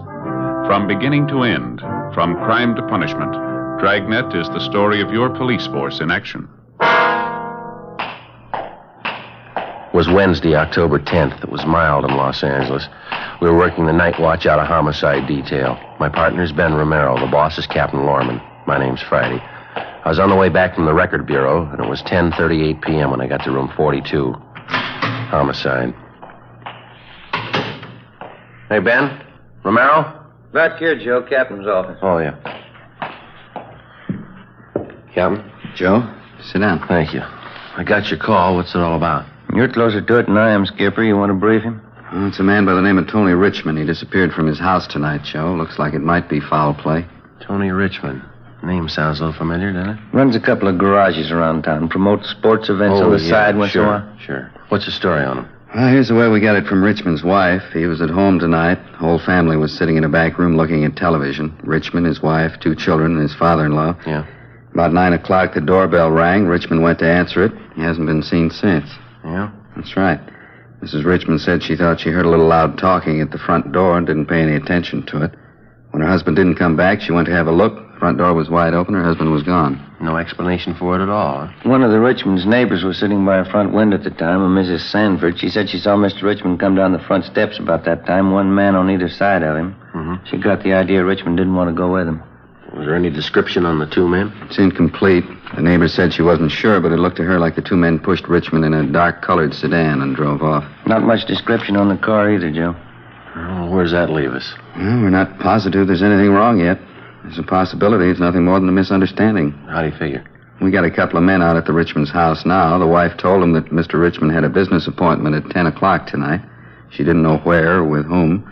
It could have been with those 2 men. Mm-hmm. It doesn't sound quite right, though, does it? I mean, walking out without even telling his wife. No. Something else to consider. Wife said that when Richmond went to answer the front door, he was in his shirt sleeves. Yeah. When the neighbors saw him come down the stairs with the 2 men, she said he had his coat on. If those 2 guys were going to grab him off, they wouldn't wait for him to get his coat. Yeah. How's it stand now? Got out a broadcast on a description of the 2 men in the car. Not an awful lot to go on, no license number. Anybody in particular who might have had it in for Richmond? Is there anything like that? No, not that we know of so far. He dressed pretty well, obviously had money, wore quite a bit of jewelry. Well, what have you got lined up for, Skipper? Well, I've got Barrett and Tommy Bryan standing by at the Richmond's house now, still checking around with Richmond's friends, some of his business associates. Nothing so far. Excuse me. Sure. Homicide, Lorman. Yeah, Tom. How's that? Uh-huh, when? Yeah, right away. You know what to do. Keep in touch. Right. Well, that takes it out of the guessing stage. That was Brian out at the Richmond house. Mrs. Richmond just got a phone call a few minutes ago. Yeah? Man's voice. He told her they were holding her husband. Well, what's her pitch? If she wants him back alive, it'll cost $20,000. As in all cases involving abduction to extort ransom, the investigating police officer is faced immediately with a dozen problems. But first and foremost is the safe return of the victim. When that's accomplished and the danger of death or bodily harm to the victim is removed, the officers then have the freedom to openly hunt down the abductors. But until the time the victim is safely returned, apprehending the criminal suspects remains a secondary consideration. 10:45 p.m. Together with Captain Lorman, Ben and I left the office and drove out to the Richmonds' home out in North Hollywood, the scene of the abduction. We parked our car several blocks away and entered the house from a back street. It was a large, sprawling ranch-style home, richly landscaped. We went inside and checked with the two men from homicide on duty, Barrett and Bryan. They told us that there'd been no more phone calls, anonymous or otherwise. They also told us that so far the victim's wife, Adele Richmond, had been hostile and uncooperative. The abductors had warned her on the telephone about calling in the police, and now she was all for paying the $20,000 ransom and handling the case without the police. While Ben, Tommy Bryan, and Barrett rechecked the neighborhood for other possible witnesses to the abduction, Captain Lorman and I went inside and met the victim's wife and the victim's father-in-law, Fred Wellman. The wife was an attractive brunette in her early 30s. Can't you understand? I just don't want the policemen here. They can be watching the house right now. They'll kill Tony if they know you're here. No, honey, there's no use getting upset like this. It isn't going to do any good. Your father's right, ma'am. I know it's hard on you, but getting all worked up isn't going to help much. Well, I wish I'd never called you in the first place. I can handle this. I'll pay them the money. I'll pay them anything as long as they bring my husband back safe. Yes, ma'am, that's possible. But what makes you think you can trust those men? How do you know you'll get your husband back after you pay the $20,000? That's what they told me. When I talked to them on the phone, that's what they promised me. Well, they promised other people, too, ma'am. You give them $20,000, they'll want $40,000. Give them just one opening, they're going to run it into the ground. They'll take everything they can get, and you still won't have your husband back. Well, there's no other way. I have to take the chance. I have to. There is another way, Miss Richmond. That's why we're here. What if it gets in the papers, publicity? Those men are bound to hear about it. There won't be a line in the newspapers, I promise you that. As far as we're concerned, the only men who'll know about it will be the officers working the case. We'll do everything we can, ma'am, but we're going to have your cooperation. I don't know. If anything happens to Tony, I've got to sit down. I can't even think. I'm so worried. That's it, honey. Here, you sit here. I'll get you some coffee. Good hot cup of coffee. Would you see how the children are, Dad? See if they're covered. Yeah, sure, honey. You just rest. You care for some coffee, officers? No, sir. No, thank you. All right. Now, about that phone call that you got, Miss Richmond. They told me $20,000. If they get it, they'll let Tony go. What else did they tell you? That's all. They had Tony, and that if I wanted to see him again alive, we'd have to pay $20,000. Well, what about the arrangements for delivering the money? Did you discuss that at all? No, all he said was get $20,000 in small bills. He said that, too. He said he'd contact me later about delivering the money. Officer, I can't get that much money together tonight. I don't think you'll have to, ma'am. I'm pretty sure the abductors know that, too. Now, how about the voice on the phone, Miss Richmond? Is there any chance that you might have recognized it? No, I haven't any idea who it was. Well, did he give you any hint at all as to about how much time that you'd be allowed to get the money together? Well, he said he'd call later on. I got the idea he meant later on tonight. He told me he'd have more instructions for me then. I'd like to ask you once more, Mrs. Richmond, can you think of anyone who might try something like this on your husband? Maybe somebody who needed money, who carried a grudge against Mr. Richmond? No one at all. Tony always got along very well in business. He works hard. He works awfully hard. I'm sorry, officer. I can't help thinking the whole thing would be better all around if I just pay the money and make them let my husband go. No, that's just the point, ma'am. Like we said, how do you know they're going to let him go? If they can make $20,000 overnight, it's a good bet they're not going to let him go that easy. You can't make those kind of deals with them. Now, believe us. What can I do, if anything? I brought your coffee, Del. Good hot coffee. I looked in on the children. They were covered. And now you try some of this coffee now. Thank you, Dad. Well, what are we going to do, officers? We can't just sit here and wait. There's a few things I'd like to brief you on to start with. Yes? There'll be a couple of our men stationed here at all times. Another thing, do you have more than one telephone in the house? Yes, sir, we do. There's one here in the den, one in the kitchen. Then we have a plug-in extension for the living room. Fine. The next time the phone rings, you answer it, Mrs. Richmond. One of us will be listening in on the extension. The one in the kitchen, that'd be closest. All right.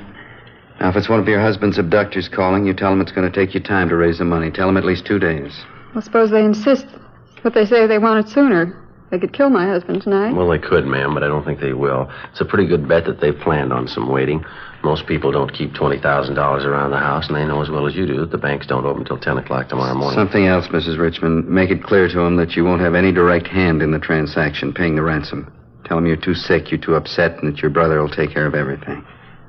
Oh, you mean one of your officers? Yes, ma'am. Sergeant Friday here can take care of that end. Will they believe me? Don't you think they'll get suspicious? Well, maybe, but you have to remember, ma'am, suspicious or not, their only interest is in getting the money and then getting away. Our first problem is to get your husband home safe. When we've got that done, we can worry about the abductors. I see.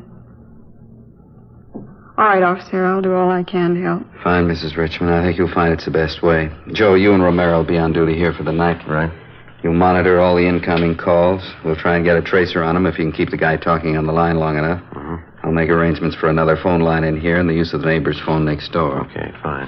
Do you know if the people next door are home now, sir? Yes, sir, I think they are. Name's Thompson. Almost positive they're home. Yeah, fine. All right, Mrs. Richmond, you want to take that? Don't pick it up till I tell you. Joe, over here at this extension. Right. Both of you pick up your receivers at the same time. You ready, Joe? Right. Mrs. Richmond? Now. Hello? Is this Mrs. Richmond? Yes, this is she. This call's about your husband, Mrs. Richmond. Here's your instructions about the money. If you want your husband back alive, follow him. I want to tell you something. I can't handle this alone. Don't I try have my stalling, brother... lady. Just listen. Here are the instructions. I'm only going to say them once. Get 20,000 in small bills by tomorrow. 5s, 10s, and 20s. Bring the cops in on this or we'll kill your husband tonight. Now remember it. We'll get the rest of the instructions tomorrow. Please listen. Can't my brother help? Hello? It's a fast one. Wouldn't even give her a chance to talk. What'd you say, Sergeant? What was it? Well, let's go back in there, huh? Yeah. Did you hear him, officer? He wouldn't let me talk. It's just like the last time. I couldn't even tell him. Yes, ma'am, we heard. Now, why don't you sit down right here? Said not to call the police. Said they'd kill him tonight. They'd kill Tony. Grab her, Jack. I got her. Poor Dell. All right, you want to clear the sofa off? Yes, sir. Poor Dell is too much for her. All right. There we go. Yeah. I think you ought to call your family doctor, sir. Sedative might help her quite a bit. Get her a little rest anyway. I already did, Sergeant. I could see this coming. I'll get a blanket. Well, what do you think? I only want 20,000 by tomorrow. 5s, 10s, 20s. Said more instructions coming. Threatened to kill Richmond if we moved in. How'd he sound? Like he meant it.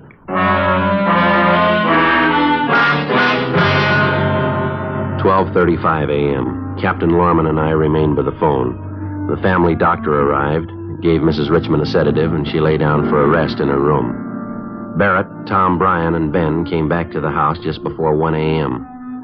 They had a few more details on the description of the car used by the abductors, which they'd gotten from residents in the neighborhood. The information was relayed to communications, and a supplementary broadcast and an APB were gotten out. Ben and I stood watch at the house for the rest of the night, but there were no more calls. In the early morning, stakeouts were set up at the victim's place of business and also at the banks where he maintained his accounts and safety deposit boxes. That night, Ben and I still were at the Richmond place, standing by at the phone. There'd been no contact from the abductors during the day.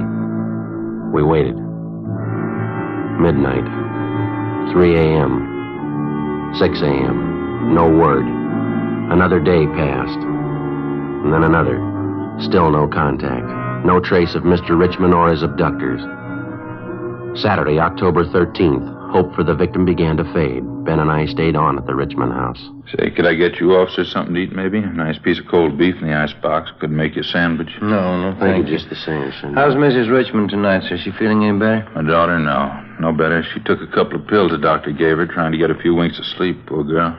Well, there's no use you sitting up with us, sir, if you'd like to get a little sleep yourself. No, I'd just as soon sit up. Couldn't sleep anyway. Hey, I don't suppose either of you would care for a little nip. Huh? No, thanks. Guess you wouldn't mind if I had one myself. Seems lately that's the only thing that relaxes me. Go right ahead. When you get to be my age, a little bit helps now and then. Oh, there's some new magazines on the table there. Might help to pass the time for you. Thank you, sir. 3 days now. Not even a word about Tony. What do you really think, officers? Well, it's pretty hard to tell, Mr. Wellman. We're doing everything possible to find your son-in-law. There's not much to go on so far. Funny thing about Tony. Young fella, ambitious. Look what happens. Yes, sir. Wouldn't mind if I turn on the radio here, would you? I'll keep it low. No, sir. Go right ahead. Sir. Yeah, it's a funny thing about Tony. The day he married my daughter, I knew he was going to make it. Bright fella, Tony. Sure been good to me. That's so? Sure thing. Took me in right after the wife died. I was out of work at the time. Been with him ever since. Attend the garden, kind of clean up things. Tony's always been real good to me. No in-law trouble, nothing like that. Mm-hmm. And look what happens. Young fella starts with almost nothing. Builds a good business, family, nice home. Just look what happens. Oh, there's no need to give up yet, sir. There's a good chance he's still all right. I don't know. I guess I just got a feeling about it. How do you mean? About Tony. He's a fine young man. Things like this, they always happen to the fine young man. You take me, for instance. I wouldn't make money the way Tony does. Build a big business the way he has. I guess that's why I'd never be in the trouble he's in. I don't think I follow you. Guess I never wanted it, Sergeant. Couldn't get interested in making money. You break your back like Tony does. You work and you work. You get a big bank account. Yeah. Get the home, the big car, and the swimming pool. You work for it like Tony did. You work hard. You get your big checkbook and everything you want. Just look what happens. Poor Tony works night and day for the money. Right now, he's no better off than the guy who's only worth a dime. They don't hold beggars for ransom, do they? Say, excuse me, sir. I wonder if you have an extra book of matches around. I believe I'm out. Well, sure thing, Sergeant. I got some in the kitchen. Sure you wouldn't care for a little nip? No, sir, no thanks. Think I might. A little bit helps now and then. Ben? Yeah. Wonder what he means by every now and then. You want to grab the extension out in the kitchen? Right. Wait till I say, huh? Uh-huh. Now. Okay. Hello? Is this Sunset 18046? Yeah, that's right. Was Mrs. Richmond there? No, not right now. This is her brother talking. Is there any message? I want to talk to Mrs. Richmond. Well, she's not here. You got a message for her? Would you say this is? Well, this is her brother talking. If you'd like to leave a message for Mrs. Richmond, I'll see. This isn't her brother talking. I know his voice. Who is this?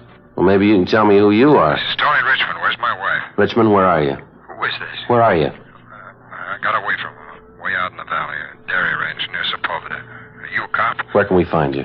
About a mile from Telegraph Avenue in Sepulveda. A road in the middle of a dairy farm. If you're cops, you drive out with the red light on and honk the horn. How soon can we meet you? A half hour. You get out of your car and stand right in front of the headlights. I'll be watching you. I want to get a good look at you. All right, half an hour. Something else. I got hold of a gun. Yeah? And if you're not cops, I'll know what to do.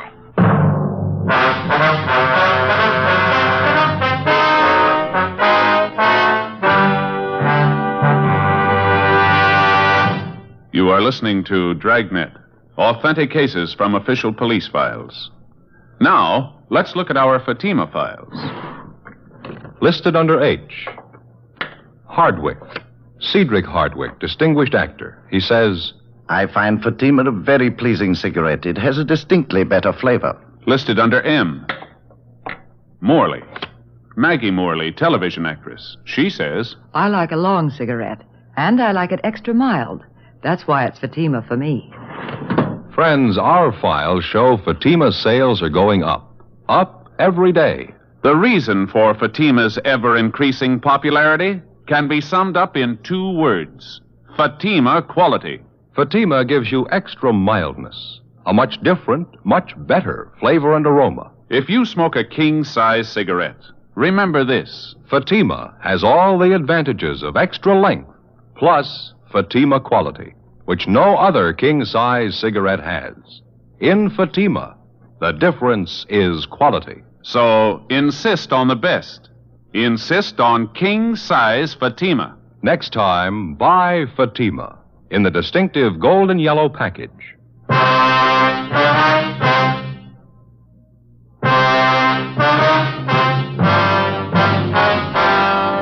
1:30 a.m. After we got the call from the man who identified himself as the victim of the abduction, Tony Richmond, we put in a call for Captain Lorman. We told him about the phone call from the victim, his request for us to pick him up, and also about the conditions he stipulated that we follow. The captain ordered 3 cruiser cars and a car to pick up Ben and me and take us to the location specified in the phone conversation. 2 a.m. With the red light turned on, we pulled up at the approximate location indicated. It was a lonely spot on a lonely road, a little more than a mile off the nearest highway. We waited. We didn't know what to expect. It could be that the phone call, supposedly from Tony Richmond, had actually been made by one of the abductors. Could be that it was nothing more than a diversionary action intended to distract our attention while the abductors carried out their plans to obtain the ransom money from the victim's wife and make good their escape.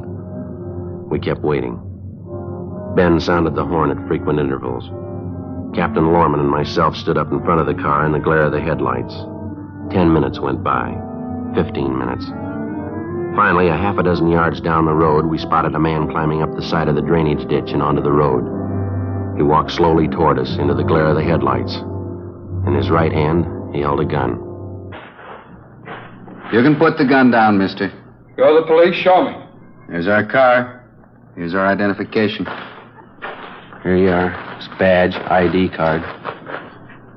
Oh, thank God. Thank God, thank God. The first thing we did was to notify the victim's wife and family that he'd been found and that he was unharmed. Then we called the office and told them what had happened. We offered to drive Richmond to his home immediately, but he told us that he was all right and insisted that he show us where the abductors had held him captive. We got in the car and started driving north along a dirt road that led off Sepulveda. On the way, Richmond briefed us on what had happened. He said that he'd been taken at gunpoint at the front door of his home 4 nights before, forced into a car by 2 men that he'd failed to recognize, and then driven to an abandoned shack in a deserted area in the San Fernando Valley. The 2 men had tied him hand and foot, partially stripped him, gagged him, and placed him under a floor of the shack and left him there. One of the men returned each day to give him something to eat. That night, Richmond told us that his captor failed to retie his hands securely. When the man left, Richmond succeeded in freeing himself from the ropes, made his way to a phone, and called his house. Outside of shock and exposure, he seemed to be all right. After pointing out the shack he'd been held captive in, and after we'd checked through it, Richmond was taken home in one of the cruiser cars. Ben and I remained on stakeout at the shack. Pretty dark. Can you see the shack all right from here? Just about, yeah. Keep an eye peeled on the road, huh? Yeah. Want to smoke? Thanks.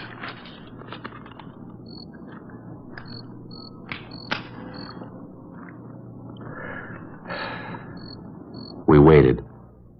Nothing happened. 3 a.m. 3:30. No sign of the suspects. 4:30. 5 a.m.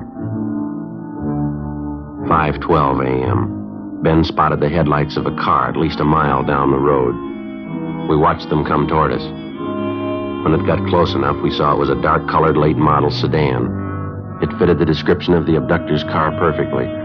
It swung off the dirt road and pulled to a stop near the shack. 1 man got out.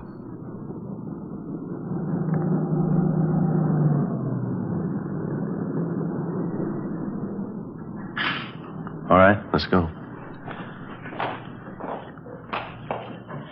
All right, Mr. Police Officers, hold it right there. Down, Joe. See him, Ben? Yeah, I ducked behind his car. All right, throw out your gun. I'll give it back. You got some good cover, Joe. All right, let's go. Come on, move in. Easy. All right! Here's my gun! Out from behind the car, hands behind your head. Cover me, Joe. I'll shake him down. Right. All right, hold it right there. Okay, Joe. He's clean. All right, hands behind you. Sure like to play it safe, don't you? Handcuffs? They work pretty good, mister. Much better than rope. We called the office. A relief team came out to replace us on stakeout, and we took the suspect downtown to the interrogation room. He was checked through R&I and identified as Gerald Adams, a one-time loser.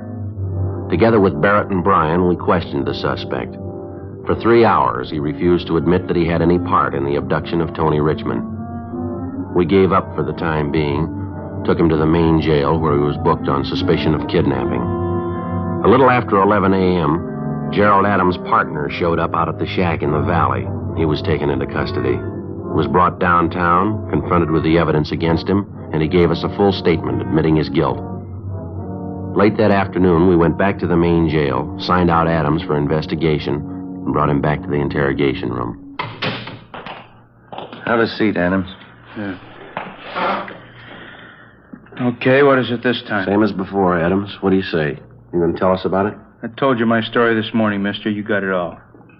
Thought maybe you'd like to know. We picked up your partner. He gave us a signed statement. Here's a copy of it. Have a look. It's down in black and white. Your partner says you were in it with him all the way. What'd you say, Adam? Doesn't mean anything to me. You probably forced it out of him. Well, that's not what he says. He blames the whole thing on you. Says you set up the deal, you gave the orders, you made the phone calls for the ransom money. Says that's the way he's going to tell it in court. He's going to need a lot of proof. He gave it to us. He showed us your apartment, a couple of ransom notes you'd written, showed us the typewriter you wrote them on, showed us the clothes you wore the night you grabbed Mr. Richmond. He's a liar. Not according to our crime lab, he's not. They checked over the clothes, found particles of dirt and pollen in the trouser cuffs. They match up with samples we took from that field out by the shack. Well, it ain't true. None of it's true. You guy's a liar. Well, there's his statement, Adam. It's all there. If you got any corrections in the story, now's the time to make them. Adams? There's only one thing I want to know. Yeah? How did it happen? How'd you get a line on us? Richmond got away from the shack. We staked out on it till you came along.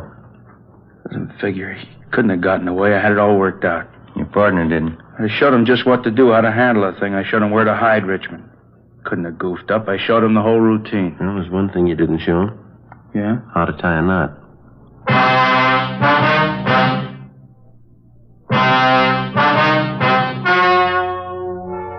The story you have just heard was true. Only the names were changed to protect the innocent. On December 18th, trial was held in Superior Court, Department 87, City and County of Los Angeles, State of California. In a moment, the results of that trial. And now here is our star, Jack Webb. Thank you. I'd like to speak for a few seconds to our good friends, the cigarette dealers all over the country. Our latest reports show national Fatima sales are still going up. Every day of the week, more and more smokers are enjoying king-size Fatima. Now, as a result, every so often we receive letters from listeners telling us that their dealer is out of Fatimas. So I'd like to suggest this. You can do yourself and your customers a big favor by making sure you always have enough Fatimas to meet the ever-increasing demand. Put them out on the counter and watch how your customers go for Fatima quality. Fatima. Best of all, long cigarettes. Thank you.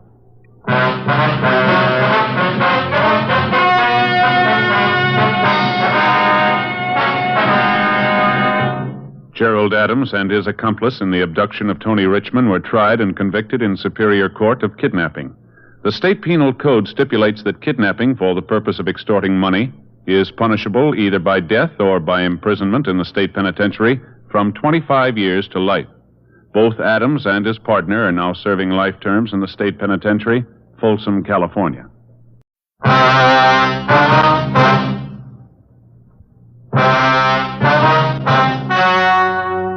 The story you are about to hear is true. Only the names have been changed to protect the innocent. Fatima Cigarettes, best of all long cigarettes, brings you Dragnet.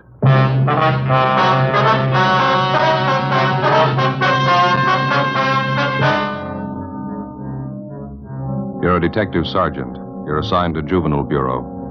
Dozens of petty theft cases are reported in one of the residential areas in your city. The victims, neighborhood businessmen. The suspects, teenage high school students. Your job? Stop them.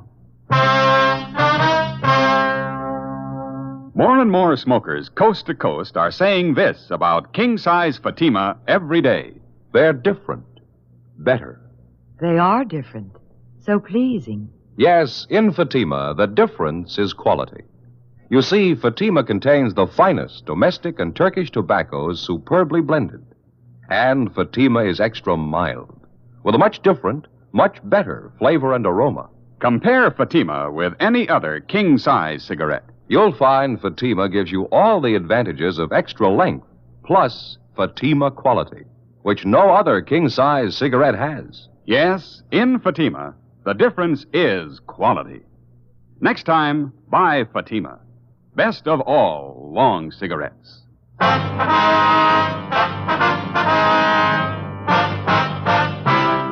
Dragnet, the documented drama of an actual crime. For the next 30 minutes, in cooperation with the Los Angeles Police Department, you will travel step by step on the side of the law through an actual case transcribed from official police files. From beginning to end, from crime to punishment, Dragnet is the story of your police force in action. It was Tuesday, February 4th. It was cloudy in Los Angeles. We were working a night watch out of Juvenile Bureau, assigned to University Division. My partner's Ben Romero. The boss is Inspector Bowling. My name's Friday. We were on the way out from the office, and it was 7:13 p.m. when we got to the corner of South Waverly and Chester Avenue. The grocery store. Guess that's him back there at the meat counter. Yeah. Come on. Looks like he's getting ready to close up. Yeah, I guess we just about made it in time, huh? Excuse me, sir? Yes, sir. Help you, gentlemen? We're looking for Henry Loomis. Yes, sir. That's my name. Police officers, Mr. Loomis. My name's Friday. I believe I talked to you on the phone. Oh, yeah. This is my partner, Sergeant Romero. Hello, Mr. Loomis.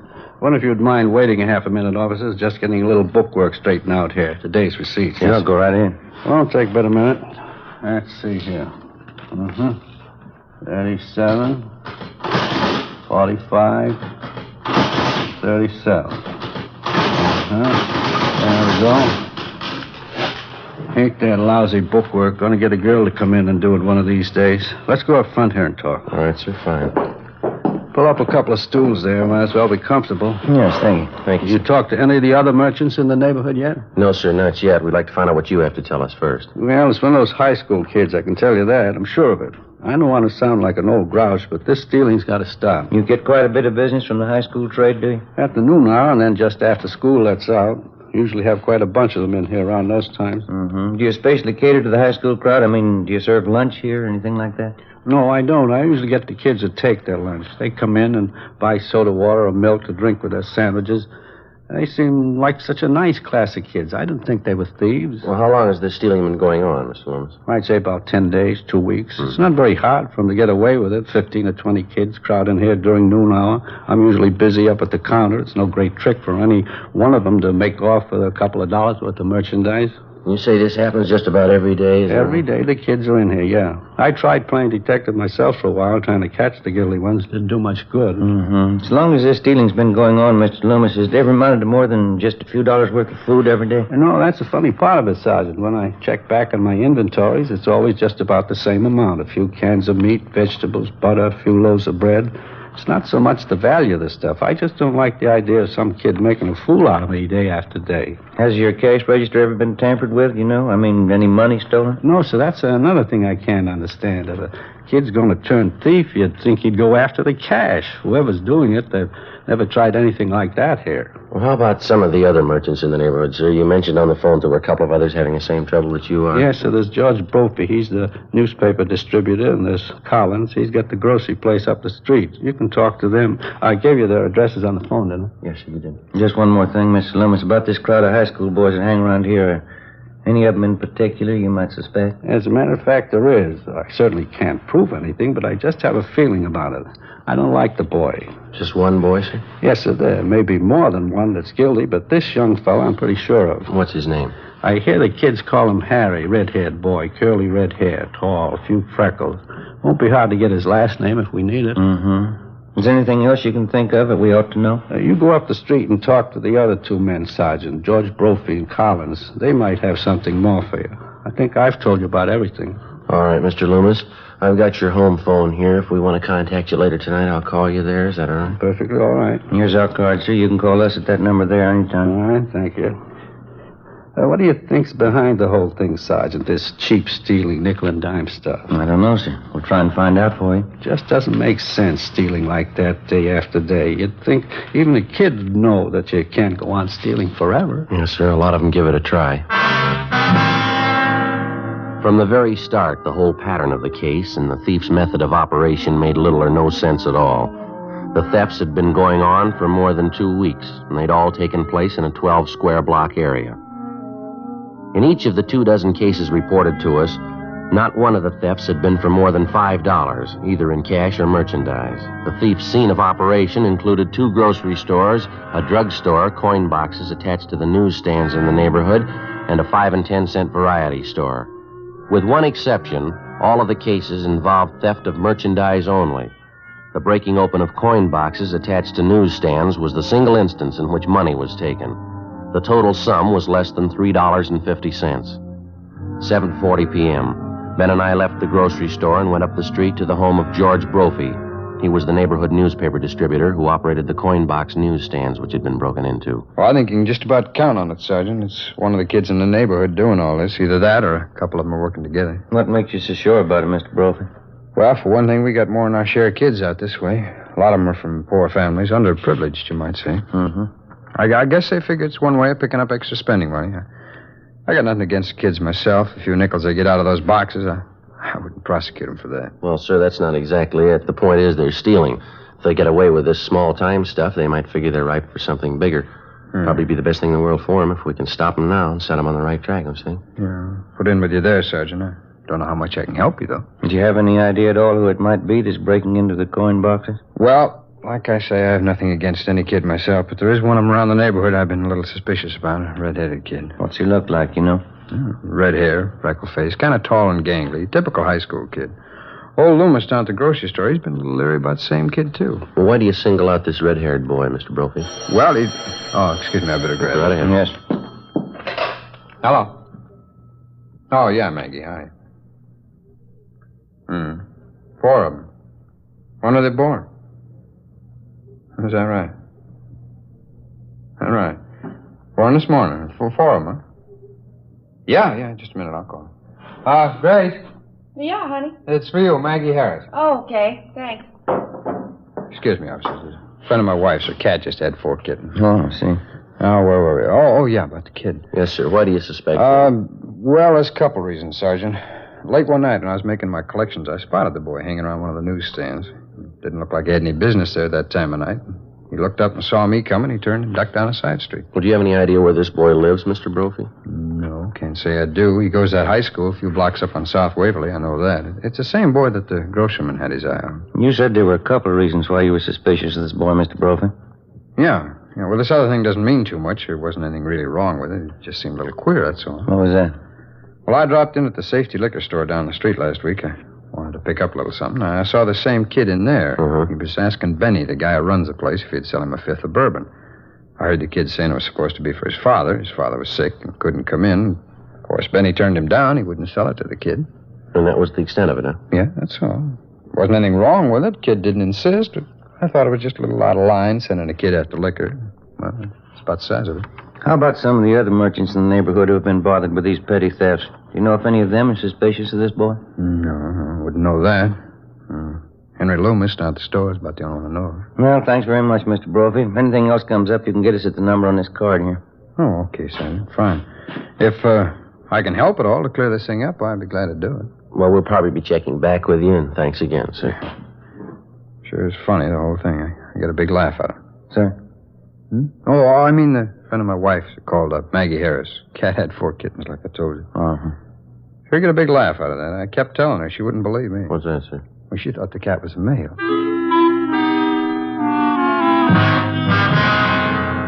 The next morning, Ben and I continued checking with various merchants and residents in the neighborhood where the series of petty thefts were taking place.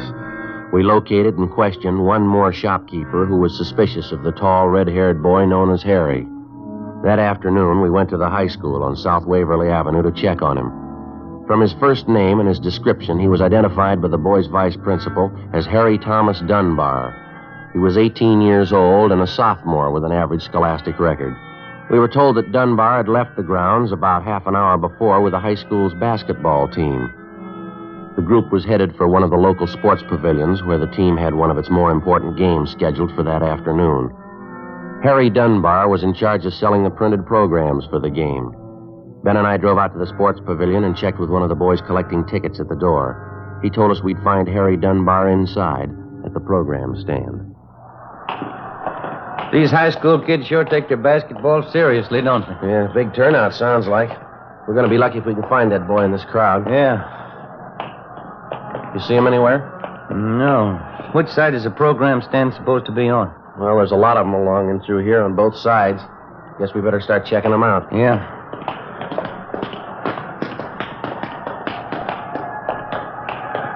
Joe. Yeah. That stand back there on the left, you see? Red-headed kid? Yeah, let's check him, huh? Okay. Programs, dime. Complete programs for the game, 10 cents. Excuse me, son. Program, mister? Your name Harry Dunbar? Yeah, that's right. We're police officers, Harry. We'd like to talk to you for a few minutes, if it's all right. Oh, Well, I can't talk to you now. I'm pretty busy selling these programs here. Then suppose we wait a few minutes, son. See, you only have a few left there to sell. No, it wouldn't do any good waiting. When I sell these, I got something else to do. It's only going to take a few minutes of your time, Harry. We won't keep you long. What is it, officer? What do you want to talk to me about? Just have a few questions for you, son, that's all. Can you step out in the lobby with us for just a minute? What's it all about? I'd like to know. We'd just as soon not talk about it out here. Oh, all right. We can go up this ramp here. All right. There's a hallway back here. Runs underneath the stands, won't be so noisy. Fine, we won't keep you long. Just a few routine questions. This ought to do okay. What is it you want to know about? Do you know a Mr. Loomis? Harry runs a grocery store near the high school. Yeah, old man Loomis. I go down to his store and eat lunch sometimes. Why? How about a Mr. Collins? He runs another store near the high school. Yeah, I know the place. Sometimes I go there, too. A bunch of the kids hang around there during lunchtime. We've had quite a few complaints from Collins and Loomis, some of the other stores in the neighborhood, too. We're checking on some of them. Thought maybe you could help us out, Harry. No, I couldn't help you any. Mr. Collins and that old man Loomis, they don't like us. They want to get us in trouble. I think they're lying. Lying about what? About us kids stealing things out of their stores. I bet they even told you I'm stealing things from them. Are you, Harry? Of course not. They can't say any of us stole things. They don't know. They can't prove anything. Do you know the man that distributes newspapers in your neighborhood, son of Mr. Brophy? Who? Mr. Brophy. Some of the coin boxes on his newsstands have been broken into. He thought maybe you could tell us something about that. Why me? I don't know any Mr. Brophy. Well, he knows you, Harry. He saw you hanging around one of the newsstands one night, and there's something else. He saw you trying to buy a bottle of liquor in the neighborhood. Is that right? We've had 3 or 4 reports on you, son. What'd he say? You want to tell us about it? They're crazy. I haven't done anything. Well, you got nothing to worry about, son. I won't tell you anything. Look out, Ben. Here, grab him. I got him. All right. Hold it up, son. Let me go. Let me go. Take it easy, young fellow. I haven't done anything. I haven't. Now let me go, please. I haven't done anything. Why'd you try to run away? I have to get home. I got to get home right away. All right, son. We'll take you there. No, you can't go with me. I have to go alone. Afraid we're going to have to hold on to you, Harry. Either we take you home or we take you downtown. Which is it? I tried to tell him I couldn't do everything. I tried, but it didn't work out. I can't do everything. What do you mean, son? Take me home. I'll let them tell you.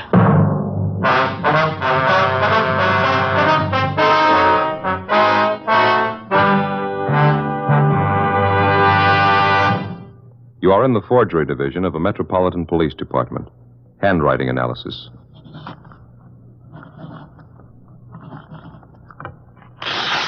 All right. Now write the alphabet in lowercase, please. You are listening to a police officer taking a sample of a suspect's handwriting. This handwriting sample will be compared with a forged signature. Side by side, 2 signatures may often look alike, but closer examination will prove a world of difference. You'll find the same is true when you compare Fatima with any other king-size cigarette. Side by side, Fatimas are the same in length and circumference. 85 millimeters long, 1 1/64 inches around. And Fatima filters the smoke exactly the same long distance as any other king-size cigarette. But in Fatima, the difference is quality. Fatima gives you extra mildness, a much different, much better flavor and aroma. Remember, Fatima has all the advantages of extra length, plus Fatima quality, which no other king-size cigarette has. So insist on the best.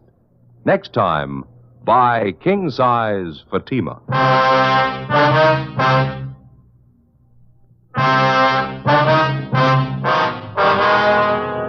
Wednesday, February 5th, 4:15 p.m.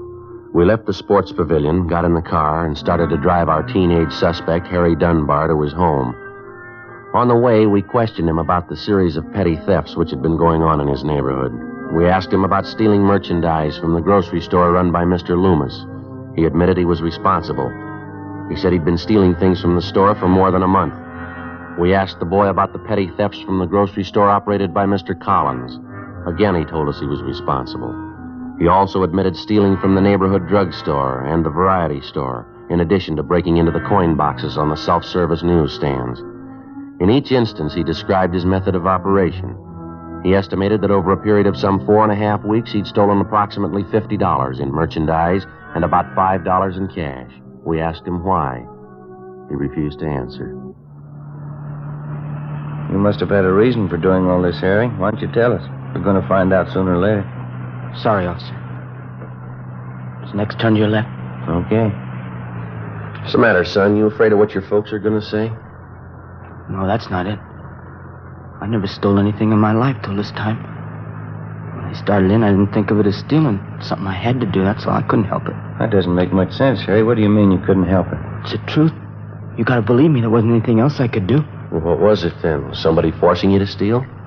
No. Can't you just believe me? It's something I had to do. Sergeant, can't you let me off here? I'll walk home the rest of the way. I promise you I'll come in and see you tomorrow. Huh? Well, you know we couldn't do that, son. You've already admitted stealing from a half a dozen stores in the neighborhood, breaking into those coin boxes. It's going to have to be straightened out one way or the other. But I can pay him back for what I took. I got a job. I'll pay back every one of them. I believe you, son, but there's still a lot of explaining that's going to have to be done. This is the 1500 block, Harry. Want to point out your house for us? Son? Can't we fix it up some other way? We don't have to go to my house, do we? The sooner you face it, the better. Now, how about it? Keep on going. It's way down the end of the block there. Well, now, which is it, son? There's no houses beyond this. It's just that shack down there. That's my house. Okay, Harry.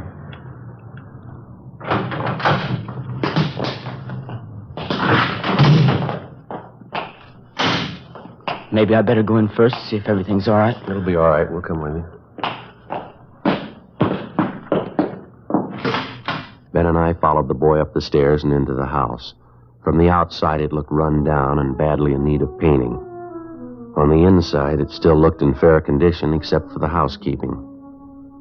The floor of the living room was littered with soiled clothing, ashes, dirt, and dust. The few pieces of furniture didn't look much better. A card table set in one corner was crowded with dirty dishes and scraps of half-eaten food. Across the room was a baby in a crib. Couldn't have been more than a few months old. Apparently, the bedclothes in the crib hadn't been changed for days. Next to the crib, huddled in an army cot, underneath a few thin blankets, was a dark-haired little girl, maybe 2.5 years old. Her face was thin and pale. She was asleep. Through an open door, we could see into the next room where a woman was lying on a couch. There was an empty glass and a newly opened bottle of whiskey on the nightstand. Should have let me come in first, officers. Would have had a chance to clean up a little. Kids mess up the house, Harry, is that you, Harry? That's my mother. Resting a little, I guess. This is the baby in the crib. His name's Jerry. Well, that's my little sister on the cot there. Her name's Annie. Get your mother out here, will you, son? We want to talk to her. Don't get mad at her, huh, will you? Ma's had a tough time lately. She tries to do her best. What's the matter with the kids here, son? Have they been sick? Yeah, the baby had a cold, but I got that medicine there from the drugstore. He seems to be okay. I'm not so sure about Annie, though. She had a bad cold. Doesn't seem to be getting over it. You want to take a look, Ben? Yeah. Get your mother up, son. Yeah. All right.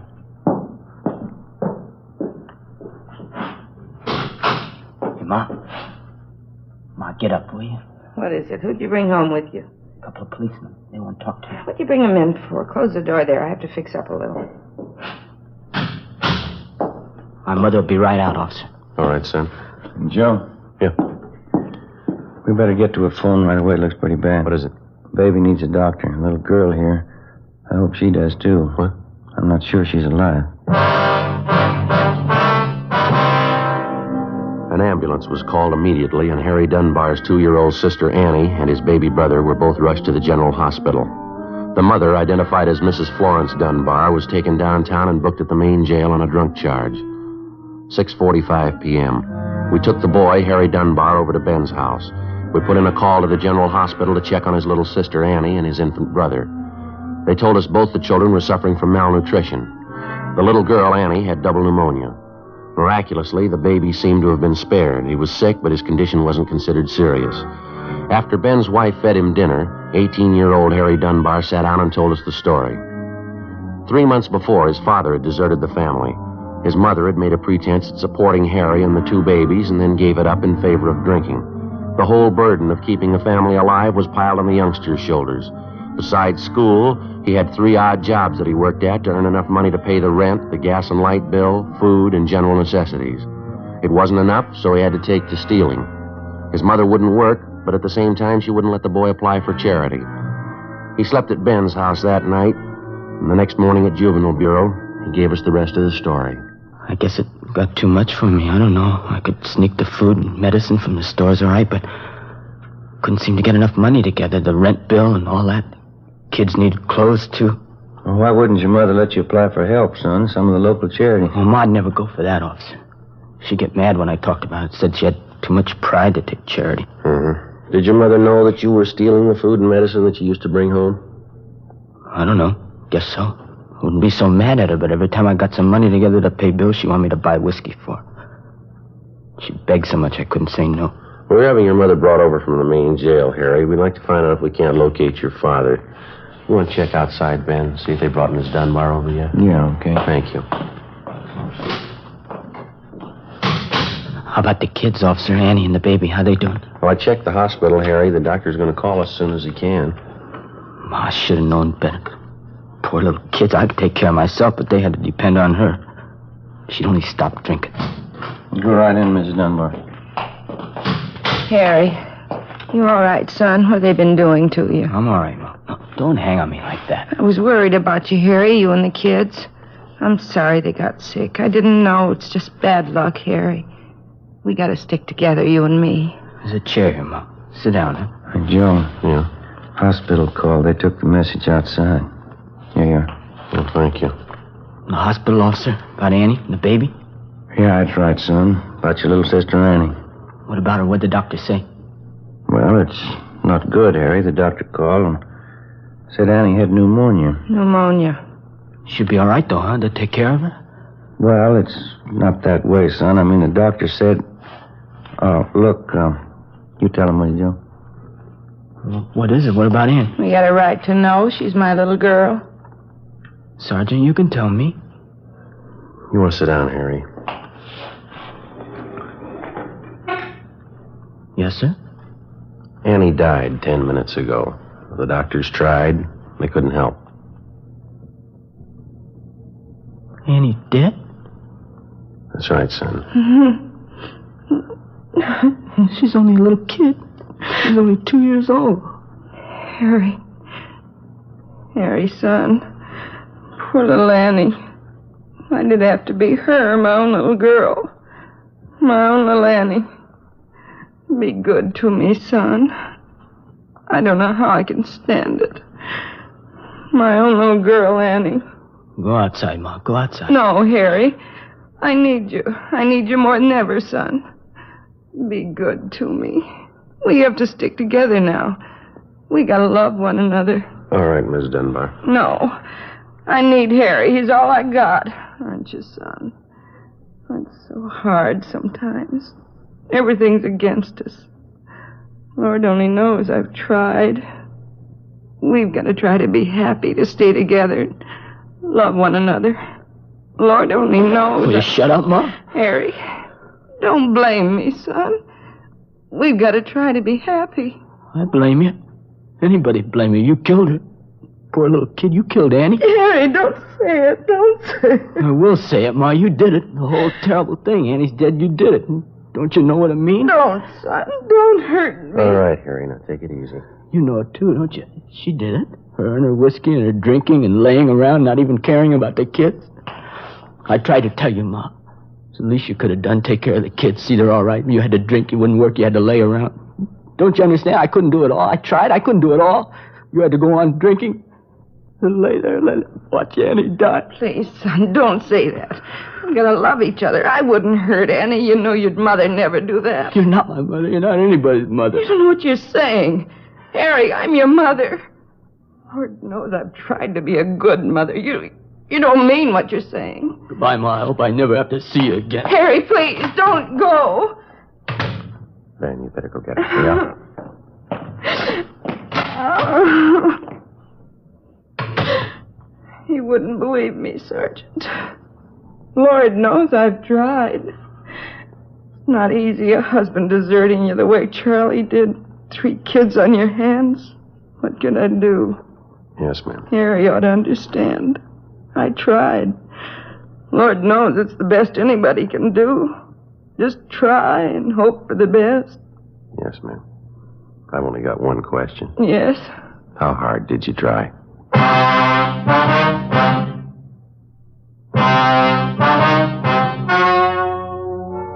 The story you have just heard was true. Only the names were changed to protect the innocent. On April 23rd, trial was held in Municipal Court, City and County of Los Angeles, State of California. In a moment, the results of that trial. Now, here is our star, Jack Webb. Thank you. Friends, I have here a pack of Fatimas. Inside, of course, 20 king-size Fatima cigarettes. Now, Fatimas are the same length and circumference as other king-size cigarettes, and Fatima filters the smoke the same long distance. But only inside this golden yellow package do you get Fatima quality. That's right. Fatima gives you all the advantages of extra length plus Fatima quality, which no other king-size cigarette has. Next time, buy Fatima.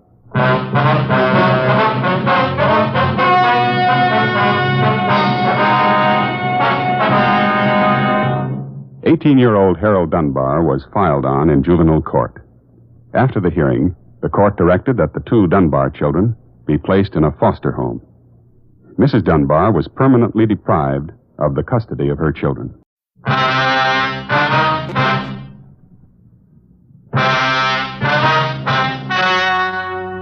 The story you are about to hear is true. Only the names have been changed to protect the innocent. Fatima Cigarettes, best of all long cigarettes, brings you Dragnet.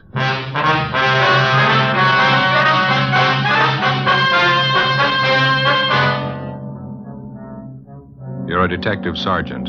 You're assigned to burglary detail. A gang of clever thieves are at work in your city. In 3 months, they've looted fashionable homes of $100,000 in furs and jewels. There's no clue to their identity. Your job? Get them. In Fatima, the difference is quality. Yes, in Fatima, the difference is quality. Quality of tobaccos.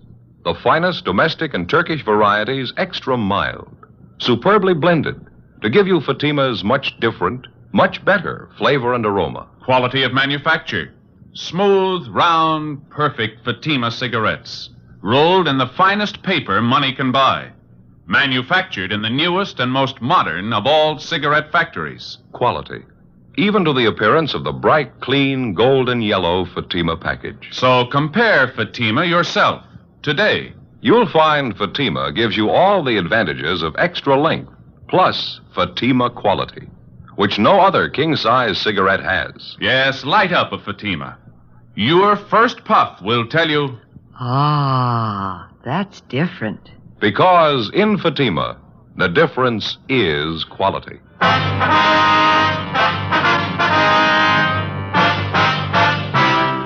Dragnet, the documented drama of an actual crime.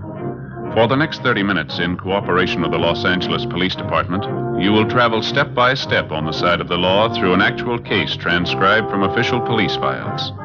From beginning to end, from crime to punishment, Dragnet is the story of your police force in action.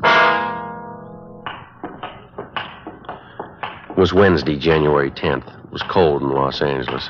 We were working the day watch out of burglary detail. My partner's Ben Romero. The boss is Captain Wisdom. My name's Friday. It was 11:15 a.m. when we got back to the city hall. Captain Wisdom's office. Hi, Skipper. Hi. How'd you make out? Not too good. Same old story. Anybody in the house when the thieves broke in? Yeah, the children's nurse was there. She said the burglary took place about midnight. She was asleep in bed at the time. Uh-huh. The nurse said she woke up when she heard the thieves forcing their way in through a side door. She jumped out of bed, ran for the telephone in the hallway, and they grabbed her before she could reach it. Do her any harm? Well, a little, yeah. They tied her up, locked her in a closet. Same MO as the other job, Skipper. 3 men. Each of them wore gloves and a mask. They took all the furs and jewelry they could find. Nothing else.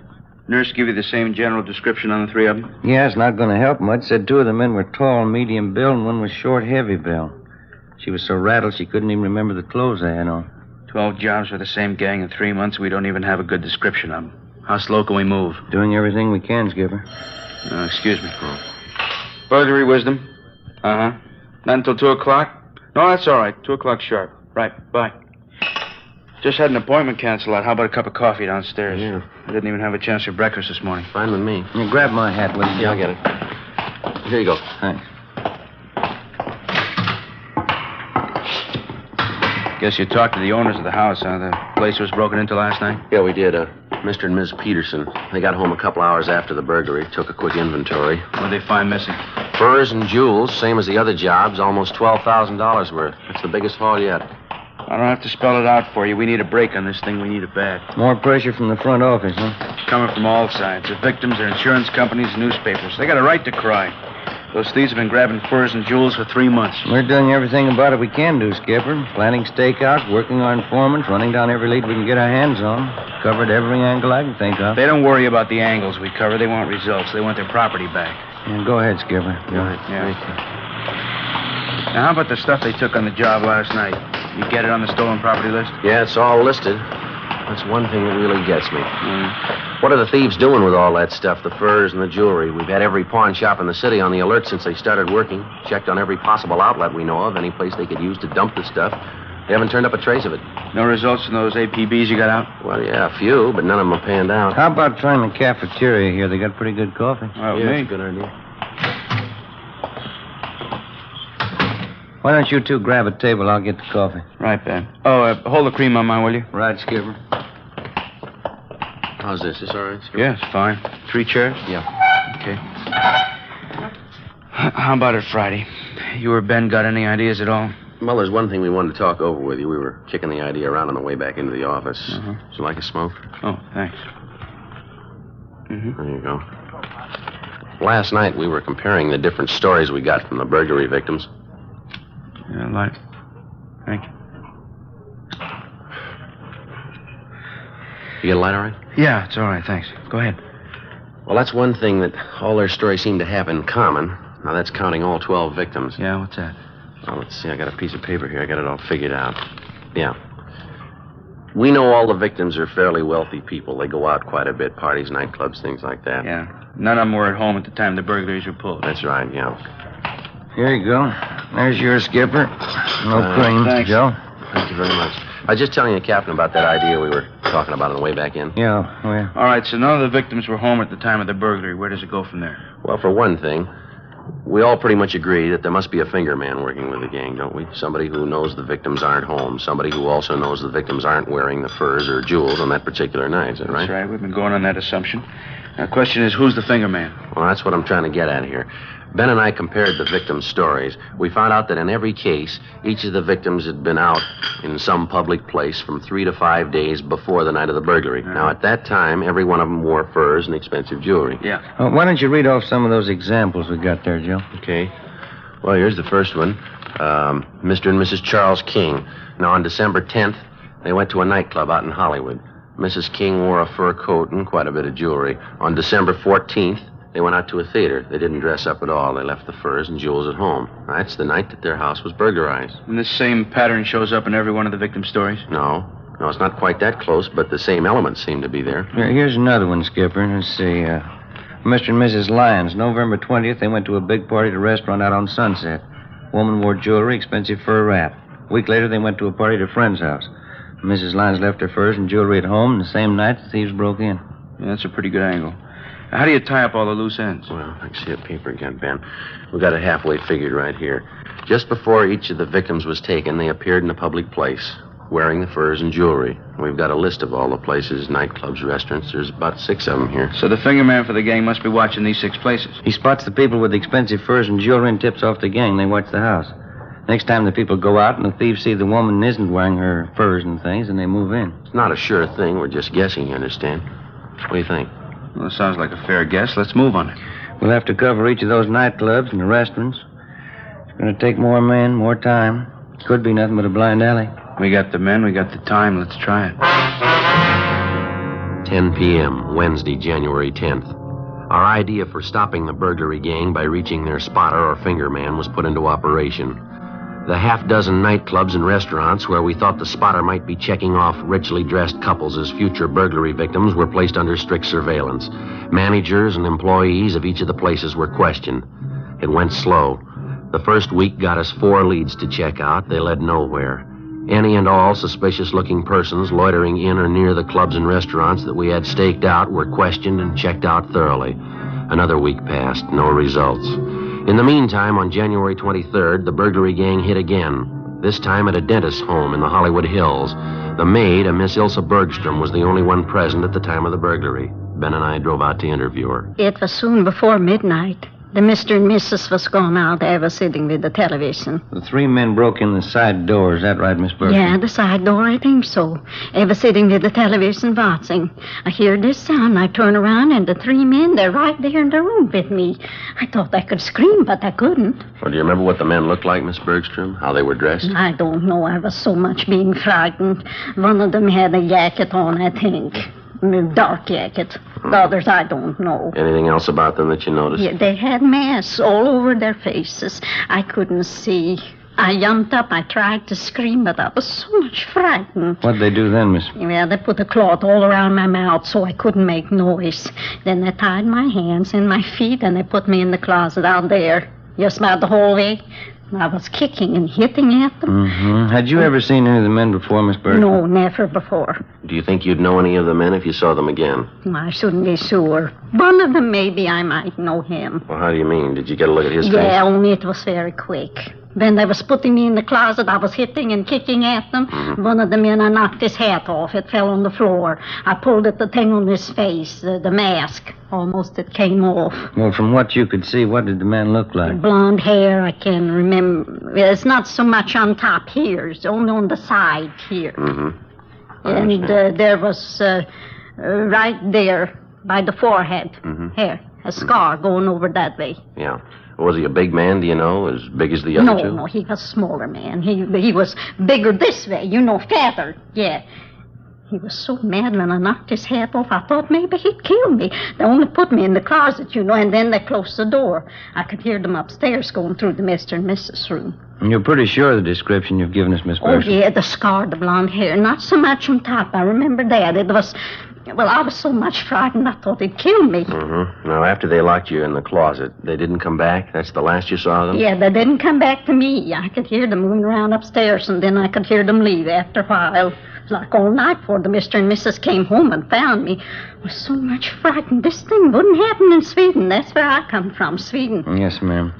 You sure there's nothing else about these men that you've noticed, or something we ought to know about? No, everything I saw, just what happened, I told you the way it was. This never would have happened in Sweden, not like this, these robbers like this. Burglars, ma'am. Yeah, these burglars. I thought I'd be dead. Never would happen in Sweden like this. You mean you don't have burglars in Sweden? Oh, yeah, we have burglars. Well, then just how do you mean that? We have burglars, but they don't break in the house when somebody's there. They're a little bit gentlemen. Is that so? Yeah, they wait till everybody's gone from the house, then they break it. Even burglars should be gentlemen a little bit. Before we left the house, we checked with the owners, took their crime report and a list of their stolen property, some $6,000 in jewelry and fur coats. The maid's description of one of the three men in the gang wasn't complete, but it was the best that we'd had on him in 3 months. Frank Cunningham in the Eye Bureau had the description of the scar on the suspect's forehead checked through the oddity file. Meantime, Ben and I paired up the additional facts about the suspect. The scar, the color and condition of his hair, along with his general description, his approximate weight and height. We had the stats office make a run for us and all ex-cons with burglary records who fitted the overall description. They came up with a list of 10 names, and we started checking them out. One of the first listed was a Russell Snow. We checked his last known address, but he'd moved.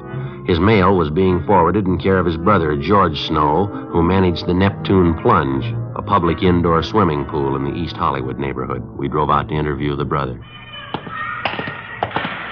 Pretty good size for an indoor pool, huh? Yeah, it is. It's a nice layout they got. Must be the office straight ahead there. Hey, Joe. Joe, look. What's that? That girl over there. Look at that bathing suit she's got on. Yeah, they keep getting smaller, don't they? Makes you embarrassed just to look at them. Yeah, maybe I'm just getting old. Yeah.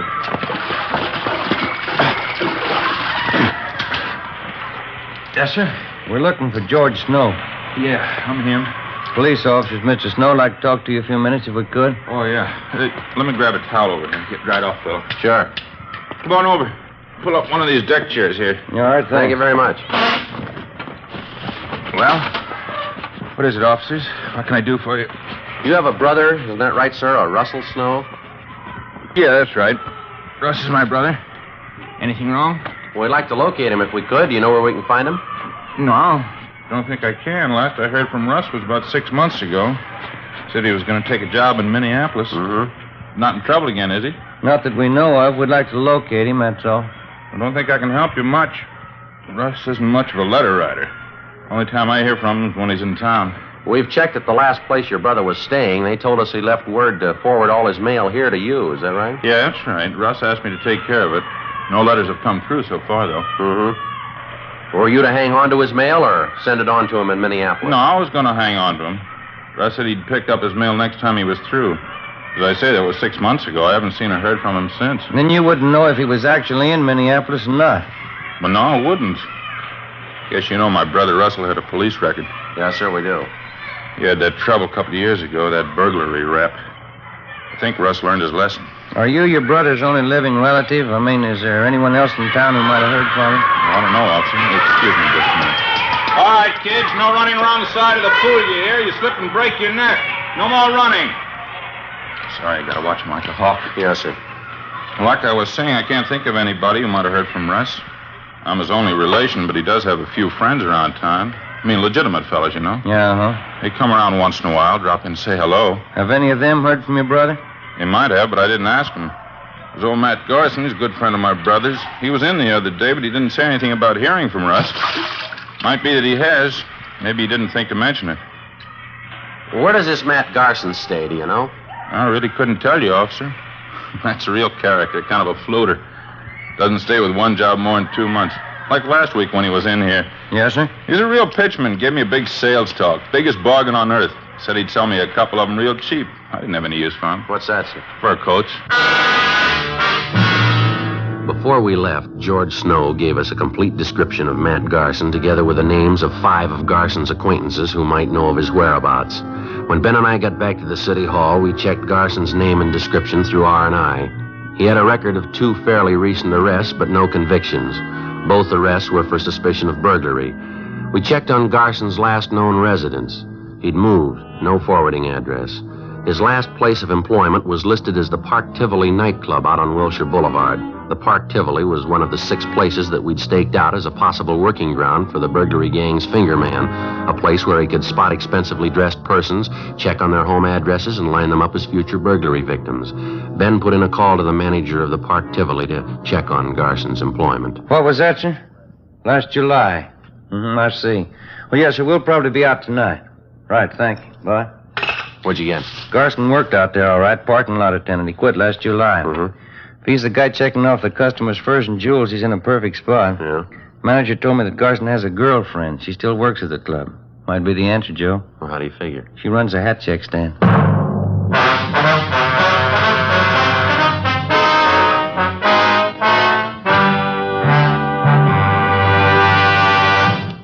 You are in the communications division of a Metropolitan Police Department, the teletype room.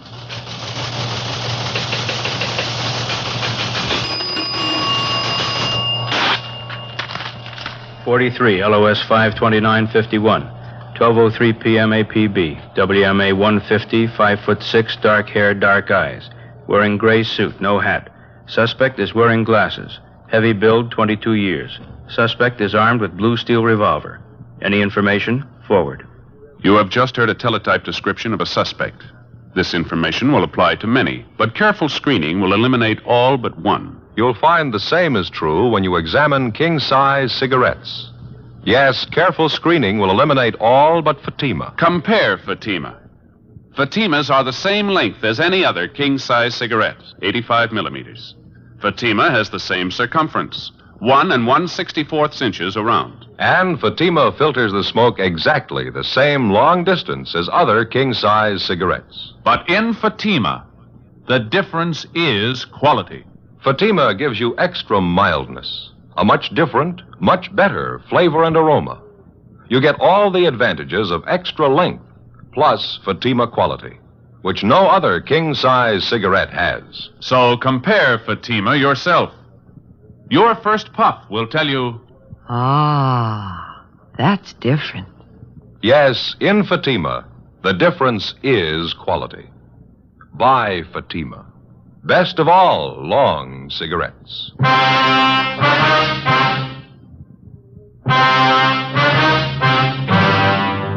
One of the biggest problems that faces a police officer working the burglary detail is not only apprehending the thief, but also recovering the stolen property. Dozens of criminals of this type will spend 5, 10, or even 15 years in prison if they know that on their release they will have a stake of thousands of dollars in stolen property which they've hidden somewhere to start over again with. Thursday, January 26th, 5 p.m. We got out a broadcast and an APB on the burglary suspect, Matt Garson.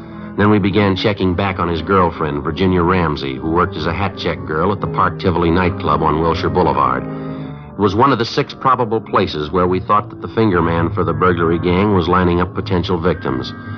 Despite the fact that she often associated with known criminal suspects, the Ramsey girl had no previous criminal record herself.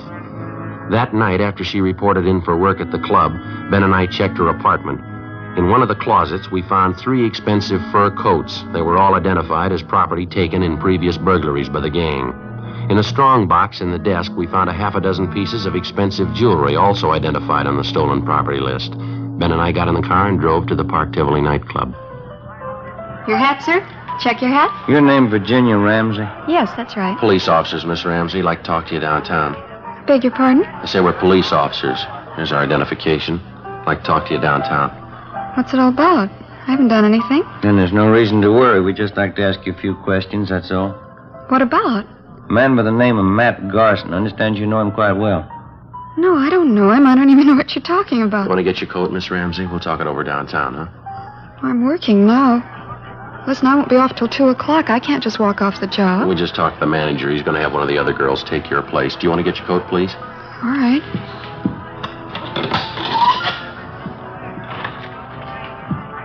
You sure you checked with the manager? I don't want to lose my job leaving like We this. talked to him. It's all right. This way, please. Out the side door.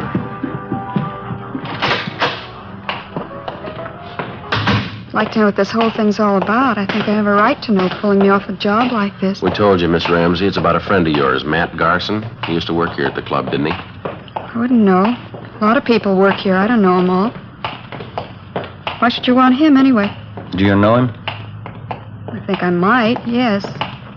Not sure. Why do you want him? For interrogation. Just like to ask him a few questions. Why?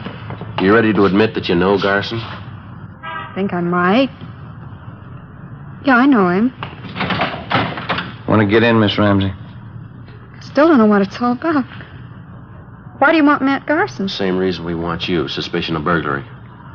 You don't know what you're talking about. You can't prove anything against me. We already have, miss. Huh? We found 3 fur coats in your apartment. There was some jewelry there, too. Those things are mine. Every one of them. They're all mine. All right, come on. You're wasting time. They're stolen property. You know that. How about it, miss? You want to tell us about Matt Garson? Where is he? I told you. Told you the first time. Yeah? I don't know him. 10 p.m. We drove the suspect, Virginia Ramsey, downtown to the city hall and took her to the interrogation room. We questioned her continuously until well past midnight. She refused to admit anything. We gave her time to rest a little and sent out for some food. Then we resumed the interrogations. 2 a.m. The Ramsey girl still refused to admit any connection with Matt Garson, his friend Russell Snow, or any members of the burglary gang. We stayed with it. By 4 a.m., we'd halfway convinced her that protecting the members of the gang wasn't the answer, that the best thing for her to do would be to cooperate. 5:30 a.m. Can I have a cigarette? Yeah. Here you are.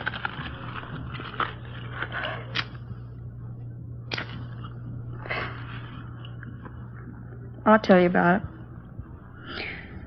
I know Matt Garson. He's one of the gang. You know where he is? No. He got me into it. He made me do it. There wasn't anything else I could do. What did he make you do?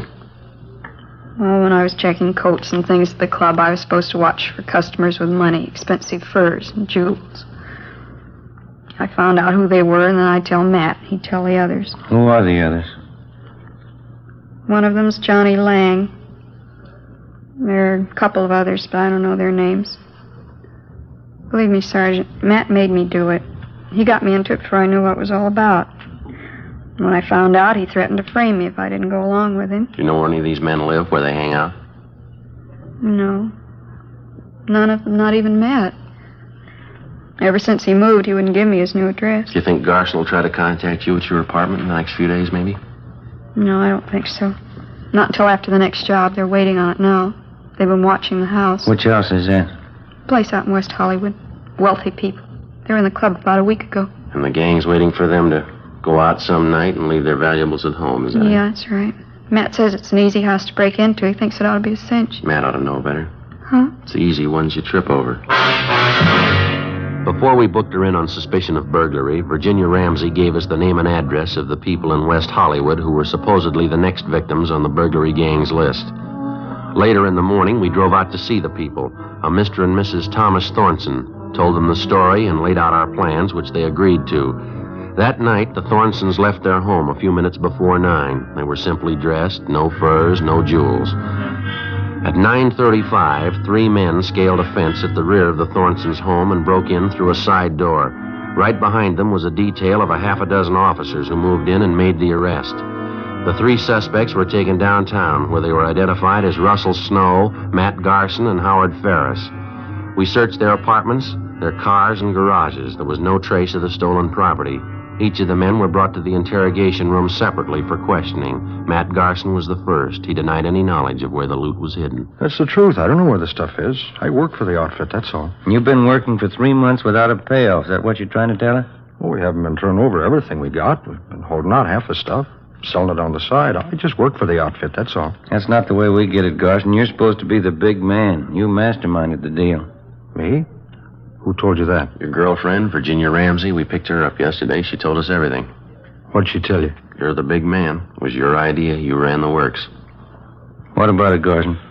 Big joke, Sergeant, on both of us. What do you mean? You can ask the other boys. They'll tell you the same thing.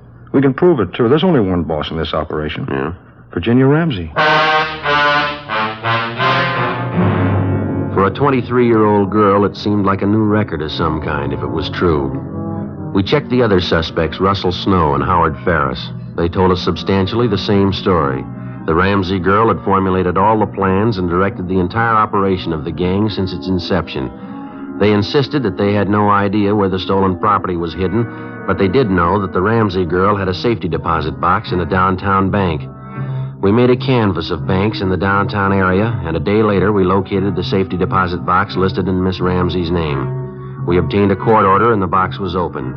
In it, we found practically all of the stolen jewelry, almost $50,000 worth.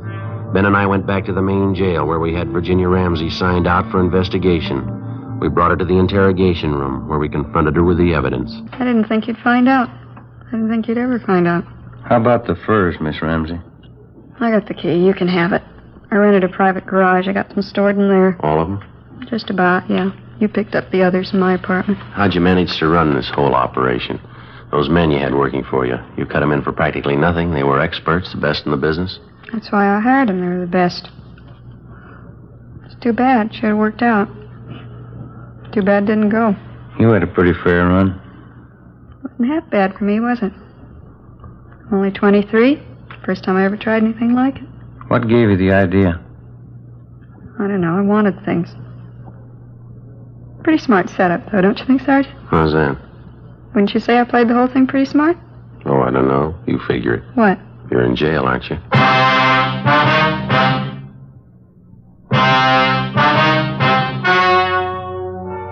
The story you have just heard was true.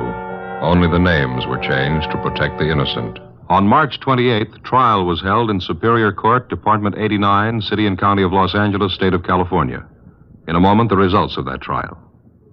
Now, here is our star, Jack Webb. Thank you.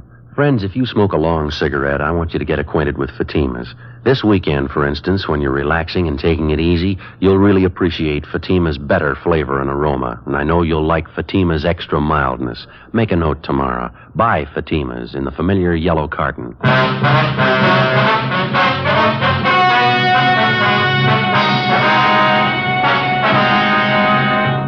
23-year-old Virginia Ramsey, the leader of the gang, was tried and convicted on 4 counts of first-degree burglary and 4 counts of receiving stolen property. The 3 male members of the gang were convicted of first-degree burglary, also 4 counts. They are now serving their terms in the state penitentiary. First-degree burglary is punishable by imprisonment for not less than 5 years. Receiving stolen property is punishable by imprisonment for not less than 6 months, nor more than 5 years. Ladies and gentlemen, This program is for you, not your children.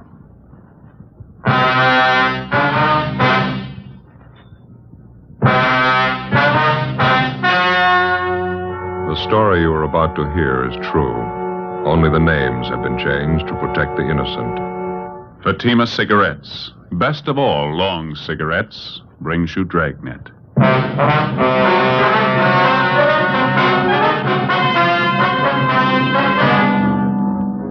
You're a detective sergeant. You're assigned to homicide detail. A woman and her 2-year-old child disappears suddenly. There's no apparent reason for it. 5 days pass. No trace of them. Your job? Find them. Webster's Dictionary. Definition of the word compare. Compare. Examine for purpose of discovering resemblance or difference. Now, let's compare Fatima with any other king-size cigarette. The resemblance. Fatimas are the same length as other king-size cigarettes, 85 millimeters. Fatima has the same circumference, 1 1/64 inches around. And Fatima filters the smoke exactly the same long distance as other king-size cigarettes. The difference. In Fatima, the difference is quality. You see, Fatima contains the finest domestic and Turkish tobaccos superbly blended to make Fatima extra mild. You get all the advantages of extra length plus Fatima quality, which no other king-size cigarette has. So compare Fatima yourself. Your first puff will tell you... Ah, that's different. Yes, in Fatima, the difference is quality. Buy Fatima. Best of all long cigarettes.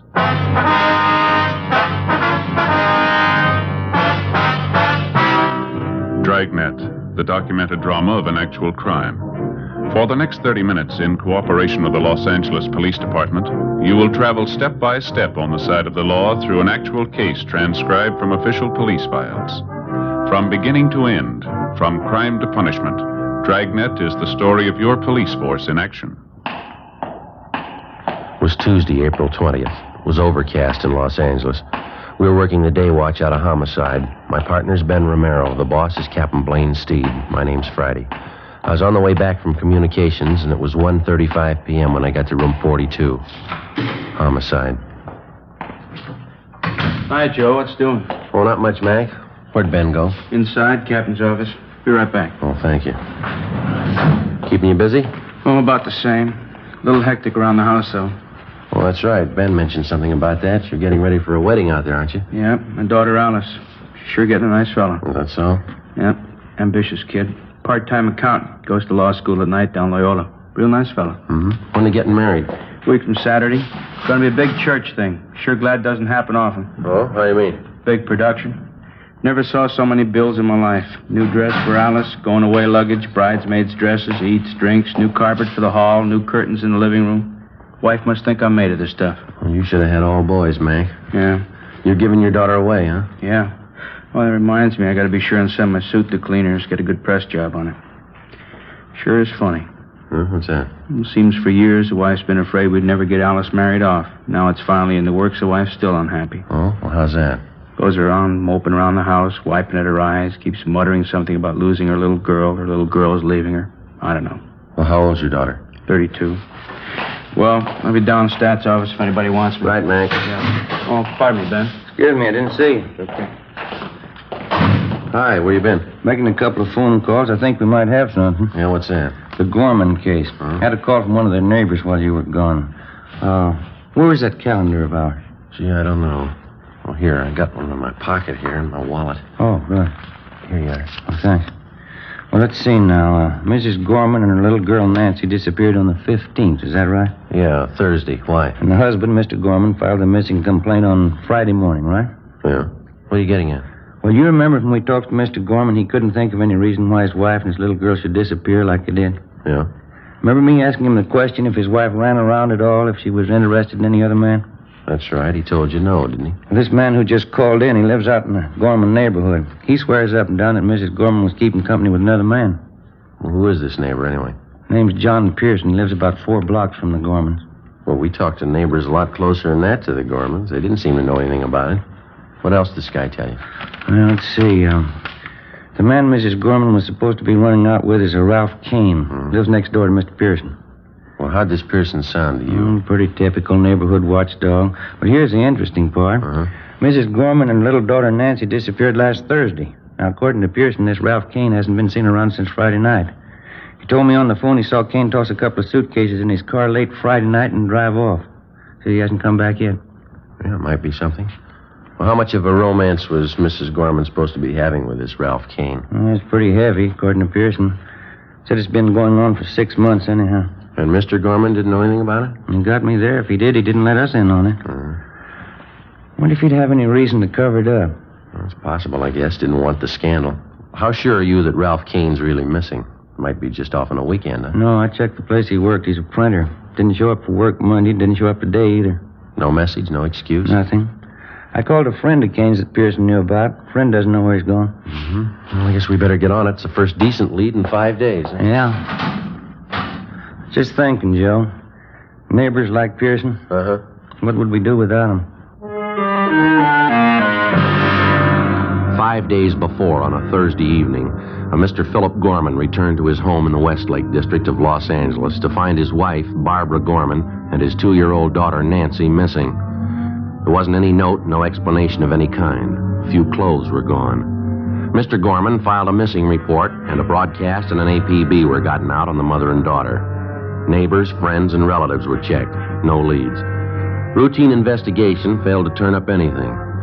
Mr. Gorman could give us no explanation for the disappearance. After 3 days, we got out a radiogram. Still no results. Tuesday, 1:50 p.m. Ben and I got in the car and drove out to see John Pearson, who'd phoned in the information about Mrs. Gorman's supposed boyfriend, Ralph Kane. We found Pearson out on the back porch of his home, feeding some milk to a pair of house cats. I thought everybody knew that, Sergeant. Mrs. Gorman running around with that Ralph Kane. I'm no busybody. I wouldn't have mentioned it all if this hadn't happened. Mr. Kane had been seeing Mrs. Gorman for the last 6 months. Is that right, Mr. Pearson? About 6 months. That's how long I've seen it go on. Now, James, don't be such a hog. Let Fred have some of the milk, too. Greedy little devils. Do you know of anybody else in the neighborhood who's been aware of this, Mr. Pearson? I mean, Mrs. Gorman and this Ralph Kane? Well, I know for sure that Thelma White next door knows about it. She's mentioned it to me. Kane used to park with Mrs. Gorman near that vacant lot by Thelma's house. Those were the nights that Mr. Gorman was working late. Would you know if Mr. Gorman was aware of this, that his wife was running around with another man? I'm pretty sure he did, Sergeant. That's the strange part about it. Well, how do you know, sir? Well, George, the man who delivers the groceries, he just happened to mention it to me once. All right, James. Right, it's all gone. Now run off and play. Yes, George, the grocery man, he made a delivery to the Gormans once and heard them rowing about it. George said Mr. Gorman was very mad, talked divorce, all that sort of thing. Well, how about the Gorman's little girl, Mr. Pearson, little Nancy? Tragic, Sergeant. Such a sweet little thing. Mrs. Gorman kept her under an iron hand. Imagine, the little girl's only 2 years old. Mrs. Gorman was after her with a stick all the time. She's not much of a mother. Not the way I look at it, anyway. Well, what's your opinion of all this? Do you think that Ralph Kane has run off with Miss Gorman? Well, what else can you think? Two of them carry on for 6 months. Mrs. Gorman disappears Thursday. Mr. Kane leaves Friday night. What else can you think? This neighbor of yours, Thelma White, does she live in this house over here, over on the right? Yeah, that's right next door. You go over and talk to her. She's home now. Thelma will tell you the same thing I did. All right, sir. Thank you very much. Not at all, Sergeant. Just one thing I can't understand about Mrs. Gorman's little girl, little Nancy. Can't quite understand why she's gone. Doesn't seem to fit somehow. How do you mean? If you're going to run off with a man, you don't take your family along.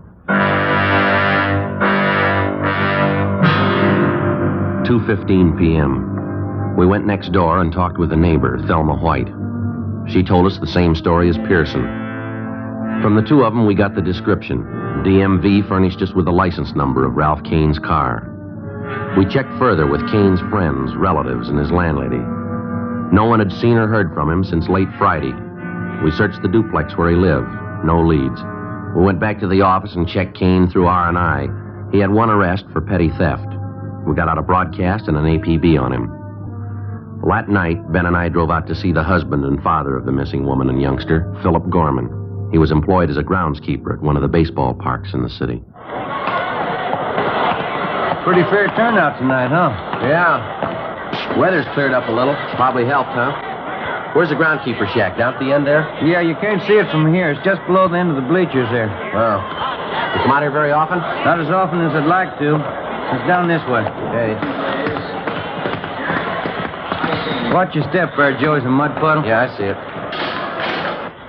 Sorry, you'll have to get back in the stands. You're not allowed down this end. How are you, Mr. Gorman? Friday and Romero. You remember us? Yeah, sure. I didn't recognize you for a minute. You got a few minutes, Mr. Gorman? We'd like to talk to you if we could. We're sure right now if you want.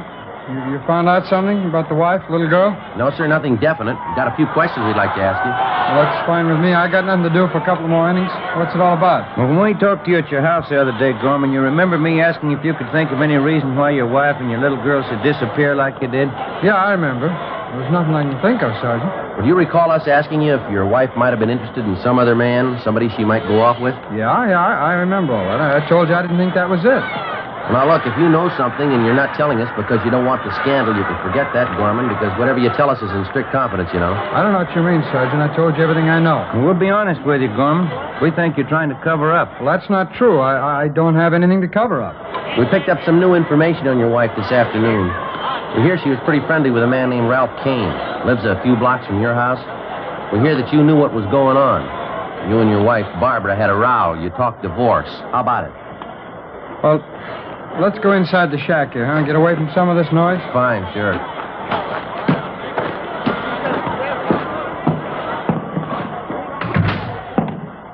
I hope you don't mind it in here. It's a little dirty. I keep all the maintenance stuff in here. That's all right, Gorman. Now, how about Ralph Kane? Yeah. I knew about it. It's like you said, all the scandal. I just didn't want it to get out. Well, look, if you're going to hold out on us, it's not going to help much to find your wife and little girl. Yeah, I know, Sergeant. I just didn't want people to find out what a bum I married. You know what some neighbors are like. Mm-hmm. I can't understand how it happened. I met the wife when I was in the Army. I see. I brought her back out here. Everything was fine. After the baby was born, she started to change. Nothing satisfied her. She began to run around. Nothing but a bum, but I guess I found out too late. Well, now, this Ralph Kane, what do you know about him? You know, he's a single guy. Works at a print shop downtown. He's a pretty good-looking guy. He's got money to spend. That's all Barbara cares about. Well, what's your idea about it? What? You think Kane and your wife have gone off together? Well, to tell you the truth, I'm not sure. Maybe they did. I've been trying to check around them all. I'm not getting very far. There's only one thing I'm really worried about. That's my little girl, Nancy. I don't care what my wife does or how far she goes. I just want my little girl back, that's all. Have you any idea at all where your wife might have gone? No, none at all. She didn't know California too well. She's only been out here a year. Mm-hmm. You don't know any of Kane's friends, his hangouts, or places you think he might go? No. Well, I've never even met the guy, Sergeant. I'm going to, though. I know what he looks like. I'll meet him. Well, there's just one more thing, Gorman. If your wife was set on running off with another man, why did you take your little girl with her? She wasn't too devoted to the baby, I understand. Yeah, that's right. That's what's got me worried. The only thing I can figure out is the wife hated me more than I thought. She knew that I thought Nancy was about, the greatest thing alive. I guess rather than let me have her, she took Nancy along with her. Was it possible she might drop the baby off with some friend or relative and tell them to keep her? Well, I've checked on that already, Sergeant. You got the names of all the people we know. I'm sure they'd get in touch with me if they had Nancy. Well, we'll double-check them anyhow. All right. Now, if there's anything else comes up, you let us know right away, huh? All right, Sergeant. It's just the baby, that's all, Nancy. As far as I'm concerned, my wife never lived. It's kind of hard to take in with. Yes, it is. Think you got the finest setup in the world. Nice home, job, baby, good furniture, everything you need. Yeah. Everything but a wife. The search for the missing wife and the 2-year-old daughter went on. The broadcasts and teletypes on Mrs. Gorman and Ralph Kane failed to net us a thing. A week passed. There were no leads. Another week went by. Nothing. The half-dozen replies we'd gotten on our teletype went nowhere. They were blind leads. Wednesday, May 5th. We got a call from the manager of an auto court in the south end of the city. He told us that a man, a woman, and a little girl, answering the description of the missing trio, had stopped at his place the night before. Along with Jack McCready from Homicide, Ben and I drove out and interviewed the man. We showed him pictures of Kane, Mrs. Gorman, and 2-year-old Nancy. He identified all three. He could give us no idea where they'd gone. We checked through the cottage where they stayed. No, nothing. Just about as clean as you can get. A little something here. What's that? Look here. Kid's picture book. Let's see. Yeah, take a look right here. This book belongs to Nancy Gorman. Well, we know they were here. That's about it. Hey, Ben? Joe? Yeah, Mac. Where are you? Out in the back. Come here. All right.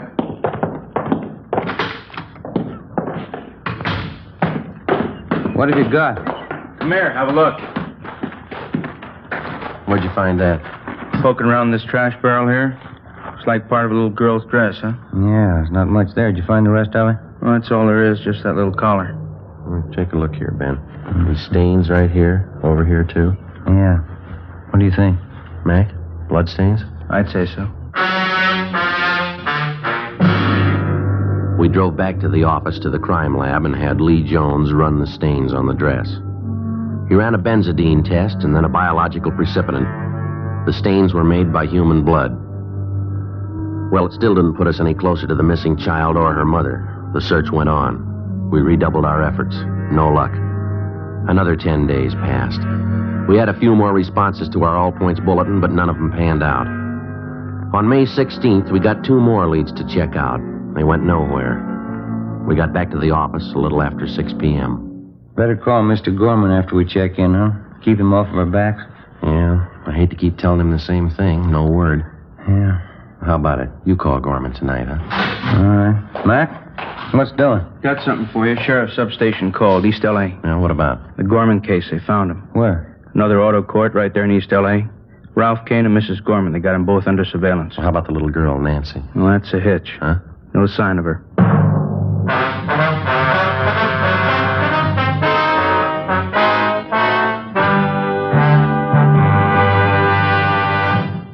You are listening to Dragnet, authentic cases from official files.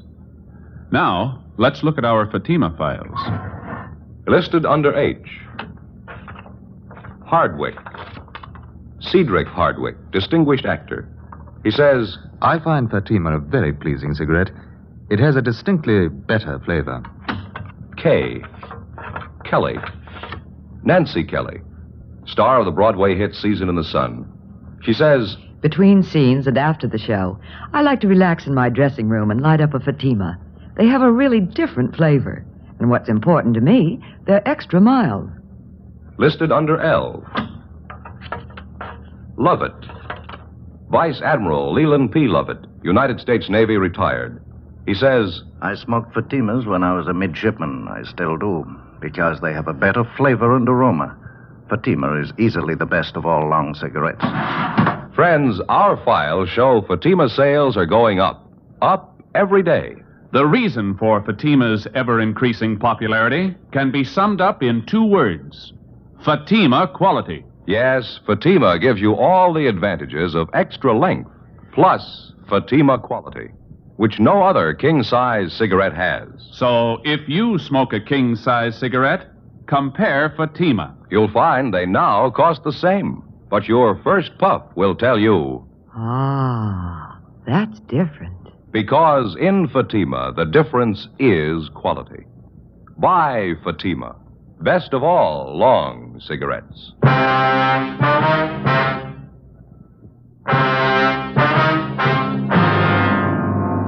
Saturday, May 16th, 9 p.m. Along with Levinson and McCready from Homicide, Ben and I drove out to the sheriff's substation in the east end of the city. One of the deputy sheriffs directed us to the motor court where Mrs. Barbara Gorman and Ralph Kane were under surveillance. We found the 2 of them in one of the rear cottages. There was no trace of 2-year-old Nancy Gorman. Levinson and McCready took Ralph Kane out to the car to interrogate him. Ben and I remained in the cottage with Mrs. Gorman. She was a tall blonde, thin-faced and nervous. She spoke with a decided accent. We questioned her for more than 2 hours. We got nowhere.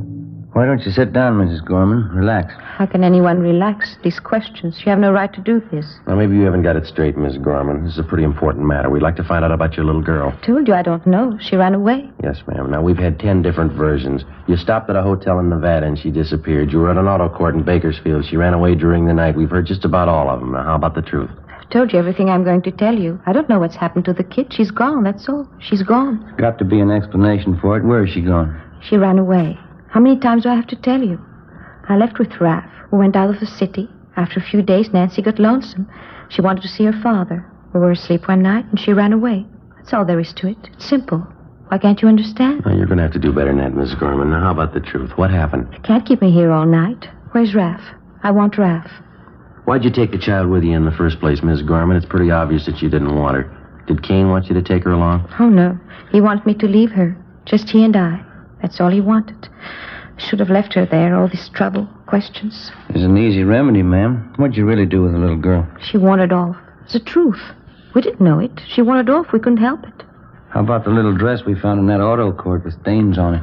Same questions. You always ask the same questions. What about the dress, ma'am? Do I always have to repeat? I told you.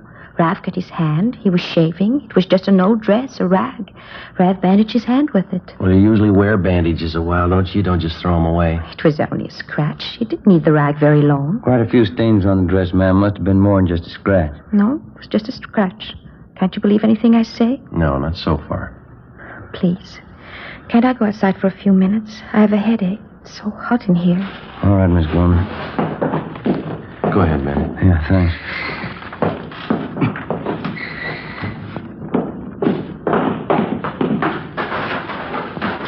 The air, it's so good.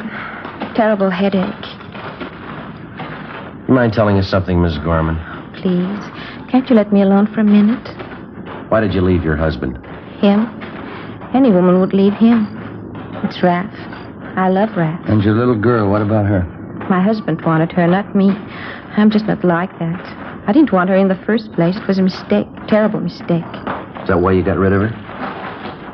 What? Now, it's pretty obvious by this time, ma'am. When you left your husband, you took your little girl along for spite. Cain didn't want her. You found out you didn't either, so you got rid of her. Now, is that it? I didn't say that. You're putting words in my mouth. I didn't say that at all. Joe, Ben? Yeah, Mac, over here. Cain's given us half the story. Shouldn't be too hard to get the rest. It's a lie. There's no story to tell. If Nancy ran away, that's all we know. Mac? Cain says they tried some kind of a death pact. He and Mrs. Gorman here got in a room and turned on the gas. He didn't tell you. He didn't tell you. Afraid so, ma'am. That's your boyfriend's story. What else, Mac? Well, as I say, Cain and Mrs. Gorman got in the room, agreed to end it all. They had a little girl with them in the room. Well, why was that?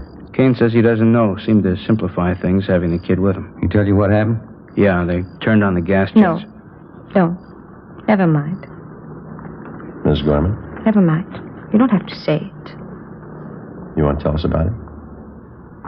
Miss Gorman? Yes. I'll tell you. 3 a.m. We went back inside the cottage at the auto court. We gave her a cigarette, and Barbara Gorman sat down and told us the story. 4 days after she'd left with her 2-year-old daughter and Ralph Cain, she knew she'd made a mistake.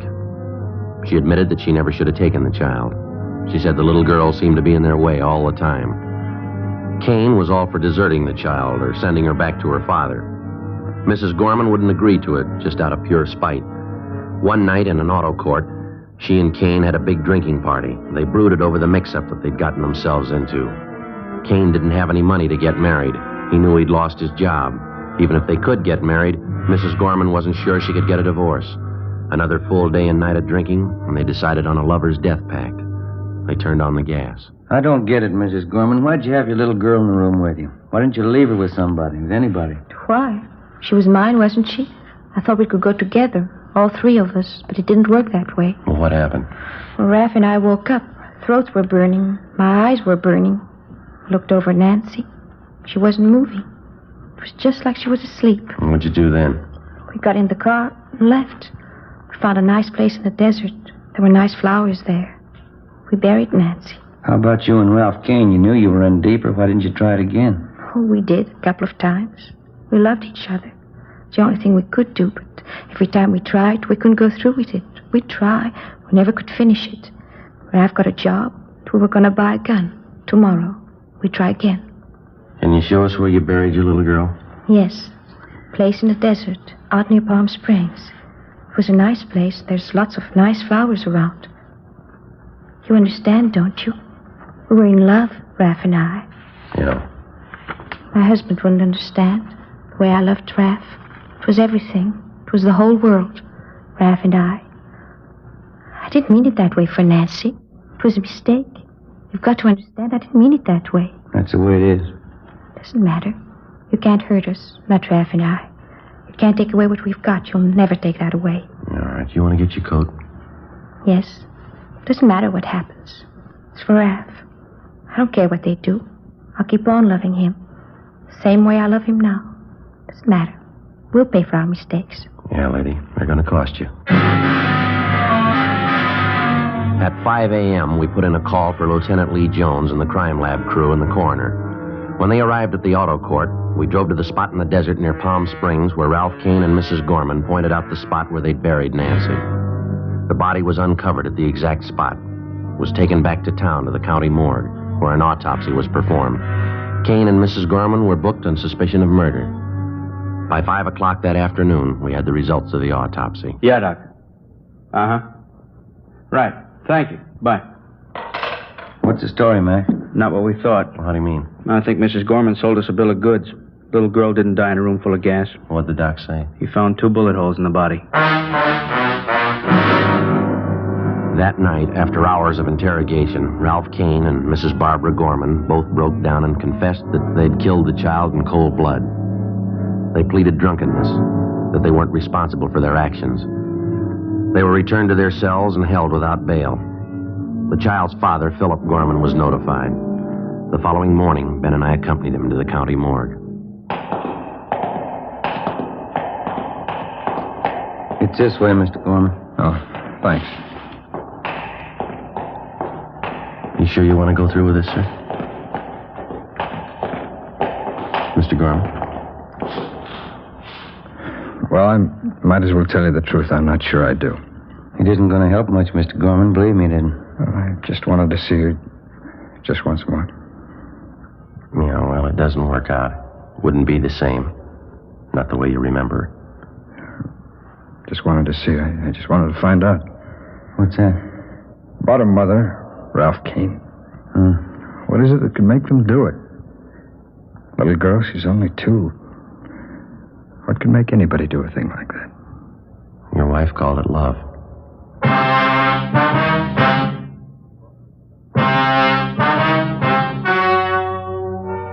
The story you have just heard was true. Only the names were changed to protect the innocent. On September 10th, trial was held in Superior Court, Department 89, City and County of Los Angeles, State of California. In a moment, the results of that trial. And now, here is our star, Jack Webb. Thank you.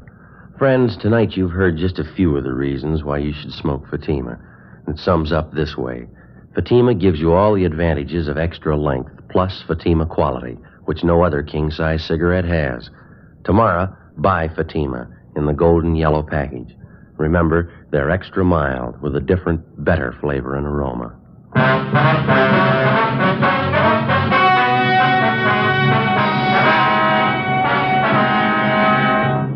Mrs. Barbara Gorman and Ralph Donald Kane were tried and convicted in Superior Court of murder in the first degree.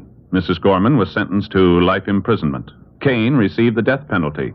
He was executed at the state penitentiary, San Quentin, California.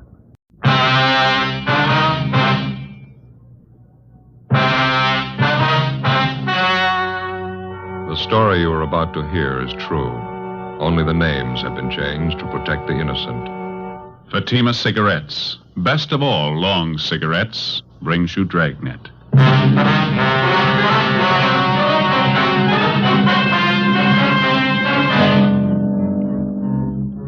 You're a detective sergeant.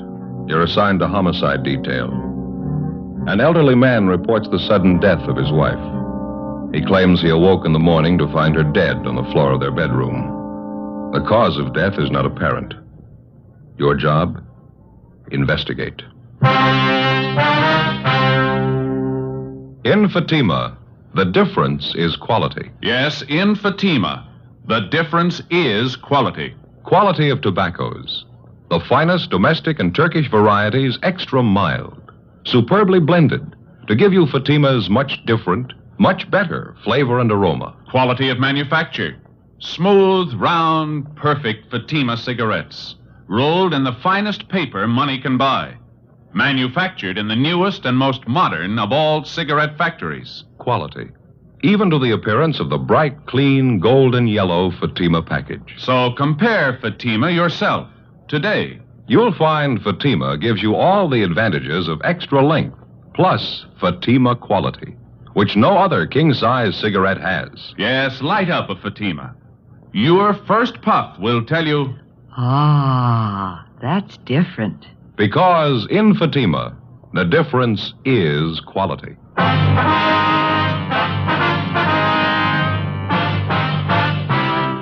Dragnet, documented drama of an actual crime.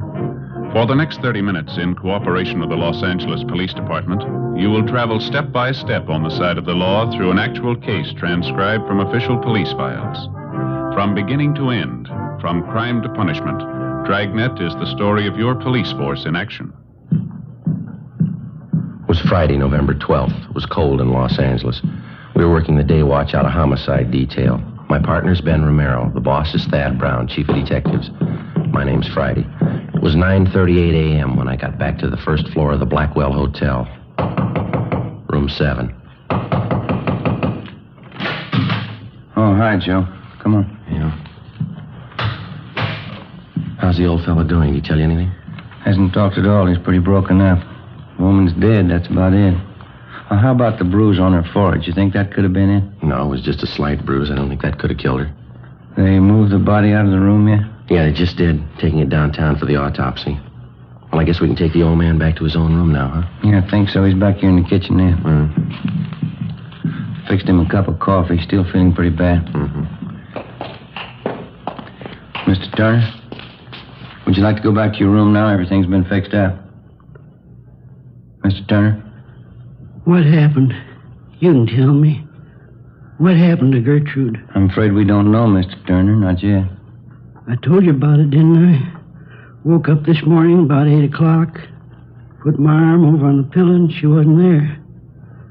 And I got up and I saw her laying on the floor. My wife, Gertrude. I felt her arm. She was cold. Ice cold. Somebody ought to know what happened. Well, we'll let you know just as soon as we get the coroner's report, sir. Would you like to go back to your own room now?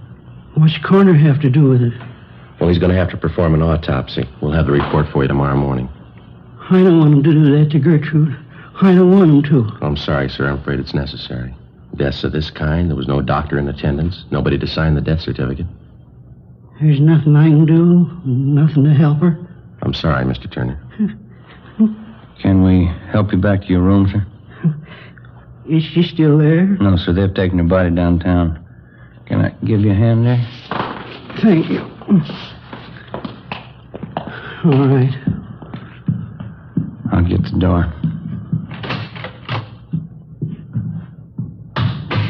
Where'd Mr. Parkson go? Who's that, sir? The hotel manager, Mr. Parkson. Oh, yeah. These are his rooms here. I wanted to tell him thank you for letting me stay down here a while. Well, I think he'll be back in a few minutes. He was busy outside. Nice of him. Let me use his place. I couldn't stay in our room. Not the way it was. Gertrude lying there. It's all right now, Mr. Turner. Can you make the stairs all right? Yes, sir, thank you. I'm just a little tired, that's all.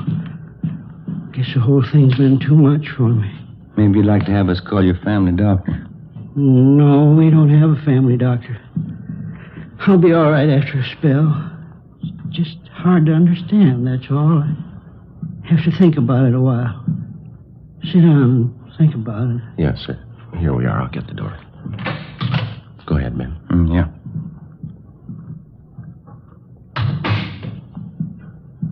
It's right there on the floor, officer. It's where I found her when I woke up. Right there by the bed. Where have they taken her? Downtown, Mr. Turner, to the county morgue. Oh. They'll let me see her, won't they? Yes, sir, they will. Do you feel up to answering a few questions for us now? All right. I'll tell you everything I know about it. I don't see how it's going to help anything. We'll try to make it as brief as possible, sir. Now, your wife's full name is Gertrude Agnes Turner, is that right? Yes, that's right. Her age?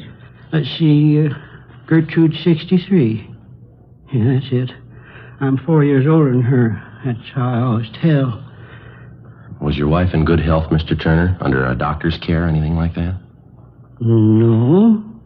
Nothing wrong with her I knew of. Heart trouble? Anything like that? No, sir. She used to have headaches every now and then.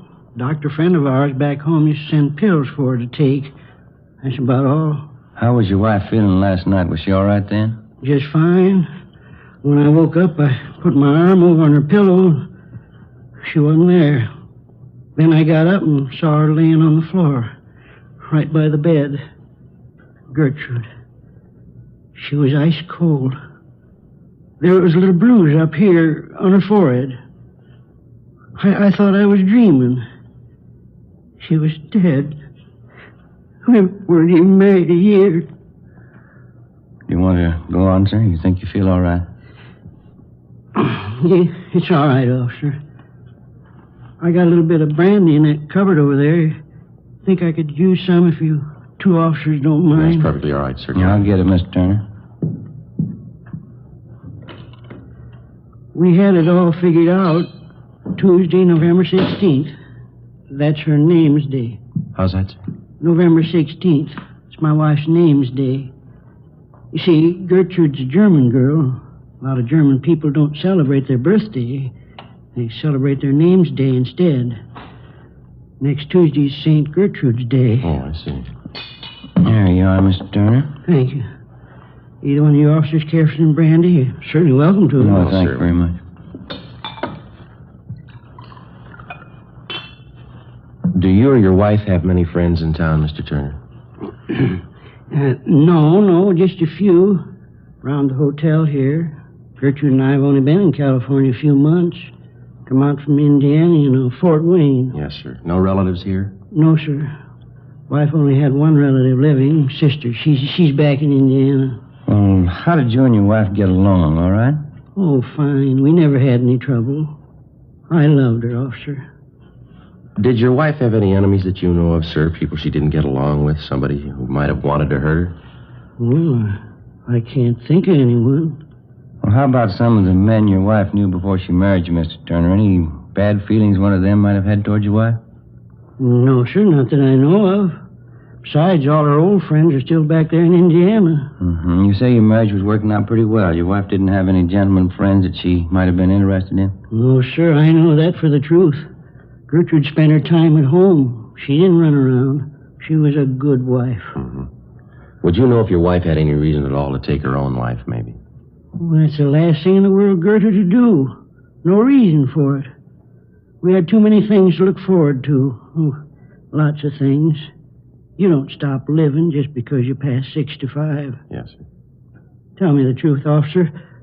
Don't you really know what happened to her? No, sir, no more than you do. Afraid we'll have to wait for that coroner's report. I don't understand it, officer. How am I supposed to understand it? Sir? I went to bed last night and I had a wife. Yes, sir.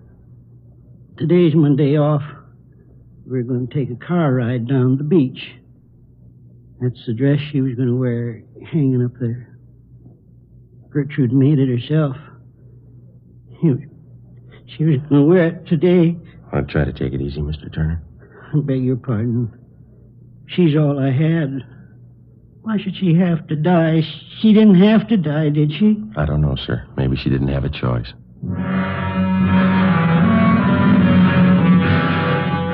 The body of the dead woman, Mrs. Gertrude Agnes Turner, was removed to the county morgue for autopsy. Ben and I filled out the 311 form, the dead body report, and filed it, pending the outcome of the autopsy. A couple of Mr. Turner's friends who lived upstairs from him at the Blackwell Hotel agreed to look after the old man until he got over the shock of his wife's sudden death. 7:45 the next morning, I checked in for work as usual. Morning, Joe. Morning. What do you know? Not much. Pretty slow. How about the Turner woman? No word on the autopsy, huh? No, coroner hasn't called yet. Have you got any smokes? I left the house in a hurry this morning and forgot everything. Yeah. Right here. Oh, thanks. Here. Thanks. Lousy morning. Another row with the wife. Oh? What's the matter? Oh, another one of those church bazaars she got herself mixed up in. She's calling on me for help again. Oh, yeah? What you want you to do now? Remember the last time, don't you? That spring bazaar? Had me working on decorations down to the church 7 nights a week. 18 women running around telling you what to do. Yeah. It's like a madhouse, Joe. This time it's even worse. How do you mean? This time the ladies figure they ought to have a little more production. They want me to dress up in some kind of funny costume. Auction off pies and cake. You know, stovepipe hat, false mustache will work. No? You turned them down, huh? You won't do it, will you? Well, not exactly. Wife kicked up such a row, I guess I'll end up doing it. Got an idea, though. Uh-huh. Wouldn't be so bad if I had somebody to work with me. You wouldn't like to help me out, would you, Joe? Well, I'll tell you, I'm going to be a little busy, Ben, but if I get a chance, I'll drop out to see you, though. I'll get it. Yeah. Homicide Friday. Oh, yeah. How's that? All right. Yeah. Okay, we'll be right over. Was Doc Cephalou over at the morgue about Miss Turner? Got the autopsy report for us? Yeah, they won't sign the death certificate. What's the trouble? A couple of things. Looks too suspicious for him, they said. How'd they list the cause of death? She suffocated. 8:15 a.m. We went across the street and talked with Dr. Cephalou. All he could tell us was that Gertrude Turner had suffered severe convulsions and that she'd died of suffocation. There was a small bruise in her forehead and numerous other small bruises around the base of the throat. Not enough to say that the woman had been murdered, and yet too much to dismiss the case as an accidental death. Together with Lorman and Barrett from Homicide, Ben and I looked up some of the friends of Mr. and Mrs. Turner. We found 2 points which didn't check out with the story that Mr. Turner had told us. According to the friends, Turner had had some violent arguments with his wife. On at least one occasion, he'd struck her. And secondly, the dead woman did have a gentleman friend in the neighborhood, but his conduct with her had been above question. It was strictly friendship. We decided to take it from there. We went back to the Blackwell Hotel and found Mr. Turner in his room. He was wrapping up some of his wife's personal effects and packing them in corrugated boxes. We told him about the coroner's report.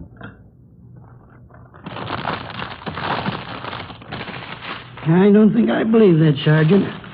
People just don't suffocate. There's got to be a reason for it. Yes, sir. That's what we're looking for. Well, don't they know? Can't they tell you how it happened? The doctors? Well, she had severe convulsions. She suffocated. That's just all they could tell us. With a bruise on her head, Gertrude's forehead.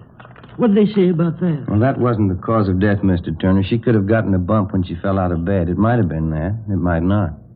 I just don't understand. You'd think there'd be some way of telling. Well, we were around talking to some of your friends in the neighborhood this morning, friends of you and your wife. Oh, yeah. Oh, they've been real friends, officers. Every one of them. Been up to see me, brought me meals and things. Say, isn't that a pretty thing? Just look at that. Yes, sir. Real bone china. The cup and the saucer. Gertrude used to collect them. Had all kinds. Pretty. Yes, sir. When we were talking to you yesterday, sir, you told us that you and your wife got along pretty well. No arguments? Yes, sir, that's right. Well, now, some of your friends tell us that you used to argue with your wife quite a bit. Who told you that? Some of your friends here in the neighborhood. Is that true? Oh. When we first got married, Gertrude and I guess we had a few spats. No different than other people. Getting used to each other, things like that, you know. Mm-hmm. Well, did you ever strike your wife, Mr. Turner? Why do you ask that? Routine question. Did you ever strike your wife? Mr. Turner? Yes. One of the first arguments we had. I don't even remember what it was about. That's how important it was. Mm-hmm. I lost my temper, I guess. I kind of slapped her. Oh, I felt like a no-good bum. Never once happened again. Slapping Gertrude. It's hard to remember it right now. Well, we asked you the same question yesterday, sir. Couldn't you have told us that then? Oh, I'm sorry, officer. I guess I missed it. I wasn't feeling too good. I think you know what I mean. But you remember us asking if your wife had any gentleman friends? Yes, I remember that. Well, now, is it true? Well, there's one fella name's Clyde Warren. Runs a drugstore down the street. I guess Gertrude knew him better than anybody, but he was my friend, too. Well, did you ever complain to this Clyde Warren that he was spending too much time around your wife, that he ought to see less of her? I think I did maybe once or twice. It was kind of in a fooling way. Certainly didn't mean it. Clyde Warren's one of my best friends. Well, did you ever complain to your wife that she was seeing too much Warren? No, sir. Never even mentioned it. Why ask me all these things? Well, your wife's dead, Mr. Turner, and we still haven't found out why. But you ask me questions like I had something to do with it. Well, you were the last one to see her alive, sir. You were alone with her in this room the night she died. You think I killed Gertrude? Is that it? You think I killed my own wife? No, sir, we didn't say anyone killed her. You think I killed my own wife? You think I killed her? Well, did you kill her, Mr. Turner? You know I didn't kill Gertrude. You know I didn't do that. I'm sorry, sir. There's not much else we can do now. What do you mean? The coroner found a series of bruises on the body. Right around here, the base of the neck. We know she died of suffocation. The two things seem to fit pretty well. I don't know what you mean. I didn't see any bruises. Not on her neck. I don't know what you mean. We'll have to take you downtown, sir. You can call your lawyer now if you like. I don't have a lawyer. Why are you taking me downtown? No alternative. We're going to have to book you. How's that? Suspicion of murder. 10:25 a.m. Before we booked him at the main jail, Mr. Turner asked us if we'd get off a telegram to his sister-in-law, Mrs. Helen Raymond, in Fort Wayne, Indiana, informing her of what had happened. We told him we would, and we did. We booked him in on suspicion of 187 PC, and then we checked back in at the office. We put in a call to the insurance company that held a policy on Mrs. Turner. Yes, sir. Gertrude Agnes Turner. What was that? All right. Right. Thank you, sir. Goodbye. What'd they have to say? Mrs. Turner had 3 different policies on her life, total of $5,000. Mr. Turner's a beneficiary on all 3. Well, that'll do for a motive. There's something else here. Yeah? Newest policy is for $1,000, industrial policy. When was it taken out? 3 weeks ago.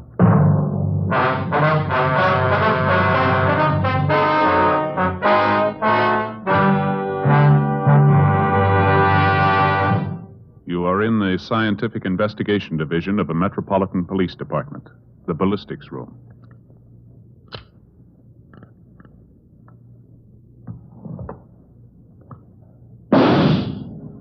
You have just heard a test bullet fired from a .38 caliber revolver found in the possession of a suspect. The test slug is removed from the ballistics box and compared with the slug found at the scene of the crime. There they are. Side by side, they look alike, but examination will prove a world of difference. You'll find the same is true when you compare king-size cigarettes. Fatimas are the same length as any other king-size cigarette, 85 millimeters. Fatima has the same circumference, 1 1/64 inches around. And Fatima filters the smoke exactly the same long distance as other king-size cigarettes. But in Fatima, the difference is quality. Fatima gives you extra mildness, a much different, much better flavor and aroma. You get all the advantages of extra length, plus Fatima quality, which no other king-size cigarette has. So compare Fatima yourself. Your first puff will tell you... Ah, that's different. Yes, in Fatima, the difference is quality. Buy Fatima. Best of all long cigarettes.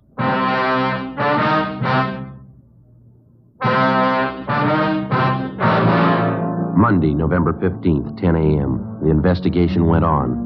We failed to uncover any additional evidence against the suspect, Mr. Turner. We had 3 main points against the man. The recently issued insurance policy on his wife for $1,000, the fact that he had fought with his wife and struck her on several occasions, and the series of bruises which had been discovered at the base of the dead woman's neck. Well, as it stood, we weren't too sure that the case would hold up in court. Ben was less sure that the old man was actually responsible for the death of his wife.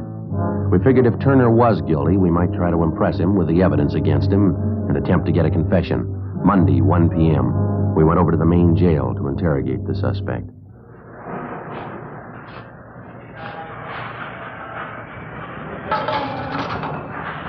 You want to step aside there? They want to lock that door. Oh, yes, sir.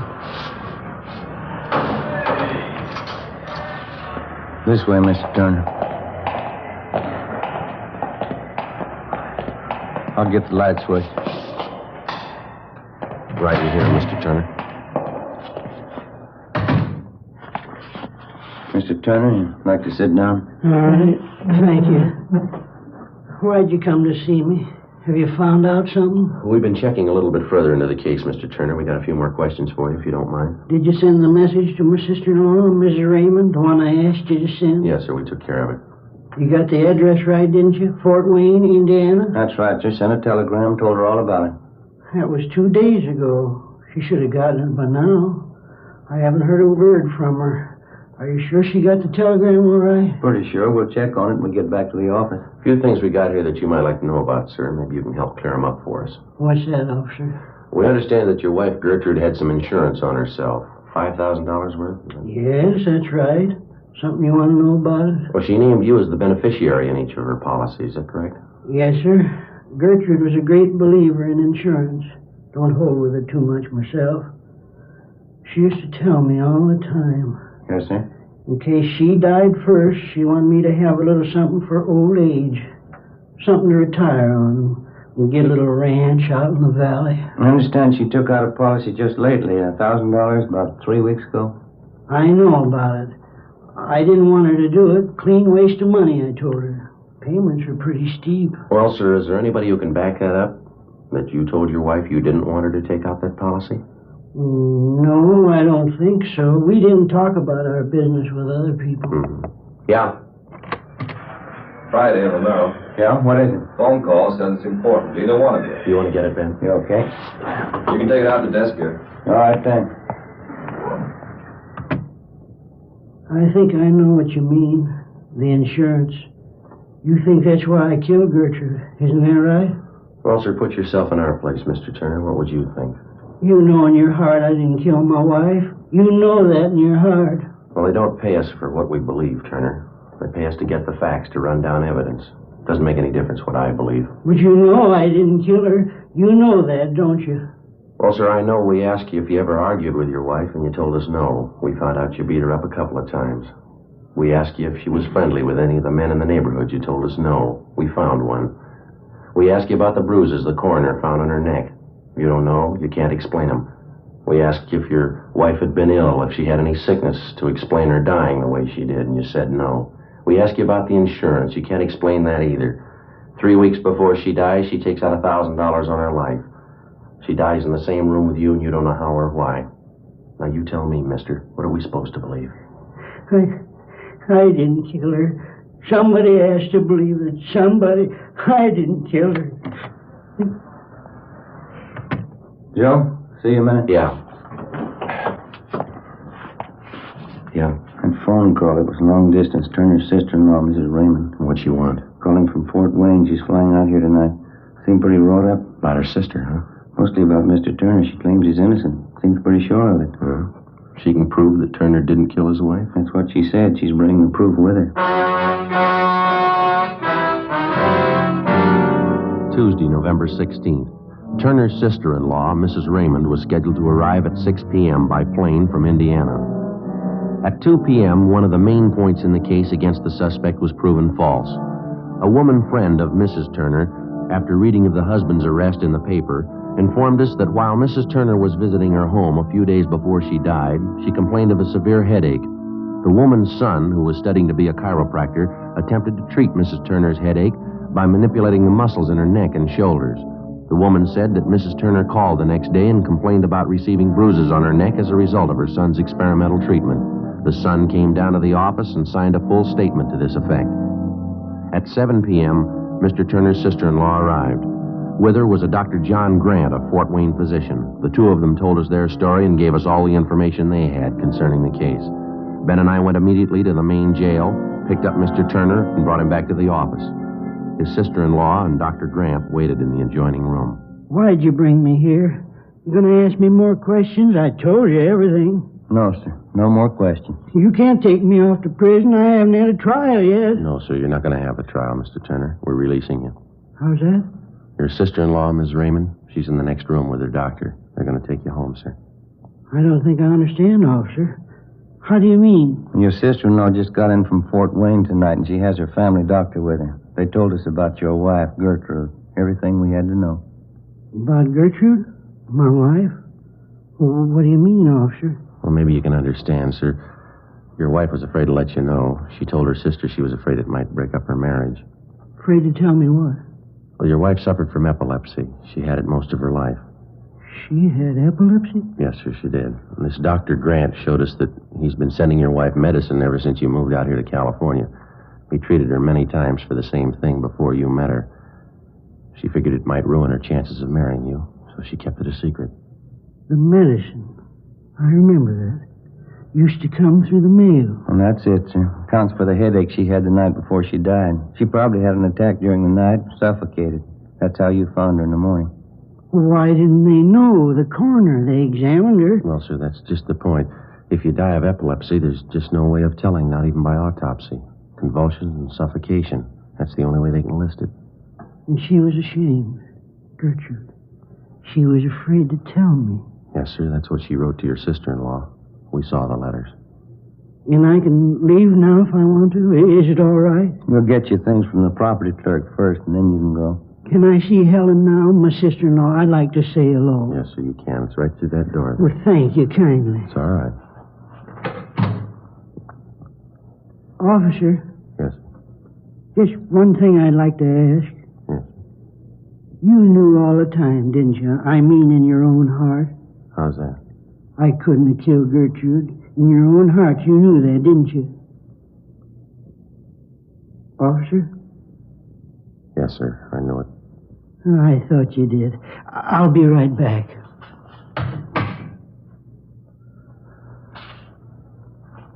Joe? Huh? I wouldn't worry about it. What's that? We'll call it a white lie.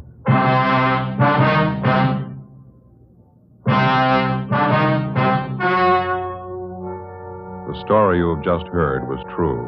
Only the names were changed to protect the innocent. On November 16th, a meeting was held in the office of Blaine Steed, captain of homicide. In a moment, the results of that meeting. And now here is our star, Jack Webb. Thank you. Friends, the makers of Fatima do everything possible to produce the king-size cigarette that you want, just as we on Dragnet try to bring you the kind of entertainment that you want. Well, in our honest opinion, Fatima is the best of all long cigarettes. And I know from reading our Dragnet mail that more and more of you back me up on that. If you haven't tried Fatimas yet, may I suggest you buy a pack? You'll find Fatima gives you all the advantages of extra length, plus Fatima quality, which no other king-size cigarette has. Remember, tomorrow, first chance you get, buy Fatima.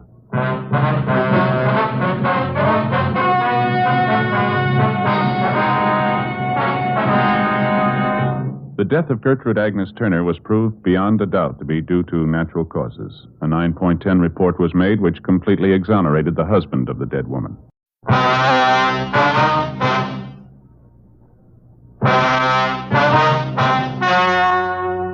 The story you are about to hear is true.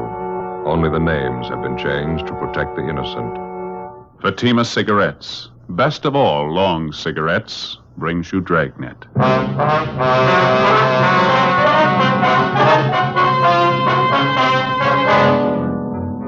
You're a detective sergeant. You're assigned to accident investigation, hit-and-run detail. You receive a call that two elderly women have been struck down in a crosswalk by a hit-and-run driver. The women lie in Georgia Street Hospital. Their condition is critical. Your job? Find the driver. In Fatima, the difference is quality. Yes, in Fatima, the difference is quality. Quality of tobaccos. The finest domestic and Turkish varieties, extra mild. Superbly blended to give you Fatima's much different, much better flavor and aroma. Quality of manufacture. Smooth, round, perfect Fatima cigarettes. Rolled in the finest paper money can buy. Manufactured in the newest and most modern of all cigarette factories. Quality. Even to the appearance of the bright, clean, golden yellow Fatima package. So compare Fatima yourself today. You'll find Fatima gives you all the advantages of extra length, plus Fatima quality, which no other king-size cigarette has. Yes, light up a Fatima. Your first puff will tell you... Ah, that's different. Because in Fatima, the difference is quality.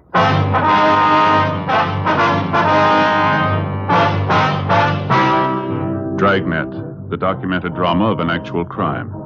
For the next 30 minutes, in cooperation with the Los Angeles Police Department, you will travel step by step on the side of the law through an actual case transcribed from official police files. From beginning to end, from crime to punishment, Dragnet is the story of your police force in action. It was Saturday, September 5th. It was mild in Los Angeles. We were working the day watch out of accident investigation, hit-and-run detail. My partner's Ben Romero. The boss is Benny Caldwell, chief of traffic. My name's Friday. It was 7:35 p.m. when I got to 4656 Collis Avenue. My front door. Is that you, Joseph? Yeah, Ma. Got both Sunday papers. Oh, good. It's nice music on the radio, isn't it? Yeah, it's pretty. It's your favorite song, isn't it? Yes. See you in my dreams. Every Saturday night we used to get together down at the old Cromwell house on West Adams Boulevard. Weekly dance, you know. Yeah, I know.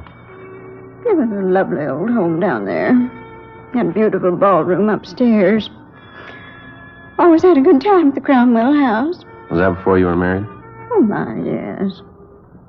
Met your father through Mildred Cromwell, you know. She was quite fond of him, too. Was that so? Yes, she was. Oh, nothing serious, but she used to think quite a lot of Sam. And you broke him up, huh? Now, Joseph, you know I wouldn't do a thing like that. If Millie was only mildly interested in Sam, I wouldn't come between two people that were happy. You know that. No, that isn't the way he used to tell it. Said you just broke him up, that's all. Yes. Well.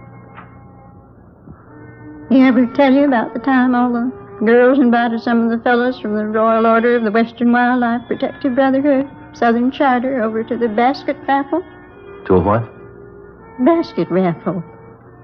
All the girls packed tasty lunches, and the boys bid for them at auction. Oh, yeah. It was a warm summer evening, just like tonight. It was a grand affair.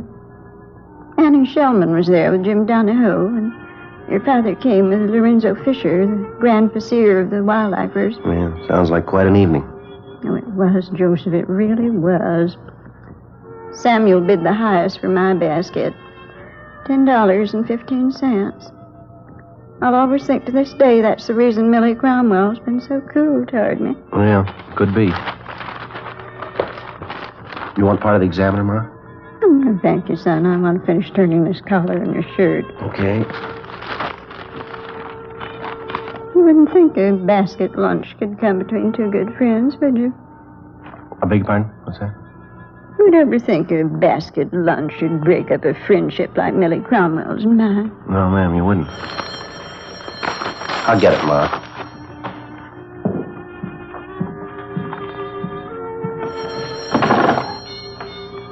Friday talking. This McDermott, Joe. Oh, yeah, Mac. Got a bad one.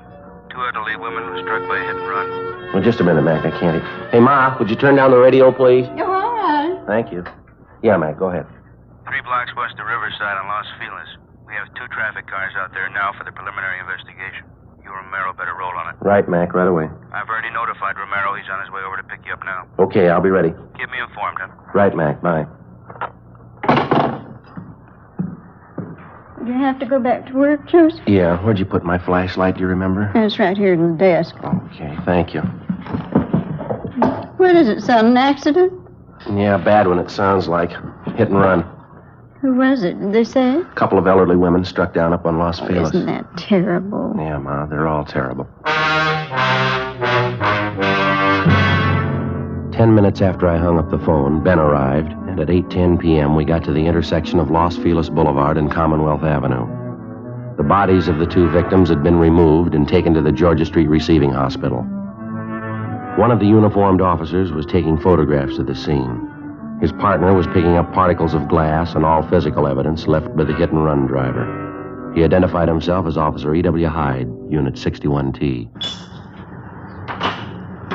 Few pieces of the headlight lens and the chrome ring, about all. And this is the point of impact, huh? Yeah, that's right. It's 24 feet south of the northerly pavement and about 12 feet east of the westerly curb line. Right in the crosswalk up there, huh? Yeah. Been freshly painted, the driver couldn't miss seeing it, could he? Yeah, it's well illuminated, good street lighting up here. Hyde, were the signals in operation? No, they weren't. Boulevard stopped here, though. Blinkers are all in operation. How far were the bodies of the victims thrown? Body number 1 was thrown 70 feet. Body number 2 was knocked 38 feet in the southwest direction. Both came to rest approximately at the center line of the street. Whoever did it was going at a high rate of speed. That's what we figured. I told you there were no skid marks, didn't I? Yeah, you did. Any witnesses? Yeah, there's 3, but only one I think will be helpful. What's the name and address? He's right over there on the curb now. Name's Richard Mortigan. Runs a nursery there. Well, thanks, Hyde. You're going to make the reports and book the evidence, are you? Yeah, I'll take care of it. That's Mortigan over there in the tan overalls. All right. Thanks a lot, Hyde. Okay.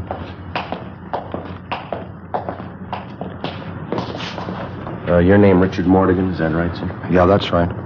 Police officers, Mr. Mortigan. This is Sergeant Romero. Well, how are you? Howdy, sir. My name's Friday. We're out of accident investigation. I'd like to talk to you about the accident that just happened here. Sure was a bad one. Hope you catch those kids. Didn't even slow down. I understand you witnessed the accident. Wonder if you'd be kind enough to tell us what you saw. I was just closing up my nursery here. Just unlocked my car and was about to get in when I saw this car come shooting up Los Feliz there. Fast clip. Where were the two women? They were just stepping off the curb under the crosswalk over there. I could tell they didn't see the car. I yelled, honked my horn. Guess I wasn't quick enough. It was just awful. Go on, Mr. Morgan. Oh, the way that car hit those women looked to me like he knocked them 50 feet at least. Then, just like nothing at all, the car raced right on through the intersection on down Los Feliz, that way. Did you get a look at the driver? No, sir. Not too good, but I believe he had blonde hair.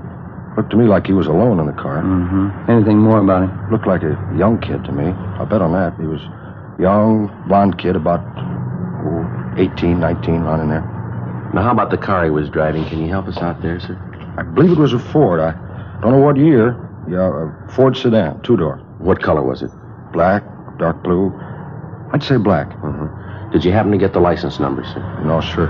Everything happened so fast, I guess I was kind of stunned for a minute. You know how you'd be. Sorry, wish I did. And you're pretty sure about the car, Mr. Morgan. Are you familiar enough with cars to be positive it was a Ford? Yeah, I think I am. And you don't know what year the car was? No, sir. I'm sorry I don't. Just know it was a Ford sedan.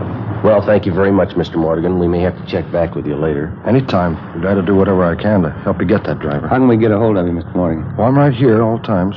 Morgan Nurseries. 4402 Los Feliz. Phone number Normandy 32257. All right, sir. Thank you very much. Those two old women, they didn't have a chance the minute they stepped off the curb. Crazy kid didn't even stop to see if he could help him. Yes, sir, we know. Then again, maybe he didn't see him. Maybe it wasn't his fault. Well, whose fault was it he didn't stop? Before we left the scene of the accident, we interviewed the other two witnesses, but they could add nothing to Richard Morgan's statement. Investigation disclosed that victim number 1 was a Marcella R. Norton, age 58. Victim number 2 was identified as Elizabeth Ann Carey, age 65. Ben and I drove over to the Hollywood station, where we met Officer Hyde, who was just completing his reports and was booking the physical evidence found at the scene of the accident.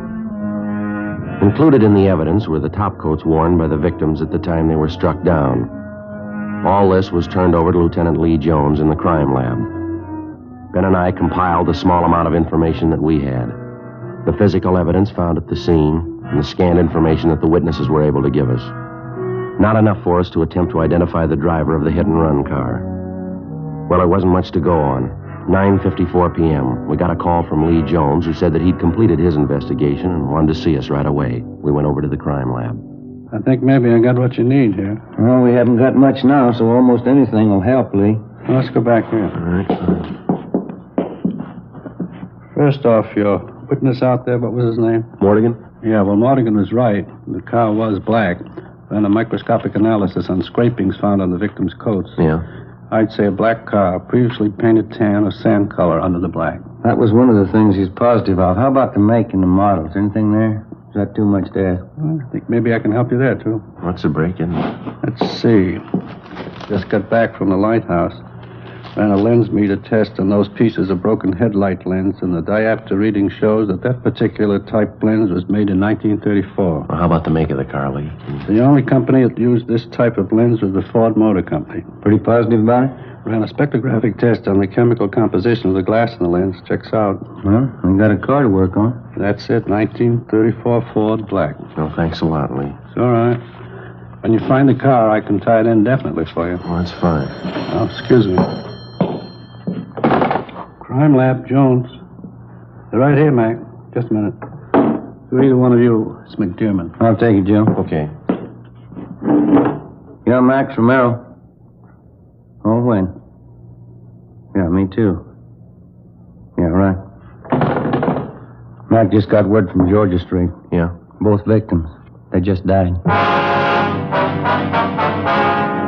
With the death of the two victims, what had only been a hit-and-run felony had now become a case of manslaughter, 2 counts. Ben and I went back to the office and met with Lieutenant McDermott. Past experience has proven to the traffic officer that the quickest and surest way to a successful prosecution of a hit-and-run case is with the full cooperation of the average citizen. A hit-and-run felony differs from the ordinary police case in that the investigating officers are not dealing with a criminal suspect. In a case of this nature, the guilty party could well be the outstanding citizen of his community. In all probability, he had no motive for a crime, only motive in running from the scene of the accident. Well, the one way to gain citizen cooperation was to acquaint him with all the details of the accident, any and all information that we had or would obtain as the case worked towards solution. 10:15 p.m., Saturday, September 5th. In addition to the emergency broadcast put out at the time of the accident, supplemental broadcasts and APBs were sent out. Ben and I then started to make up a special police bulletin. Wanted for manslaughter and hit-and-run felony. Okay. Information regarding identity of occupant of following hit-and-run vehicle. Regarding identity of occupant. Yeah. Vehicle, okay. Got it? Mm-hmm. Involved in accident resulting in death of 2 female pedestrians. Accident. Pedestrian. Accident occurred September 5th. Approximately what time, Joe? 7:30 p.m. Right.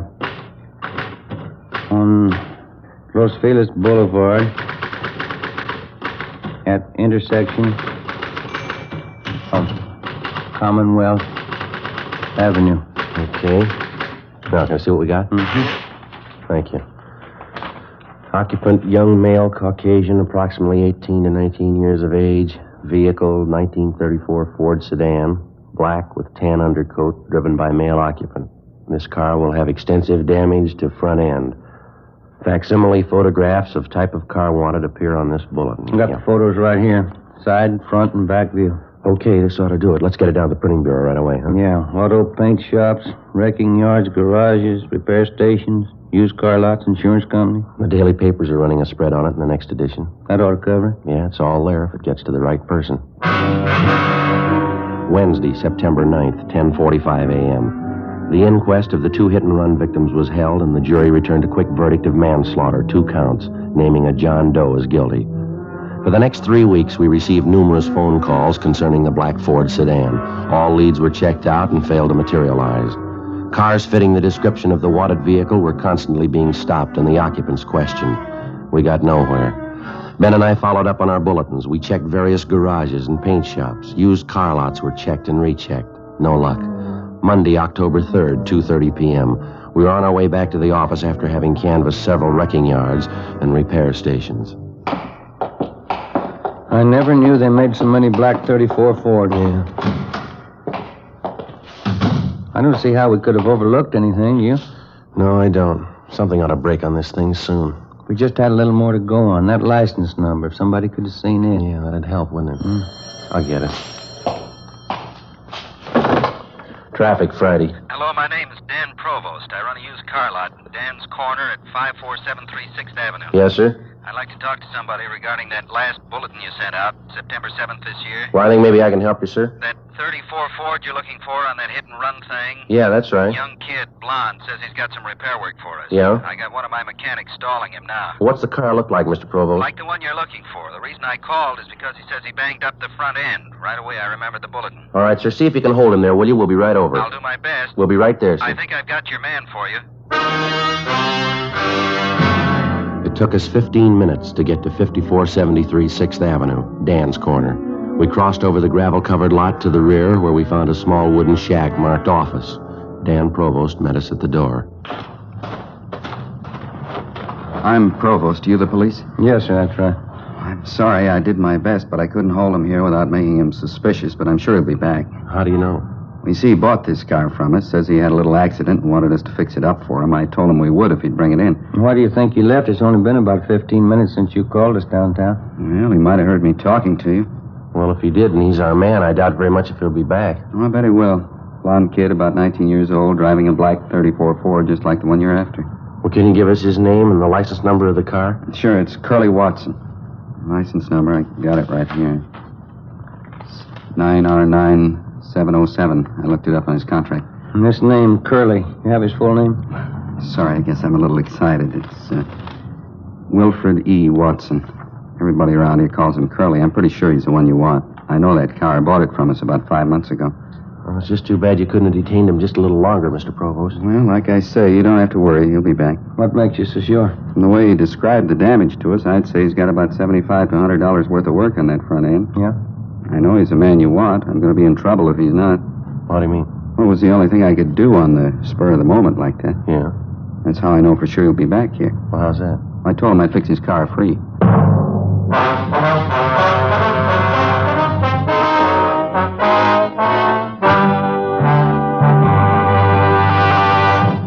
You are in the forgery division of a Metropolitan Police Department. Handwriting analysis.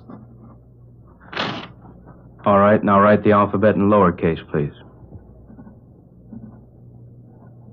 You are listening to a handwriting expert taking an exemplar of a suspect's handwriting. Now write the numerals from 1 to 10, please. This handwriting sample will be compared with a forged signature. Side by side, two signatures may often look alike, but closer examination will prove a world of difference. You'll find the same is true when you compare king-size cigarettes. Fatimas are the same length as any other king-size cigarette, 85 millimeters.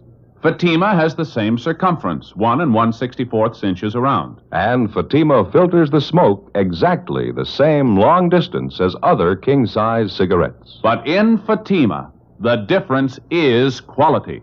Fatima gives you extra mildness, a much different, much better flavor and aroma. You get all the advantages of extra length, plus Fatima quality, which no other king-size cigarette has. So compare Fatima yourself. Your first puff will tell you... Ah, that's different. Yes, in Fatima, the difference is quality. Best of all, long cigarettes.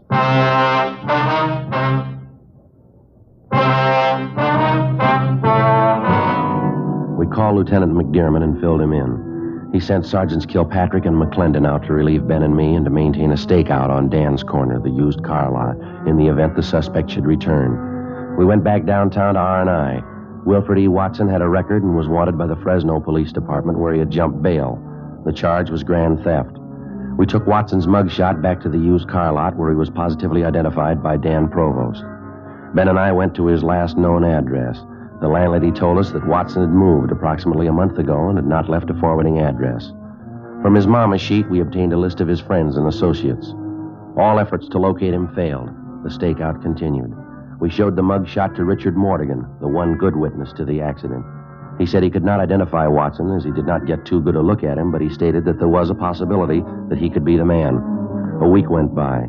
The whereabouts of the suspect was still unknown. Tuesday, October 10th, Ben and I were out running down a lead on Watson when we received a call to return to the office. Lieutenant McDermott met us as we got there.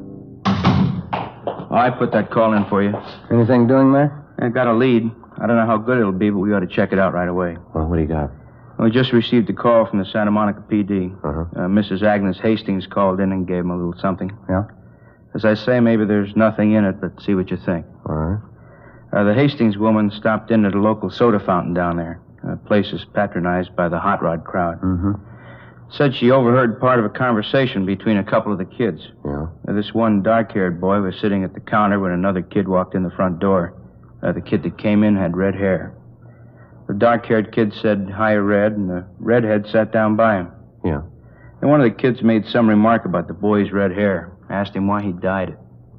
The redhead said, "Well, they're looking for a blonde, aren't they?" Yeah? It could be a little something, huh? Yeah, I thought so. Then the Hastings woman followed the redheaded boy outside and took the license number of his car. Mm-hmm. Anything there? I don't know yet. Ran it through DMV, but it's not in the file. Mark Benson's got a call into Sacramento now. Anything new on Watson? No, nothing yet. Where can we find this Agnes Hastings, Mac? Oh, here's the address right here. Okay, thank you. Well, that's all she had. Said she'd been following the hit-and-run story in the papers. Thought this might be worth forwarding anyway. Yeah. Oh, just a minute. Mm-hmm. Traffic, McDermott. Oh, hi, Art. Yeah?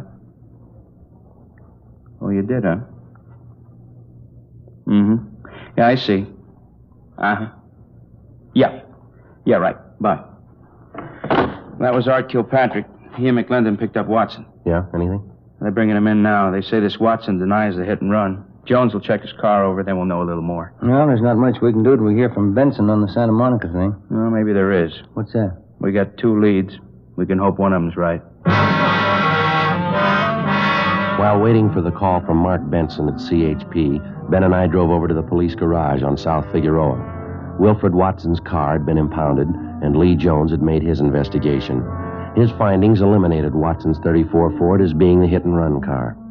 Investigation showed that Watson's car was involved in an accident, but this was 5 days prior to the killing of the 2 women pedestrians. Wilfred E. Watson was booked for the Fresno authorities for prosecution on their warrant. This left only the one lead, the red-headed boy who had dyed his hair. If Agnes Hastings' observations had been correct, the fact that the boy originally had blonde hair made him a possible suspect.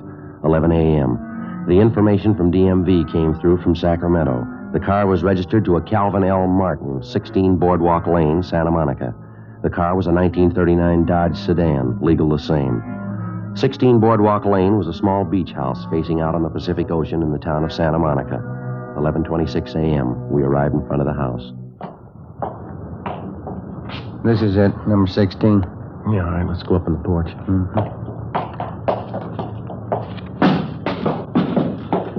I don't see anybody around. Looks like nobody's home. Well, let's try the bell.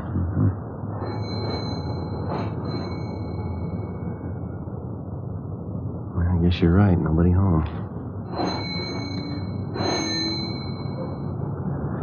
Yeah. Let's check the garage, huh? All right. It's around the side, isn't it? Yeah, it's right there. Oh, yeah. Padlock. Maybe there's a window on the side.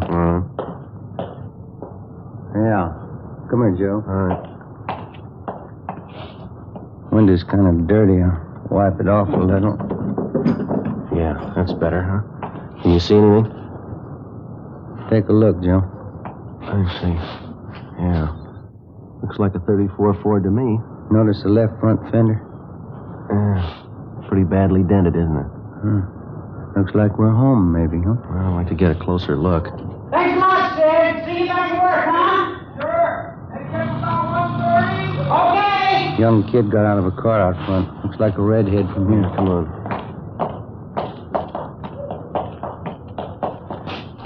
Hi. You men want something? Police officers. Yeah. Do you live here? Yes, I do. What's wrong? What's your name? Louis Martin. Who is Calvin L. Martin? My father, why? Does he own a 1939 Dodge? Yeah, that's right. Anything wrong? Whose car is that down in the garage there? Belongs to a friend of mine. I just let him keep it in there. What's his name? Jesse. Yeah, well, Jesse what? Jesse Armstrong. Where does he live? Over on Venice Boulevard. What's the number? I don't know offhand. And you let him park his car here in your garage? You don't know where he lives? Well, I know, but I just can't think of it. I don't understand. What's wrong? You got a key to the garage? No, Jesse's got it. You don't keep a key to your own garage? No, I let Jesse keep it. You always had red hair? Sure. Why? Red on top and blonde at the roots. Is that it? I wish you'd tell me what's going on. No, Armstrong, you tell us. Well, watch it, Joe. All right. Let's hold it right here. I didn't do anything. Let me go. Well, how about it, son? That's the second time you tried to run now, isn't it? How'd you find me? Who told you? You want to tell us about it? I didn't mean to hit those 2 women. I was coming home from up in L.A. I was late, and I was trying to hurry to get home. I didn't see him until it was too late. Why didn't you stop? Why'd you run? I was afraid. I just couldn't face it. I thought I could get away with it, I guess. I'm sorry. I didn't mean to do it. You know those 2 old women died as a result of you running them down? No. I didn't know they'd die. All right, come on, son. Let's go. I didn't really mean to do it. I'll tell everybody I'm sorry. I am sorry. That'll make a difference, won't it? You killed 2 people. You figured.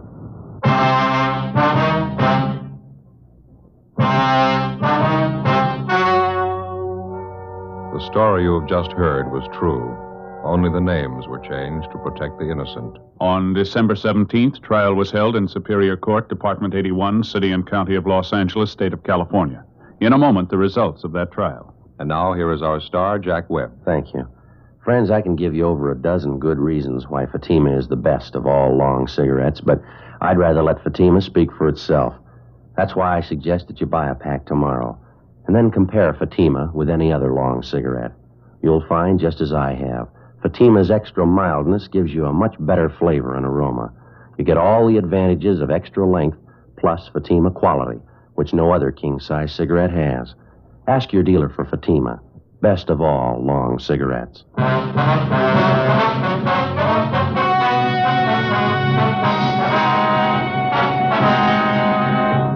The suspect, Louis T. Martin, was found guilty of manslaughter. He was sentenced to 1 year in the county jail and was placed on probation for 5 years.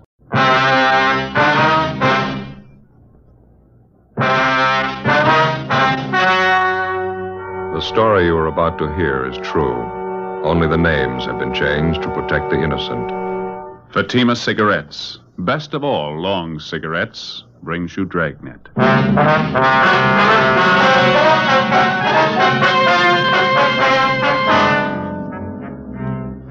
You're a detective sergeant. You're assigned to homicide detail. A wealthy society woman in your city vanishes. 2 months pass before her disappearance is reported to the police. There's suspicion of foul play. Your job? Investigate. Webster's Dictionary. Definition of the word compare. Compare. Examine for purpose of discovering resemblance or difference. Now, let's compare Fatima with any other king-size cigarette. The resemblance. Fatimas are the same length as other king-size cigarettes, 85 millimeters. Fatima has the same circumference, 1 1/64 inches around. And Fatima filters the smoke exactly the same long distance as other king-size cigarettes. The difference. In Fatima, the difference is quality. You see, Fatima contains the finest domestic and Turkish tobaccos superbly blended to make Fatima extra mild. You get all the advantages of extra length plus Fatima quality, which no other king-size cigarette has. So compare Fatima yourself. Your first puff will tell you... Ah, that's different. Yes, in Fatima, the difference is quality. Buy Fatima. Best of all long cigarettes.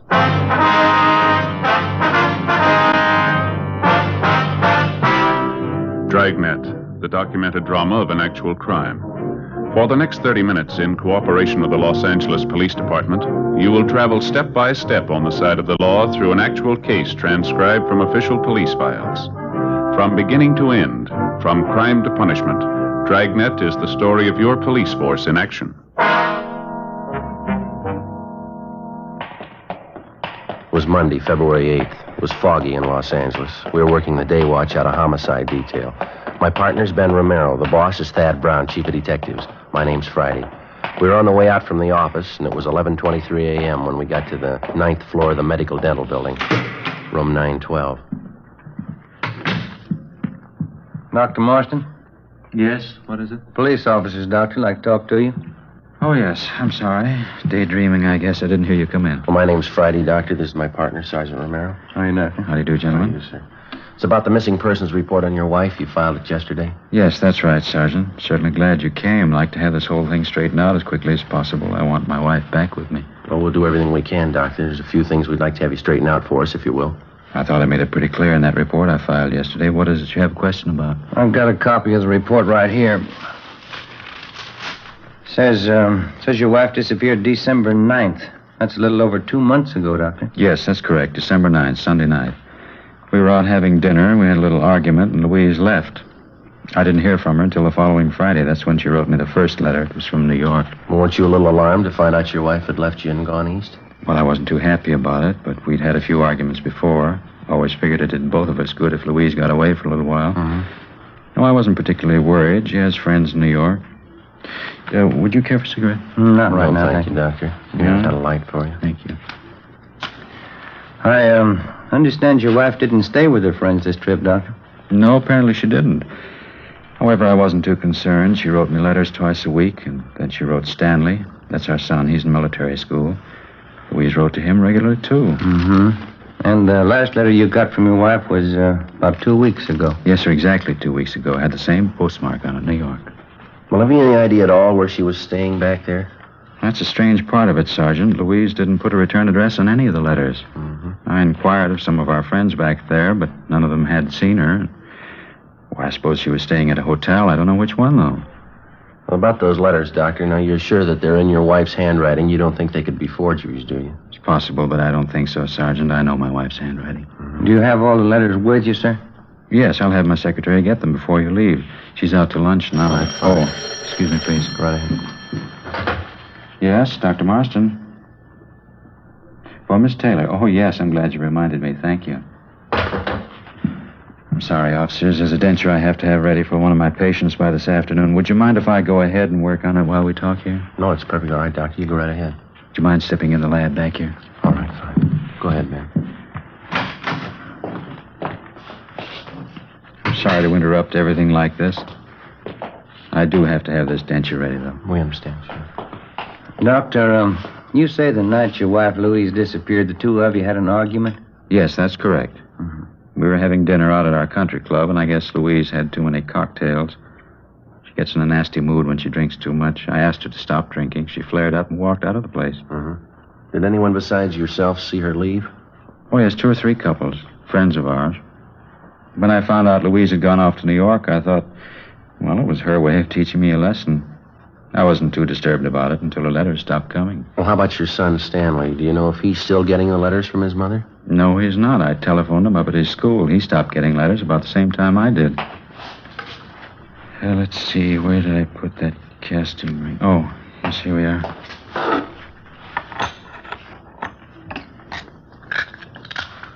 Then, as far as you know, Doctor, no one at all has actually seen your wife since that night at the country club when she walked out and left you. Mm-hmm, that's correct. As I say, if I hadn't been getting those letters from her every week from New York, I would have called the police in long ago. Would you excuse me, please? Oh, yeah. Quite a bit of oxide in this gold crown I've cast here. A little bit of acid should take care of that. Mm-hmm. Well, what's your theory on all this, Doctor? Your wife leaves suddenly and she goes to New York. She corresponds with you and your son, and then her letters stop coming. What do you think might have happened? Well, frankly, Sergeant, the whole thing's a terrible family mix-up. Get this crown here out of the acid.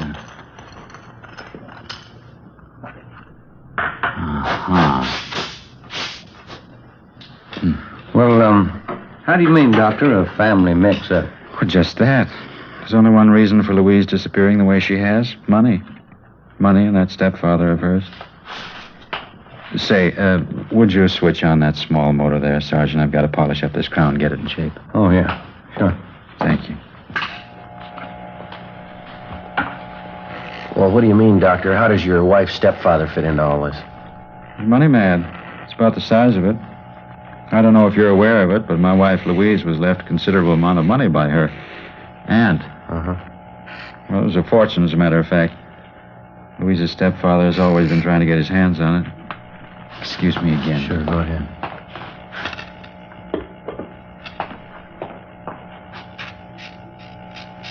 Well, and you think your wife's stepfather is responsible for her disappearance, is that right? Oh, I'm not making any direct accusations, Sergeant. But 2 days ago, or 2 days before Louise disappeared, I had $80,000 in bonds signed over to her. Checked around since she's been gone. Haven't been able to locate the bonds anywhere. You think she had the bonds with her when she left? Guess I'm sure of it. Pardon me just a moment. Yes, go right ahead. Uh-huh. That's a fine cast with sharp margins on it. Well, now, the $80,000 worth of bonds, Doctor, do you have any way of proving that you gave those to your wife? Oh, certainly. I have my wife's signed receipt for them. You're welcome to check it over if you like. Mm-hmm. Just how do you think your wife's stepfather figures in there? Is there any indication he might have made a move to get the bonds? Enough to satisfy me, yes. My secretary told me about it. Lenore Dexter, that's the girl in the reception room. Oh, well, huh? The night after my wife left me at the country club, that'd be December 10th, Miss Dexter was at the airport waiting for a friend to arrive on a plane. While she was waiting, she saw my wife and her stepfather cross through the waiting room and go out toward the main gate. Mm-hmm. Your secretary's sure it was really your wife and her stepfather? Well, that's what she told me. You're certainly welcome to talk to her yourself if you like. Yes, well, besides the bonds, do you know of anything else of value that your wife had with her when she left? No, I don't think so. She had her fur coat on, of course. It's expensive. She was wearing a diamond ring, anniversary gift from me, large solitaire, worth quite a bit of money. You can get the description from the jeweler. I'll give you his name. All right, Doctor. Your wife's stepfather, we'd like to have his name and address, too. Surely. I'll have my secretary check on both of them right now. All right, fine. Sergeant, you've got to find Louise. I've got to have her back with me. Well, we'll do everything we can, Doctor. We promise you that. I know my wife wouldn't stay away of her own free will, not this long, not at a time like this. How do you mean, sir? Well, let me show you.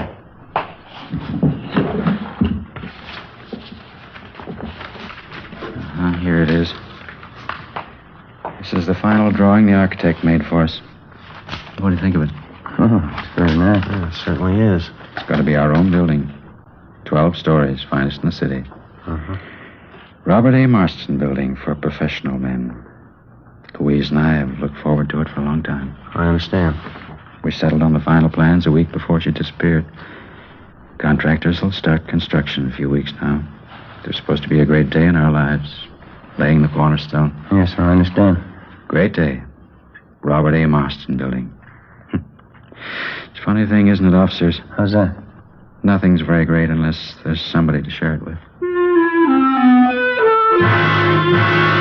Before we left the office of Dr. Robert Marston, we talked with his secretary, Miss Lenore Dexter. She confirmed the doctor's statement that on the night after Louise Marston had disappeared from the country club, she had seen both Mrs. Marston and her stepfather at the city's international airport. She said she did not follow them. She had no idea of their destination. Dr. Marston gave us the letters his wife had written him during her absence and also his wife's signed receipt for the $80,000 worth of bonds. Each of the letters was postmarked New York, and the dates on them ranged from December 15th to March 24th. Well, Ben and I drove back to the office and put in a call to the home of the missing woman's stepfather, a Mr. William House. Then we went down the hall to the office of Don Meyer, our handwriting expert. We gave him the letters, which supposedly had been written by Mrs. Marston from New York, along with a signed receipt for the bonds and various other exemplars of her handwriting, which we had obtained from her bank. 2:50 p.m., the missing woman's stepfather, William House, arrived at the office. He was a tall, graying man, dignified, well-dressed. It's about time the police started looking into this thing. How long does a person have to be missing before there's an investigation? The missing report was only filed yesterday, Mr. House. If you knew your stepdaughter was gone, why didn't you report it? I've had private detectives working on this for a month. Had them checking everything about the case. How much luck have they had? Frankly, not much. But I still got them working on it.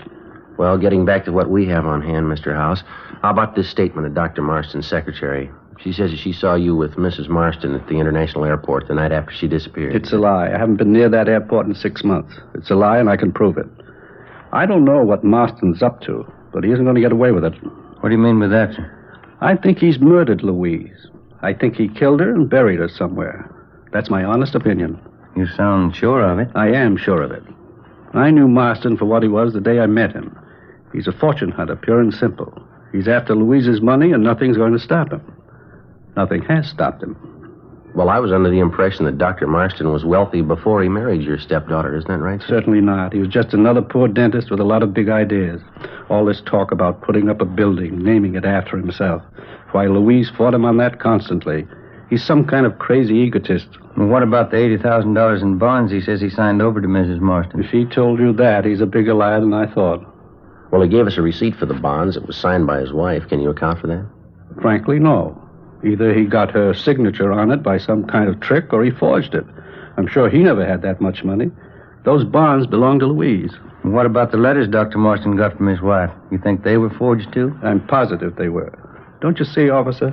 It's the perfect cover-up for him. Well, one way or the other, it's not going to take us long to find out the truth. Our handwriting man's checking over the letters and the bond receipt now. Can you fill us in at all on Dr. Marston's background, Mr. House? Only since he's been connected with the family, since he married Louise. Say, would you give me a cigarette, please? I went off and left mine at home. Oh, sure. Here you are. Thank you. Thank you. I can't tell you how I feel about it, officer. I'm afraid of that man. I'm deathly afraid of him. I know he's done something terrible to Louise. Well, how can you be so sure of it, Mr. House? You must have some basis for your opinion. I just know, that's all, Sergeant. If Louise had just disappeared and there wasn't any question of money involved, I wouldn't be so anxious about it. But $80,000 worth of bonds, that'd be enough to tempt Marston to murder his own mother. You don't know him like I do. Well, what do you know about him, sir? There must be something concrete. I can tell you this much, officer. Marston's a man who is capable of murder. Now, I'm a sensible man. I don't walk up and down the street looking for murderers. But I know when we've got one in the family. That much you've got to believe. You will believe it. Well, sir, excuse me just a minute. I'll get that. Homicide, Friday. Yeah, Don. Is that right? All of them? Right. Thank you, Don. Well, that was our handwriting man, Mr. House. Yes? He just finished checking the writing in those letters and on the receipt for the bonds. What'd he say? Forgeries? No, sir. They're genuine. Every one of them. As soon as William House left the office, Ben and I began an immediate check of his whereabouts the night after his stepdaughter, Louise Marston, had disappeared. We talked to his friends and associates, members of the staff at the club where he lived. We found a dozen people who backed up House's claim that he was nowhere in the vicinity of the airport the night after Mrs. Marston dropped from sight. We went back and talked with Dr. Marston's secretary, Lenore Dexter. She still insisted that she had actually seen House at the airport with the missing woman. Dr. Marston and the stepfather continued to accuse each other of murder. At our request, repeated efforts were made by the New York police to locate Mrs. Marston. No luck.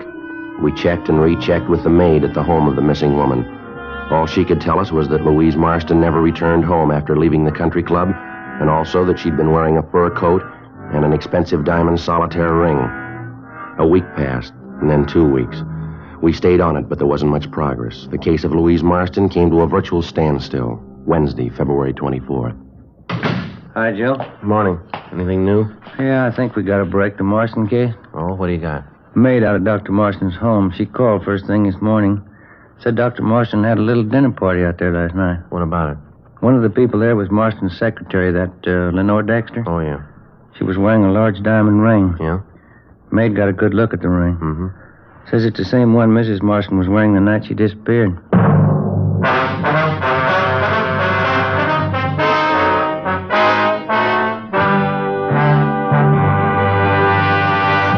You are listening to Dragnet, authentic cases from official police files. Now, let's look at our Fatima files. Listed under B. Borden, Mrs. Clay Borden of Palm Springs in San Francisco. She says, pleasing, distinctive, and really extra mild. That's the way I'd describe Fatima. It's definitely the best long cigarette. friends, more smokers now insist on Fatima than ever before. Because in Fatima, the difference is quality. Quality of tobaccos. The finest domestic and Turkish varieties, extra mild, superbly blended, to give you a much different, much better flavor and aroma. Quality of manufacture. Smooth, round, perfect cigarettes. Rolled in the finest paper money can buy.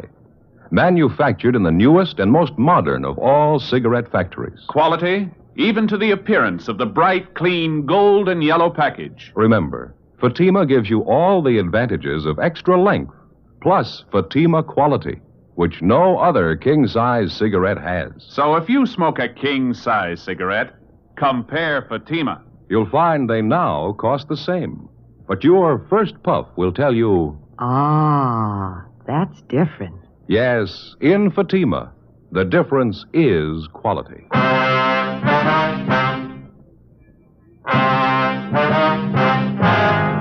Wednesday, February 24th, 9:15 a.m. Ben and I drove out to the home of Dr. Robert Marston and talked to the maid. She told us that on the previous evening, the doctor had had a small dinner party and that one of the guests was the doctor's secretary, Lenore Dexter. The maid told us that she'd gotten a close look at the diamond ring that Miss Dexter was wearing and that she was sure it was the same ring that the doctor's wife, Louise Marston, had been wearing the night she disappeared. 10:20 a.m. We left the Marston house and headed downtown to the doctor's office in the medical dental building. The office was closed and locked. We got back in the car and drove out Sunset Boulevard to Lenore Dexter's home address. We found the secretary having breakfast alone in her two-room apartment. She explained that on Wednesdays, the doctor never opened his office before noon. We questioned her about the dinner party at the doctor's home the night before. We asked her about the diamond ring that she wore at the party. She became confused and hesitant. Well, what about it, Miss Dexter? Was that your diamond ring you were wearing at the dinner party? No, Sergeant, it wasn't. I guess it belongs to Dr. Marston, either him or his wife. Well, did he give it to you as a present? No. You see, I guess the doctor had a few cocktails before dinner. Maybe one too many. He went upstairs and came down with the ring. He insisted I wear it. He was very insistent. I didn't want to make a scene, so I put the ring on. I gave it back to the doctor just before we left the house. My boyfriend was with me at the party. We had a terrible argument over it. He's very jealous. Tell me, Miss Dexter, did Dr. Marston have any special reason for wanting you to wear the ring? No, he just said he liked me and that I was pretty and I ought to have pretty things. My boyfriend didn't like him at all. Well, had you ever seen that particular diamond ring, Miss Dexter? I mean, before last night? Well, I don't know, Sergeant. I think so. I'm not sure. Well, where do you think you saw the ring before? Mrs. Marston. I think I saw her wearing it once. Was she wearing it the night you were supposed to have seen her at the airport? I don't know what you mean. I didn't notice the ring, but I saw Mrs. Marston at the airport. I'd like to have you think this thing out for yourself, Miss Dexter. Mrs. Marston's been gone for almost 3 months now, and there's a strong possibility that she might have been murdered. You can make up your own mind about it, miss. If you're not involved in that disappearance, I'd advise you to tell us the truth. It might save you a lot of trouble. Miss Dexter? You mean about my seeing Mr. House at the airport with the doctor's wife the night after she disappeared? Yes, ma'am, that's right. You sure that's the truth? I didn't want to get involved, Sergeant. I didn't want any part of it.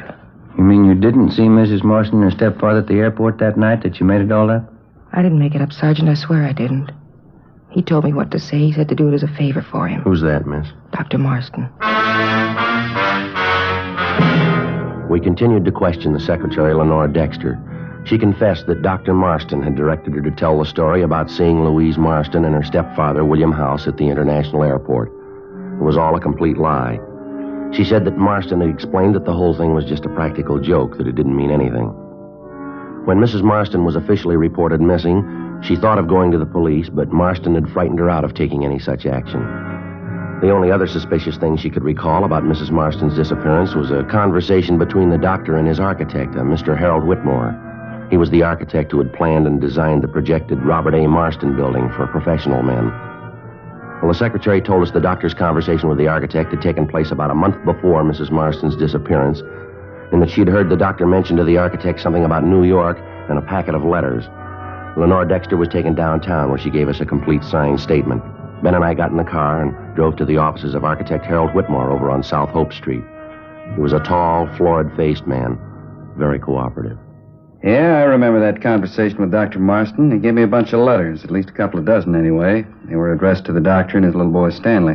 What do you want you to do with the letters, Mr. Whitmore? He asked me if I had any friends in New York, and I said I did. Then he said he was playing some kind of practical joke on his wife and son. He gave me the letters and asked me if I'd send them to a friend in New York and have him mail them back one at a time. You agreed to do that? Yeah, that's right. The letters were all sealed and stamped, all in order, the way they were supposed to be mailed. I just sent them back to this friend of mine, Bob Rogers, in New York. Forgot all about it. Mr. Whitmore, how long have you known Dr. Marston? Very long? No, not too long, only in a business way. He wants to put up this office building of his, and I'm handling the job for him. He's sure nuts on the subject. Can't wait till we start construction on the job. I think his life depended on it. You know much about his personal life? Where'd you first meet him? Let's see, I think it was around October of last year. He and Mrs. Marston were building a summer place down at Malibu, and I helped out with the plans. The doctor was always hanging around there, helping out with the work whenever he could. And that's the only previous contact that you had with him, huh? And that's about all, yeah, building the beach house. Dr. Marston thought he had some new ideas about building a new type basement in the place. That's so? Yeah, not a bad job on a cellar for an amateur. Used enough cement on it to sink a battleship. Just a second, Mr. Whitmore. Did Dr. Marston cement in the basement while the house was being built? Is that... No, about a couple of months later, around the middle of December, I think. Do you remember the date exactly, when he did the cement work? Not exactly. About the 12th or 13th of December, I think. Yeah, right after his wife disappeared. Wednesday, February 24th, 1:30 p.m. Ben and I picked up Dr. Robert Marston and brought him downtown to the office. We questioned him for an hour and informed him of the evidence against him. Despite the statement of architect Harold Whitmore, the doctor insisted he was innocent of any crime connected with the disappearance of his wife. We contacted the New York Police Department and asked them to check on architect Whitmore's friend, Robert E. Rogers. A special detail of men was dispatched to the summer home at Malibu to see what they could find. Half an hour later, Dr. Robert Marston was placed in a car, and Ben and I drove him to the Malibu home. We continued questioning him during the drive, but he refused to make a statement of any kind. On our arrival at the beach cottage, we found Marston's young son, Stanley, together with the maid and the family butler. We took Dr. Marston downstairs to the basement. The men had a large section of the cement flooring ripped up. They were digging. In the room up above, we could hear young Stanley Marston playing on a toy harmonica.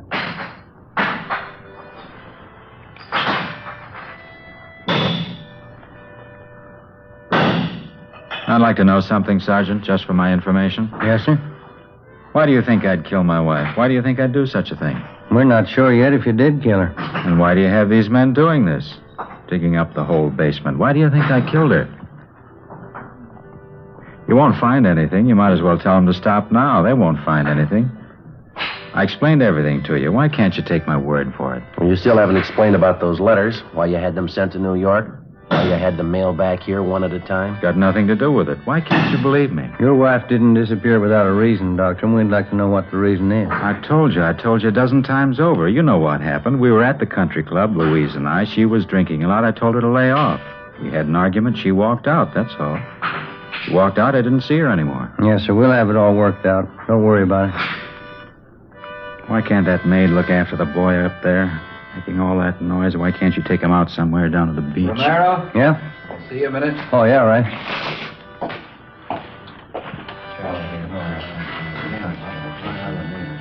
Sergeant, what do you want me to say? What's that? They've found her. You know that. Louise, right where I buried her. What do you want me to say? Well, that's up to you. Yes, you wouldn't understand, would you, Sergeant? The only thing I ever wanted in my life. She wouldn't let me have it. The building. Robert A. Marston building. For professional men. You mean your wife wouldn't give you the money for it? That's why you quarreled, is that it? I tried to tell her. It was one fight after another. She didn't know how much it meant to me. And that's why you killed her, huh? I followed her outside the country club that night. Drove her to my office. She was pretty drunk. Mm-hmm. We pretended she was on a trip to New York. I had her write the letters. Had her sign the receipt for the bonds. Wasn't hard to do. How'd you kill her? Put my hands around her throat. Didn't stop until she was dead. Joe? Yeah, man. They found her. You ready to go, Doctor?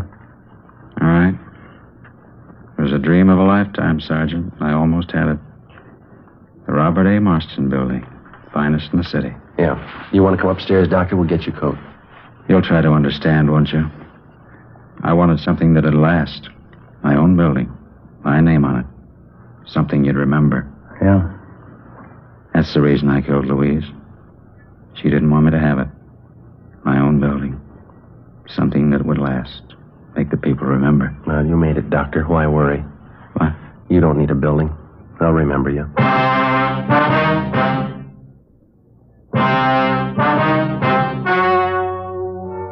The story you have just heard was true. Only the names were changed to protect the innocent. On June 3rd, trial was held in Superior Court, Department 87, City and County of Los Angeles, State of California. In a moment, the results of that trial. And now here is our star, Jack Webb. Thank you. Friends, our latest sales figures indicate that Fatima is undoubtedly the fastest-growing long cigarette in the country. And I'm sure you'll agree that there must be a sound reason for Fatima's ever-increasing popularity. Well, to my way of thinking, that reason can be summed up in just two words. Fatima quality. You'll spot it instantly. Fatima gives you all the advantages of extra length plus Fatima quality, which no other king-size cigarette has. So tomorrow, buy a pack of Fatimas and prove to yourself that the difference is quality.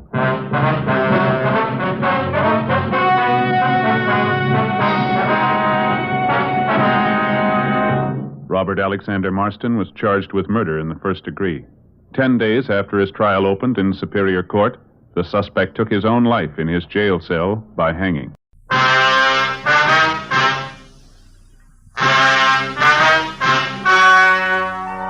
The story you're about to hear is true. Only the names have been changed to protect the innocent. Fatima cigarettes. Best of all long cigarettes. brings you Dragnet.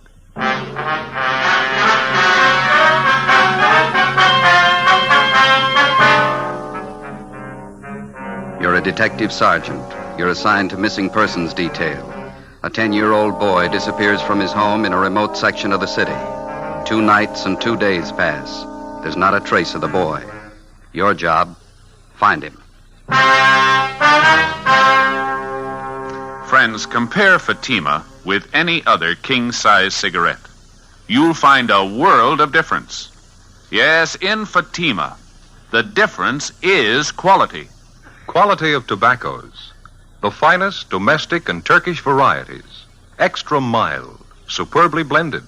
To give you a much different, much better flavor and aroma. Quality of manufacture. Smooth, round, perfect cigarettes. Rolled in the finest paper money can buy. Manufactured in the newest and most modern of all cigarette factories. Quality. Even to the appearance of the bright, clean, gold and yellow package. Carefully wrapped and sealed to bring you Fatima's rich, fresh, extra mild flavor. So compare Fatima yourself today. You'll find Fatima's now cost the same as other long cigarettes, but your first puff will tell you, ah, that's different. Yes, in Fatima, the difference is quality. Buy Fatima.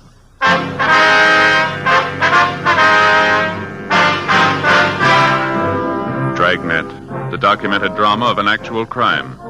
For the next 30 minutes, in cooperation with the Los Angeles Police Department, you will travel step by step on the side of the law through an actual case transcribed from official police files.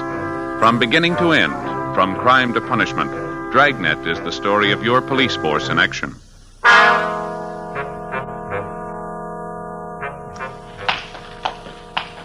It was Wednesday, August 4th. It was hot in Los Angeles. We were working the day watch out of Juvenile Bureau. My partner's Ben Romero. The boss is Inspector Bowling. My name's Friday. We were on the way out from the office, and it was 2:25 p.m. when we got to Bowers Avenue, number 1218. Yes. Police officers, ma'am, we'd like to see Mr. Sherman. Oh, certainly, officers. Won't you come in? Thank you very much. I'm Mrs. Keller from next door. I saw you around here yesterday. Yes, ma'am. Came over this morning to look after poor Mr. Sherman. Yes, ma'am. Well, how's he feeling today? Not too well. Fixed him some nice chicken broth for lunch, and then I helped him in his wheelchair and took him out in the backyard out in the sun. Good hot sun. It's wonderful for his legs. He has arthritis, you know. Yes, so we understand. Wonder if we could talk to him, Miss Keller. Well, yes, I guess you have to. He's still out in the back asleep in his chair last time I looked. Seems a shame to disturb him. Well, he called us at the office, said he wanted to see us as soon as we could make it out here. Was it about his grandson, Jimmy? They found him yet? No, ma'am. Searching party's combing the area. There's still no trace of the boy. Did any of the other officers who were out here covering the neighborhood talk to you, Miss Keller? Oh, yes. There was Mr. Lorman, Detective Lorman. Yes, ma'am. I told him everything I knew about Jimmy's disappearance. It was right after dinner hour on Monday. It was about 6:30 last time I saw Jimmy. I see. I came out the side door to empty the garbage, and I saw Jimmy hiking up the side of the hill there, just in back of the house, all by himself. A nice boy. As far as you know, Mrs. Keller, Jimmy is Mr. Sherman's only living relative. That's right. His only relative, his only grandchild. Mm-hmm. Jimmy's mother and father were killed in an auto wreck. That was 3 or 4 years ago. Sherman's had a terrible auto tragedy. Jimmy and his grandfather, they're the only ones left. You can't think of any reason why the boy would want to leave his grandfather, can you? None at all. Mr. Sherman's a wonderful man. Jimmy loved him, I knew that. Mm-hmm. Mrs. Keller! Mrs. Keller! Oh, that's Mr. You Sherman. there? He's awake. We can go through the house out the back here. All right, ma'am. This way. Thank you. Go ahead, ma'am. Yeah, okay.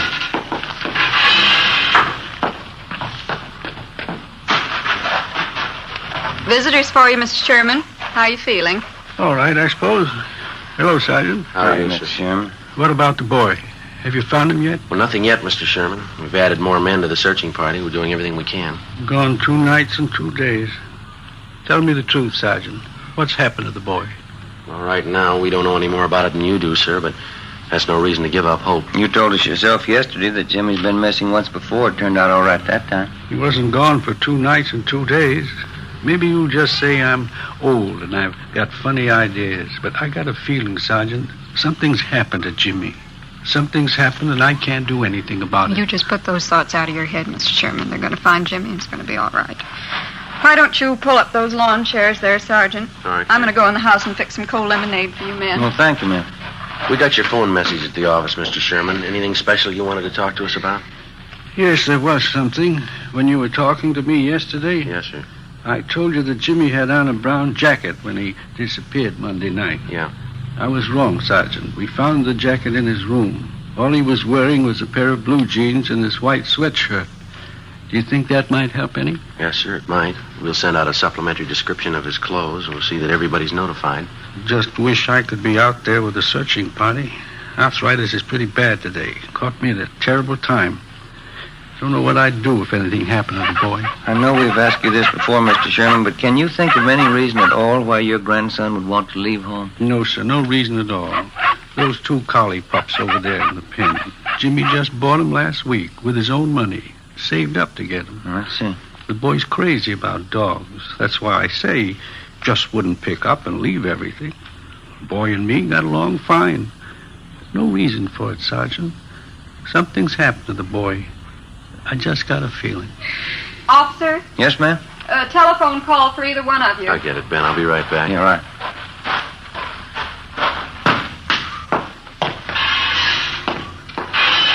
The man said it was your office calling. Thank you, Miss Keller. Where's the phone? Telephone straight back there in the hall. Thank you very much. Friday talking. This is Bowling, Joe. Just heard from the search party up in the hills. Oh, did they find something? Yeah, in the Elysian Park area by the upper reservoir. Uh-huh. Found a pair of kids' trousers right by the edge of the water. What kind of trousers? Blue jeans, nothing in the pockets. They'll start dragging for a body as soon as they get the equipment. Check it out with the grandfather, huh? See if the boy was in the habit of hiking up there around the reservoir. Right. We'll call in just before we leave here. Right, Joe. Right, bye.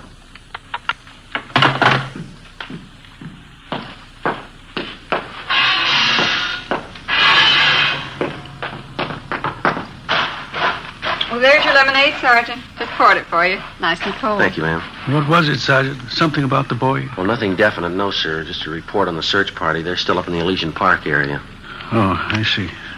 Did your grandson Jimmy do much hiking in that neighborhood up there, Mr. Sherman? Yes, I think he did. Likes to hike up there around the reservoir. Why?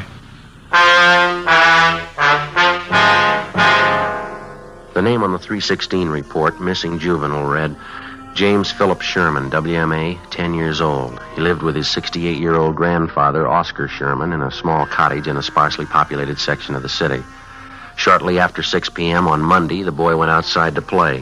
When darkness fell and he failed to return home, his crippled grandfather went out to look for him. Half an hour later, the neighbors joined in the search. No sign of the boy.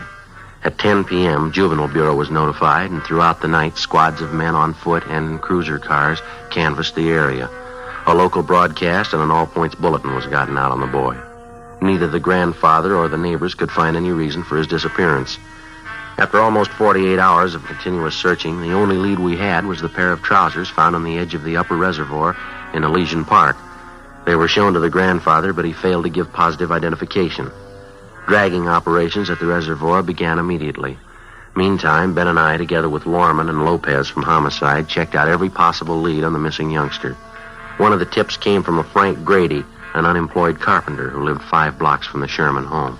I don't know how much this may be worth to you, Sergeant. I don't want to get anybody into trouble, but I figured this is a pretty important thing. Well, what is it you want to tell us, Mr. Grady? Well, as I say, I don't want to get anybody in any trouble, but have you checked over everybody in this neighborhood? I think we've talked to just about everybody in the area, don't you, Joe? Well, either us or the men from Homicide. Why do you ask, Grady? Well, there's a guy who lives down the street there, right down the corner from this house. Old guy by the name of Gilby. What about him? As I say, I don't want to cause any trouble, but maybe you ought to double-check him. One thing, he's an ex-convict, I know that. Another thing, he hates everybody in the neighborhood. Hates the kids, too. Wouldn't be surprised if he was your man. Why do you say that, Grady? Does he have any special reason for disliking the Sherman boy? Old man Gilby wouldn't need a reason. A real queer one. Say, I got a couple cans cold beer in the icebox, and I fix you fellas up. No, thank you very much. Just the same. What makes you think this Gilby had anything to do with the boy's disappearance, Mr. Grady? Well, number one, I saw old man Gilby out walking Monday night when the Sherman kid disappeared. Yeah? Saw him walking along the road up there. The same one that goes up by the reservoir. And I watched him. It was dark by the time he got back to his house. I'd check on him again if I were you. As far as you know, has Gilby ever been in trouble for bothering the kids in the neighborhood? Oh, Sergeant, he bothers everybody in the neighborhood. Real queer. Lives by himself, always complaining about something. Frankly, I think he's your man. I think he took that kid and he did something to him. Well, do you have anything at all to back up your opinion? You dig around, you'll find something on him. He's no good, and I'll bet on it. I've had a couple of run-ins with him myself. He just isn't any good, that's all. Well, all right, Grady. Thanks for the tip. We'll be sure and double-check on the man. You won't tell him where you got the tip, though, huh? Like I say, I've had run-ins with him before. It might cause trouble. No, he won't know where we got it. Thanks again. Okay, Sergeant. It's a pretty important thing. I didn't want to make anybody look bad, but the old man's just no good. Now, you understand that, don't you? Sure, Grady. We understand. As a matter of routine, we double-checked on Grady's neighbor, Mr. Harold Gilby. We found out that he had no jail record and that he had been at work on Monday from 3 to 11 p.m. He could have had no direct connection with the Sherman boys' disappearance, no more than Grady himself could have had. The so-called tip he'd offered us was like 100 other phony leads in 100 other cases. Spiteful, small-minded neighbors trying to use a tragic situation to work out their jealousies and prejudice on somebody that they didn't get along with in the neighborhood. The search continued. So did the hot weather. Friday, August 6th. No sign of the missing boy. The temperature climbed into the mid-90s. Dragging operations at the reservoir went on. Saturday, August 7th. More legwork. More hot weather. By noontime, Ben and I had run down the last lead we had on 10-year-old Jimmy Sherman. Went nowhere. 1 p.m. We headed back for the office to check with Inspector Bowling. These are the days when I wish I had a little swimming pool in my backyard. Sure be nice to go home to. Yeah, well, save your money. No, it doesn't cost so much. No, I read in a magazine where a fella built his own pool for $95.37. It can't be much of a pool, can it? Oh, yeah, it's good size. Of course, he did all his own labor. Had all his friends in to help out. Well, he must have had a lot of friends, didn't he? Yeah, he did after he finished the pool. Friday, Ben? Hi. Oh, hi, Skipper. How'd you two make out? Anything? No luck at all. It makes it unanimous. Did you hear about the old man, the boy's grandfather? No, what happened? I guess the strain got too much for him. He collapsed. They're moving him to a hospital. Oh, that's too bad. Right. Our men still up there Dragnet Reservoir? Finished this morning. Nothing. Well, how about the search party? Nothing there either, I suppose. No, not a trace of the boy. It's a blind alley all the way around. How about the APB, the radiogram? Had 3 replies so far. None of them panned out. Now, grab it. Juvenile Bureau, Bowling. Yeah, Fred. No good, huh? Yeah, all right. Check you later. I heard it once. I heard it 50 times. No trace of the boy. Got me, Skipper. Something real weird about the whole thing. Well, now, look, we know he didn't just disappear into thin air. Kid's gone. There's a good reason for it. There's got to be an answer somewhere. That's right. You'll find it. Another week passed, and then a month. 2 months. We were no farther along than the day we started on the case. In November, we had a teletype from Chief Earl O'Clair of the Phoenix, Arizona Police Department. Reportedly, the Sherman boy had been seen in Phoenix. It was another false alarm. The Christmas holidays wore on into a new year. February came and went. Then March, April. Tuesday, May 3rd, 1:40 p.m. Ben and I got a call to check in with Inspector Bowling. This telegram just came in from Dayton, Ohio. Have a look. Thank you. Let's see, Joe. What is it? Jimmy Sherman. They found him. 9 months had gone by, almost to the day, since the Sherman boy had disappeared. The grandfather was contacted immediately. When he was told his grandson had been found and that he was safe, the old man was unable to answer. He broke down and wept. In our communications with the Dayton, Ohio police, they told us that the boy had been found wandering along a highway just outside that city and that he'd appeared to be in a kind of a dazed condition. The boy told the Dayton officers that he'd been kidnapped a short distance from his home in Los Angeles by a man in a blue sedan. He gave them detailed descriptions of both the man and the car. He told them that for the past 9 months, a man had held him prisoner, driving from state to state, never letting the boy out of his sight. He said the kidnapper told him on several occasions that he was holding him for ransom and that he was waiting to get money from his grandfather. On May 8th, the youngster was returned to Los Angeles and reunited with his grandfather. On May 10th, we got a call from the grandfather that he wanted to talk to us. Ben and I drove out to see him. Come right in, officers. Glad to see you. How are you, sir? Hi, Mr. Sherman. Sorry to cause you all this trouble chasing you out here like this. Not at all, sir. What is it that you want to see us about? Well, I'm not really sure about it, Sergeant. That's the whole thing of it. I don't know if it's me or what it is. Well, what's bothering you, Mr. Sherman? It's the boy, Jimmy. I don't know what to think. Well, how do you mean, sir? He's all right, isn't he? We saw him as we drove up, playing out in the backyard, and the doctor checked him over, didn't he? No, it's not that. The boy's healthy enough. Nothing wrong with him. Well, then what is it, sir? Maybe it sounds a little weird to you, but I'm just not sure. You're not sure of what? That boy out there, Sergeant. I'm not sure he's really my grandson.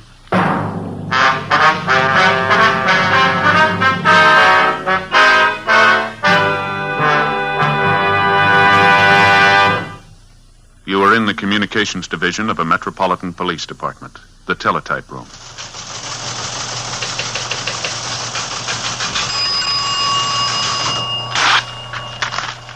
.43 LOS 52951, 12:03 p.m. APB, WMA 150, 5'6", dark hair, dark eyes, wearing gray suit, no hat. Suspect is wearing glasses. Heavy build, 22 years. Suspect is armed with blue steel revolver. Any information? Forward. You have just heard a teletype description of a suspect. This information will apply to many, but careful screening will eliminate all but one. You'll find the same is true when you examine king-size cigarettes. Careful screening will eliminate all but Fatima. Compare Fatima. Fatimas are the same length as any other king-size cigarette, 85 millimeters. Fatima has the same circumference, 1 1/64 inches around. And Fatima filters the smoke exactly the same long distance as other king-size cigarettes, but in Fatima the difference is quality. Fatima gives you extra mildness, a much different, much better flavor and aroma. You get all the advantages of extra length, plus Fatima quality, which no other king-size cigarette has. So compare Fatima yourself. Your first puff will tell you... Ah, that's different. Yes, in Fatima, the difference is quality. Best of all, long cigarettes.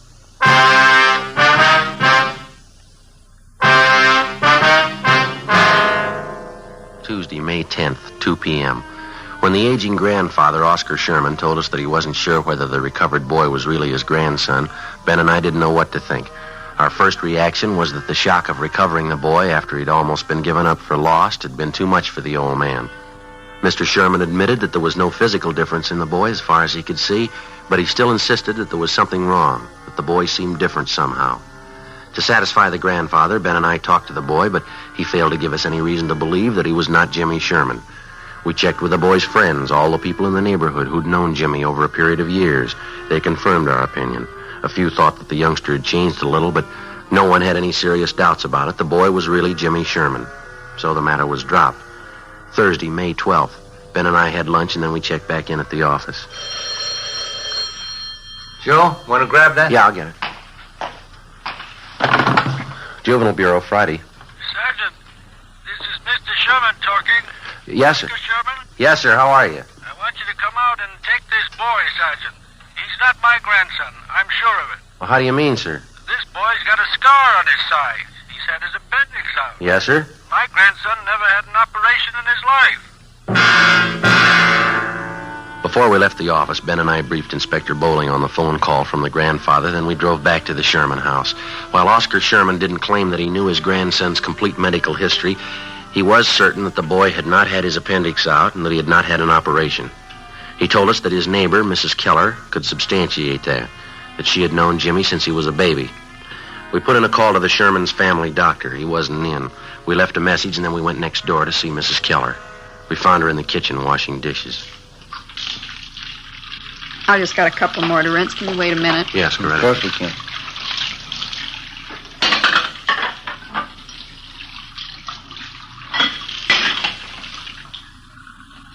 No, to tell you the truth, Sergeant, I just don't know what to think about Mr. Sherman. Maybe the whole thing was too much for him. His mind's going back on. Well, to your knowledge, Mrs. Keller, was the boy ever operated on? No, not as far as I know. But it's possible he did have an operation. I didn't hear about it. Sergeant, as far as I'm concerned, that boy's Jimmy Sherman. I don't know what his grandfather's up to with all that silly talk. Well, if it's not really the boy, we won't have too much trouble finding the truth. There's no question in my mind. Of course it's Jimmy. Why, when he was over here the other day, he talked about the party I gave for him one Halloween. He even remembered the children who were there. Mm-hmm. Are the other neighbors as sure about the boy as you are? Just about. Miss Foster down the street, Jimmy was in to see her yesterday. He talked about some changes she'd made in her living room, asked her about some relatives she has living out of town. Mm-hmm. Come to think about it, Jimmy even remarked on that new trailer rose I planted out in front. Besides, as the boy's dogs, why, they knew that youngster the minute he set foot in the yard. Yes, ma'am. Well, thank you very much, Mrs. Keller. If we have any more questions, we'll contact you. Is that all right? All right, Sergeant. Couldn't fix you a cup of coffee, could I? No, thank you, Miss Keller. Take the time now. Poor old Mr. Sherman. I don't know what to make of it. He's so mixed up. Yes, ma'am. So are we. We left the neighbor, Mrs. Keller, and went back next door to the Sherman house. The grandfather told us that the family doctor hadn't returned our call yet. At 3:30 p.m., the boy came home from school, changed his clothes, and went out into the backyard to play. We figured we had nothing to lose in talking to the boy again. We found him in the small workshop at the rear of the garage, where he was sawing on a piece of plywood with a hacksaw. We talked to him for about 20 minutes. It was no different than the first time we interviewed him. He was relaxed and talkative.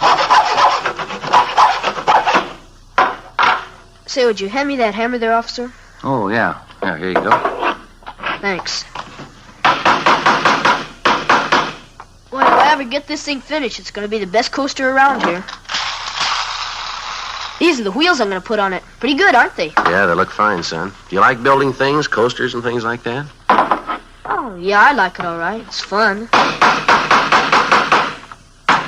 Your granddad says you've changed quite a bit since you got back, Jim. Says you didn't like working around the shop here before. Well, I guess I don't really. You know, once in a while I like to come out and fool around. Mm-hmm. Have you seen Mr. Barlow down the street since you've been back? Mr. Barlow? No, I went down to see him, but he wasn't home. Maybe I'll go down and see him tomorrow. His name isn't Barlow, is it, Ben? I thought it was Robinson. Oh, yeah, that's right, Mr. Robinson. Sometimes I forget. How do you and your grandfather get along, Jim, all right? Oh, sure, every once in a while looks kind of funny at me.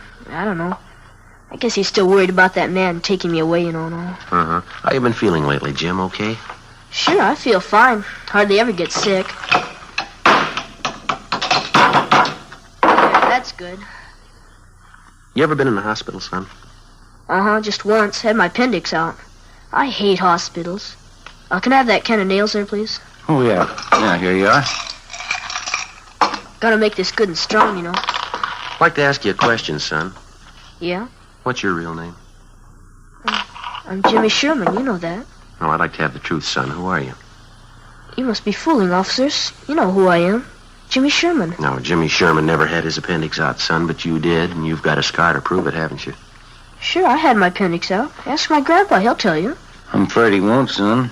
He says he's not your grandfather. He says you don't belong here. His grandson never had an operation in his life. How about it, son? You want to tell us about it? Oh, Grandpa isn't feeling well. He doesn't know what he's saying. Well, he knows you're not his grandson. Now, come on, what about it, son? All right. I'm not Jimmy Sherman.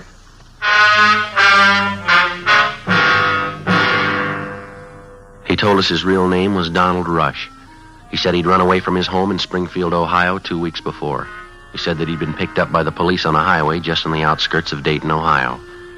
On returning the boy to the station, the police officers saw that he fitted the description of the missing California boy perfectly. It was almost as if the two were identical twins. Under the impression that the youngster was suffering from shock or amnesia, the police officers told him all about his home and his friends in California. They gave Donald Rush all the information that they had on the missing Sherman boy, all the newspaper stories, pictures, the dozens of teletypes and circulars which had been sent across the country in an effort to locate the missing youngster. On his way out to California on the train, the Rush boy was given dozens of newspapers to read, which contained thousands of words concerning the disappearance of Jimmy Sherman. So, by the time he got to Los Angeles, Donald Rush knew everything he had to know about the boy he was impersonating. We questioned the Ohio youngster further. Besides an exceptionally high IQ, he admitted to having an almost photographic memory. We took him in the house to face the grandfather of the boy that he'd been impersonating, the boy who was still missing. Mr. Sherman. Yes, Sergeant. Sit down, won't you? The boy here has a confession for you. He wants to tell you himself. I think I know. I was right all along, wasn't I, Sergeant? I didn't mean anything by it, mister. I just thought it'd be fun to make out like I was somebody else for a while. You wouldn't know the difference, would you, Sergeant? No, sir. I'm afraid I wouldn't. That picture over there on the mantel and the boy here, they look exactly alike to me. There's only one thing I'd like to know, son. Yeah? Why'd you do it? Why'd you try and fool me? Oh, I don't know, mister. I ran away from home, and the cops picked me up near Dayton. They thought my name was Jimmy Sherman. They said I was a missing kid from California. Why didn't you straighten them out right then, son? I was kind of afraid, and if I told them what my real name was, they would have sent me back home. So I just let them think I was really Jimmy Sherman, and they seemed to be pretty sure I was. How long did you think you could keep it up, son, pretending you were somebody else? I don't know. Guess I never thought much about that. I got here, and everybody was nice to me. I just didn't think about anybody finding out. Honest, mister, I didn't mean to do anything wrong. I didn't mean to hurt anybody. And you never saw my grandson? You never saw Jimmy? No, sir. I just got on the train. They brought me out here. You don't know where he is? You don't know how he is? All right, try to take it easy, Mr. Sherman. Why would you do it, boy? You're a stranger. Why would you try to fool me about Jimmy? I'm sorry, mister. I didn't mean it. Honest, I didn't mean it. Thought I had him back. Thought I had him back. Come on, Ben. Let's go, son.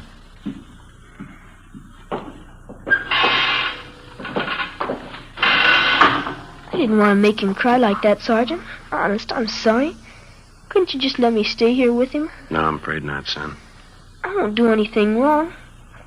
Don't you think I could just stay here with him? I'll go right back in there now and tell him I'm sorry. Yeah, I'm sorry too, youngster, but you're not the boy he's looking for.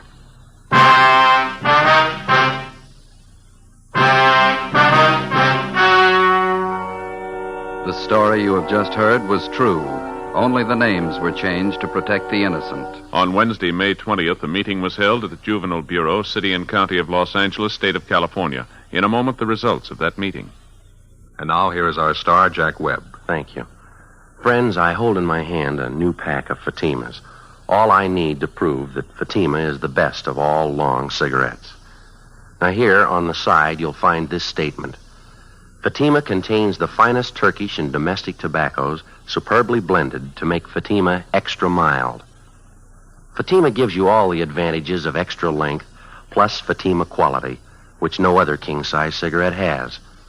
So tomorrow, buy a pack of Fatimas. I know you'll find that in Fatima, the difference is quality.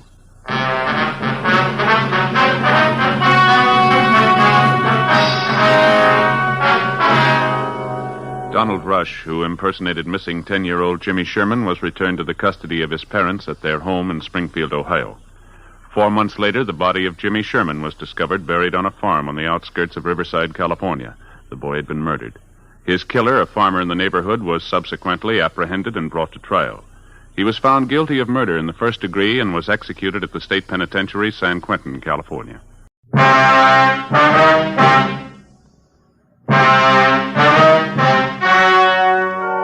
The story you're about to hear is true. Only the names have been changed to protect the innocent. Fatima Cigarettes, best of all long cigarettes, brings you Dragnet.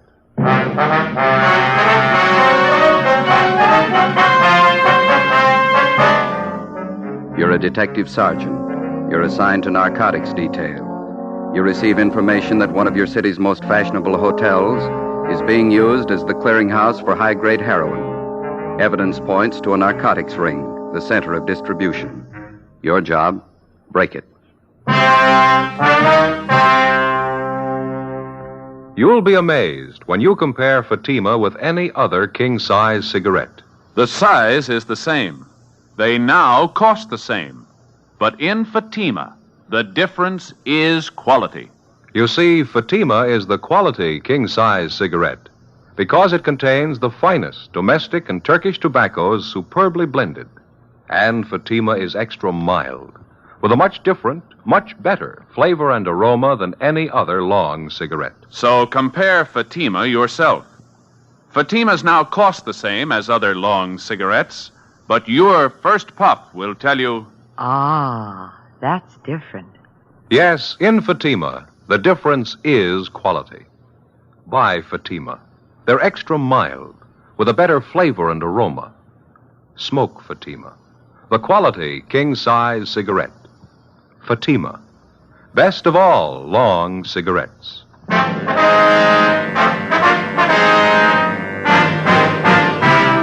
Dragnet, the documented drama of an actual crime. For the next 30 minutes, in cooperation with the Los Angeles Police Department, you will travel step by step on the side of the law through an actual case transcribed from official police files.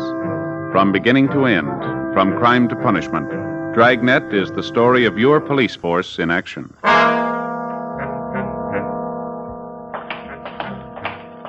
It was Tuesday, October 5th. It was foggy and rainy in Los Angeles. We were working the day watch out of Narcotics Division. My partner's Ben Romero. The boss is Captain Kearney. My name's Friday. It was 8:47 a.m. when we got to 401 North Avenue 19, the main jail. Felony section. Morning, fellas. How are you today, Pete? Morning. What brings you up here so early? We want to see Monty Wilkins, booked in last night on narcotics. Booking number's 906-351. Okay, let me look. Okay.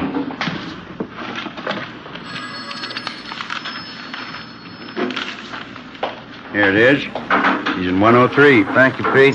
I'll put it in the book here, Joe. Okay. Here's my gun. You want to check it with yours? Yeah, right. I'll put him away. Okay, Pete.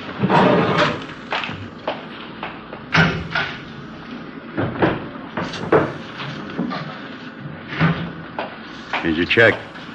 Thank you, Pete. All set, Ben? 906-351. That's it. Okay, let's go. All right.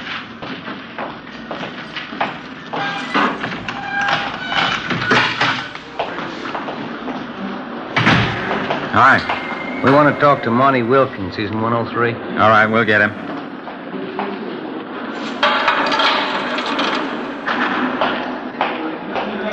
Monty Wilkins, 103 for interview.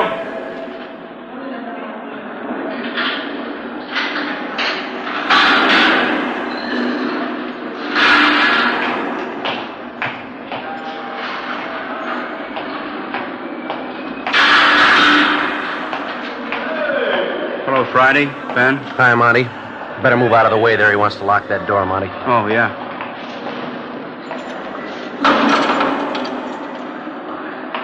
Let's go around the corner to the interview room, Monty. All right. Man, this is awful. What's the matter? Don't you feel good? I feel awful. Pretty sick. You look bad.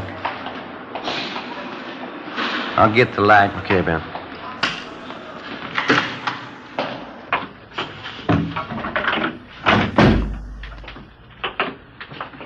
Sit down, Monty. Okay. Thanks. Well, it's been about a year and a half, hasn't it, Monty? About that long, yeah.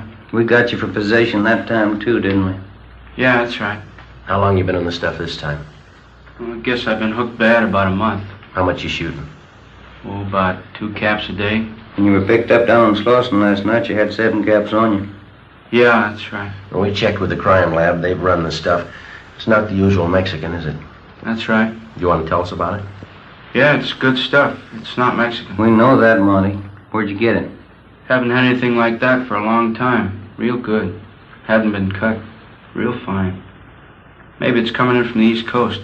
Can't get nothing like that from Mexico. Now, look, Monty, we ran the stuff through the lab. We know it's high-grade heroin. We know all about it. Now, we want you to tell us where you've been getting it. Well, you know how it is. You want to ask the impossible of me? My life wouldn't be worth a penny. You know how it is. We handled you a year and a half ago, didn't we, Monty? Yeah. You're still around, aren't you? Yeah, I did time, though. Well, you knew that going in. You're going to do time this trip, too. So don't shoot us that line, huh? Well, you guys know how it is with us guys. I can't tell you anything. No, it isn't that you can't. You just don't want to. Now, look, we didn't come up here to spend the time of day with you, Wilkins. This is the only time around. If you want to help us, you can help yourself at the same time. It's up to you. You mean you can clear me on this? You can give me a break? We didn't say that. We can't make any promises to you or give you any kind of a break. It's entirely up to you how you want us to put it down in our reports. Cooperative or uncooperative. Well, okay. You squared with me last time. You helped us last time. We made a case.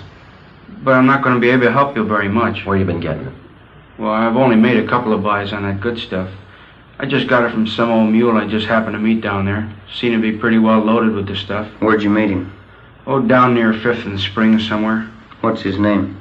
I never did know his name. I just knew that he was pushing the stuff. Some old mule, that's all. Who's he pushing it for? Now, you know they never tell us guys where they're getting it. You know how they do. Yeah. I never did talk to him very much. I did hear him say once he was getting his stuff from a new bunch of guys from the east. Said they were really going to open up this town. The way he talked, they're no small-time operators. I got enough out of it to know they're working out of the Plaza Royal Hotel. Never figured that, would you? Anything else? Any names mentioned? Yeah, I remember this old mule mentioned a couple names. I think he talked about somebody named Kirk and another guy called Smith. Now, you understand, this guy was just talking. I don't know how they fit in or what the connections are. Yeah, we understand. Where can we get a hold of this old mule? Well, I don't know where he's at. How do you get a hold of him when you want to make a buy? I just run into him, that's all. Down around Spring Street. You know, just around. The last time I was down, I couldn't find him. Well, is that all of it, Monty? All you can tell us? Well, I don't know too much anyway. You know how it is. I couldn't tell you any more. That's all I know. All right, let's get on to this 510 if that's all you got. And that's everything I got. Hope you fellas will write me up okay. I think I helped you quite a bit, haven't I? One of the best hotels in town, Plaza Royal.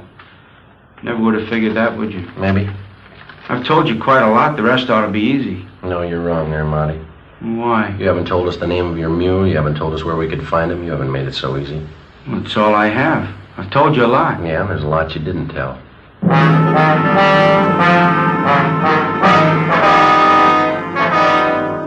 We continued our interrogation of Monty Wilkins. He refused to divulge any further information. What he had told us, together with information already compiled, seemed to check out. For the past 7 months, we'd been trying to localize the operations of what had come to be regarded as a well-running distribution center for high-grade heroin. We knew of the existence of this distribution point through the various users that had been picked up almost daily. These users would have in their possession quantities of high-grade narcotics. Unlike the cheaper, lower-grade quality common in the southwest part of the country, this type of heroin was more common to the eastern section of the United States. We had believed the local distribution point to be somewhere in our metropolitan downtown area. The information gained from Monty Wilkins had strengthened this theory. 10:25 a.m. We met with Francis Kearney, captain of the Narcotics Division. Plaza Royal Hotel, what do you think? Well, we've figured what we were looking for could be in that area, but we've never put our finger on that hotel. How do you figure on working it? Well, driving back from the jail, Ben and I were just kicking it around. Skipper, what do you think about putting a man in that hotel? Anything's a great deal better than we're doing now, but I don't know. Well, I'd like to give it a try.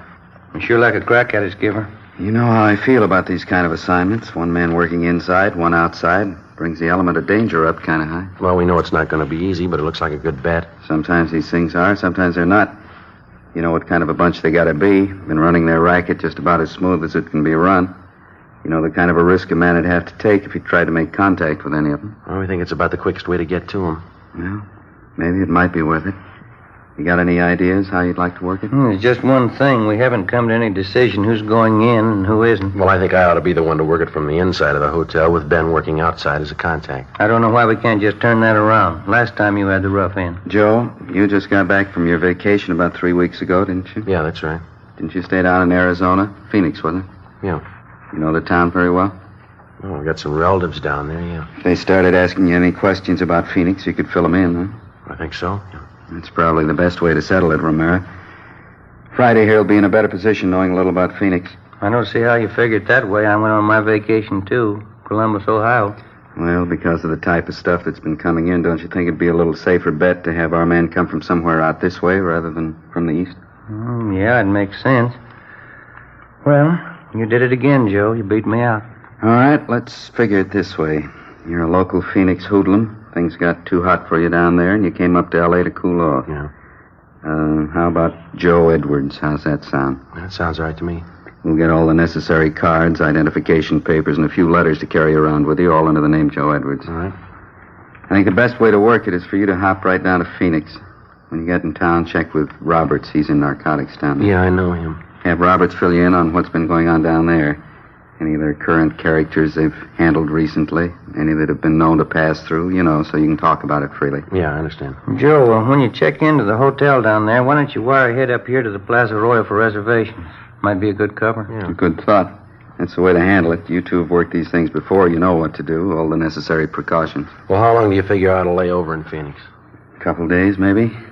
Think that's long enough for you to get filled in, what you'll need? Oh, yeah, that's fine. Well, I'll go home and get packed. I'll start on it first thing in the morning, huh? All right. Romero will stand by at all times, day and night, while you're on this thing. You know enough to call if things get tight. Sure. As soon as you get in from Phoenix and get located at the Plaza Royal, get in touch so we'll know which way to move. Right. Anything else? No, we want to break this thing, but we don't want to do it at the risk of a life. So if it starts getting warm, check out. Okay. I still don't like sending anybody on something like this, but it's got to be done. We don't know enough about it. We don't know how many are in the gang. We don't know what kind of a bunch they are, so be careful. I will. If you're not and I hear about it, this will be your last assignment like this. Yeah. If I don't hear about it, well, you figure it. Yeah, either way, I lose.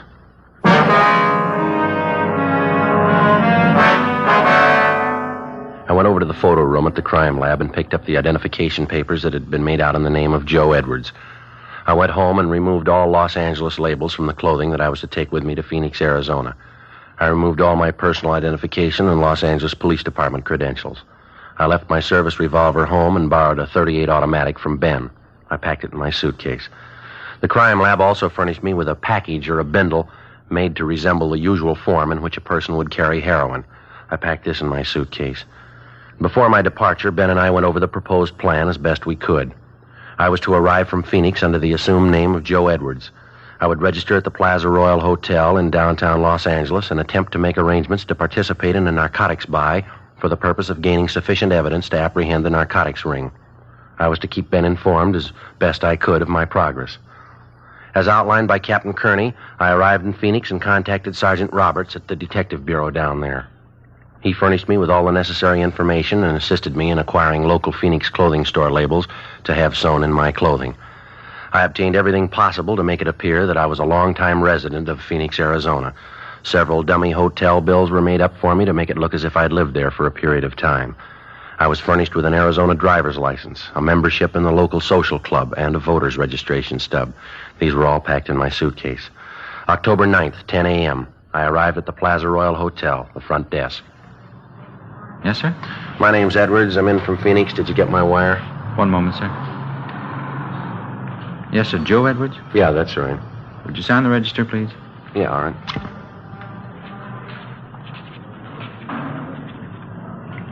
Thank you. What? Yes, sir. Would you show this gentleman to room 211, please? Yes, sir. This way, please. All right, thank you. Go ahead, sir. Thank you.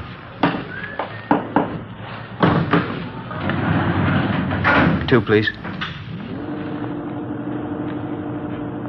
Not very nice weather to arrive in Los Angeles, is it, sir? No, not too good. I see by the stickers on your bags you've been through Arizona. Yeah, that's right. Must be nice weather down there, huh? Yeah, it's all right. This way, sir. Thank you.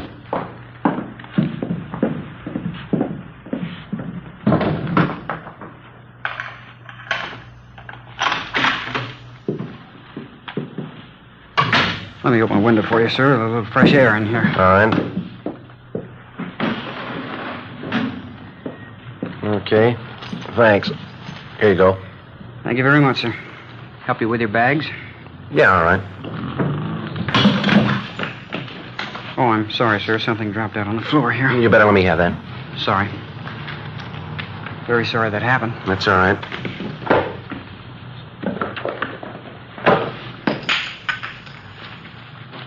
Mr. Edwards, while you're in town here, if there's anything I can do for you, don't hesitate to let me know. Yeah, okay.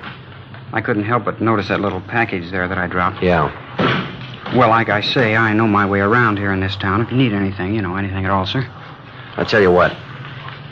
Now, here's $5. You never saw anything fall out of my bag there, right? Anything you say, sir. Okay. Thanks a lot. See you later, huh? Yes, sir. Anything else, sir? No, that'll be all. You remember what I told you, sir? Yeah, I was just going to say the same thing to you.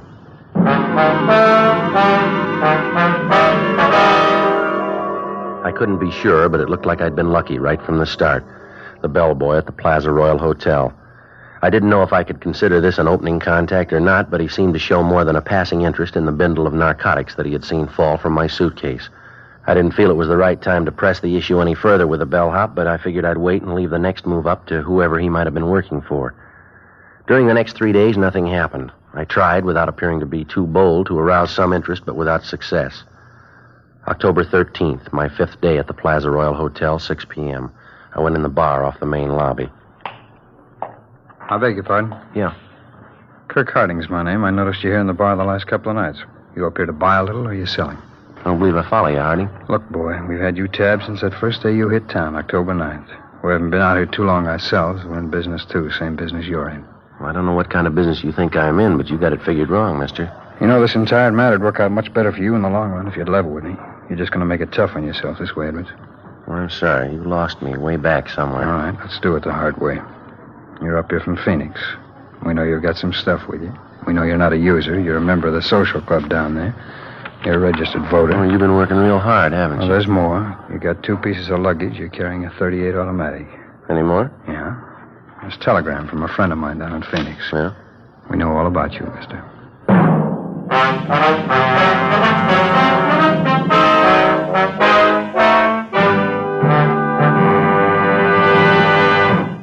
You are listening to Dragnet, authentic cases from official police files. Now, let's look at our Fatima files. Listed under L. Lovett. Vice Admiral Leland P. Lovett, United States Navy retired. He says, I smoked Fatimas when I was a midshipman. I still do, because they have a better flavor and aroma. Fatima is easily the best of all long cigarettes. Friends, more smokers now insist on king-size Fatimas than ever before. Because in Fatima, the difference is quality. quality of tobaccos.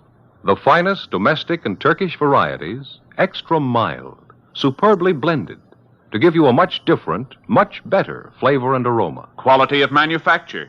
Smooth, round, perfect cigarettes. Rolled in the finest paper money can buy. Manufactured in the newest and most modern of all cigarette factories. Quality, even to the appearance of the bright, clean, golden yellow package, carefully wrapped and sealed to bring you Fatima's rich, fresh, extra mild flavor. So, if you smoke a king-size cigarette, compare Fatima. You'll find they now cost the same. But your first puff will tell you... Ah, that's different.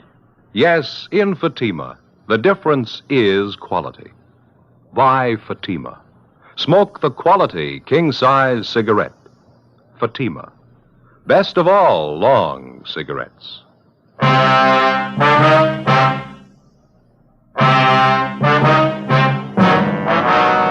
It was a tight moment as Kirk Harding fingered the telegram in the bar of the Plaza Royal Hotel. I'd spent many hours in consultation with Sergeant Roberts in Phoenix, Arizona before undertaking this assignment. I felt sure that we hadn't overlooked anything that might lead to my true identity. Kirk Harding read the wire to me. It was from a man by the name of George Ferguson. He'd done some legwork for Harding and had not been able to furnish him with anything other than what had been found out in going over my room. I knew I'd found the contact that I was looking for. I told him that I was in the business of buying narcotics, that I was in Los Angeles for the purpose of making a prearranged narcotics buy with agents dealing in Mexican stuff. Harding immediately gave me a strong sales pitch, saying that he could furnish me with high-grade heroin fresh from the European market in quantity. At the end of the first week, I was introduced to Kirk Harding's two associates, another man called Smith, full name Horace L. Smith, and a woman by the name of Lucille Cosgrove. Ben had been unable to find records on any of the three. For the next 3 weeks, we became more friendly. We went places together, spent a great deal of time together. Monday, November 15th. Well, we've had a lot of fun the last few weeks, haven't we? Yeah, there's no doubt about that, but I got to be getting back to Phoenix. Well, now, don't get eager, Joe. You know how cagey you were. You made us wait. Preliminaries are over. This is the big buy for you or anybody else. Yeah, I know all that, but when? Just be patient. You'll have something to really set yourself up with down there. Okay. Oh, excuse me, Joe. Yeah, go ahead. Oh, hi, Lucille. Hi. Nice meeting you. Hello, Joe. Hi, Lucille. What's the matter, Smith? Don't you feel good? I don't know. It's hotel food, I guess. I think I got an ulcer. My stomach's sore all the time. Oh, that's too bad. I don't know what it could be. Baking soda don't do any good anymore. How about a drink? Joe? Yeah, fine with me. Lucille, you want to get some ice out of the kitchen, please? Sure. Skip me. Smith, you ought to go see a doctor. You don't know for sure what's wrong with you. You might make it worse. If I don't know what it is, how could a doctor? I don't know. It works for everybody else. Might for you. Hey, I can't get this ice tray out. Joe, would you give me a hand, please? Yeah, sure. Okay, which one here? I got the ice. Keep working on that other tray there. It's something to tell you. Okay. Listen, Joe, the big buys tonight. You sure? Yeah. How about it, you two? You need any help? No, that's all right, Kirk. It's coming along fine. Joe, as soon as you show your money tonight, they're going to kill you. How do you know? Look, we don't have time to go into it. I know. You won't have a chance. They're going to kill you. What are you doing? Waiting for him to freeze? Come on, how about the ice cream? Oh, they're right here, Kirk. I'm sorry. Let's go. Yeah. Okay, what do you want? Lucille? Joe? Coke High's all right. Yeah? I'll make mine bourbon, a little water. All right. Smith, you sure you don't want one? No, can't do it. Joe, before I mix them, I got something for you. Yeah? Smith tells me tonight's the night. Well, that's good, but why didn't you tell me a little ahead of time? I got a date for tonight. I think you better break that one and keep this one, don't you? Well, yeah, I do, but just wish you'd have told me a little sooner. There's the phone. You can take care of it. Is it all right with you? You know as much about this business as we do. Go ahead and use it as long as we can hear you. Okay, fine. Just take a minute. Want to sit here, Joe? Oh, thanks, Smith. Yeah. Say, I wonder if you'd get my drink for me over there? Sure. She's probably going to be upset. I may need it, huh?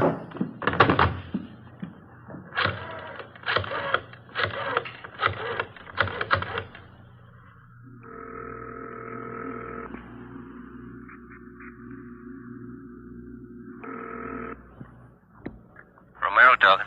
Hi, honey. This is Joe. Oh, yeah, Joe. I'm sorry I won't be able to make it tonight, dear. You can't talk, huh? That's right, dear. No, I just can't get out of it. I'll do the talking. Joe, is it by tonight? Yeah, well, it just came up all of a sudden. Where do you know? No, darling, I can't tell you where I'm going. You couldn't go along anyway. Okay, we'll be with you 5 minutes from now all the way. Where are you now, at the hotel? Well, that's the way it is, and I can't help it, that's all. Maybe we can get together later, huh? We'll use one car, Joe. We'll stick as close as we can to you. One car ought to be safe, huh? Well, that's better, honey. Now, that's the way I like to hear you talk. I'm sorry. And I'll see you later, huh? We'll be with you. Okay, dear. Well, she still love you? Yeah, she loves me. 15 minutes after I hung up, we went downstairs and got into a green Chrysler sedan. It was parked out in front of the hotel. I looked around. I didn't see Ben or any of our cars in sight. Smith drove, and Kirk and I got in the back seat. The woman, Lucille Cosgrove, remained at the hotel. I didn't know which of the two men was planning to kill me, but I felt sure Lucille Cosgrove told me the truth. Her information on the buy was right, and maybe this other was correct as well. We drove out Figueroa Street for about 16 miles. At this point, it became evident we were heading for the Los Angeles harbor area. You ever see a fog as thick as this, Joe? No, never have. Can't see 50 feet in front of me. Yeah, well, just take it easy. Nobody's in a hurry. That's right. Don't want to pile up anywhere. Where are we going? We're almost there. This your car here? I've never seen this one before. No, we rented it. Isn't that the way you operate? Yeah, that's right. I just wondered if you played it as safe as I do. We do. I'm going to swing in this next alley up here, Kirk. Somebody tailing us? Kill your lights. Right. See anything out the back window? Wait a minute.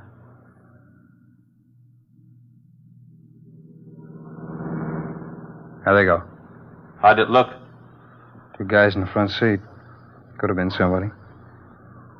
What do you think, Joe? How'd it look to you? Well, whoever it was, we lost him anyway. Yeah. Well, okay, let's go.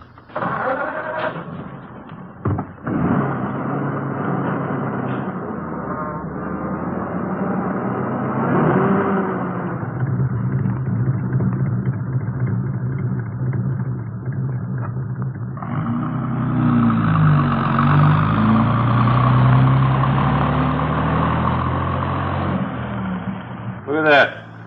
Clear spot here in the fog. Don't see a soul anywhere. It's fine. We almost there now? Yeah, just around the corner. This is a break, isn't it? Fog's clear right in here. All socked in back up there. Well, we're as safe as you'd want to be, huh? Yeah, that's right. This is it. Over by the storage building? Yeah, that's right. Come on, let's go.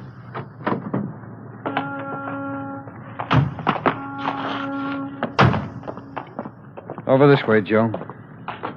What's over there in that building? We're not going inside, just over there in that alcove. All right, this is it, Joe. Let's see the money. Oh, wait till I see the stuff, huh? You don't trust anybody, do you? What are you trying to prove? Well, I didn't like what he said. You're not going to like what I got to say either. Freeze, mister. Drop it, you! Watch it, Ben!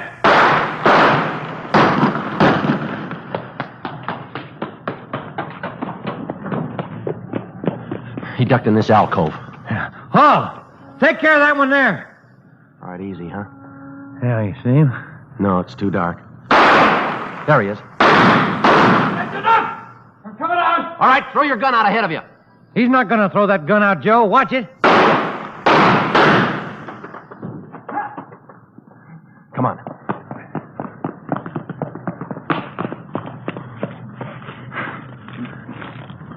There's his gun. Yeah, I got it. You want to shake him down? Yeah. Come on. Yeah. On your feet.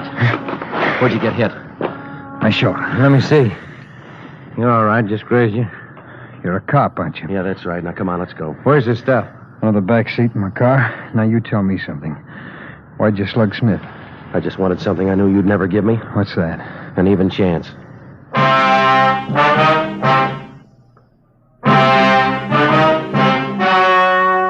The story you have just heard was true.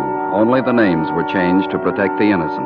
On January 4th, trial was held in Superior Court, Department 81, City and County of Los Angeles, State of California. In a moment, the results of that trial. And now, here is our star, Jack Webb. Thank you. Friends, let's compare Fatima with any other long cigarette. Now, Fatimas are the same length, 85 millimeters. Fatima has the same circumference, 1 1/64 inches around. And Fatima filters the smoke exactly the same long distance as other king-size cigarettes. But in Fatima, the difference is quality. You get extra mildness, a different, much better flavor and aroma. That's right. Fatima gives you all the advantages of extra length plus Fatima quality, which no other king-size cigarette has. Tomorrow, buy Fatima.